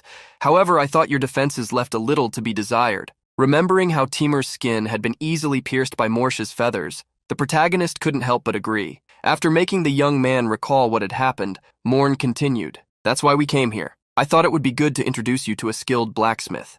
Surprise appeared on Andreas's face. A blacksmith? The old man, Morn, then spoke more about this person. The blacksmith was the one who had made the equipment for his undeads. Andreas remembered the powerful armor worn by the Dark Knights very well. With his jaw dropped, he commented, "Someone skilled enough to forge weapons for a Dark Knight. Are you talking about the arcane blacksmith Taraula?" Morn chuckled upon hearing that the young man already knew his friend and reassured him. "He may be an eccentric who chose to live in a hard-to-reach place like this, but his skills are flawless, as you must already know." While trekking through the snowy mountains, the group ended up encountering fierce wolves. With dark expressions and auras, they snarled at the invading humans. Upon raising his staff, Morn created a cloud of lightning from which huge, sharp-toothed leeches emerged. The undeads descended from the sky, attacking the bloodthirsty wolves before they could flee. Each of the leeches bit one of the wolves, lifting it up as it devoured it. Watching the wolves being defeated without any effort, Andreas was shocked. Mid-level dark mages would barely be able to handle one of them, let alone an entire pack. Hearing the old necromancer sigh, Andreas stared at his back, impressed. Morn was terrifying. Although he was a gentle man, it was obvious why he was, without a doubt, the strongest necromancer. Standing next to Morn, the protagonist tried to find out how long he had known the arcane blacksmith Taraula. Remembering the past, Morn revealed that they had met for the first time 50 years ago. At that time, he was not yet known as someone who made magical swords. While Luna was sneezing because of the cold, Morn began a story. The first time he came to meet me, he was just a common and distressed dwarf. Hearing the revelation as they moved through the snow, Andreas expressed his surprise. He was the one who approached you first? There was a profound meaning in these actions, which shocked Andreas even more. Melancholically, he verbalized what the reason must have been. He lost someone precious. The old necromancer nodded at the young man's guess. Yes, only those who have fallen into great misfortune, or those who have lost someone dear, would seek the help of a necromancer in this cruel world. Andreas knew someone who had done the same, Baron Boleric. As the trio climbed the mountains, a warm light could soon be seen through a wooden cabin. Luna, the first to see the light, pointed to it. "Is that Taraula's house?" Thus, the trio arrived at the house and the legendary strength. At the same time, at the academy, sounds of swords clanged every moment. In a duel, the instructor Ivy swung her sword, announcing her attack coming from above. The young man below her had great difficulty defending the aerial blow. Against the instructor's force, he was pushed back. Luis gasped heavily after the brief confrontation, as facing the instructor was like facing a wall of iron. After the duel, the instructor ended the training for the rest of the day, sitting heavily. On the ground, Luis asked if they couldn't at least have one more duel after a short break. Frowning, Ivy wondered what was wrong with the boy. Initially, she had imagined him as a student with good grades, but she never expected him to become so strong in just a few days. She blamed the damn Andreas for begging her to take his place. It was vexing, but the boy's words, that she shouldn't waste her time, were proving to be true. After all, he seemed to be a better judge of people. After a minute's rest, Luis got up and addressed a different topic. "Oh, Assistant Professor Ivy, I heard you are now an aura master. Congratulations." Hiding her shyness from being weak against compliments, the instructor cleared her throat. "It's nothing special, really." Ivy's humble words made the young man disagree. "That can't be true. I heard that only a few managed to pass the screening." Looking away, she tried to diminish her own achievements, stating that a screening like that was ridiculous, but ended up showing an air of arrogance that scared Luis. Remembering that she had been the youngest to achieve this feat, Luis continued to praise her with great respect. Cutting the knight's small talk, she raised her own sword and told him to do the same. Holding the sword firmly, he nodded. "I will be in your care." Before they fought, Ivy asked something she had been curious about for a while. "What's your deal with that seaweed-haired guy? You don't seem like someone who has anything to do with him." Confused upon hearing the instructor talk about a deal, he revealed his thoughts. "I thought you were helping me train because you and Senior Andreas were close friends." Annoyed, she almost punished him for the mistake of saying that. However, the young man was still confused and asked why she was helping him. Without even being sure, the instructor claimed she had just become curious about Andreas's recommendation. Remembering how Andreas had said they would fight another time, Luis realized that the senior had sent the instructor to train him as compensation for the delay of the promise. Suddenly, Ivy put away the training sword, abandoning the confrontation. Remembering that seaweed head made me lose the mood to train. Let's continue tomorrow. Surprised by the teacher leaving so suddenly, Luis called out to her in a hurry. With an investigative look, she turned around, asking what he wanted. Unexpectedly, she saw the young man bow politely and thank her. Despite your reasons, I would like to thank you deeply for spending your time with me. Keeping a cold expression, a slight sigh that should have been a smile came out of the instructor's mouth. She turned her back on the young man, saying goodbye. Do your best, or I will stop coming as soon as you bore me. With another training session scheduled, the tired Luis watched the instructor leave. At the same time, the trio that had left the congregation had already entered the blacksmith's house and made the request. However, the answer of the burly dwarf, Blacksmith Taraula, was direct. I refuse. In front of the bonfire that separated them, the three visitors were silent, surprised. Andreas had imagined that Taraula would accept the request immediately, since it would be made by Morn, but that was not the case. The old necromancer smiled, asking his friend to change his mind. Come on, don't make me look bad. Taraula's decision was unyielding. Lord Morn, I only accepted the request because it was you. To be frank, lowering myself to creating equipment hurts my pride, not to mention that they would be for a kid's undeads whom I barely know. Being attacked directly with words, Andreas remained silent, as they were not lies. Taraula continued. Certainly any blacksmith would agree with me. No one wants their creations held by a nobody. This time, Andreas was shocked and irritation arose in him. However, he kept his patience since he was in front of the best blacksmith in the empire. Frowning, Andreas wondered if there was any way to convince the dwarf. It was then that Taraula stated something that Andreas thought of using. The blacksmith demanded that the young man have an undead at least on the same level as Morn's dark knights. But, not believing it was possible, he recommended that the young man try to convince another blacksmith. It was at that moment that a skeleton holding a sword appeared behind Taraula. The protagonist smiled, asking, if you don't want a nobody like me to hold your weapons, then what about him? Maybe an undead with an ego can interest you. The blacksmith looked back as the young man commented and came across the skeleton that stared at him deeply. Taraula got up in a hurry, looking at the skeleton that released a sinister aura, and questioned, confused, is he a ghost? I'm surprised he has an ego. Despite being impressed, the blacksmith did not think the undead was as strong as Morn's. Andreas was surprised by the statement, not knowing how to respond. However, Morn knew. To Taraula's surprise, he praised the undead summoned by Andreas, calling it fascinating. The old necromancer made a proposal. How about this? If he can prove his prowess against my undead, you will consider creating a weapon for him. The proposal shocked both Taraula and Andreas for different reasons. The protagonist was about to question the old Morn when Luna shouted, "We're gonna have a fight!" The blacksmith also interrupted, accepting the proposal to Andreas's surprise. Very well. Against such conditions, I have nothing to complain about. Upon reaching a more open area, still under the heavy snowfall, Morn instructed the young man not to hold back and to show everything he had. Andreas was ready to reveal his best, something Morn could already tell from the skeleton he had summoned. The old man even laughed. Ho ho ho ho, I can already tell your undead is excited. The skeleton swung its sword with downward cuts, warming up for the battle. Immediately, Morn summoned one of his undeads. Several times larger than Andreas's, it wore full-body armor, a wine-colored cloak, and wielded an immense sword. Morn introduced his undead named Ruderon. He was an aura master that the old man had personally eliminated. The difference between the ghost rank, where Nickel was, and the dark knight rank of Ruderon was like night and day. However, Morn was still eager to be surprised by the undead that Andreas trained. As soon as the battle began, Ruderon tried to cut Nickel from top to bottom. However, the skeleton became evasive, avoiding the attack. Passing under the Dark Knight's legs, Nickel turned and launched a sword cut against his back. But Ruderon turned in time, taking the attack head-on and launching an equally powerful counterattack. The blows landed on the battlefield, raising a wall of snow that swallowed them, blocking everyone's view. Nickel was soon seen being thrown out of the white curtain. As everyone watched the battle, Andreas became more and more worried. Nickel managed to get up, once again raising his sword to face the Dark Knight. Becoming ethereal again, he advanced, surprising the enemy. Observing the skills of the ghost skeleton, Morn became more and more interested and asked Taraula what he thought. For them, seeing a ghost capable of withstanding a fight against a Dark Knight was a rare sight. Just surviving such attacks would be unbelievable. Therefore, Morn questioned the frowning dwarf. This certainly makes you admit he's strong, doesn't it? However, Taraula did not answer, watching the fight in silence. Watching the old Morn try to convince the dwarf, Andreas was faced with the stubbornness for which dwarves were famous, and this one was even beyond the usual. Despite being satisfied with Nickel's performance, Andreas knew that if the fight continued, sooner or later he would lose. As if reading his thoughts, Morn suggested, "How about we end it here? Your ghost. I'm worried that he'll end up severely damaged." Andreas watched Nickel being pressured more and more and knew that Morn's words were true. The old man reassured him, "Another chance will come soon." But unexpectedly, Andreas refused.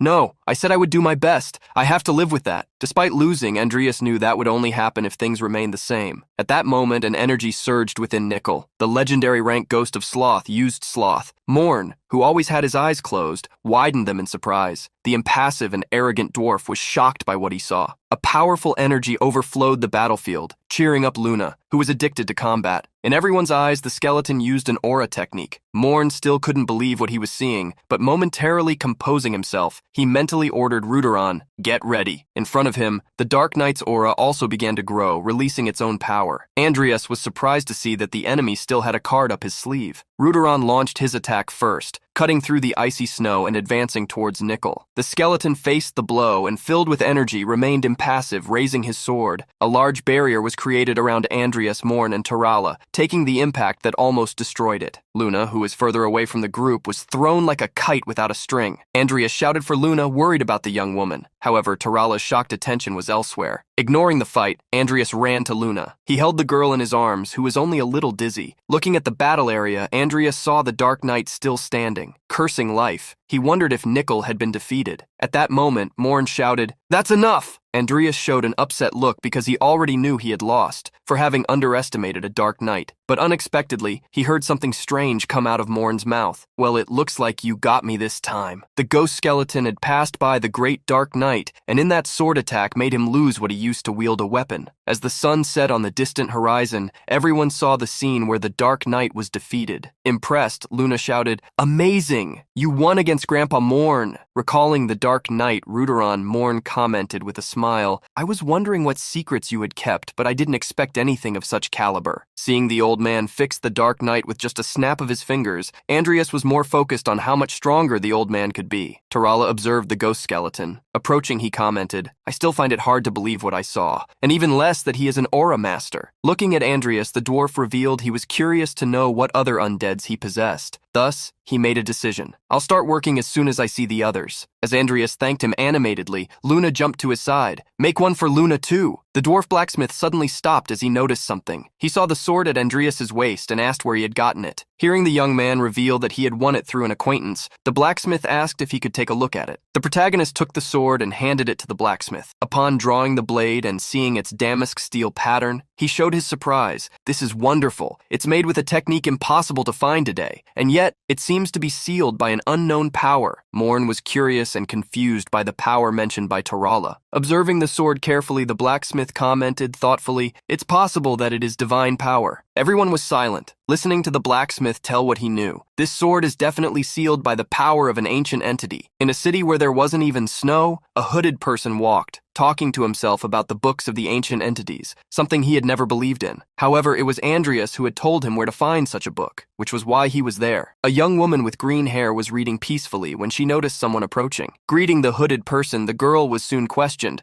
"Are you the Cromwell's maid?" The young woman, laughing irritably, corrected him, "I'm Amy, sister of the head of the house, Count Andreas Cromwell, and who are you?" Sarcastically, Salem, in his feminine appearance, answered surprised, "Oh, is that it? I'm here to pay a debt I owe your brother." However, before Salem could say anything else, he felt a strong attack hit him. After being struck by a hand, he was thrown several meters back. Annoyed, he gnashed his teeth as he hadn't even been able to detect the enemy's presence. As Isabel protected Andreas' sister, she asked her husband not to scare the guest. However, Maximin had a strong opinion. No way is someone who hides their identity a guest. Coldly, he addressed the disguised person in front of him. "Who are you?" Feeling enraged, Salem blurted out, "If you want to know, I'm ready to tell you." Isabel observed the woman in front of them, commenting to her husband that she seemed strong. Agreeing with his wife, Maximin placed his hand on his sword. "She's strong enough to make me draw my sword." Seeing the blade the man pointed at him, Salem was surprised as he recognized the sword of the traitorous executioner. Having an idea of who the man was in front of him, Salem didn't attack. Instead, he asked the person who was protecting the house, "Are you Maximin?" Surprised to be recognized, Maximin stared at the figure in front of him. In an area far from there, Luis was training exhaustively. The young man's attacks fell on Vivien, who blocked each of them with attention. As the two fought fiercely, making each clash seem devastating,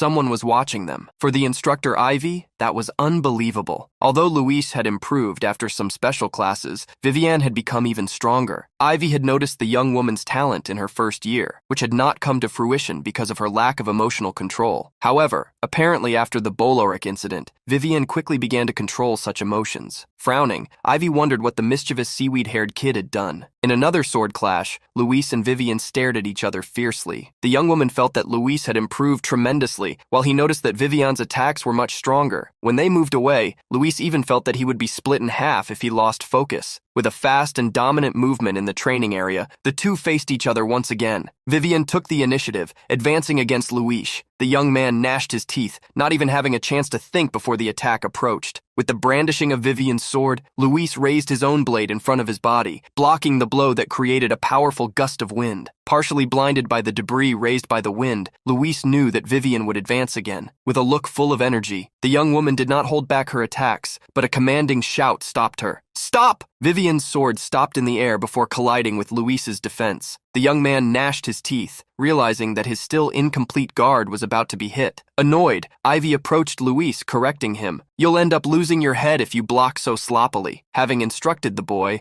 Ivy looked at Vivien, and thinking about the attack the girl had just demonstrated, felt that she had unlocked an aura. Despite her record as the youngest aura master being about to be broken, Ivy still smiled, satisfied. Suddenly, a voice caught the attention of the three. "So you're all here." Vivien blushed when she saw who had arrived at the training ground. It was Andreas, who immediately complimented her on her improvement when he saw her. Upon seeing Andreas, Ivy couldn't hold back and argued with him. "Did you dump these kids on me and go buy cigarettes? What am I, a babysitter?" While Vivien didn't know how to react to being praised, Luis took a step forward, thanking Andreas for asking the teacher to teach him. Just as he praised Vivien's growth, Andreas did the same with Luis. Changing the subject, Andreas held a sword and turned to the green-haired girl. "Here's a gift for you, Vivien. Coincidentally, I found a skilled blacksmith during the trip." Vivien hastily tried to refuse the gift, as she had already received the necklace he had given her the other day. However, Andreas put the sword in her hands, which trembled in refusal, and revealed, "I ordered the sword to be made thinking about your swordsmanship and your physique. For me, it will just be a piece of iron if you don't accept it." Blushing like a tomato, the young woman heard Andreas state that the sword was made of a special material, capable of keeping its edge without the need for maintenance. Stuttering, Vivien thanked him, while Ivy watched her, understanding certain feelings. Luis,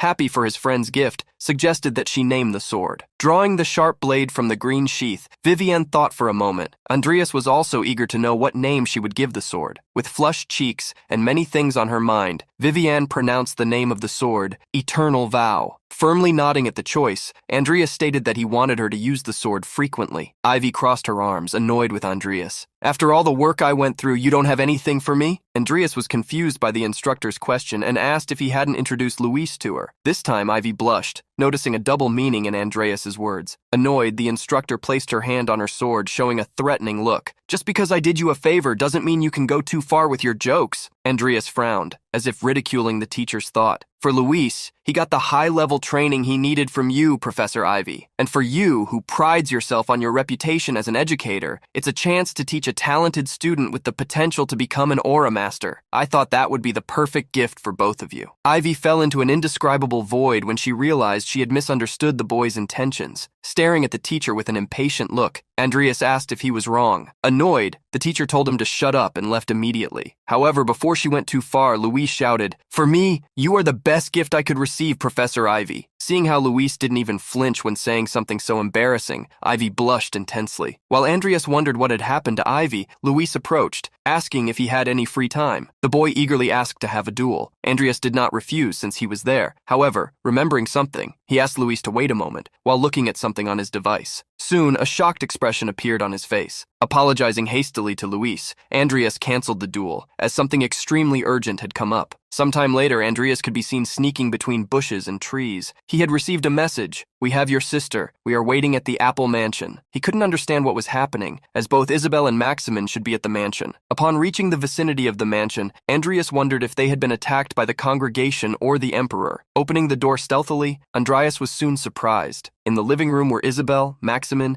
Amy, and a grumpy old man who laughed when he saw him enter. "Ha ha ha, I told you. He showed up completely ready to fight." With his sword in hand, Andreas showed disbelief when he saw Salem, who was laughing. "Your face looks like someone threw a brick at you." Ha ha ha ha! Annoyed, Amy shouted at her brother, telling him to explain himself. When Andreas finished explaining the situation, it was already getting dark. Amy couldn't believe he was involved in something so dangerous, which worried her. The grumpy Salem reassured her, "Don't worry, dear. Despite appearances, your brother is very capable. He even solved Maximin's old problem. Isn't he amazing?" Andreas understood the presence of Isabel and Maximin at the mansion, as they had been invited, but questioned why Salem was there. Salem was surprised by the sudden question. Scratching his head, he asked if Morn had become senile enough not to say that he had asked him to protect him. Andreas was surprised to learn that Master Morn had made such a request. Salem confirmed, revealing that the request had been made due to the great confusion caused by Andreas in the congregation, which led countless crazy people to have the idea of hunting him down. Hearing about something called the congregation, Amy became even more confused, but did not ask for more details. Changing the subject, Salem thanked him for the document mentioned by Andreas and reported, "I heard that Jester has already started acting openly. He has already found the ambition." At the same time, in the snowy mountains of the north, a great attack was taking place. A group was attacked and their leader, an old gray-bearded man, was eliminated by gloomy thorns. Jester had finished off everyone in that group, leaving only one child alive. He then instructed a subordinate to write a confidential letter to the Emperor. Curious, the man in gray robes asked Jester what he should write in the letter. Looking at the boy on the ground, Jester ordered the subordinate, "Tell the Emperor that we managed to find him." The blizzard made advancing through the Rocky Mountains extremely difficult. However, a group had managed to gather in a cave protected from the snow. There, on an altar, Jester kept the boy motionless with magic circles, while a red energy, which he considered interesting, floated in the air. The boy, some time ago, cried rivers of tears, but now he was staring at him with a sharp look, loaded with a truly malicious intent. This was what Jester hoped to find in wrath. Underneath his hat and cloak, Jester murmured, "Son of Kyrak, chief of the barbarians, aren't you afraid?" Instead of fear, the boy showed confidence and replied, "Fear? No way.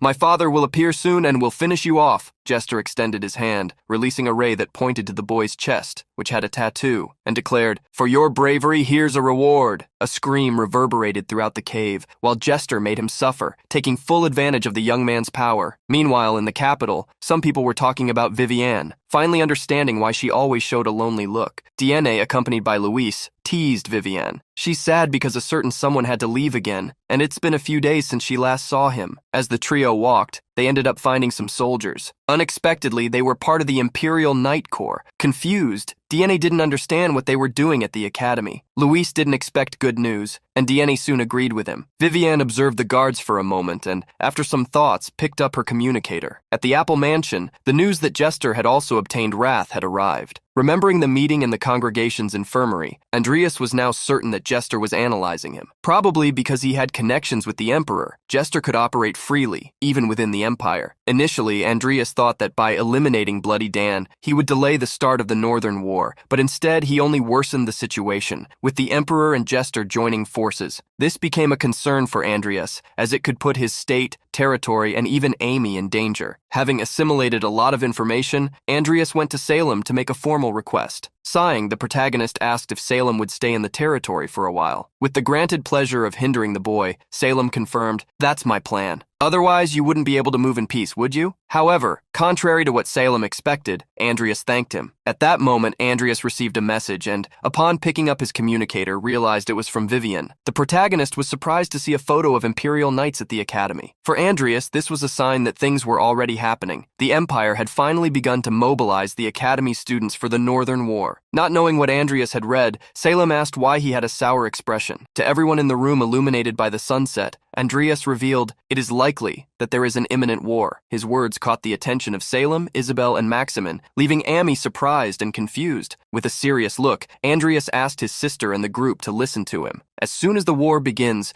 we will be forced to follow the rules of the Count's house and provide the Empire with 5 knights and 500 soldiers. However, since we don't have this amount of people, we will need to raise a war tax of 1 billion every month." Amy was stunned to hear her brother, not knowing how to react. When she asked in a weak voice if she had heard the amount correctly, Salem laughed with contempt. Hey, those greedy idiots, that's exactly why I became an anarchist." Looking at his sister, Andreas stated that it would be difficult to raise that amount of money, even with the value she could obtain from the commercial groups. When the young man was about to suggest that he would create a new potion, Amy interrupted him. "It's possible. Surprised, Andreas listened to his sister speak. Thinking aloud, Amy commented, "This means I'll have to expand the business, but I think it's possible to get 1 billion a month." Andreas avoided showing his surprise upon discovering that his sister had managed to expand the commercial groups to such an extent. Although Amy said she could do it, Andreas's concern did not end. He revealed that he believed what she was trying to do might work for a few months, but when the war dragged on for years, it would become even more difficult. Hearing the reality projected by her brother, Amy was stunned, realizing she had forgotten something so important. Andreas reminded her of several cases in which commercial groups went bankrupt because they ran out of money to keep operations running and, for this reason, advised his sister to continue keeping the commercial group operating as it currently was. Entering the conversation and changing the subject, Maximin asked Andreas if he and Evan had really met in the Great Forest. He wanted to know if Andreas had met the elves there. Andreas was surprised, but heard the reason why Maximin was asking. "When I visited the elves' territory in the past, I saw many valuable items that were rare in the Empire." The protagonist was surprised by Maximin's idea. Understanding the knight's intentions, Amy stood up animatedly. "We could do business with the elves through the commercial group." Salem cried with laughter upon hearing Maximin's idea. "You just forgot to mention what kind of people the elves are. Ha ha ha." Amy was confused by the old man's words. Isabel, who understood the situation well, explained to the young woman, "It can be difficult for humans. They are a race that regards humanity with hostility." However, Isabel and Maximin's attention was drawn by Andreas, who thought otherwise. He wanted to state that if they established an exchange with the elves, they could create a market monopoly that no human possessed. Maximin thought for a moment about Andreas's idea. In the end, he got up. "Very well, we need to go now. We have to clean the garden." Seeing Maximin and Isabel head for the exit, Andreas was confused. Smiling at the young man, Isabel asked him to continue talking, so the couple left the house. Confused, Andreas asked his sister, still looking at the closed door, "Amy, did you make those two start cleaning the garden?" Amy quickly tried to explain herself,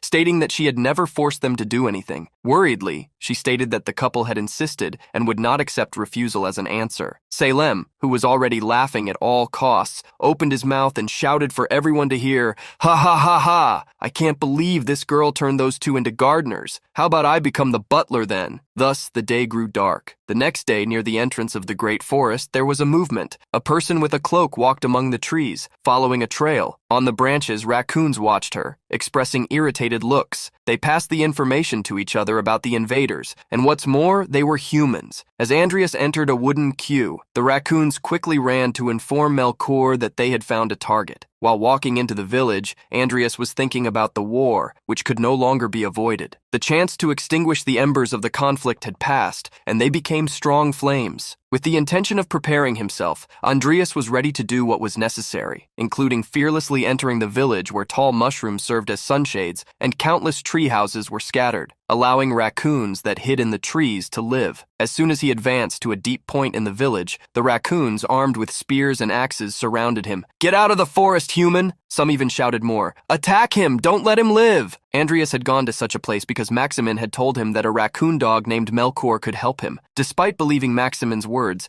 Andreas was not very excited about what he had found. Having come so far, Andreas was not intimidated and shouted, "I'm here, on the recommendation of Maximin Cornell, to talk to Melkor. Where's Melkor?" The raccoons on the aerial bridges of the village could clearly hear the human's words. Immediately, they jumped from the trees, surrounding Andreas on the ground with ropes, axes, and spears. The raccoons swung or maliciously licked their battle tools, and, while gnashing their teeth, one declared, "It's been centuries since we had the chance to flex our muscles. Let us take you to Melkor."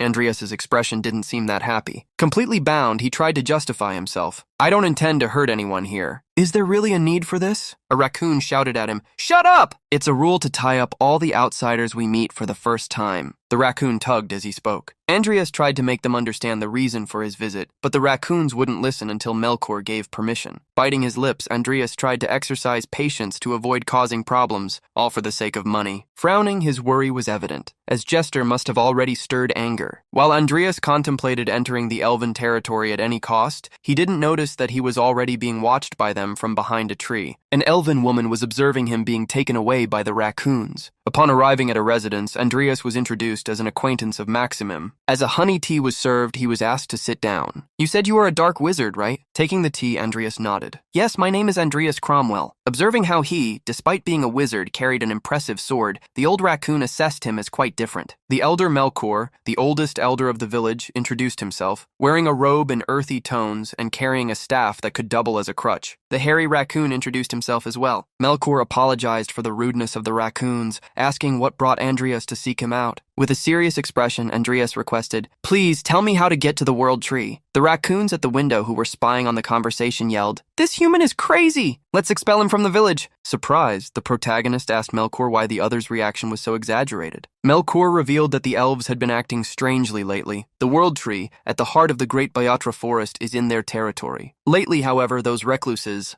who refuse to interact with other races have become more active outside their region. The news made Andreas furrow his brow. In other games, elves were often friendly with humans, but in this place it was different. Suddenly, a raccoon burst through the door in a hurry. "Melkor! Melkor!" the elder asked. "What's the problem?" Stammering, the raccoon pointed outside. Many elves had appeared. A group of warriors was waiting outside Melkor's house. Leading the pack, the only elf without a helmet greeted, "It's been a while, Melkor." With an unfriendly expression, Melkor asked what brought him to the village. The archer, with thick eyebrows, apologized for the sudden visit, revealing that he had received news of a human in the village. Inside the house, Andreas listened to the conversation. Melkor responded to the visitor directly. "A human has really come. Although I recall you pretending to be blind when someone powerful like Maximum came last time." Surprised by the humiliation, the soldier furrowed his brow. He quickly cleared his throat, claiming that the situations were different. The elf revealed the reason. Currently, a turmoil is forming outside the Great Forest. Tension is rising between the Empire and the barbarians of the north. The leader of the elves stated that they were indeed taking precautions due to the appearance of a human at such a suspicious time. Feeling this, Melkor questioned, "So that's why you are aiming your arrows at my own territory?" The elf chief clicked his tongue upon seeing how sharp the old raccoon's eyes were. Raising his voice, Melkor warned, "Don't act recklessly. Out of respect for your elder Hogan, I will overlook your actions this time." Shaking due to the pressure of hearing Hogan's name mentioned, the elf quickly raised his hand. "Archers, leave the village." At that moment, Andreas stepped out of the wooden house asking, "Have you been watching me since I arrived here?" Ignoring the question,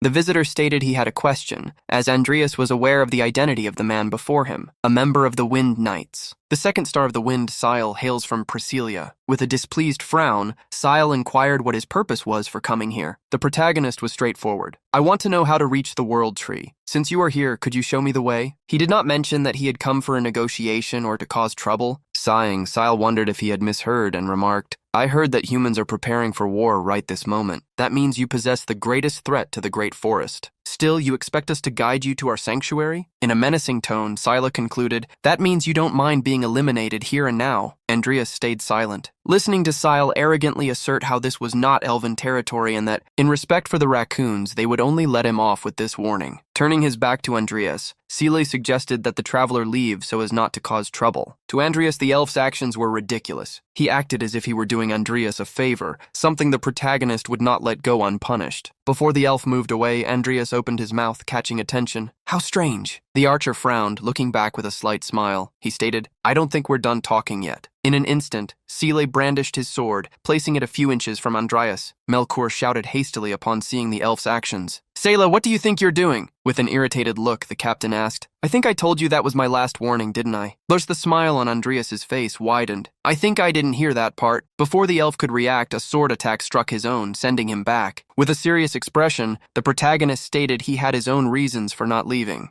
He just didn't mention that he also needed equipment and the seed of the Tree of the World. Upon seeing Andreas's fencing, Melkor was shocked to find that he was possibly a disciple of Dijksrum. The elf gritted his teeth hard enough for the veins to stand out. His insolent human, even after I showed him mercy. Andreas interrupted Sela's fury by questioning something strange. Was his reaction not being exaggerated because of the war of humans? All I did was mention the Tree of the World, which makes me think something is happening to it. Silent and the warriors behind him were surprised by Andreas's deduction. Even Melkor was stunned that such a thing could possibly be true. Sally was willing to attack even while in the territory of the ghost raccoons, but at that moment, an elf interrupted him. Wait a moment, Captain. Her voice attracted the attention of Sally and Andreas. He was confused, taking off his helmet. An elf asked Cilio to allow her to speak with the human, the captain of the guard, who shouted at her, "Stop being foolish, Amir! Are you going to allow a human, possibly a threat to Lasteria, to enter?" Young Amir was firm in arguing against the captain. He managed to understand the signs of the anomaly that even we do not feel. "He may be able to help us! Do you still want to eliminate him because of an outdated rule?" Sale bit his lips, thinking deeply for a moment until he reached a conclusion. No. It's a no! We're leaving now. Before Sally could leave,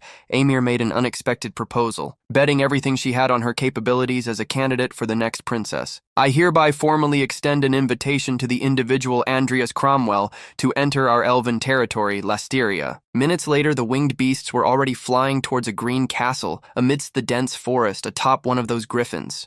Andreas was sitting behind Amor. As they landed, they headed towards the entrance of the castle with its tall towers. The protagonist was awestruck as he looked up. Even when he had visited such a place in the game, he had felt the majesty of the location, but seeing it in person was completely different. Amor asked him to wait for a moment to get the council's approval first before she entered. Andreas asked what the young woman's name was. Attentively, she revealed, "The sixth star of the wind, but just call me Amor." The captain cut short the duo's conversation. "Amor, the elders haven't given their approval yet. Don't say unnecessary things." Seeing how Syl kept butting in, the protagonist almost rolled his eyes at the mention of the elders. Andreas sensed they could be as stubborn as Syl, which would complicate things. Meanwhile, Melkor was watching the village from the height of the platform where his house sat, seeing the old raccoon deep in thought. Another raccoon approached. "What's wrong, Melkor?" Worried about the human the elves took, the raccoons didn't believe Melkor was concerned about a human. One was licking a knife. "Oh, there goes my chance to eat meat." Another questioned, "Are you kidding? Didn't you say you were vegan?" Smiling at the young ones playing, Melkor asserted he wasn't worried about the boy for a few reasons. He was trained by Bexram and is friends with Maximum. One of the raccoons agreed. "They are amazing." This made his friend shout, "You haven't even fought them to know." The old raccoon then revealed what truly concerned him. The boy's words about what might be happening to the world tree, the tree at the heart of the great forest. In his heart, Melkor hoped nothing was happening, but worry filled the old raccoon's mind. At the entrance, where there were even some fountains, the protagonist felt the gazes of the elves pierce his mind. Even though he had done nothing, he soon saw something in the distance. Amir was waving at him. After a few stares, with an excited look, she announced, "We got the approval." The protagonist felt relieved but surprised by how quickly it had happened. Amir ran to meet him, apologizing for making him wait. To reassure her, Andreas revealed that he hadn't expected her to get the approval so quickly. Amir herself admitted she didn't expect it either. They had been apprehensive at first because he was an outsider, but they approved him after learning that he understood the situation of the world tree. However, Amir warned that they had agreed for him to stay under the condition of being under the supervision and guidance of her clan. Understanding the entire situation, Andreas bowed to Amir, thanking her. "I will be in your care and will be careful not to cause any inconvenience." Immediately, Andreas asked if they could go to the roots of the world tree, but a bald old elf from the top approached. "So you are the human who spoke of the world tree. I will join you." Beside him, an irritable-looking elf accompanied Amir. Amir was surprised to see Elder Fugen. The protagonist frowned upon seeing the elder. Having someone of that stature around him would make movement difficult, so he tried to speak. "I could not possibly take up the time of a respected elf like you." The elder, however, did not question my presence. "It is an annoyance, even knowing that your approval to visit the world tree was thanks to me." Before Andreas could respond, Fugen took the lead. Amir then entrusted Andreas to follow her. The group, made up of 5 people, walked along the dirt path between a slope and a plantation. Andreas couldn't help but be surprised as the plantation was releasing some bubbles, and he commented, "What a curious plant. I've never seen it before." Amir looked at the planting beside the road and remarked, "That is our award-winning tea plantation." Surprised,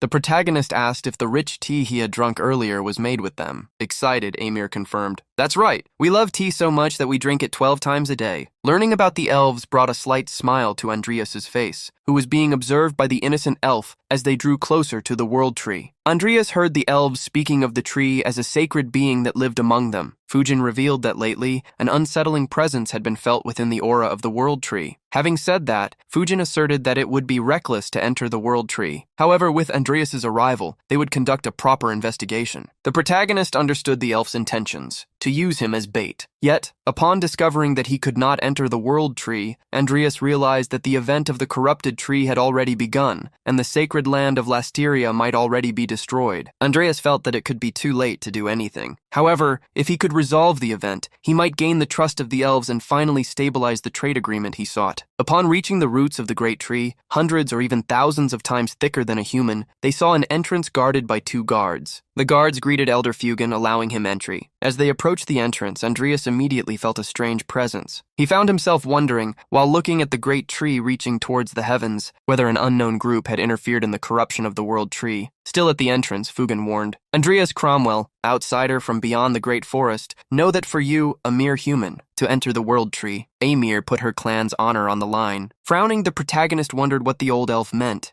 I wanted to say that Amir's attention was drawn to Elder Fugum. With the authority he held, he unexpectedly wanted to add one more condition, knowing that this would happen. Andreas cursed old Fugum, who made a sword of light materialize and ordered, "Before you enter the World Tree, prove to me that you are worthy." The protagonist was well acquainted with Fugum, advisor to Klaxia. He was the strongest elven warrior and also a master of aura. Smiling, the protagonist stated he did not expect such a situation. "Is this a test or something like that?" Old Fugum did not deny that it was something necessary. At the same time, Amir hastily tried to remind the elder that they had not discussed this at the meeting, but the old man would not allow her to interfere. "This is something I decided for our survival, please understand." Amir, with a worried look, was reassured by Andreas. Confidently attacking with the sword, Andreas warned, "I just hope some people don't complain later." With the long katana in hand, Andreas prepared to fight the old man with the sword of light. Seeing that neither of them attacked first, Amir asked what they were doing. Next to her, an elf commented that they were waiting for an opening and added, "That human must be quite skilled." Sensing that Andreas was reading the flow of energy, Fugim realized he had learned the fundamentals. Since he expected him to advance from the start, intending to set a trap, Fugim tightened his foot pretending to advance. Instantly, Andreas moved to his side, launching an aerial attack. The old man, confident, thought Andreas had fallen into the trap. Fugim swung the sword of light at Andreas, but only struck an illusion. When he discovered it was just a post image, Andreas was already behind him. The protagonist swung the katana, but quickly Fugim placed the sword behind his back to defend himself. Unexpectedly smiling, the old man commented, "Impertinent!" In the next instant, a golem rose from the ground, throwing everything away. Ymir was shocked to see the golem, while the other elves rejoiced at the sight of the flaming stone golem wielding spiritual magic. The protagonist gritted his teeth in front of the stone golem, with a crystal sphere in its belly. The elf asked, "So you are Dekram's disciple? In that case, I will take you seriously." Andreas was surprised, as Fugen had figured it out with just a few exchanges of attacks. The protagonist imagined that Fugen would be able to handle his fencing due to his knowledge of Shrun. However, conjuring the Andes to face the golem would only antagonize the elves. As a last resort, Andreas decided to use the feeling he had experienced in the fight against Morse, the Aura Master state. Fugen saw Andreas disappear once more, imagining that he would obviously try to attack him from a blind spot. However, when he turned around, Fugen was confronted by a dozen Andreas. No one could understand what was happening or which one was the real one, facing the technique that Andreas was using to prove himself. Fugen tried to find him. However, to the elf's surprise, all the copies of Andreas were real, just like his sword attacks. A multitude of cuts fell upon the old man, who defended himself. However, the stone golem did not have the same luck. The golem vanished, shaking the ground around, nearly toppling the elves watching the fight. Soon it was revealed that only the lower part of the golem had been buried, which made Fugen sneer. "It seems all you did was stir up dust. If this is all you have, I can't allow you to enter the Tree of Life." The old elf charged forward, sword brandished toward the cloud of dust. However, all he struck was a cape in the wind. Andreas had disappeared and reappeared amidst the clothing that created blind spots. However, before he could strike the old elder from behind, the stone golem extended its hand, blocking the attack. Fugen's expression darkened, and he stared at Andreas, feeling that he had underestimated the young man. In the next moment, the pearl in the golem's belly began to release an intense red energy. The energy completely enveloped the golem and spread throughout the surrounding area. The protagonist was shocked, as the golem created by the elf was, in fact, an infernal golem. Flames erupted from the golem's mouth like a furnace. With its mouth open, it sucked in everything around it, returning a massive fire attack that obliterated everything in front of it. Shocked, Amor placed her hand in front of her mouth, filled with concern, unlike the warrior elf beside her. As the flames burned the surroundings, Fugen wondered how Andreas had fared against the attack. It was while he was waiting that Fugen heard the ground shifting, accompanied by a conjuration of a stone shield. The earth rose around the elf and the golem, and a stone dome enveloped them under Andreas's command. Worriedly, the elves shouted for the elder. The elf's voice, however, was heard. "What a surprise! You tricked me!" In the next moment, the stone shield shattered, revealing the elder unharmed. He questioned, "So you weren't a swordsman? Were you, little one?" From the frown, Andreas reprimanded the elder. "I can't believe you used fire right in front of the world tree." The old elder apologized, as the desire to live had clouded his own judgment. With a stern look, Andreas asked if he still wouldn't accept him. The old man fell silent for a moment before ordering, "Make way for Andreas Cromwell." Surprised, the guards quickly nodded. Amor rushed to Andreas, asking if he was hurt and urging him to rest, but the protagonist reassured her. Andreas then announced that he would be going inside, but Amor stopped to warn him. "The path inside the tree is complicated." "Then we are going too." However, Fugen would not allow it. "Amor, you are a candidate for the next princess. We cannot risk letting you in danger." Therefore they went, and I would be with him before they entered the tree. One more person interrupted them. "Please wait." Completing the meeting, Sally approached. I, the second star of the wind, Sile Mora of Presila, was ordered by the Council of Elders to join the investigation of the World Tree. Fleeing Franzel, without the astonished Andreas, observed the situation. Sile and Forum would be accompanying us, which showed that the elves were growing impatient. This was normal, as they were responsible for the state of the World Tree. Suddenly, the original sin whispered in Andreas's ear, "You should give up, or you will regret it." Before Andreas, the being of darkness seemed to smile, as if he truly wanted such a thing to happen. At that same moment, notifications roared. The blessing, the seed of the divine hunter, detected the presence of a divine being, the presence of the one who carves the times in the stump. The inability to control the divine relics came into effect, as did the inability to gather traces. Far from giving up, the protagonist smiled eagerly. A huge surprise had volunteered to him. Since the original sin was concerned about appearing, it meant there was something beyond his control within the tree. However, the original sin warned, "What afflicts the world tree is a part of me. Since I chose you as my host, I cannot simply leave you in peace." As this was the part of the original sin, Andreas imagined he could find a capital sin. He already possessed greed in hand, while wrath and sloth were with the congregation. The emperor possessed pride, while lust was with the vampires. Perception. Andreas discovered that the sin present in the world tree could be gluttony. As Andreas had ignored the warning of the original sin, it vanished with a smile after saying, "You were warned." Andreas wondered why the original sin desired. Strongly testing him with the elves in the lead, the protagonist arrived at the center of the world tree. Upon reaching a hollow area, Fugen revealed, "This is the heart of the world tree." Andreas looked down at the vast valley inside the tree, surprised. As they descended, Fugen asked if Andreas had noticed or felt anything. The protagonist shook his head. "Nothing in particular. We still need to go deeper to discover how to go further." That meant getting closer to the vital core of the world tree. Fugen was not pleased with the idea, even with the Council of Elders' permission. Sale immediately turned upon hearing the elder. "Exactly, us, our kind, don't even understand what's happening here. Yet investigating based on the intuition of a mere human is absurd. We need to get this human out of here before the world tree gets angry." The protagonist gritted his teeth, knowing what Sylvia was plotting. Knowing what to say, Andreas confronted the fate of the world tree. "The ruler of the great forest is at risk. Nothing good will happen to humans either if the problem reaches the great forest." Sela tried to use Andreas's words against him. "So, you're helping us for the sake of human peace? It seems that so-called human goodwill is nothing more than pure self-interest, isn't it?" The protagonist frowned, scoffing, "What a creative reasoning you have." From Sile's words, Andreas realized that there was indeed something more beyond the point they were at. In light of this, he declared, "I will pay the price if my intuition is wrong." With a mocking look, Sale asked if he would bet his own life. Faced with Sale's insistence, the protagonist thought a little and surprised everyone. "All right, why not?" Shocked, Sale shouted, "You bastard! Joking around at a time like this!" The protagonist ignored him and continued, "I accept the bet. However, if there is indeed a problem with the world tree,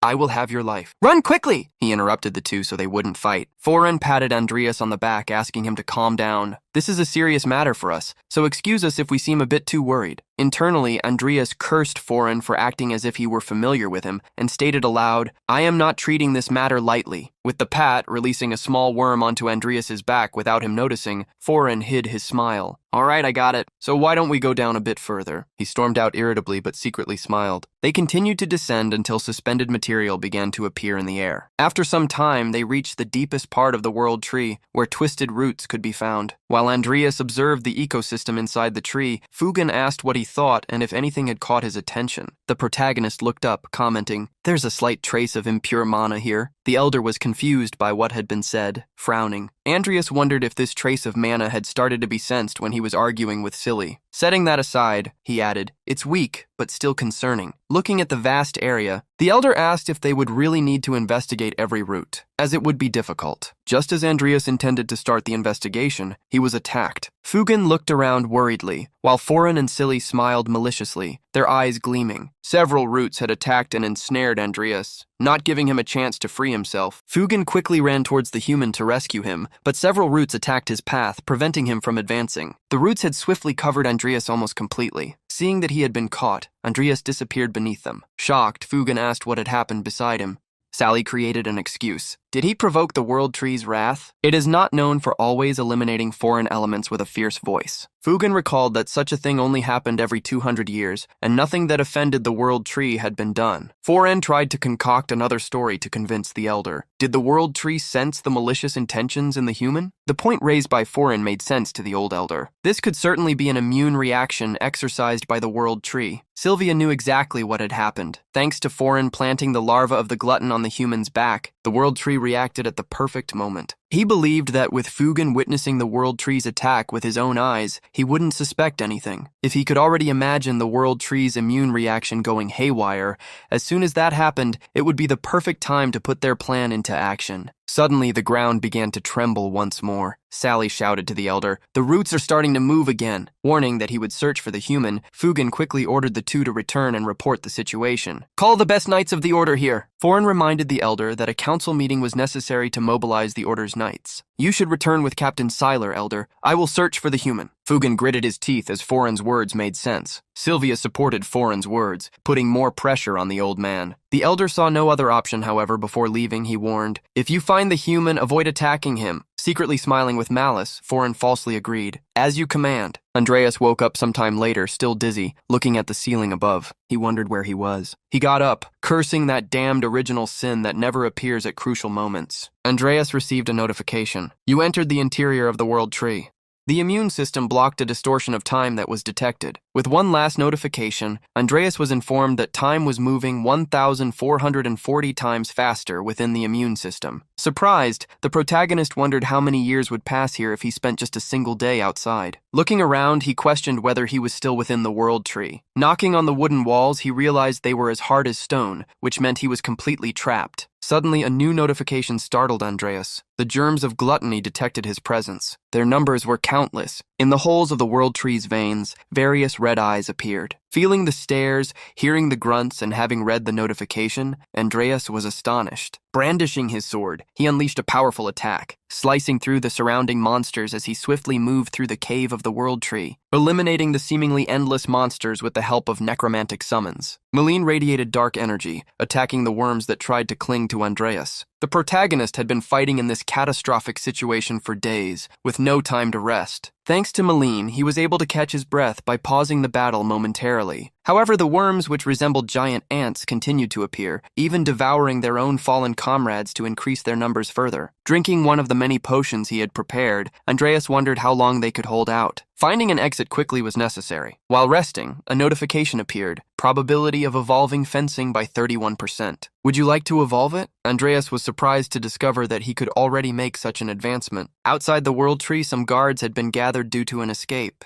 Who has been giving a speech for decades? The World Tree has shown signs of anomalies. Today we were investigating with a human when an anomaly was felt, but the World Tree Tapio swallowed him. The soldiers were surprised and hastily asked Fugen if he was speaking the truth. Not about the human, but about Tapio being in trouble. Before Fugen could say anything, Sai stepped forward, stopping him. There is nothing wrong with Tapio. The frog punished the human because she discovered the evil intentions he possessed. Frowning, Fugen quickly alerted Celia to stop making assumptions. Furious, Celia shouted at the elder, "You didn't see with your own eyes!" Taking up the tone of voice, the elder warned him, "Until we know exactly what happened, refrain from making hasty claims." Amir also joined the discussion. "That's right, I didn't feel any malice coming from him. Neither I nor the high priest received a prophecy from Tapio. The soldiers began to murmur among themselves until Fugen shouted, "Calm down!" Bringing order, he commanded. Stick to the original plan. Through investigation, find the human and the cause of the anomaly. Internally, Sai held back his tongue but smiled, for although he didn't know how long it would take, everyone would soon discover the cause of the anomaly. At the very moment, the ground began to tremble. Everyone looked towards the great world tree and saw it vibrating. Excited, Sai finally awaited the event, the fall of the world tree. 100 years ago, the Tree of Life seemed perfectly fine until a battle occurred in the forest. Sai confronted a great orc, but he eliminated him, just as his companions dealt with other monsters. Sai hurriedly asked if everyone was all right. A soldier reported that the entire perimeter had been cleared. An elf warned, "Captain, we confirm that the orcs have retreated to the east of the forest, also winning the battle." Sile ordered that the wounded be taken back to Lasteria, and that all those who were well should pursue the orcs. However, someone interrupted him. Sile ceased the pursuit. Everyone was surprised to see the great decree of the priestess. The elf, clad in a long robe and accompanied by her guards, commanded that further losses be avoided. Sale quickly knelt before the priestess, pleading, "Please allow me to pursue them. If we let them go free, they will return to be a threat." However, the priestess's decree revealed that she had received a prophecy. Surprised, Sale wondered if it was about the great tree of the world. Again, the high priestess reminded him, Tapio guards the balance of life throughout Baiatra. On a night when the 3 full moons appeared, Sile and Foreign were observing the great tree. Sale scoffed internally at the priestess's words. Balance? To call it balance when we are shaken by a prophecy? Despite our strength, no. The true balance is maintaining order through hierarchy, in proportion to our strength, believing that we would be swept away as species if we continued to be restrained by prophecies. They began to act. His goal was simple, yet bloody. I will bring a new order to Baiatra. Outside the great forest, a woman with a pipe was playing with a raccoon. Oh, how cute. A man with a monocle was watching her until he warned, Miss Aisha, the clients will be here soon. Did you bring what you promised? Aisha, the faction leader of the congregation, stood up upon hearing Dragon's warning. She soon also noticed that 2 people were approaching, Silent and Foreign. Upon seeing the 2, the dark mage laid the small raccoon to sleep. Observing them, she commented, surprised, "Who would have thought that those trying to overthrow the tree of the world would be precisely beautiful elves?" Frowning, Sale cut off the conversation, asking for what had been promised to them. Laughing, Aisha joked, "You are so impatient even though you have such a long life." She then asked Dragon to give them what they wanted. Dragon approached, handing a box to the duo, something Aisha had asked them to handle with care. Tyler opened the luxurious box, checking its interior. Inside was a golden skull brooch and a larva, which left him curious. Can this really destroy the world tree? Upset, the beautiful mage urged them not to underestimate the larva. It would be amazing once it grew. Sale frowned, asking what the price would be, drooling with lust. Aisha revealed, "I've never had the pleasure of tasting an elf. The handsome young man with you will do." Tyler gritted his teeth, cursing Aisha, until she started laughing, revealing it had all just been a joke. "I wouldn't date a guy whose age I can't even comprehend." Setting the joke aside, she revealed, "Just raise the nibbleworm right. That will be enough of a price." The elf was surprised he didn't have to give her anything, and he questioned if she was sure. Cheerfully, she asked if he wasn't going to feed the insect with the world tree, which would benefit her. He asked when he would need to return the items to her. Speaking of the golden skull brooch, she revealed, "When the time comes, I will come to retrieve it. Until then, use the pendant and even train the little insect well with it." As soon as the deal was made, the duo of elves returned to the forest, watching them distance themselves. Icha resumed smoking the pipe, complaining, "What a boring man!" She returned to talking to Dragon, trying to decide whether she should take the cute raccoon with her. Foreign asked Sile if they could trust the human's word. Sile shook his head, leaving Foreign confused. With the box in hand, he looked at it and revealed, "Because the overflowing sinister mana that is the mana of this box deserves much more trust." Foreign then decided to follow the second star of the wind. Foreign, after searching for the human for 7 hours, still had not found him. He walked outside the tree's immune system, imagining that given the time, he must be in his last breaths. He walked among countless bones, searching for the body of the human. He was no less than at the exit of the world's tree's immune system. As he looked around, he was surprised to find a gluttonous worm. Shocked, he picked up the worm, larger than his own head. Why's the carcass here, if they always devour their own kind without leaving any trace? As Foreign wondered what was happening, he saw a light cutting through the wall of the great tree's immune system. Shocked, he thought, "Don't tell me that human is alive." The light swallowed Foreign before he could escape. The explosion threw him far away, just like all the carcasses of animals devoured by the great tree of the world. A curtain of smoke and dust settled throughout the digestive system of the world's tree. Foran managed to emerge with minor injuries, coughing amidst the smoke. Furrowing his brow, he wondered what was happening. A person with long black hair passed by him, hitting him on the back before he could realize it. After eliminating Foran, the disheveled-haired person looked around and wondered how much time had passed. I need to hurry. Andreas was very happy to be a necromancer. Thanks to the undead, he was able to catch his breath. The probability of swordsmanship evolution continued to rise, and when it reached 73%, the option to try to evolve it appeared once more. Andreas thought it was a good percentage to attempt, but he wasn't sure if upon reaching genius rank, he would be able to exit the tree's digestive system. As soon as he clicked on the evolution option, Andreas felt a shock of change within his body. He screamed miserably from the pain concentrated in his head. Crying, he asked if Angela had also gone through the same thing in the past.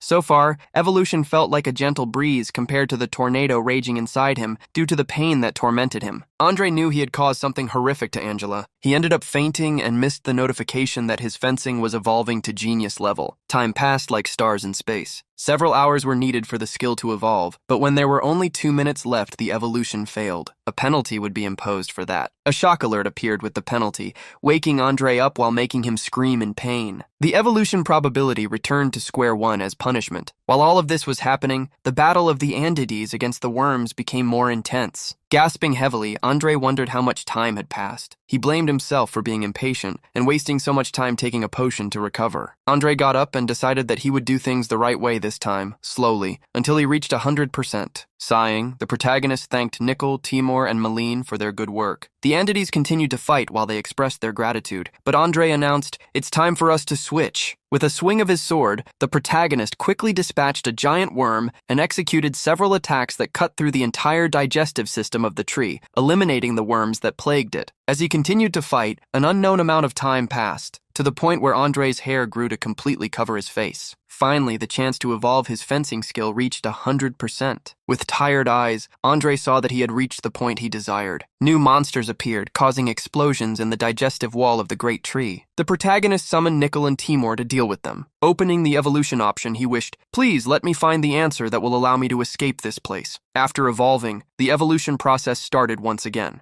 This time, 370 hours would be needed. Time passed slowly. Dozens of hours went by until the deadline was reached. Timur continued to fight, protecting Andreas with the help of Nickel. The duo hunted the gluttony worms until Andreas awoke. After the evolution this time, fencing reached the genius rank, fulfilling its objective. Power seemed to overflow from Andreas's body, along with wisdom. Slowly, he brought his hand to the sword's hilt. As he drew it from the scabbard, multiple cuts were unleashed, traveling in dozens of directions. All the worms hit by the energy slashes were eliminated without a chance of survival. Looking around, Andreas understood why brute force couldn't break the walls of the tree. With a grimly sharp gaze, he decided to use a new approach. In his trajectory, he concentrated all the aura into a single point, cutting through the inner wall of the tree. Andreas felt as if more than 4 years had passed. He could not imagine that of all the people he would encounter, it would be foreign. The protagonist had planned to give him a hard life before eliminating him, but since he didn't know what Sally might be doing, he needed to hurry. Outside the great tree, the elves felt the tremor coming from within. Amir quickly shouted, "Elder Fugan, we need to find him before it's too late." However, another person wanted to intervene. "Amir, Feralim's house must take responsibility for this." "Watch your words." It was Sally who reprimanded him with a stern look. Before Amir could contest, Sally shouted, "As captain of the Knights of Lasteria, I command you. Soldiers, return to Lasteria with Elder Fugan." The elder retorted, silenced by his decision. "What are you saying?" "I need to investigate the world tree."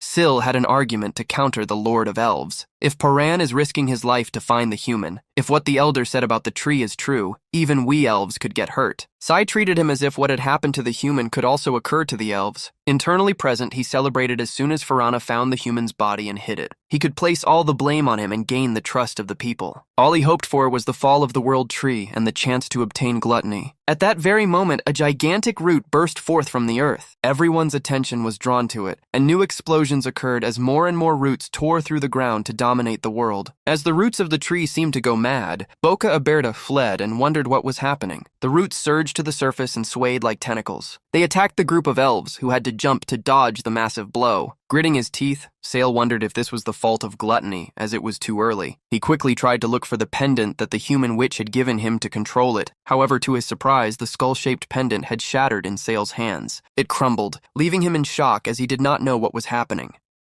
With the breaking of the symbol, Sale frowned in disbelief. At the same time, another pendant had broken, the one in Aichi's hands. She was surprised to see what happened. Has the time already come? Seeing the change in Aichi's expression, Dragon asked what had happened. She reminded him of the glutton they had given to the elves 30 years ago and revealed, I gave them another gift that day. Dragon was surprised and asked her, You mean the controller of the glutton? Aichi cackled upon hearing the question and corrected him. Actually, I gave him an alarm. Even though he has the power to control the glutton, when the alarm rings, it means he has already transformed into an adult. Bargain gaped, imagining what would happen next. Aichi then told him to prepare, as they would leave as soon as the world tree was devoured, since now no one could control the glutton. As Aichi expected, in the underground, a giant worm had formed. The roots of the world tree swayed furiously as they emerged onto the surface. They spread throughout the forest until they reached the raccoons' village. One of the raccoons, seeing the roots destroy the village, screamed in fear. Melkor, what's going on? Recognizing the world tree's roots, the raccoon chief was shocked. Could this have something to do with the human who came here? The world tree's roots continued to grow out of the earth, destroying all the surrounding trees. The elves ran everywhere, trying to avoid the roots. Maddened attacks. Sale, confronted with that confusion, didn't understand what was happening to the world tree. He looked at the broken gold brooch and immediately figured, that damn witch tricked me. Fugen took control of the world tree's surroundings, shouting, All forces retreat! He bellowed for everyone to hear. Be careful not to damage the roots and return to Lasteria. Fugen's words enraged Sale. The young elf couldn't believe that, even facing this, old Fugen still cared about the tree above the fate of the elves. Fugen continued to shout, ordering no one to attack the world tree. However, against his words, a sharp attack severed one of the giant roots. Fugen was shocked. Even Sale didn't expect anyone to go against Fugen's words. Ymir covered her mouth, hiding her shock at seeing that. A person with long hair, enveloped in shadows, carried a sword, cutting the world tree's roots. Carrying the carcass of a worm, the person stopped in front of the elves. Sale was shocked to recognize that person. The fact that he was alive was unbelievable. The young man with moss-colored long hair threw the worm carcass at Sale's feet while asserting, You played a very nasty trick on the world tree. Smiling while confronting him, he questioned, Do you have anything to say about this? Fugen was furious upon seeing Andreas. Human? Explain yourself immediately. Before Andreas could say anything, Sale spoke up to accuse, I knew it was you. You escaped the world. Tree's judgment, are you trying to turn us against each other using the carcass of a monster we don't know? Typical of humans. While drawing everyone's attention, Sale shouted, Are you seeing this, Elder Fugen? In the end, all humans are like this. Amidst Sale's accusations, the protagonist revealed, Tapio whispered to me. She told me, the child I raised is trying to destroy me. Everyone who heard Andreas's words was shocked. Sale, knowing this was an accusation against him, bellowed, How dare you say something so nonsensical? While Sale was still arguing, Andreas lunged at him, as fast as a shadow. A large explosion occurred when the attack hit a target. However, surprise appeared in Andreas's eyes. Even Sale was surprised to see Fugen step forward and protect him. The old elf spoke with a deep voice. Such arrogance! How dare you cut the world tree and try to hurt my people right in front of me? The protagonist retreated, unconcerned by Fugen's actions. I already knew you would act like this. As soon as he retreated, Andreas revealed that the world tree had begged him to do one more thing. The next moment, Andreas brandished his sword upwards, cutting a large root that was hovering above him. Tears welled up in Ymir's eyes. She screamed, begging Andreas to stop attacking the tree. The protagonist, however, continued to brandish his sword against the roots that kept growing. He looked at old Fugen, stating, She wants me to cut all these rotten roots.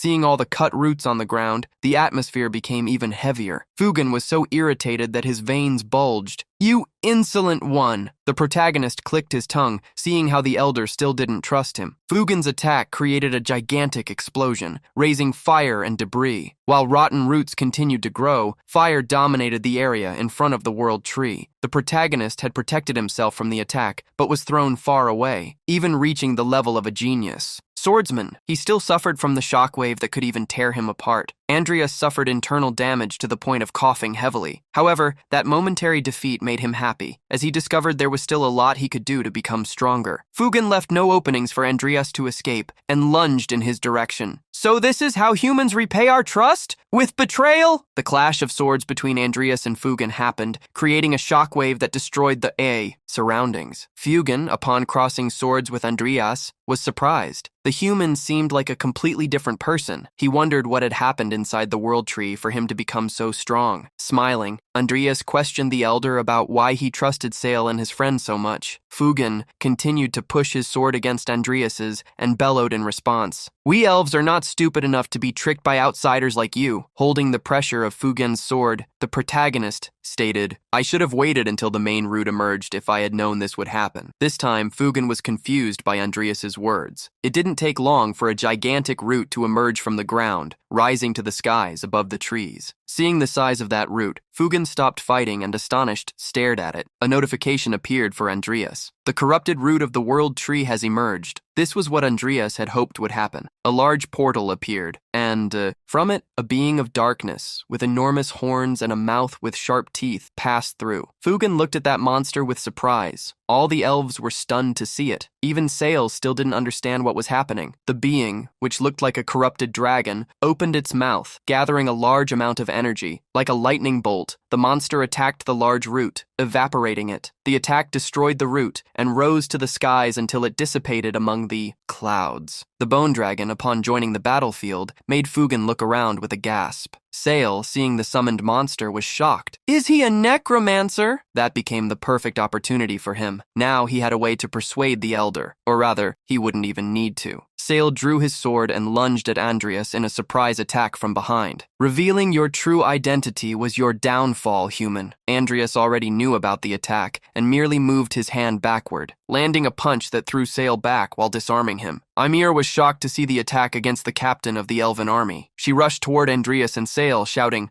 What have you done? I trusted you. She focused on protecting Sale while cursing Andreas. Still on the ground, Sale raised his head and bellowed, Elder, you saw for yourself. This human is a damn dark mage. Fugen, however, clenched his hand tightly and addressed Andreas. Human, we are all indebted to you, beyond what words can convey. Tears streamed down Fugen's cheeks. How can anyone say otherwise, seeing this? The elder elf was in tears, delighting in the sight of what he never imagined he could see again with his own eyes. Petals of light flew over the entire elven region, leaving everyone amazed. Andreas observed that miraculous scene, something that hadn't happened for hundreds of years. The world tree had turned golden. Tapio's blessing was in effect. The golden petals and leaves flew over the entire forest, reaching the elves' castle. Throughout the city, the elves extended their hands, touching the falling leaves. The leaves spread over a gigantic area, even reaching the raccoon village, who celebrated joyfully as if a festival were taking place. Melkor couldn't believe what he was seeing. How long has it been? Hundreds. This is Tapio's blessing. In front of the tree that shone golden, Ymir remained on her knees on the ground, looking up, wide-eyed. Near her, Fugen was crying to the point of sobbing. Breaking the peaceful atmosphere, Andreas revealed, Sale and Forum used the power of a different being to hurt the world tree. That was the reason it was rotting. Recovering, Fugen asked Andreas if he would answer something honestly. How did you know about this? Andreas was sincere. When I was fighting the worms inside the roots, I heard the voice of the world tree. I heard her words and cut the corrupted roots. Ymir listened to Andreas's words in amazement. She couldn't believe the world tree had given a prophecy to a human. She quickly asked if the tree had told him anything else. The protagonist frowned at the question, but revealed, She told me, the child of Lasteria needs to change. With the message conveyed by Andreas, calmness took over the blessed field. Andreas received a notification that a blessing was active. The seed of the Annihilation Lord had collected a trace of another Lord. 2 other traces were needed for a transformation to occur. Reading the unexpected notification, he was quite surprised. Sometime later, everyone returned to the Elven Council Hall. There, a story was told. Originally, Tapio was supposed to give her blessing every 13 years,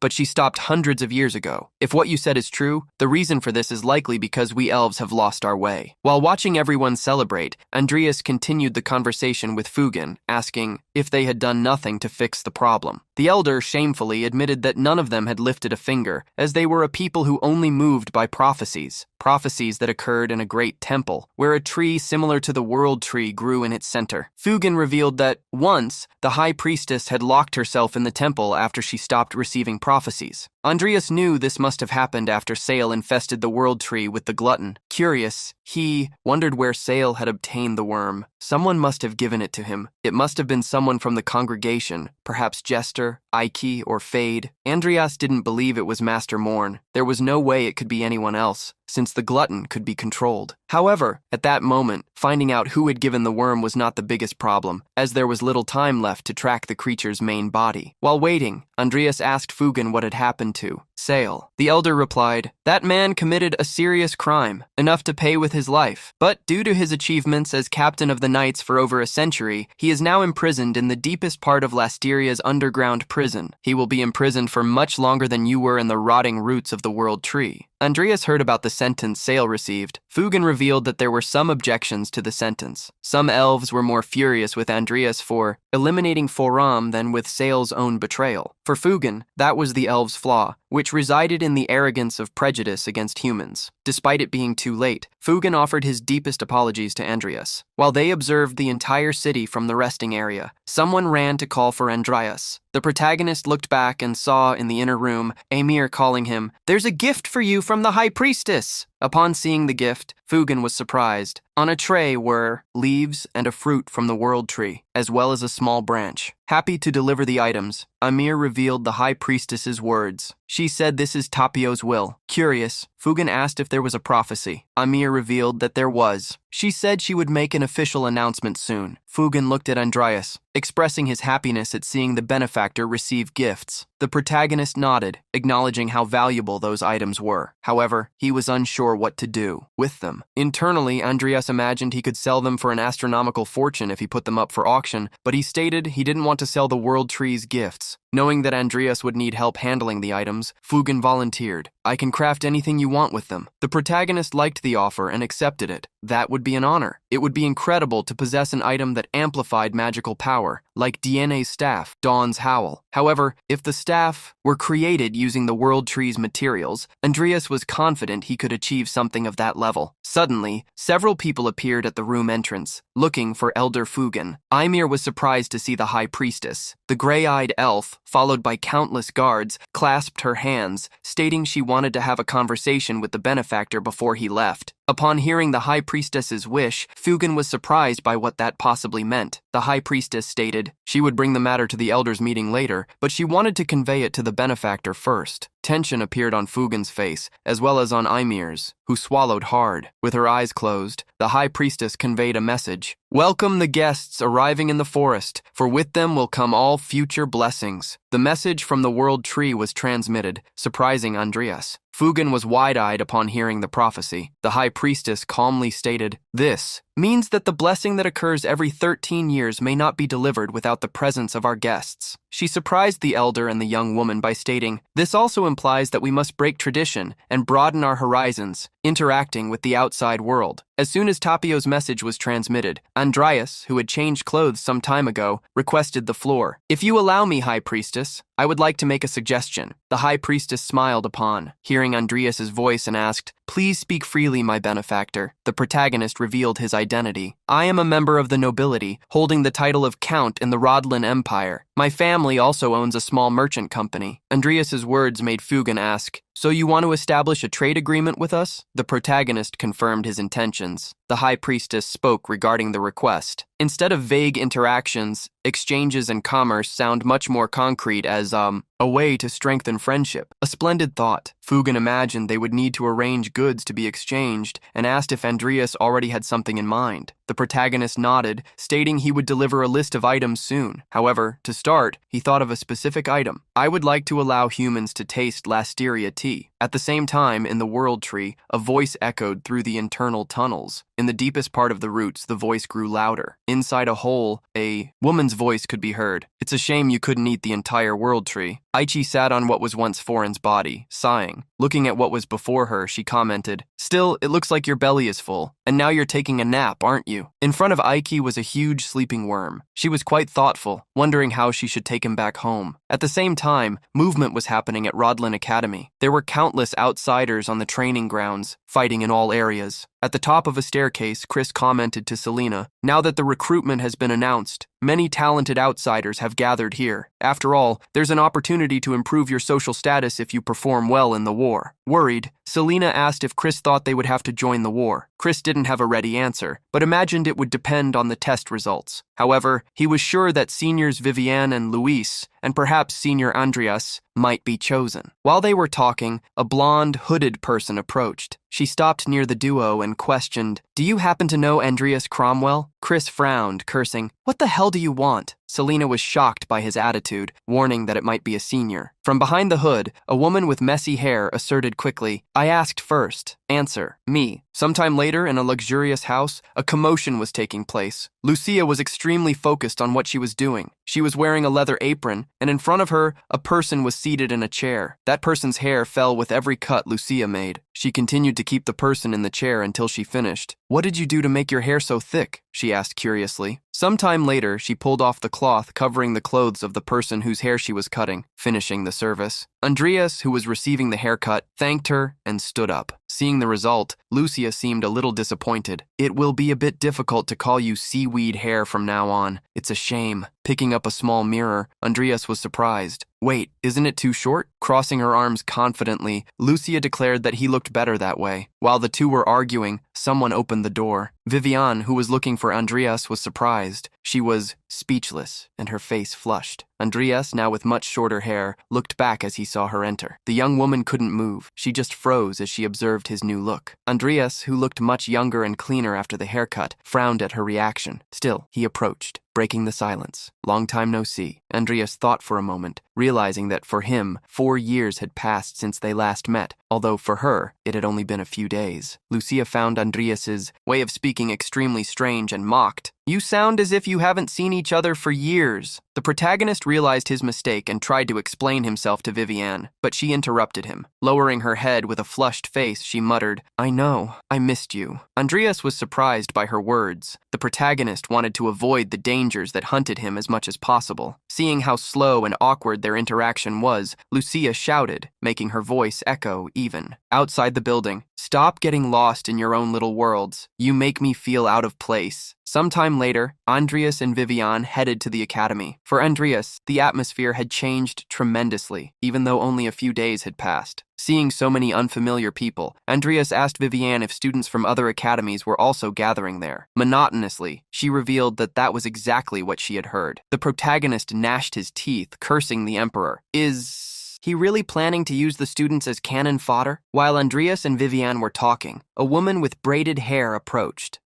Would you happen to be Senior Andreas Cromwell?" Confused, the protagonist confirmed his identity. Before he expected it, the young woman grabbed his hand, excited. "It's an honor to meet you." The girl's eyes sparkled as she looked at Andreas. "My name is Fionn Hardy. I volunteered because I admire you. Your name is famous throughout all the academies on, the continent. Meeting you is like a dream." The protagonist nearly rolled his eyes, wondering what was up with that girl. He looked to the side, annoyed, but found Vivien staring at him with a death glare. Quickly, the protagonist pulled his hand back, apologizing to Fionn. Then, he tried to ward off the enraged and jealous Vivien, saying goodbye. "Thank you, but I'm already accompanied." Fionn was surprised and quickly apologized. With excitement, she said goodbye. "Anyway, I'm delighted to meet you. I hope to fight alongside you when the war comes." The young woman bowed deeply and ran away. Watching her disappear, the protagonist wondered why only crazy people approached him. Concerned, he looked at Vivien to check if she was all right. However, he realized that, because they were holding hands, her terrifying gaze had turned into a loving look. At that moment, a voice echoed throughout the academy. "Attention! All academy students selected as soldiers. Please gather in the Grand Hall immediately for the formalities." In the Grand Hall, divided into various squadrons, the students heard the voice of the person on stage. "In recognition of the soldiers' selection, a distinguished guest has arrived to congratulate their achievements. Prepare for the entrance of His Imperial Majesty, the Emperor." When the curtains opened, the Emperor appeared on stage. His appearance surprised Andreas. From the stage, the old voice of the Emperor echoed, "Young students of the great Rodlan Empire, I cannot help but be moved to see you gathered here today. You are not only the children of the Empire, but also the chosen bearers of its future." As he listened, Andreas frowned. He knew the Emperor was not just there to give words of encouragement. He wondered what he was really planning. At that moment, Fionn's animated eyes appeared before Andreas. She was in the group in front of him and unexpectedly had her back to the stage, focusing only on looking at him. While Andreas was trying to plan how to retrieve Ira, he now had to deal with the emergence of admirers. He cursed internally while the Emperor continued his speech. "Be the shield and sword for the Empire. Do not fear. The Empire will never abandon you. I swear before all of you, the Rodlan Empire will never forget the loyalty and sacrifice of its children. Once again, I offer you my deepest gratitude, brave warriors." With the end of the Emperor's speech, the people applauded. The protagonist was surprised that the speech ended so calmly. However, it was at that moment that someone approached Andreas. A man in a suit whispered that the director had sent a message. "His Majesty the Emperor wishes to speak with you personally." Sighing, Andreas already guessed that something would happen. Guards were positioned in front of an academy hall. Andreas knelt before the Emperor, who ordered him to raise his head. "I am sure you are surprised to be summoned, but your family holds particular significance to me, which is why I called you." Never having expected to encounter the Emperor this way, the protagonist replied politically, "It is an honor to receive your attention, Your Majesty." The Emperor adjusted his plump body on the sofa and stated, "Cromwell, that is a name that takes me back. I am sure Cain would be proud to see the man you have become." The protagonist cursed the Emperor internally, knowing he was trying to provoke him. Still, he responded calmly, "I am sure my father would be honored to be remembered by Your Majesty." The Emperor stood up and walked toward Andreas while commenting, "In truth, there was no one more loyal to me than Cain. That said, I heard that you achieved great results at the academy. Not only are you the son of my loyal retainer, but you also possess admirable strength and wisdom." The Emperor smiled maliciously, and facing Andreas with a grim expression, questioned, "I must admit, I cannot help but be overcome by greed. Like your father, will you serve me as a knight?" The question caught Andreas off guard. Meanwhile, a large group of barbarians was attacking the soldiers of the icy regions. They used axes and swords to strike down the knights, painting the ground with the red that had once been inside their bodies. Amidst the shouts, someone bellowed, "We made it past the gates!" At the fortress separating the two areas, fire spread, and the destruction continued with the walls falling. Cognac, a man with a large mustache, stern features, and a ponytail, was the captain of the vanguard. He shouted for all the men to hear, "The Valley of Lamentations is open. Send a messenger to inform the main group." Cognac thanked a person who had partnered with them. Thanks to him, Cognac had captured the fortress. The figure reassured him, "The Empire is also our enemy. There's no need to thank me." Cognac guffawed upon hearing this. "Ha ha ha, is that right? Sounds like we'll get along for a long time." Jester, the man who had allied himself with the barbarians, nodded. "Of course, this is according to our plan." At the same time, the Emperor questioned Andreas. "So will you serve me as my knight?" Seeing that the young man did not answer, the Emperor asked if he did not like the offer. The protagonist replied fearlessly, "Certainly not, Your Majesty, but in fact, my father left me a testament." The Emperor was surprised by Andreas's statement and asked to confirm,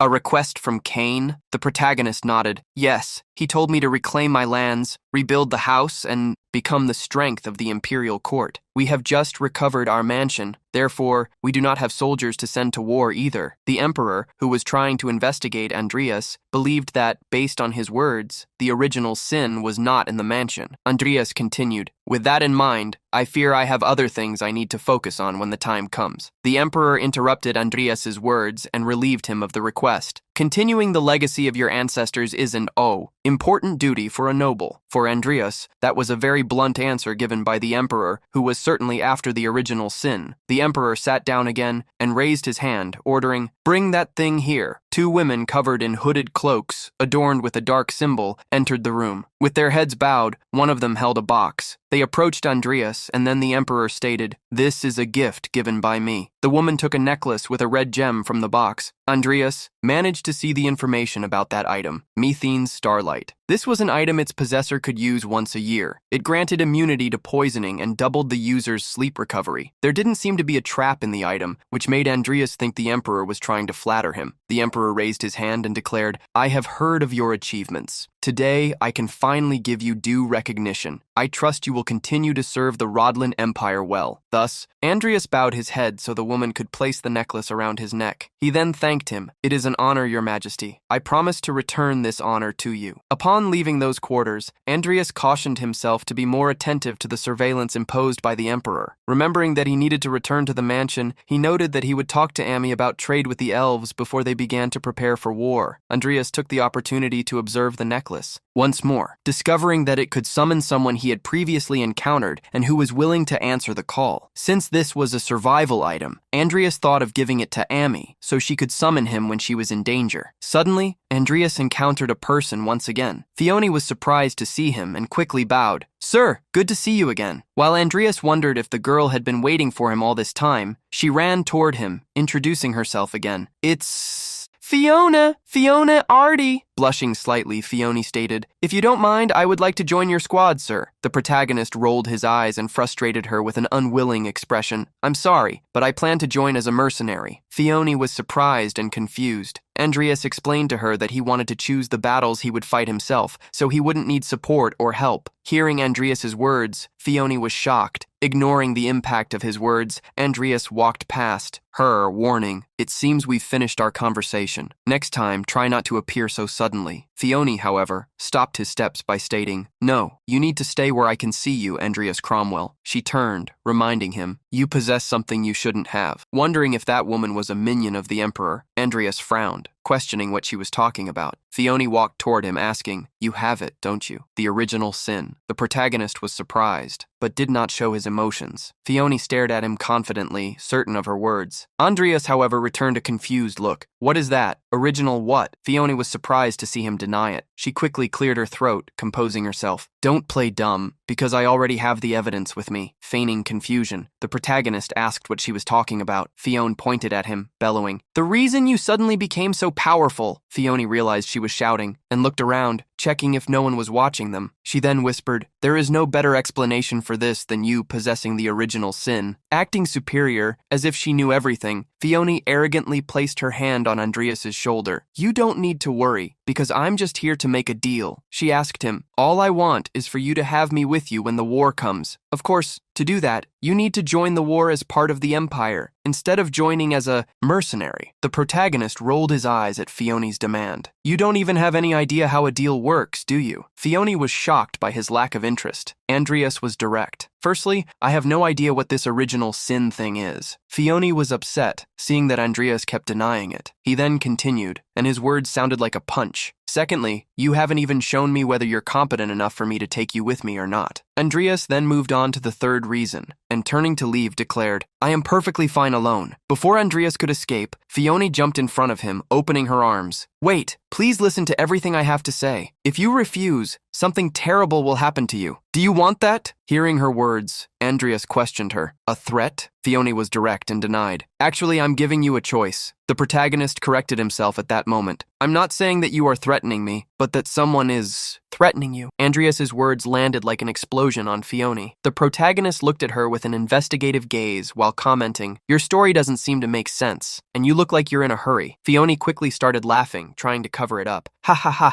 a threat? There's no such thing, and who's in a hurry?" Seeing her deny it, the protagonist turned to leave. "If I'm wrong, then that's good." Fiona was startled to see him wanting to leave again. She then, hurriedly, tried to change the terms. "If you make me your assistant, I will keep this a secret from the Empire. The fact that you are a dark mage." Andreas stopped his steps and asked, "Without any evidence? You want to accuse me of being a dark mage?" He then warned her, "The first ones to be eliminated are always the assistants, you know?" Fiona was surprised and couldn't answer. Analyzing what Fiona had just said, Andreas asked, "Wasn't that a threat? Quite poorly done, don't you think?" Fiona no longer knew what to do or say. Andreas just started ignoring her and left. Andreas did not know if the girl was working for the Emperor or for someone from the congregation, but either way, he did not have free time to deal with either of them. The only thing he urgently needed to do was prepare for the war. As soon as Andreas walked away from Fiona, a person appeared in an alley. As she watched him, the woman with messy blonde hair muttered, "I found you, Andreas." Cromwell. In the Cromwell residence, Amy took a cup of tea casually. Her response to the tea was a bright smile. "Wow, this tea is so delicious." Amy showered the tea with praise, the best she had ever had in her life. She wanted to know exactly how the elves made it so tasty. Seeing his sister's compliments, Andreas declared, "Perfect to be the main product of our sales agreement, don't you think?" Salem also enjoyed the tea, complimenting it in his own way. "Yes, this isn't bad at all." Changing the subject, he wanted to know how Andreas had managed to convince the petty elves and what tricks he had used. Andreas did not reveal his secrets and merely replied, "I just got lucky." Just by hearing Andreas's tone of voice, Salem could already imagine. "You must have had a tough time, didn't you?" The protagonist was surprised until Salem stood up, pointing at his face. "You have marks of the flow of time that have made your face even uglier." Andreas was surprised by the comment. As expected of Salem, he had immediately noticed that something had happened. Amy also joined the conversation.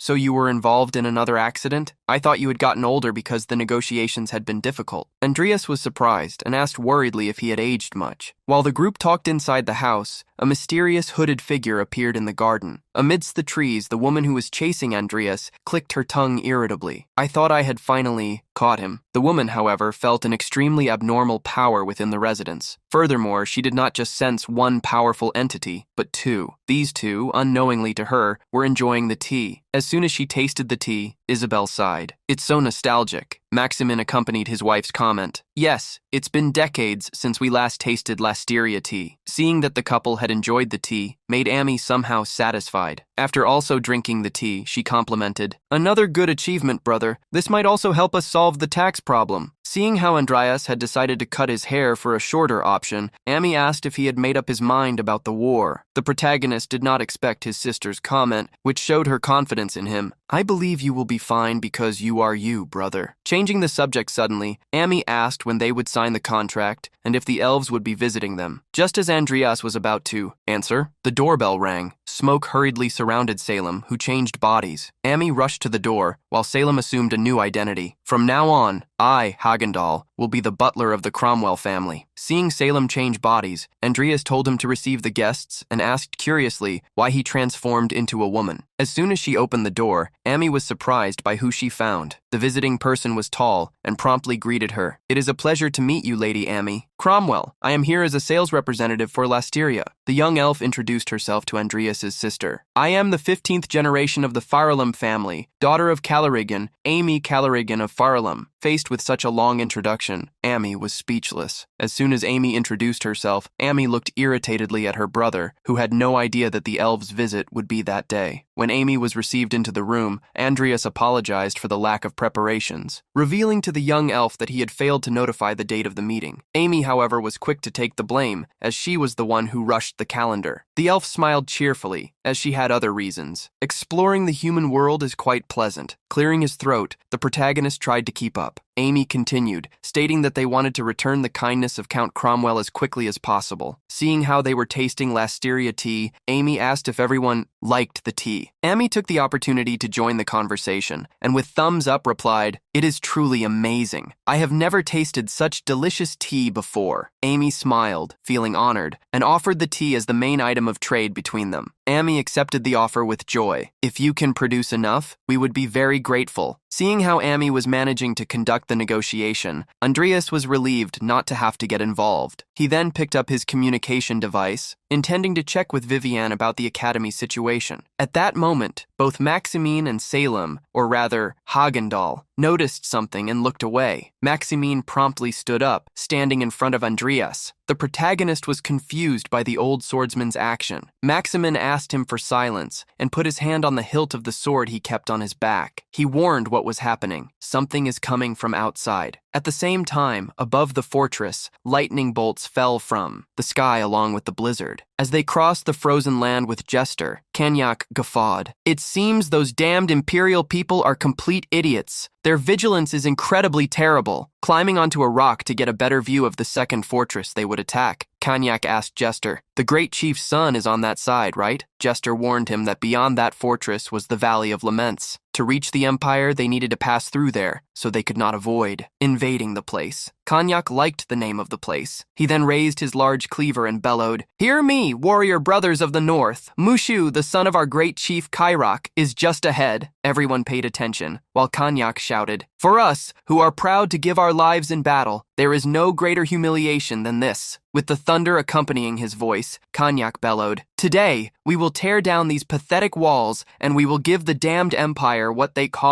deserve." With Cognac's war cry, all the barbarians raised their axes, bellowing with him. Cognac ordered, raising the morale of the horde. "March, sons of the frozen north!" The barbarians soon saw the fortress walls approaching. On top of the walls, the knights gnashed their teeth. "The barbarians are coming! All men to your posts!" The number of enemies, however, was much greater than they could face. Reinforcements were delayed. Realistically, they would not be able to fight. Suddenly, a soldier noticed something strange with a comrade. The soldier next to him had knelt down, holding his hands to his head. Suddenly, that man who knelt began to scream, as if he were going crazy. From that man, a red energy covered the entire fortress. The barbarians rushed toward the fort, carrying shields and axes. Cognac saw the energy above the fortress and became worried. A comrade of his hurriedly asked what was happening. At that moment, Cognac hastily shouted, "Everyone, retreat! Stay! Away from the range of that light!" The shouts of retreat echoed among the barbarians. That was the aura of the great chief's son, Mushu. The barbarians could only advance again when Mushu's aura ceased, as it had driven the soldiers in the fortress mad, making them attack each other. If they entered the range of that aura, the same would happen to them. The soldiers ran back and forth, attacking their comrades. Screams of anger and fear spread through the fortress. Helmets with their owners, still inside, were thrown over the walls. Seeing what was happening frightened the barbarians, but it made them realize that the culprit had truly been the damned empire. For them, what was happening to the humans in the fortress was punishment for messing with something beyond their control. Cognac gnashed his teeth at the thought of Mushu. Jester, observing Cognac and his men on top of a rock, picked up a communication device and sent a message to someone. He warned, as soon as the madness of wrath stops, immediately go to the next location and hide. Jester's subordinate, wearing a bandana with a painted eye, nodded upon hearing his master. They would immediately seal the wrath once more. The young man lying on a wooden bed released an extremely powerful aura, the same one that covered the entire city. Beside him were two mages, who encouraged the young man to release that aura. On Mushu's chest was a mark. Approaching, Jester's subordinate could personally see the power of wrath, one of the 7 deadly sins. At the same time, inside the Cromwell mansion, Maximin had drawn his sword and waited in front of the door. Amy was curious to see that they had one more guest. Apologizing to Amy, Andreas asked if she could wait for a moment until they resolved the problem. Now that he had obtained the genius-level talent, Andreas could tell how exceptional Maximin's senses were and how dangerous he was. For Maximin to act that way, something abnormal was definitely outside. Suddenly, the house door was knocked down by Maximin to surprise attack the intruder. Amy and Amy were shocked by what they saw through the opening. Isabel sighed as she continued to drink her tea, blaming Maximin for the rudeness. Maximin frowned when he saw what was outside. In large armor, a death knight, at least several times larger than Maximin himself, demonstrated its presence amidst the dust created by the confusion. At that moment, a person nearby showed his surprise. "Oh, what a surprise! I thought I sensed a terrifying presence inside the house. Why are you here, Maximin Kronel?" Unexpectedly, Old Morn was visiting Andreas, and with him were 2 other people, Luna and Taraula, the blacksmith. In a private conversation, Amy ended up apologizing to Ymir. "I'm so sorry. I couldn't keep track of everything my brother was doing." Ymir, however, quickly reassured her. The elf looked away, slightly blushing as she spoke. "Lord Andreas seems to be a man of few words, after all. That must be why his actions speak for themselves." Amy was astonished to see the shy expression Ymir was showing when talking about her brother. Already imagining her brother marrying the elf, Amy nearly dropped her jaw, flabbergasted, wondering what Andreas had done. Amy quickly changed the subject, opening the document envelope. Showing one of them, while nervously sweating, she stammered, "Should we return to discussing the trade agreement?" Meanwhile, in another area of the Cromwell residence, another conversation was taking place. Morn, upon hearing the story that connected Andreas and Maximin, was impressed. The old man smiled, unhappy that Andreas hadn't said before that the two knew each other. Maximin, the subject of the conversation, merely remained silent, with his arms crossed. Andreas lowered his head, apologizing to Old Morn. "This was a story I couldn't easily tell anyone. I had to be cautious." Old Morn chuckled, thinking how worried he had been to suddenly see Maximin at Andreas's house knocking down the door. Salem joined the conversation, reminding Morn, "See, I told you, he has a screw loose." Seeing everyone gathered for the first time, Salem thought it might be part of some plan. While being closely watched by Luna, Andreas placed his hand on his chin, thinking aloud. More importantly, if everything Master Morn said is true, and the Valley of Lamentations was really invaded, it means the next fortress, the World of Lamentations, will also fall soon. Morn nodded, confirming what he had already said, and added, since that fortress is a complement to the natural fortress, the Valley of Lamentations, it's also likely that their main army is waiting outside the canyon and only the vanguard has advanced. Remembering that the fortress was the same as the one he knew, Andreas smiled, imagining that the army outside was merely serving as a diversion. Luna, who had been listening for a long time, jumped for joy. All right, let's leave now, comrade. All we have to do is destroy them, right? Andreas tried to calm Luna's excitement, revealing that he couldn't leave immediately due to a mobilization ceremony that would take place at the academy. Knowing the dangers that approached, Andreas, with a serious look, asked Maximine and Isabel to take care of both the mansion and his sister. Isabel smiled, asking Andreas not to worry. Beside her, Maximine remained with his arms crossed in thoughtful silence. Morn, seeing that Andreas was already giving orders, asked if he already had a plan. The protagonist revealed his intentions. I plan to find the great barbarian's son, Wrath, who was kidnapped by the Empire, and then hand him over. Morn understood Andreas's plan, as the war had started because of such an incident. However, he warned, escaping the eyes of the greedy Emperor is a difficult mission. Not to mention there's a high chance the Emperor has already laid hands on him. Andreas already imagined that could happen, and revealed that was precisely why he planned to start from below, where he could move freely to find Wrath. Morn decided to help Andreas, and warned that he could ask for his help whenever he needed it. Protagonist thanked the old Necromancer for the offer. It would truly be difficult for him to rescue Wrath alone. Already imagining the aftermath, Salem questioned what Andreas would do after returning the young Wrath to his home. Do you think the barbarians will really retreat? You might end up fueling their anger even more, you know? Salem's warning was true. Faced with it, Andreas stated that he would try to negotiate with the barbarians, so that didn't happen. Upon hearing Andreas state that he would negotiate with the barbarians, Salem laughed to the point of tearing up. Negotiate? Ha ha ha. Tell me what idiot would dare to do something like that. Luna promptly stood up. Leave that to Luna. Luna will take care of it. Taraula tried to contain his laughter when Luna, addicted to fighting, volunteered to negotiate. Andreas remained silent, so Luna insisted, come on, leader. Luna will do exactly what you tell her to do. Seeing Luna call Andreas leader, Salem was confused. The other side, Morn also surprised him. Exactly. We need to follow the orders of our faction's leader. Salem nearly jumped out of his chair as he stammered. Leader? So that story was real? Have you gone senile, old man? Luna stood up, excitedly calling Salem to join their faction. At that moment, Amy interrupted the group's conversation, opening the hall door. Luna, upon seeing the people who entered the hall, was surprised. She jumped in surprise near Andreas, shouting, Pointy ears? She pointed at Amir. Luna quickly ran toward Amir, excited. It's an elf! Why is there an elf in your house? Composed, Amy said that Amir was already leaving, as the negotiations had ended. Morn warned Luna that it was disrespectful to point out the physical characteristics of other races, but with eyes sparkling in excitement, Luna was very fascinated by the elf's ears. Confused, Andreas commented to Amir that he thought she would stay for at least 2 days in their residence. Amir smiled despite the discomfort of having Luna around, stating that things had gotten complicatedly busy due to the World Tree matters. Andreas ended up apologizing for making her need to hurry, but Amir smiled like a sun. That is nothing compared to the vigor you brought back to Lasteria. Amir also wished Tapio to bless the mission Andreas was about to undertake. Thanking Amir for the blessing and the visit, Andreas said goodbye, and so she left the residence. At the academy, the next day, a hoarse voice extended through the grand hall where the students gathered. I would like to express my gratitude to the students who have joined the army for Rodlan. I am the official commander who will lead you into battle, the captain of the 3rd Imperial Guard, Yudi Kalamp. The thin commander had a face marked by age and a sharp gaze that stared at all the students. The students, upon seeing Yudi, were impressed to see him in person. If he was there personally to guide them, it meant there was a chance for them to become Imperial Guards after the war. Seeing how many were excited, a young woman, Diana Alvin, frowned.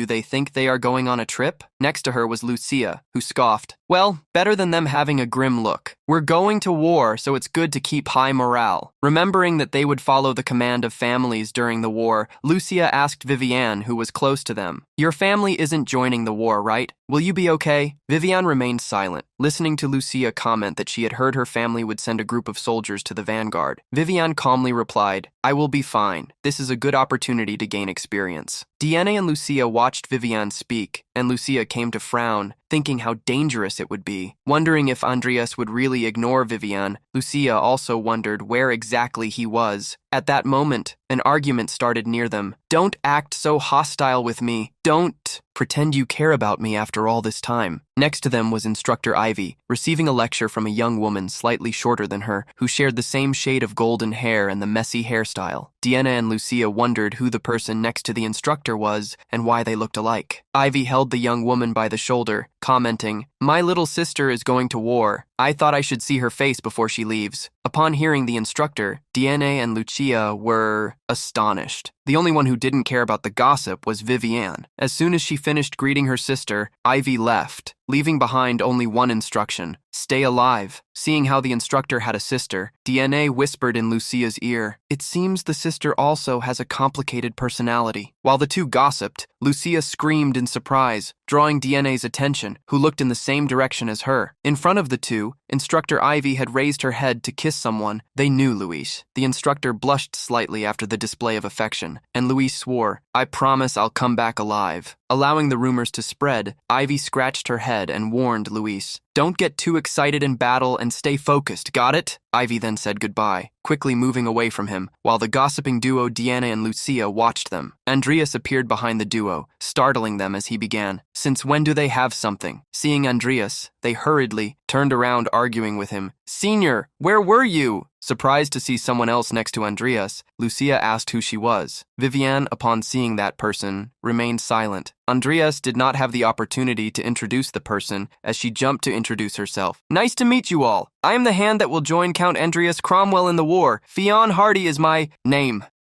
At the academy, the new team member introduced herself. I am the hand that will join Count Andreas Cromwell in the upcoming war. My name is Fionn Hardy. Vivien stared at the newcomer with a furrowed brow. Lucia glanced at Andreas out of the corner of her eye, questioning him. Senior, you don't seem like the type, but you're actually a player, aren't you? Fionn didn't quite understand what they were talking about, but Andreas understood perfectly. Feeling a great weight on his shoulders, he asked Vivien to talk with him after the war. Vivien coldly ignored him. Don't worry, just stay safe out there. Vivien walked away without leaving another word behind. Criticism fell like lightning upon Andreas, directed by Lucia and DNA. Andreas blamed himself for not ignoring Fionn. Earlier, the young woman had been secretly observing him while taking various notes. Andreas discovered her asking, What are you writing? Without realizing it was her target questioning her, Fionn revealed thoughtlessly, records of his movements, obviously. As soon as she finished speaking, she was so startled she felt as if her soul were escaping. With a reprimanding look, Andreas asked if she even understood what she was doing. Fionn backed away, but eventually reached a conclusion. Fine, I guess there's no point in trying to reach an agreement with you anymore. The young woman was direct, revealing her situation. Her family, the Hardys, had an agreement with a dark mage. Just hearing such a thing put Andreas on high alert. He questioned her if she knew what it meant to reveal that to him. It could condemn her entire family. However,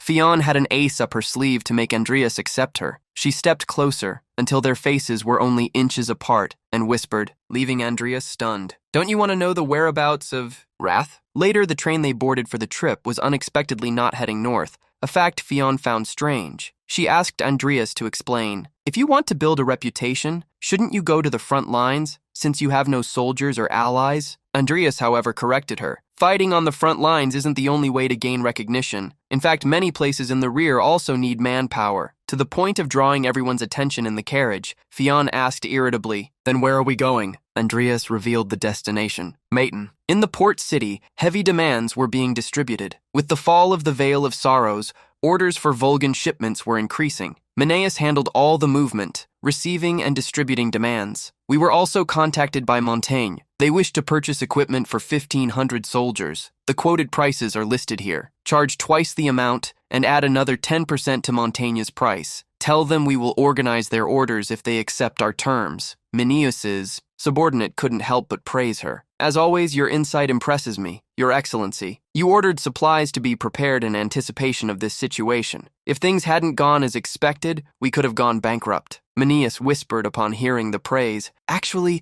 that boy seemed to know what was coming. The subordinate was confused and asked if she was referring to Count Cromwell, whom she always spoke about. Mineus revealed to her partner that the young man had even mentioned that bigger storms were coming, and it worried her. If what he says is true, wouldn't it be wiser to join forces with a greater power? Mineus agreed that the Cromwell family had no army, and that, in military terms, he wasn't worth mentioning. However, that was precisely the reason she was even more anxious to nurture the Cromwells with her own hands. On one of the nights in the city of Mayton, where wagons arrived and departed carrying supplies, an old man talked secretly with a burly man. So these rumors about Lord Cromwell, I never thought I'd see him in person. The man agreed, doubting anyone expected Andreas Cromwell to come to Mayton to serve as a reinforcement. Andreas was having dinner with Fionn, while the men talked among themselves. With everyone calling him the monster of Rodlin Academy, I expected him to be more impressive. Rumors should never be considered reliable. Wanting to understand why someone called a monster would go to the rear of the front lines,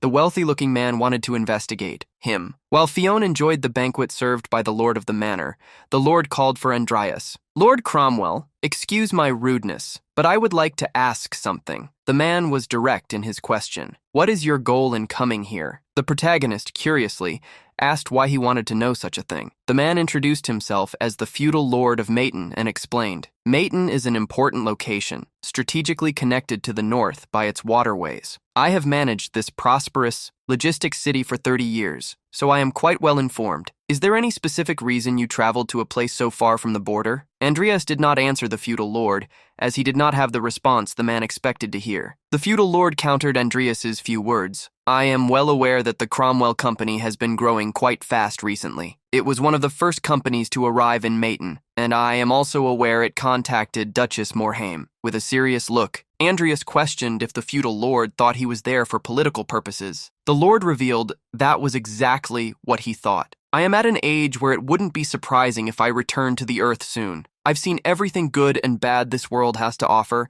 and one thing I've learned is that every action has a motive behind it. The protagonist remained silent. In front of him, Fionn also waited for an answer, wanting to know the reason. What Fionn knew was that he claimed to intend to make a name for himself during the war as a mere mercenary. However, he had set out for somewhere far beyond the front lines. Andreas reminded the Lord of Mayton that his own family was on the brink of ruin, to the point where he was ashamed to call himself a count. That was why, for him, the important thing was to stay alive. The Lord of Mayton was a bit surprised. Andreas explained that the alliance with Duchess Morhaime was nothing more than a desperate survival attempt by a fragile family, but thanks to it, he had managed to keep his head above water for now. Acting timidly, Andreas claimed that was why he had no choice but to stay safe in the rear of the war, for the sake of his own family. Fionn was shocked. She couldn't believe she had to keep an eye on someone like that. A coward. The Lord coughed, clearing his throat. After hearing such revelations, recognizing he had misunderstood the situation,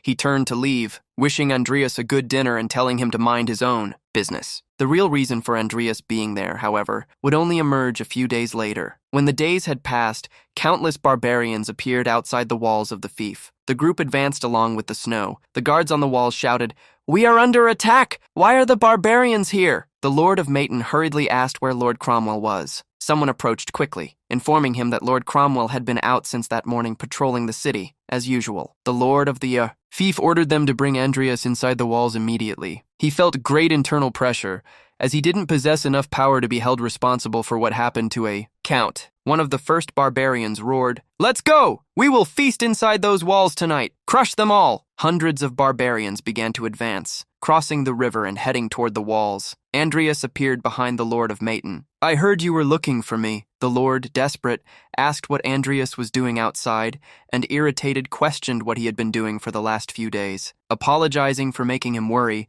Andreas looked over the wall, realizing there were bigger problems, and reminded the Lord, "Didn't you say a few days ago that behind every action there is a Reason? Immediately, one after another, magic circles appeared beneath the feet of the barbarians. Enormous explosions began to occur, taking over the area outside the walls. Everyone looked hurriedly toward the noise and was stunned. Andreas proved that his silence over the past few days had yielded results. The original game story is as follows. After two vital rear positions, Maiten and Claudia fell in quick succession, the Empire suffered a massive blow. To preserve the military strength necessary to avoid the catastrophic end of this scenario, Andreas needed to limit the damage of that battle at all costs. After departing from Maiten, Fionn hurriedly questioned, "Hey, are you listening? Why are we going to Claudia?" Since Fionn herself refused to give him information, Andreas revealed that he would eliminate the enemies personally, one by one. He questioned her one last time. "Are you still not going to tell me where Wrath is?" Fionn knew it was impossible to determine Wrath's exact location until he released his burst of energy. At the moment, it was difficult to tell even which region he was in. Because Fionn refused to reveal anything, Andreas began to consider leaving her behind. Fionn stopped momentarily, calling out, "Senior!" Andreas looked back, and the orange-haired young woman asked, "What is your plan when you find Wrath? You clearly know the true extent of Wrath's power, don't you?" Andreas revealed a crucial point about Wrath's identity. "Do you know Wrath's true form? He is the son of the great barbarian chief, and he is the very cause of this war." Fionn was surprised that Andreas knew about this. Andreas revealed his plan, to return Wrath to the barbarians, and put an end to the war. Fionn's surprise grew upon discovering that Andreas did not intend to take Wrath for himself. This time, Fionn decided to be useful. "Can you give me a little more time to find Wrath's exact location?" With a hollow look, Andreas replied, "I will give you 2 days. After that, it's better for both of us if we part ways." Fionn, however, believed things would not go as Andreas wanted, for at that very moment, Wrath was already in Jester's hands. The city of Claudia was covered in a thick mist. Upon being received in the city,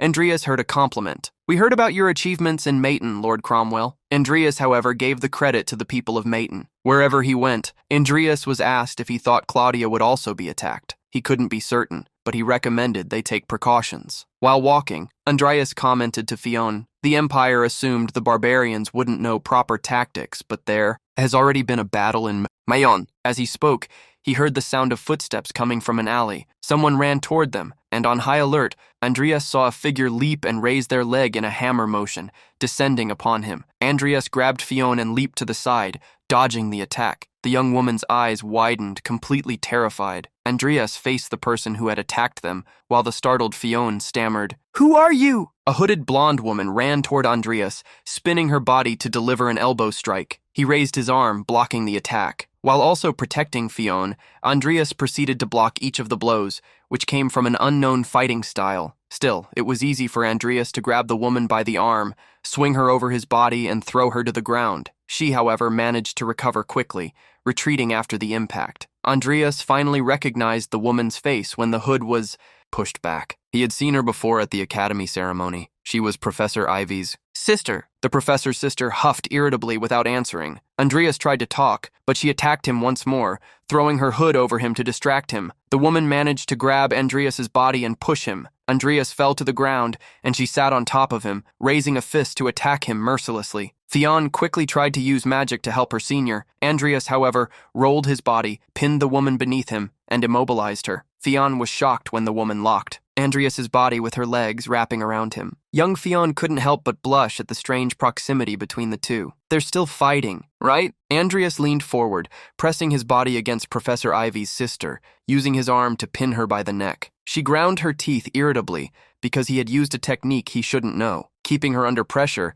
Andreas mocked, "What's wrong? Do you think you're the only one who can do this?" Fiona looked away, refusing to watch the two of them fighting while tangled on the ground. Andreas managed to shift positions, getting behind Ivy's sister, locking her legs with his own, and applying an armbar to her upper body. With the hold completely locked in, Andreas suggested, "If you want to give up, tap my arm." Despite coughing heavily, she refused to surrender. However, such resistance did not last long. When her breath was about to run out, she gave a light tap on Andreas's arm, and he released her, allowing her to breathe. Fionn finally looked back at them. While the woman was still coughing, Andreas questioned her. "Answer me, why did you attack me so suddenly?" But he didn't need her answer. Looking down from her neck to her back, he saw a dark stain. "That mark on your neck is dark magic, isn't it?" Taking a pill, she revealed the reason for her anger. It's because of you that I won't be able to take this medicine anymore. You eliminated Ronox. He was the one who made the medicines that barely kept me alive. As Andreas arched an eyebrow in surprise, the professor's sister cursed him. Confused, Andreas wondered if she was talking about Ranox, the insect manipulator. Thinking for a moment, he remembered that his body was still in the subspace. If he could turn Ranox into a high-ranking undead, perhaps he could extract some memories and find the cure she was looking.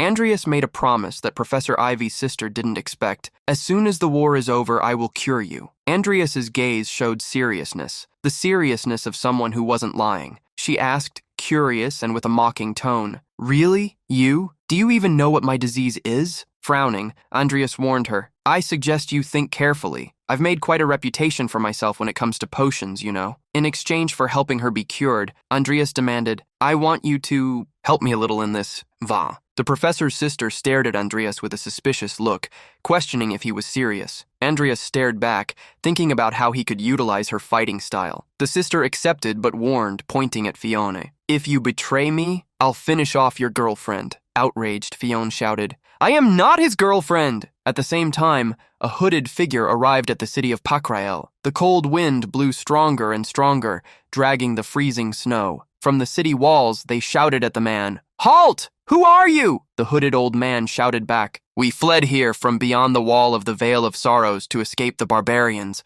Please help us." The iron gate was raised for the old man. He smiled maliciously as he entered the city, carrying a sleeping boy in his arms. Atop a wall, Lucia yawned, falling asleep under the falling snow. Guarding the battlements, Luis warned, "Senior Lucia, it's dangerous to stay there." Lucia, however, reassured him, "It's fine, it's fine. Nothing is going to happen to me." Luis alerted her that she was setting a terrible example for the other soldiers and asked her to get up. Irritated with Luis, Lucia turned and teased him. "Don't tell me you're being so well-behaved because of Professor Ivy?" Upon hearing the professor's name, Luis's face turned bright red. Lucia lay on her stomach and swung her legs while taunting him.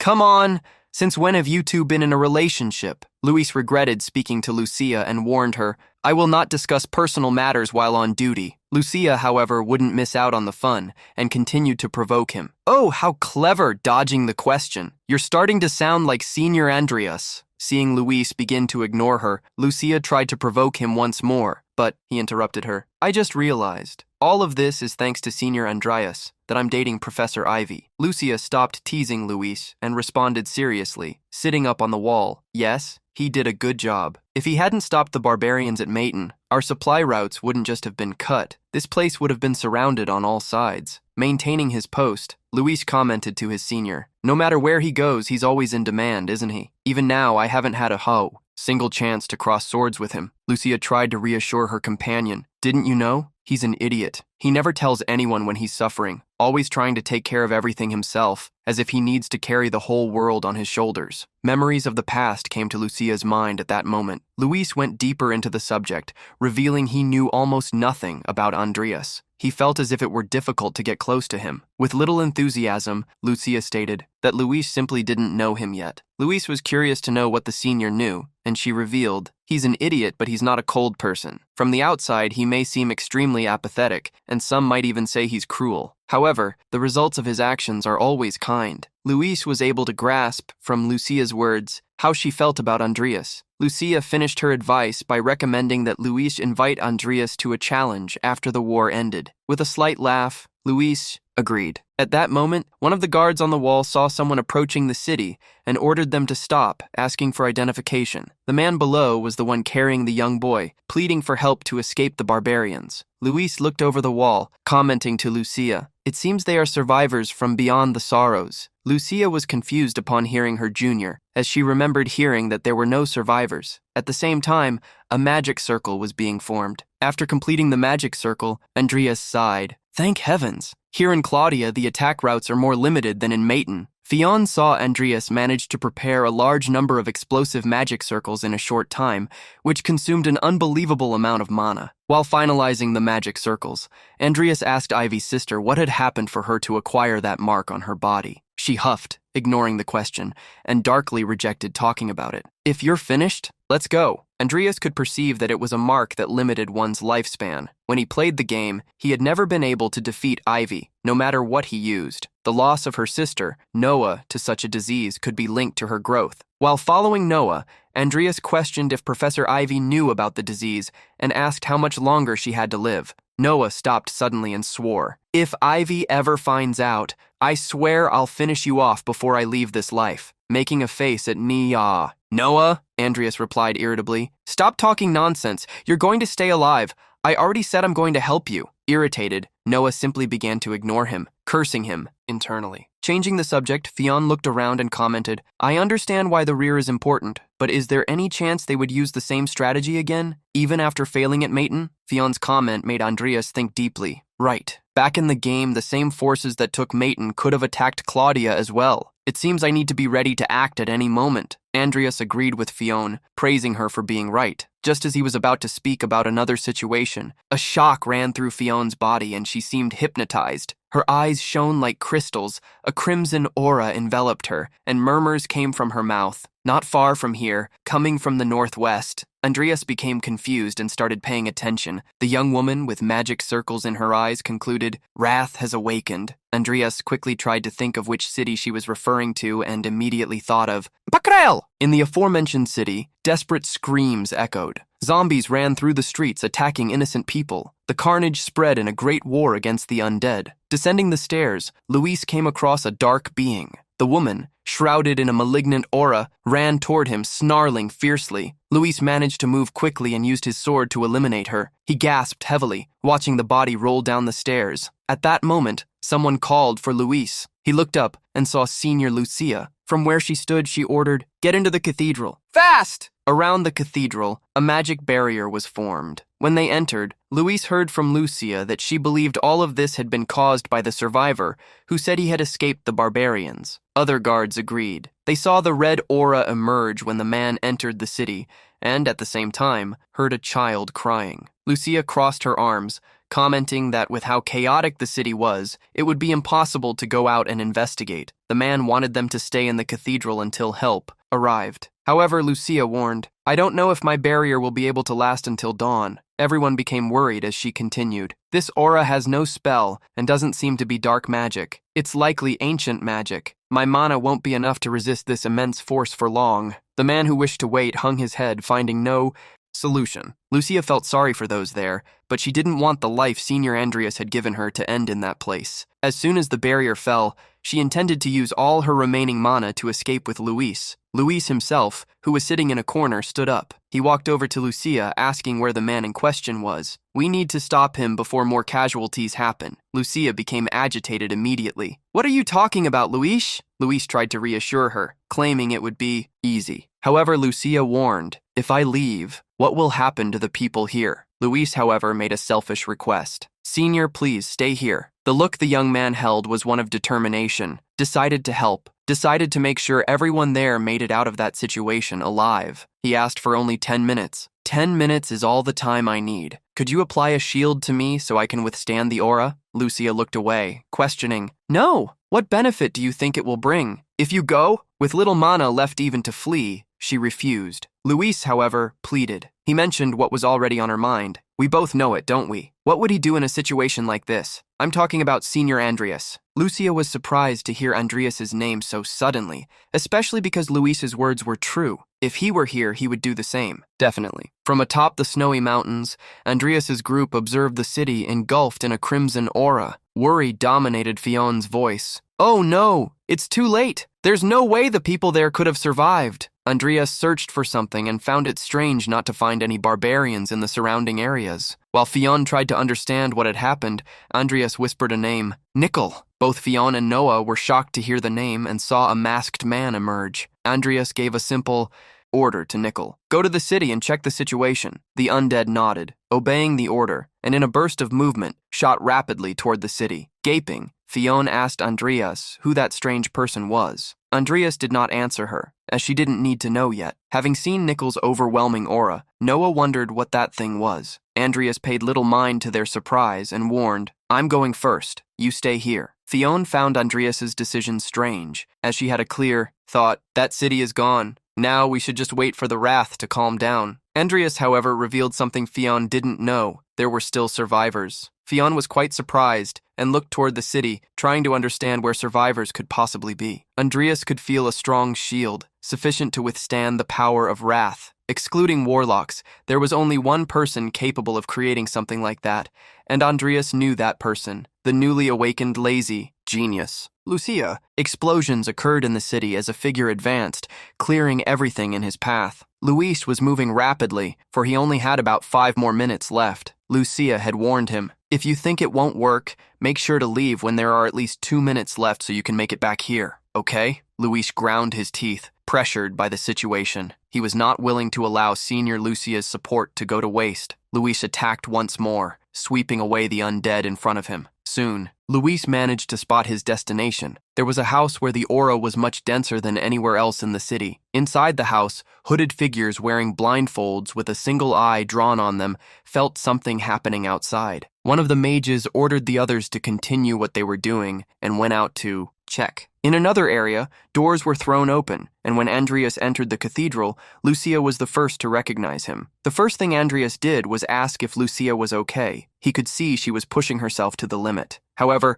Lucia desperately pleaded, "Senior, you need to help Luis. Fast!" Confused, Andreas heard Lucia say, "That idiot Luis, it's been 10 minutes and he still hasn't returned." Outside the cathedral, the energy was even more intense. In a different building, explosions from attacks were occurring. Luis was thrown against a wall but managed to stand up, raising his sword. The mage who attacked Luis cursed him. "You bastard, who are you?" Luis blamed himself for letting his guard down and coughed heavily. Still, he smiled, returning the question to the mage. "Who exactly are you?" With little time remaining, Luis tried not to let his concern show. The mage, however, mocked Luis instead of answering. "How foolish. If you have such a strong shield, you should run away instead of asking stupid questions." The mage was also worried, as the warrior's shield was managing to block the aura of wrath. He wondered who had conjured. Luis held his sword with one hand, placing the other over it. Internally, he apologized to Lucia, for he was about to disobey her. The mage became concerned by Luis's stance. "What are you doing?" The mage saw Luis overflow with a powerful aura, an aura a mere boy shouldn't possess. He didn't stand still, using powerful fire magic, incandescent as the sun. At the same time, Luis surged forward and destroyed everything in front of him like a tsunami. Simultaneously, Andreas was advancing at full speed, eliminating the undead in his path. The protagonist saw the massive explosion from the attack and looked up, wide-eyed. Even from a distance, he could see the power spreading above the buildings. Luis had fallen inside the house and was coughing heavily. His eyes were red, and the internal damage was severe. Luis looked at his own body and, unexpectedly, saw that the shield was still raised. He looked around and saw that he had managed to defeat the mage, who, lying on the floor, spoke weakly. "Take the wrath." The mages performing a ritual over a table tried to act quickly. "We need to report to Master Jester." Another mage, however, was afraid. "Ridding ourselves of the fury now would also put us in danger." Luis looked at the table in the center of the room and was surprised to see a child. Luis tried to stand up, gripping his sword. "What are you doing to him?" The mages tried to move quickly, while the mage in his final minutes screamed, "Eliminate the wrath!" Each of the mages grabbed a crystal. Luis watched them weakly, unable to act. With the rest of his strength, he raised his sword. Each of the mages began to use the crystal against the boy. Luis tried to charge at them, but as he got closer, he saw the shield begin to unravel, rendered useless. One of the mages smiled, mocking Luis. "Heh heh heh heh, you'd better say goodbye." Crimson red flowed from Luis's eyes as he ground his teeth, trying to do at least something. Luis still had someone waiting for him. Ivy, someone he had promised to return to alive. Even though Ivy had warned him not to overexert himself, he saw her image drifting away. Luis did not want to return as a loser. Using his entire body, sacrificing everything he had, he lunged forward, swinging his sword at the mages. The strike Luis executed found its mark. Like a fallen crown, the mage who mocked him lost what was above her shoulders. The protagonist of the 7 deadly sins should have shone brighter than anyone else in the world, and yet Andreas had stolen that light from him. Arriving when everything was resolved, he apologized to Louis Artman, the boy who saved the wrath. In Volgian, a conversation took place beneath the falling snow. Professor Ivy was being questioned about something. Vivien wanted to know the nature of the relationship between her and Luis. Ivy was taken aback by the sudden question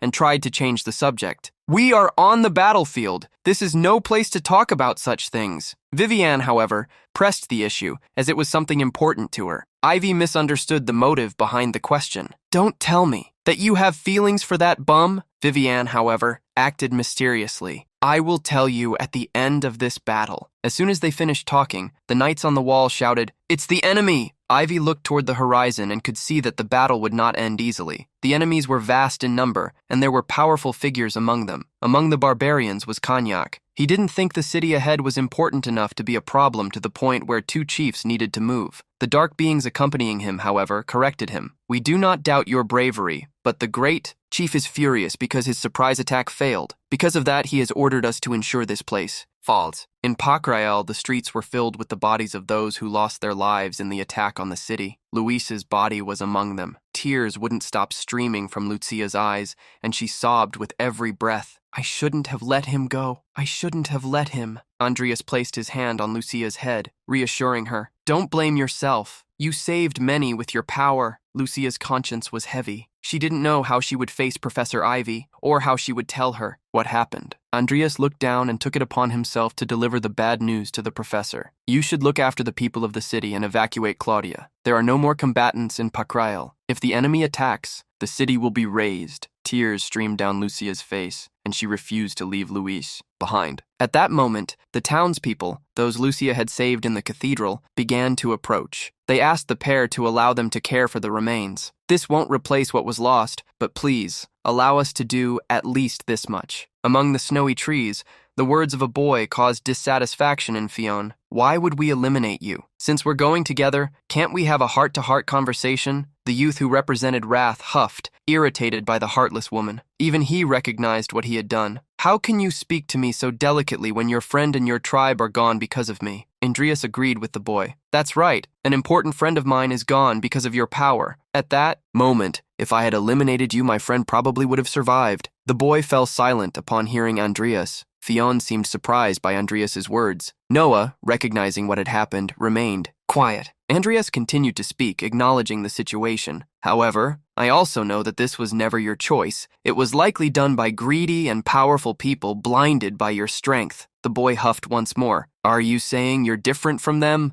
Andreas didn't deny it and shifted his focus, ordering Fionn to go to the city of Claudia with Noah. Fionn quickly refused to go. I can't. I have an obligation to report your every move. Noah, on the other hand, mocked, trying to run away with your tail between your legs because you can't cure. Me? Andreas ignored her, revealing his plan. I plan to take this boy and meet with the great chief. Fionn was shocked and tried to stop him from doing something so reckless. If you do that, not only will you be attacked, they will put a target on your back. Andreas already had a plan for Fionn to follow. Andreas Cromwell disappeared after leaving unaccompanied for the city of Pacrael, which was engulfed in a red light, and you judged that escorting the survivors of Pacrael to Claudia was your top priority. That is what you will report to the Imperial Palace. Fiona did not want to accept Andreas's plan. The youth of the Sin of Wrath had his own opinion. When I return to my father, you will be dead anyway, and even if you manage to send me back, all that awaits you is annihilation. Andreas, however, corrected something the youth was misunderstanding. Just because you Northerners broke through the Empire's outer gate without suffering a serious counterattack for weeks, you assumed you have the upper hand, did you? The boy was confused, as what Andreas said went against his thoughts. Andreas revealed to the youth that the Empire hadn't sent even a fraction of its true military strength. Everything happening now was nothing more than an invisible power struggle between the Emperor himself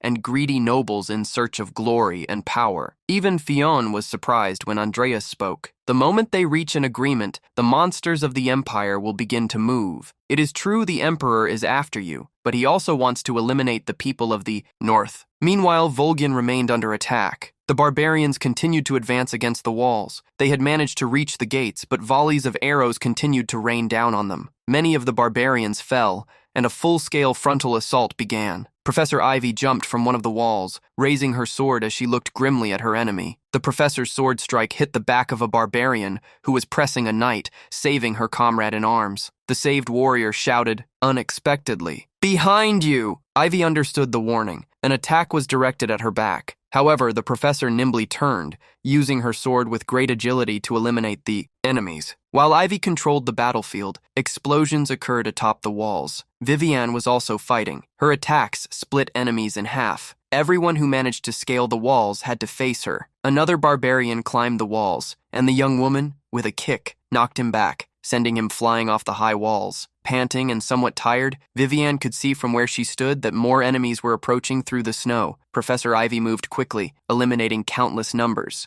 tossing their bodies into the air. Ivy returned to the fortress, landing beside Vivien. I trusted you for a moment, and look what happened. Conserve your strength while you fight, otherwise you won't last long. Vivien didn't understand how Ivy could ask her to conserve strength in that situation. From the walls, Professor Ivy could see how problematic the enemy was. The attack they made at that moment showed that something even greater would happen that night, with perhaps thousands of barbarians present in the snowy mountains near the plain leading to the fortress.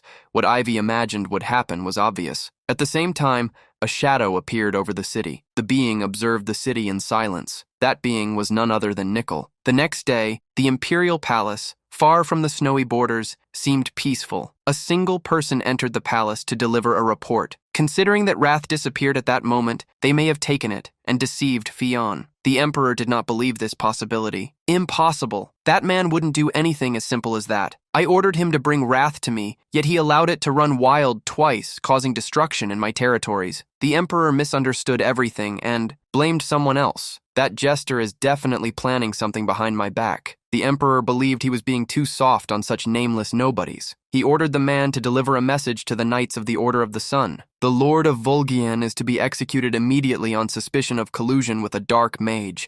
Establish a final defensive line with all the deadly force you can muster to defend the Empire at all costs. Vivien and Instructor Ivy remained on the battlefield, facing the barbarians with their swords. Every strike from Ivy terrified even her comrades in arms. One of the army captains felt certain that, thanks to the incredibly strong assistance from Rodlin, they would be able to overcome the challenge. He commanded the other soldiers, "Maintain position. Stand firm until reinforcements arrive. Stay close to the gates and regroup. We are going to turn this battle into a siege." The commander called out to one of the knights, "You there, go inside the walls immediately and call for reinforcements." The man ran instantly, leaving behind those who continued to fight. In the midst of the battle, Ivy noticed something strange among the enemies. She retreated hastily just as an explosive attack occurred. The instructor shouted for Vivien to be careful. Before Vivien, a massive barbarian had appeared. His red eyes exuded power for the attack. The giant barbarian's axe, when it descended upon the earth, caused an explosion,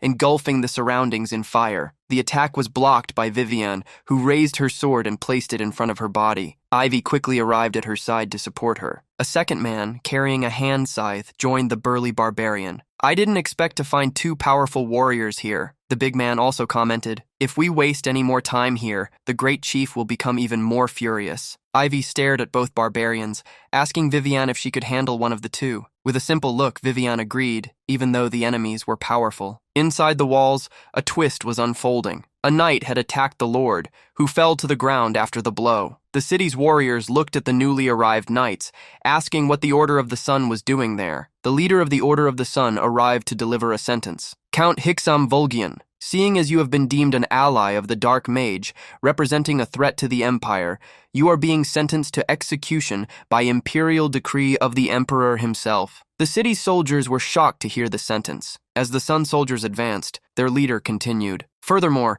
given the unfavorable war situation, with the safety of the Empire's people as our top priority, we are abandoning the outer walls and making the inner walls our final line of defense." One of the guards tried to warn the captain that there were still men fighting on the walls, warriors who could not be abandoned, but the leader of the Order of the Sun reminded them, "It is an order from the Emperor." Despite the harsh words he declared, the captain swore internally that he would engrave the sacrifice of every soldier into his heart. At that moment, a guard banged on one of the side doors, shouting, "Please open the gates! Send reinforcements to the outside of the wall immediately!" As he continued to bang on the gate, someone attacked him without him noticing, and he collapsed. Ivy and Vivien continued on the battlefield, now fighting against the two main members of the barbarian group. The scythe-wielding barbarian was observing Vivien. To him, she didn't seem strong, yet she continued to defend against Watuna's attacks. If the situation continued, he knew they might not be able to capture anyone. While he was thinking, Ivy advanced to attack him. Ivy's eyes were severe,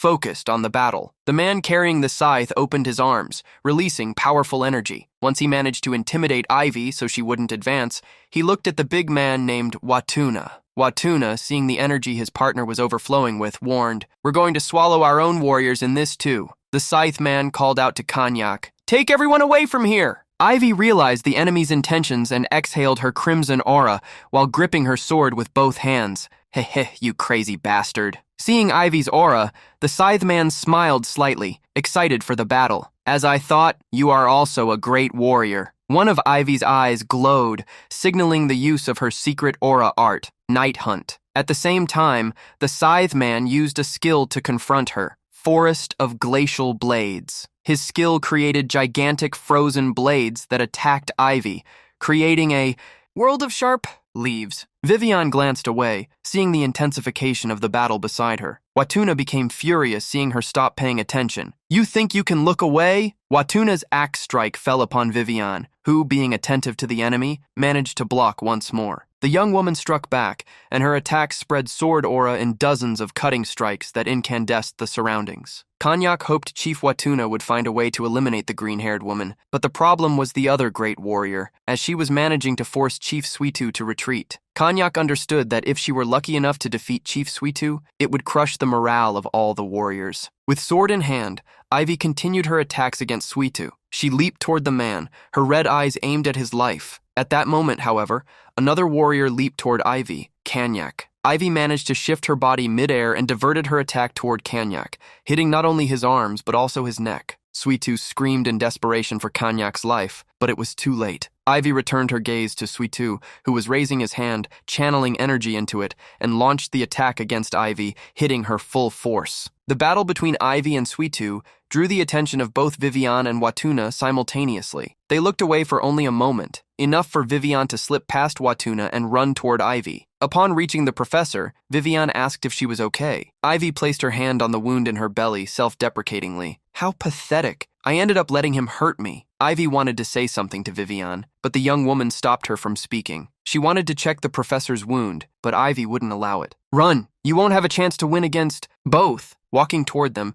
Suitu acknowledged that what he had done was dishonorable conduct for warriors, but in times of war, they needed to have other priorities. Professor Ivy dismissed Suitu's words. "Don't make me laugh, you animal." Vivien beside her gripped her sword, exhaling her energy. "I can still fight, Professor Ivy." Ivy wanted to stop the young woman from doing something so reckless to save her, but a powerful energy began to approach. From Ivy and Vivien to Suitu and Watuna, they all felt the energy. A being mysterious to them, but known to Andreas, appeared. Nickel blocked the path of the enemies, protecting Vivien and Ivy.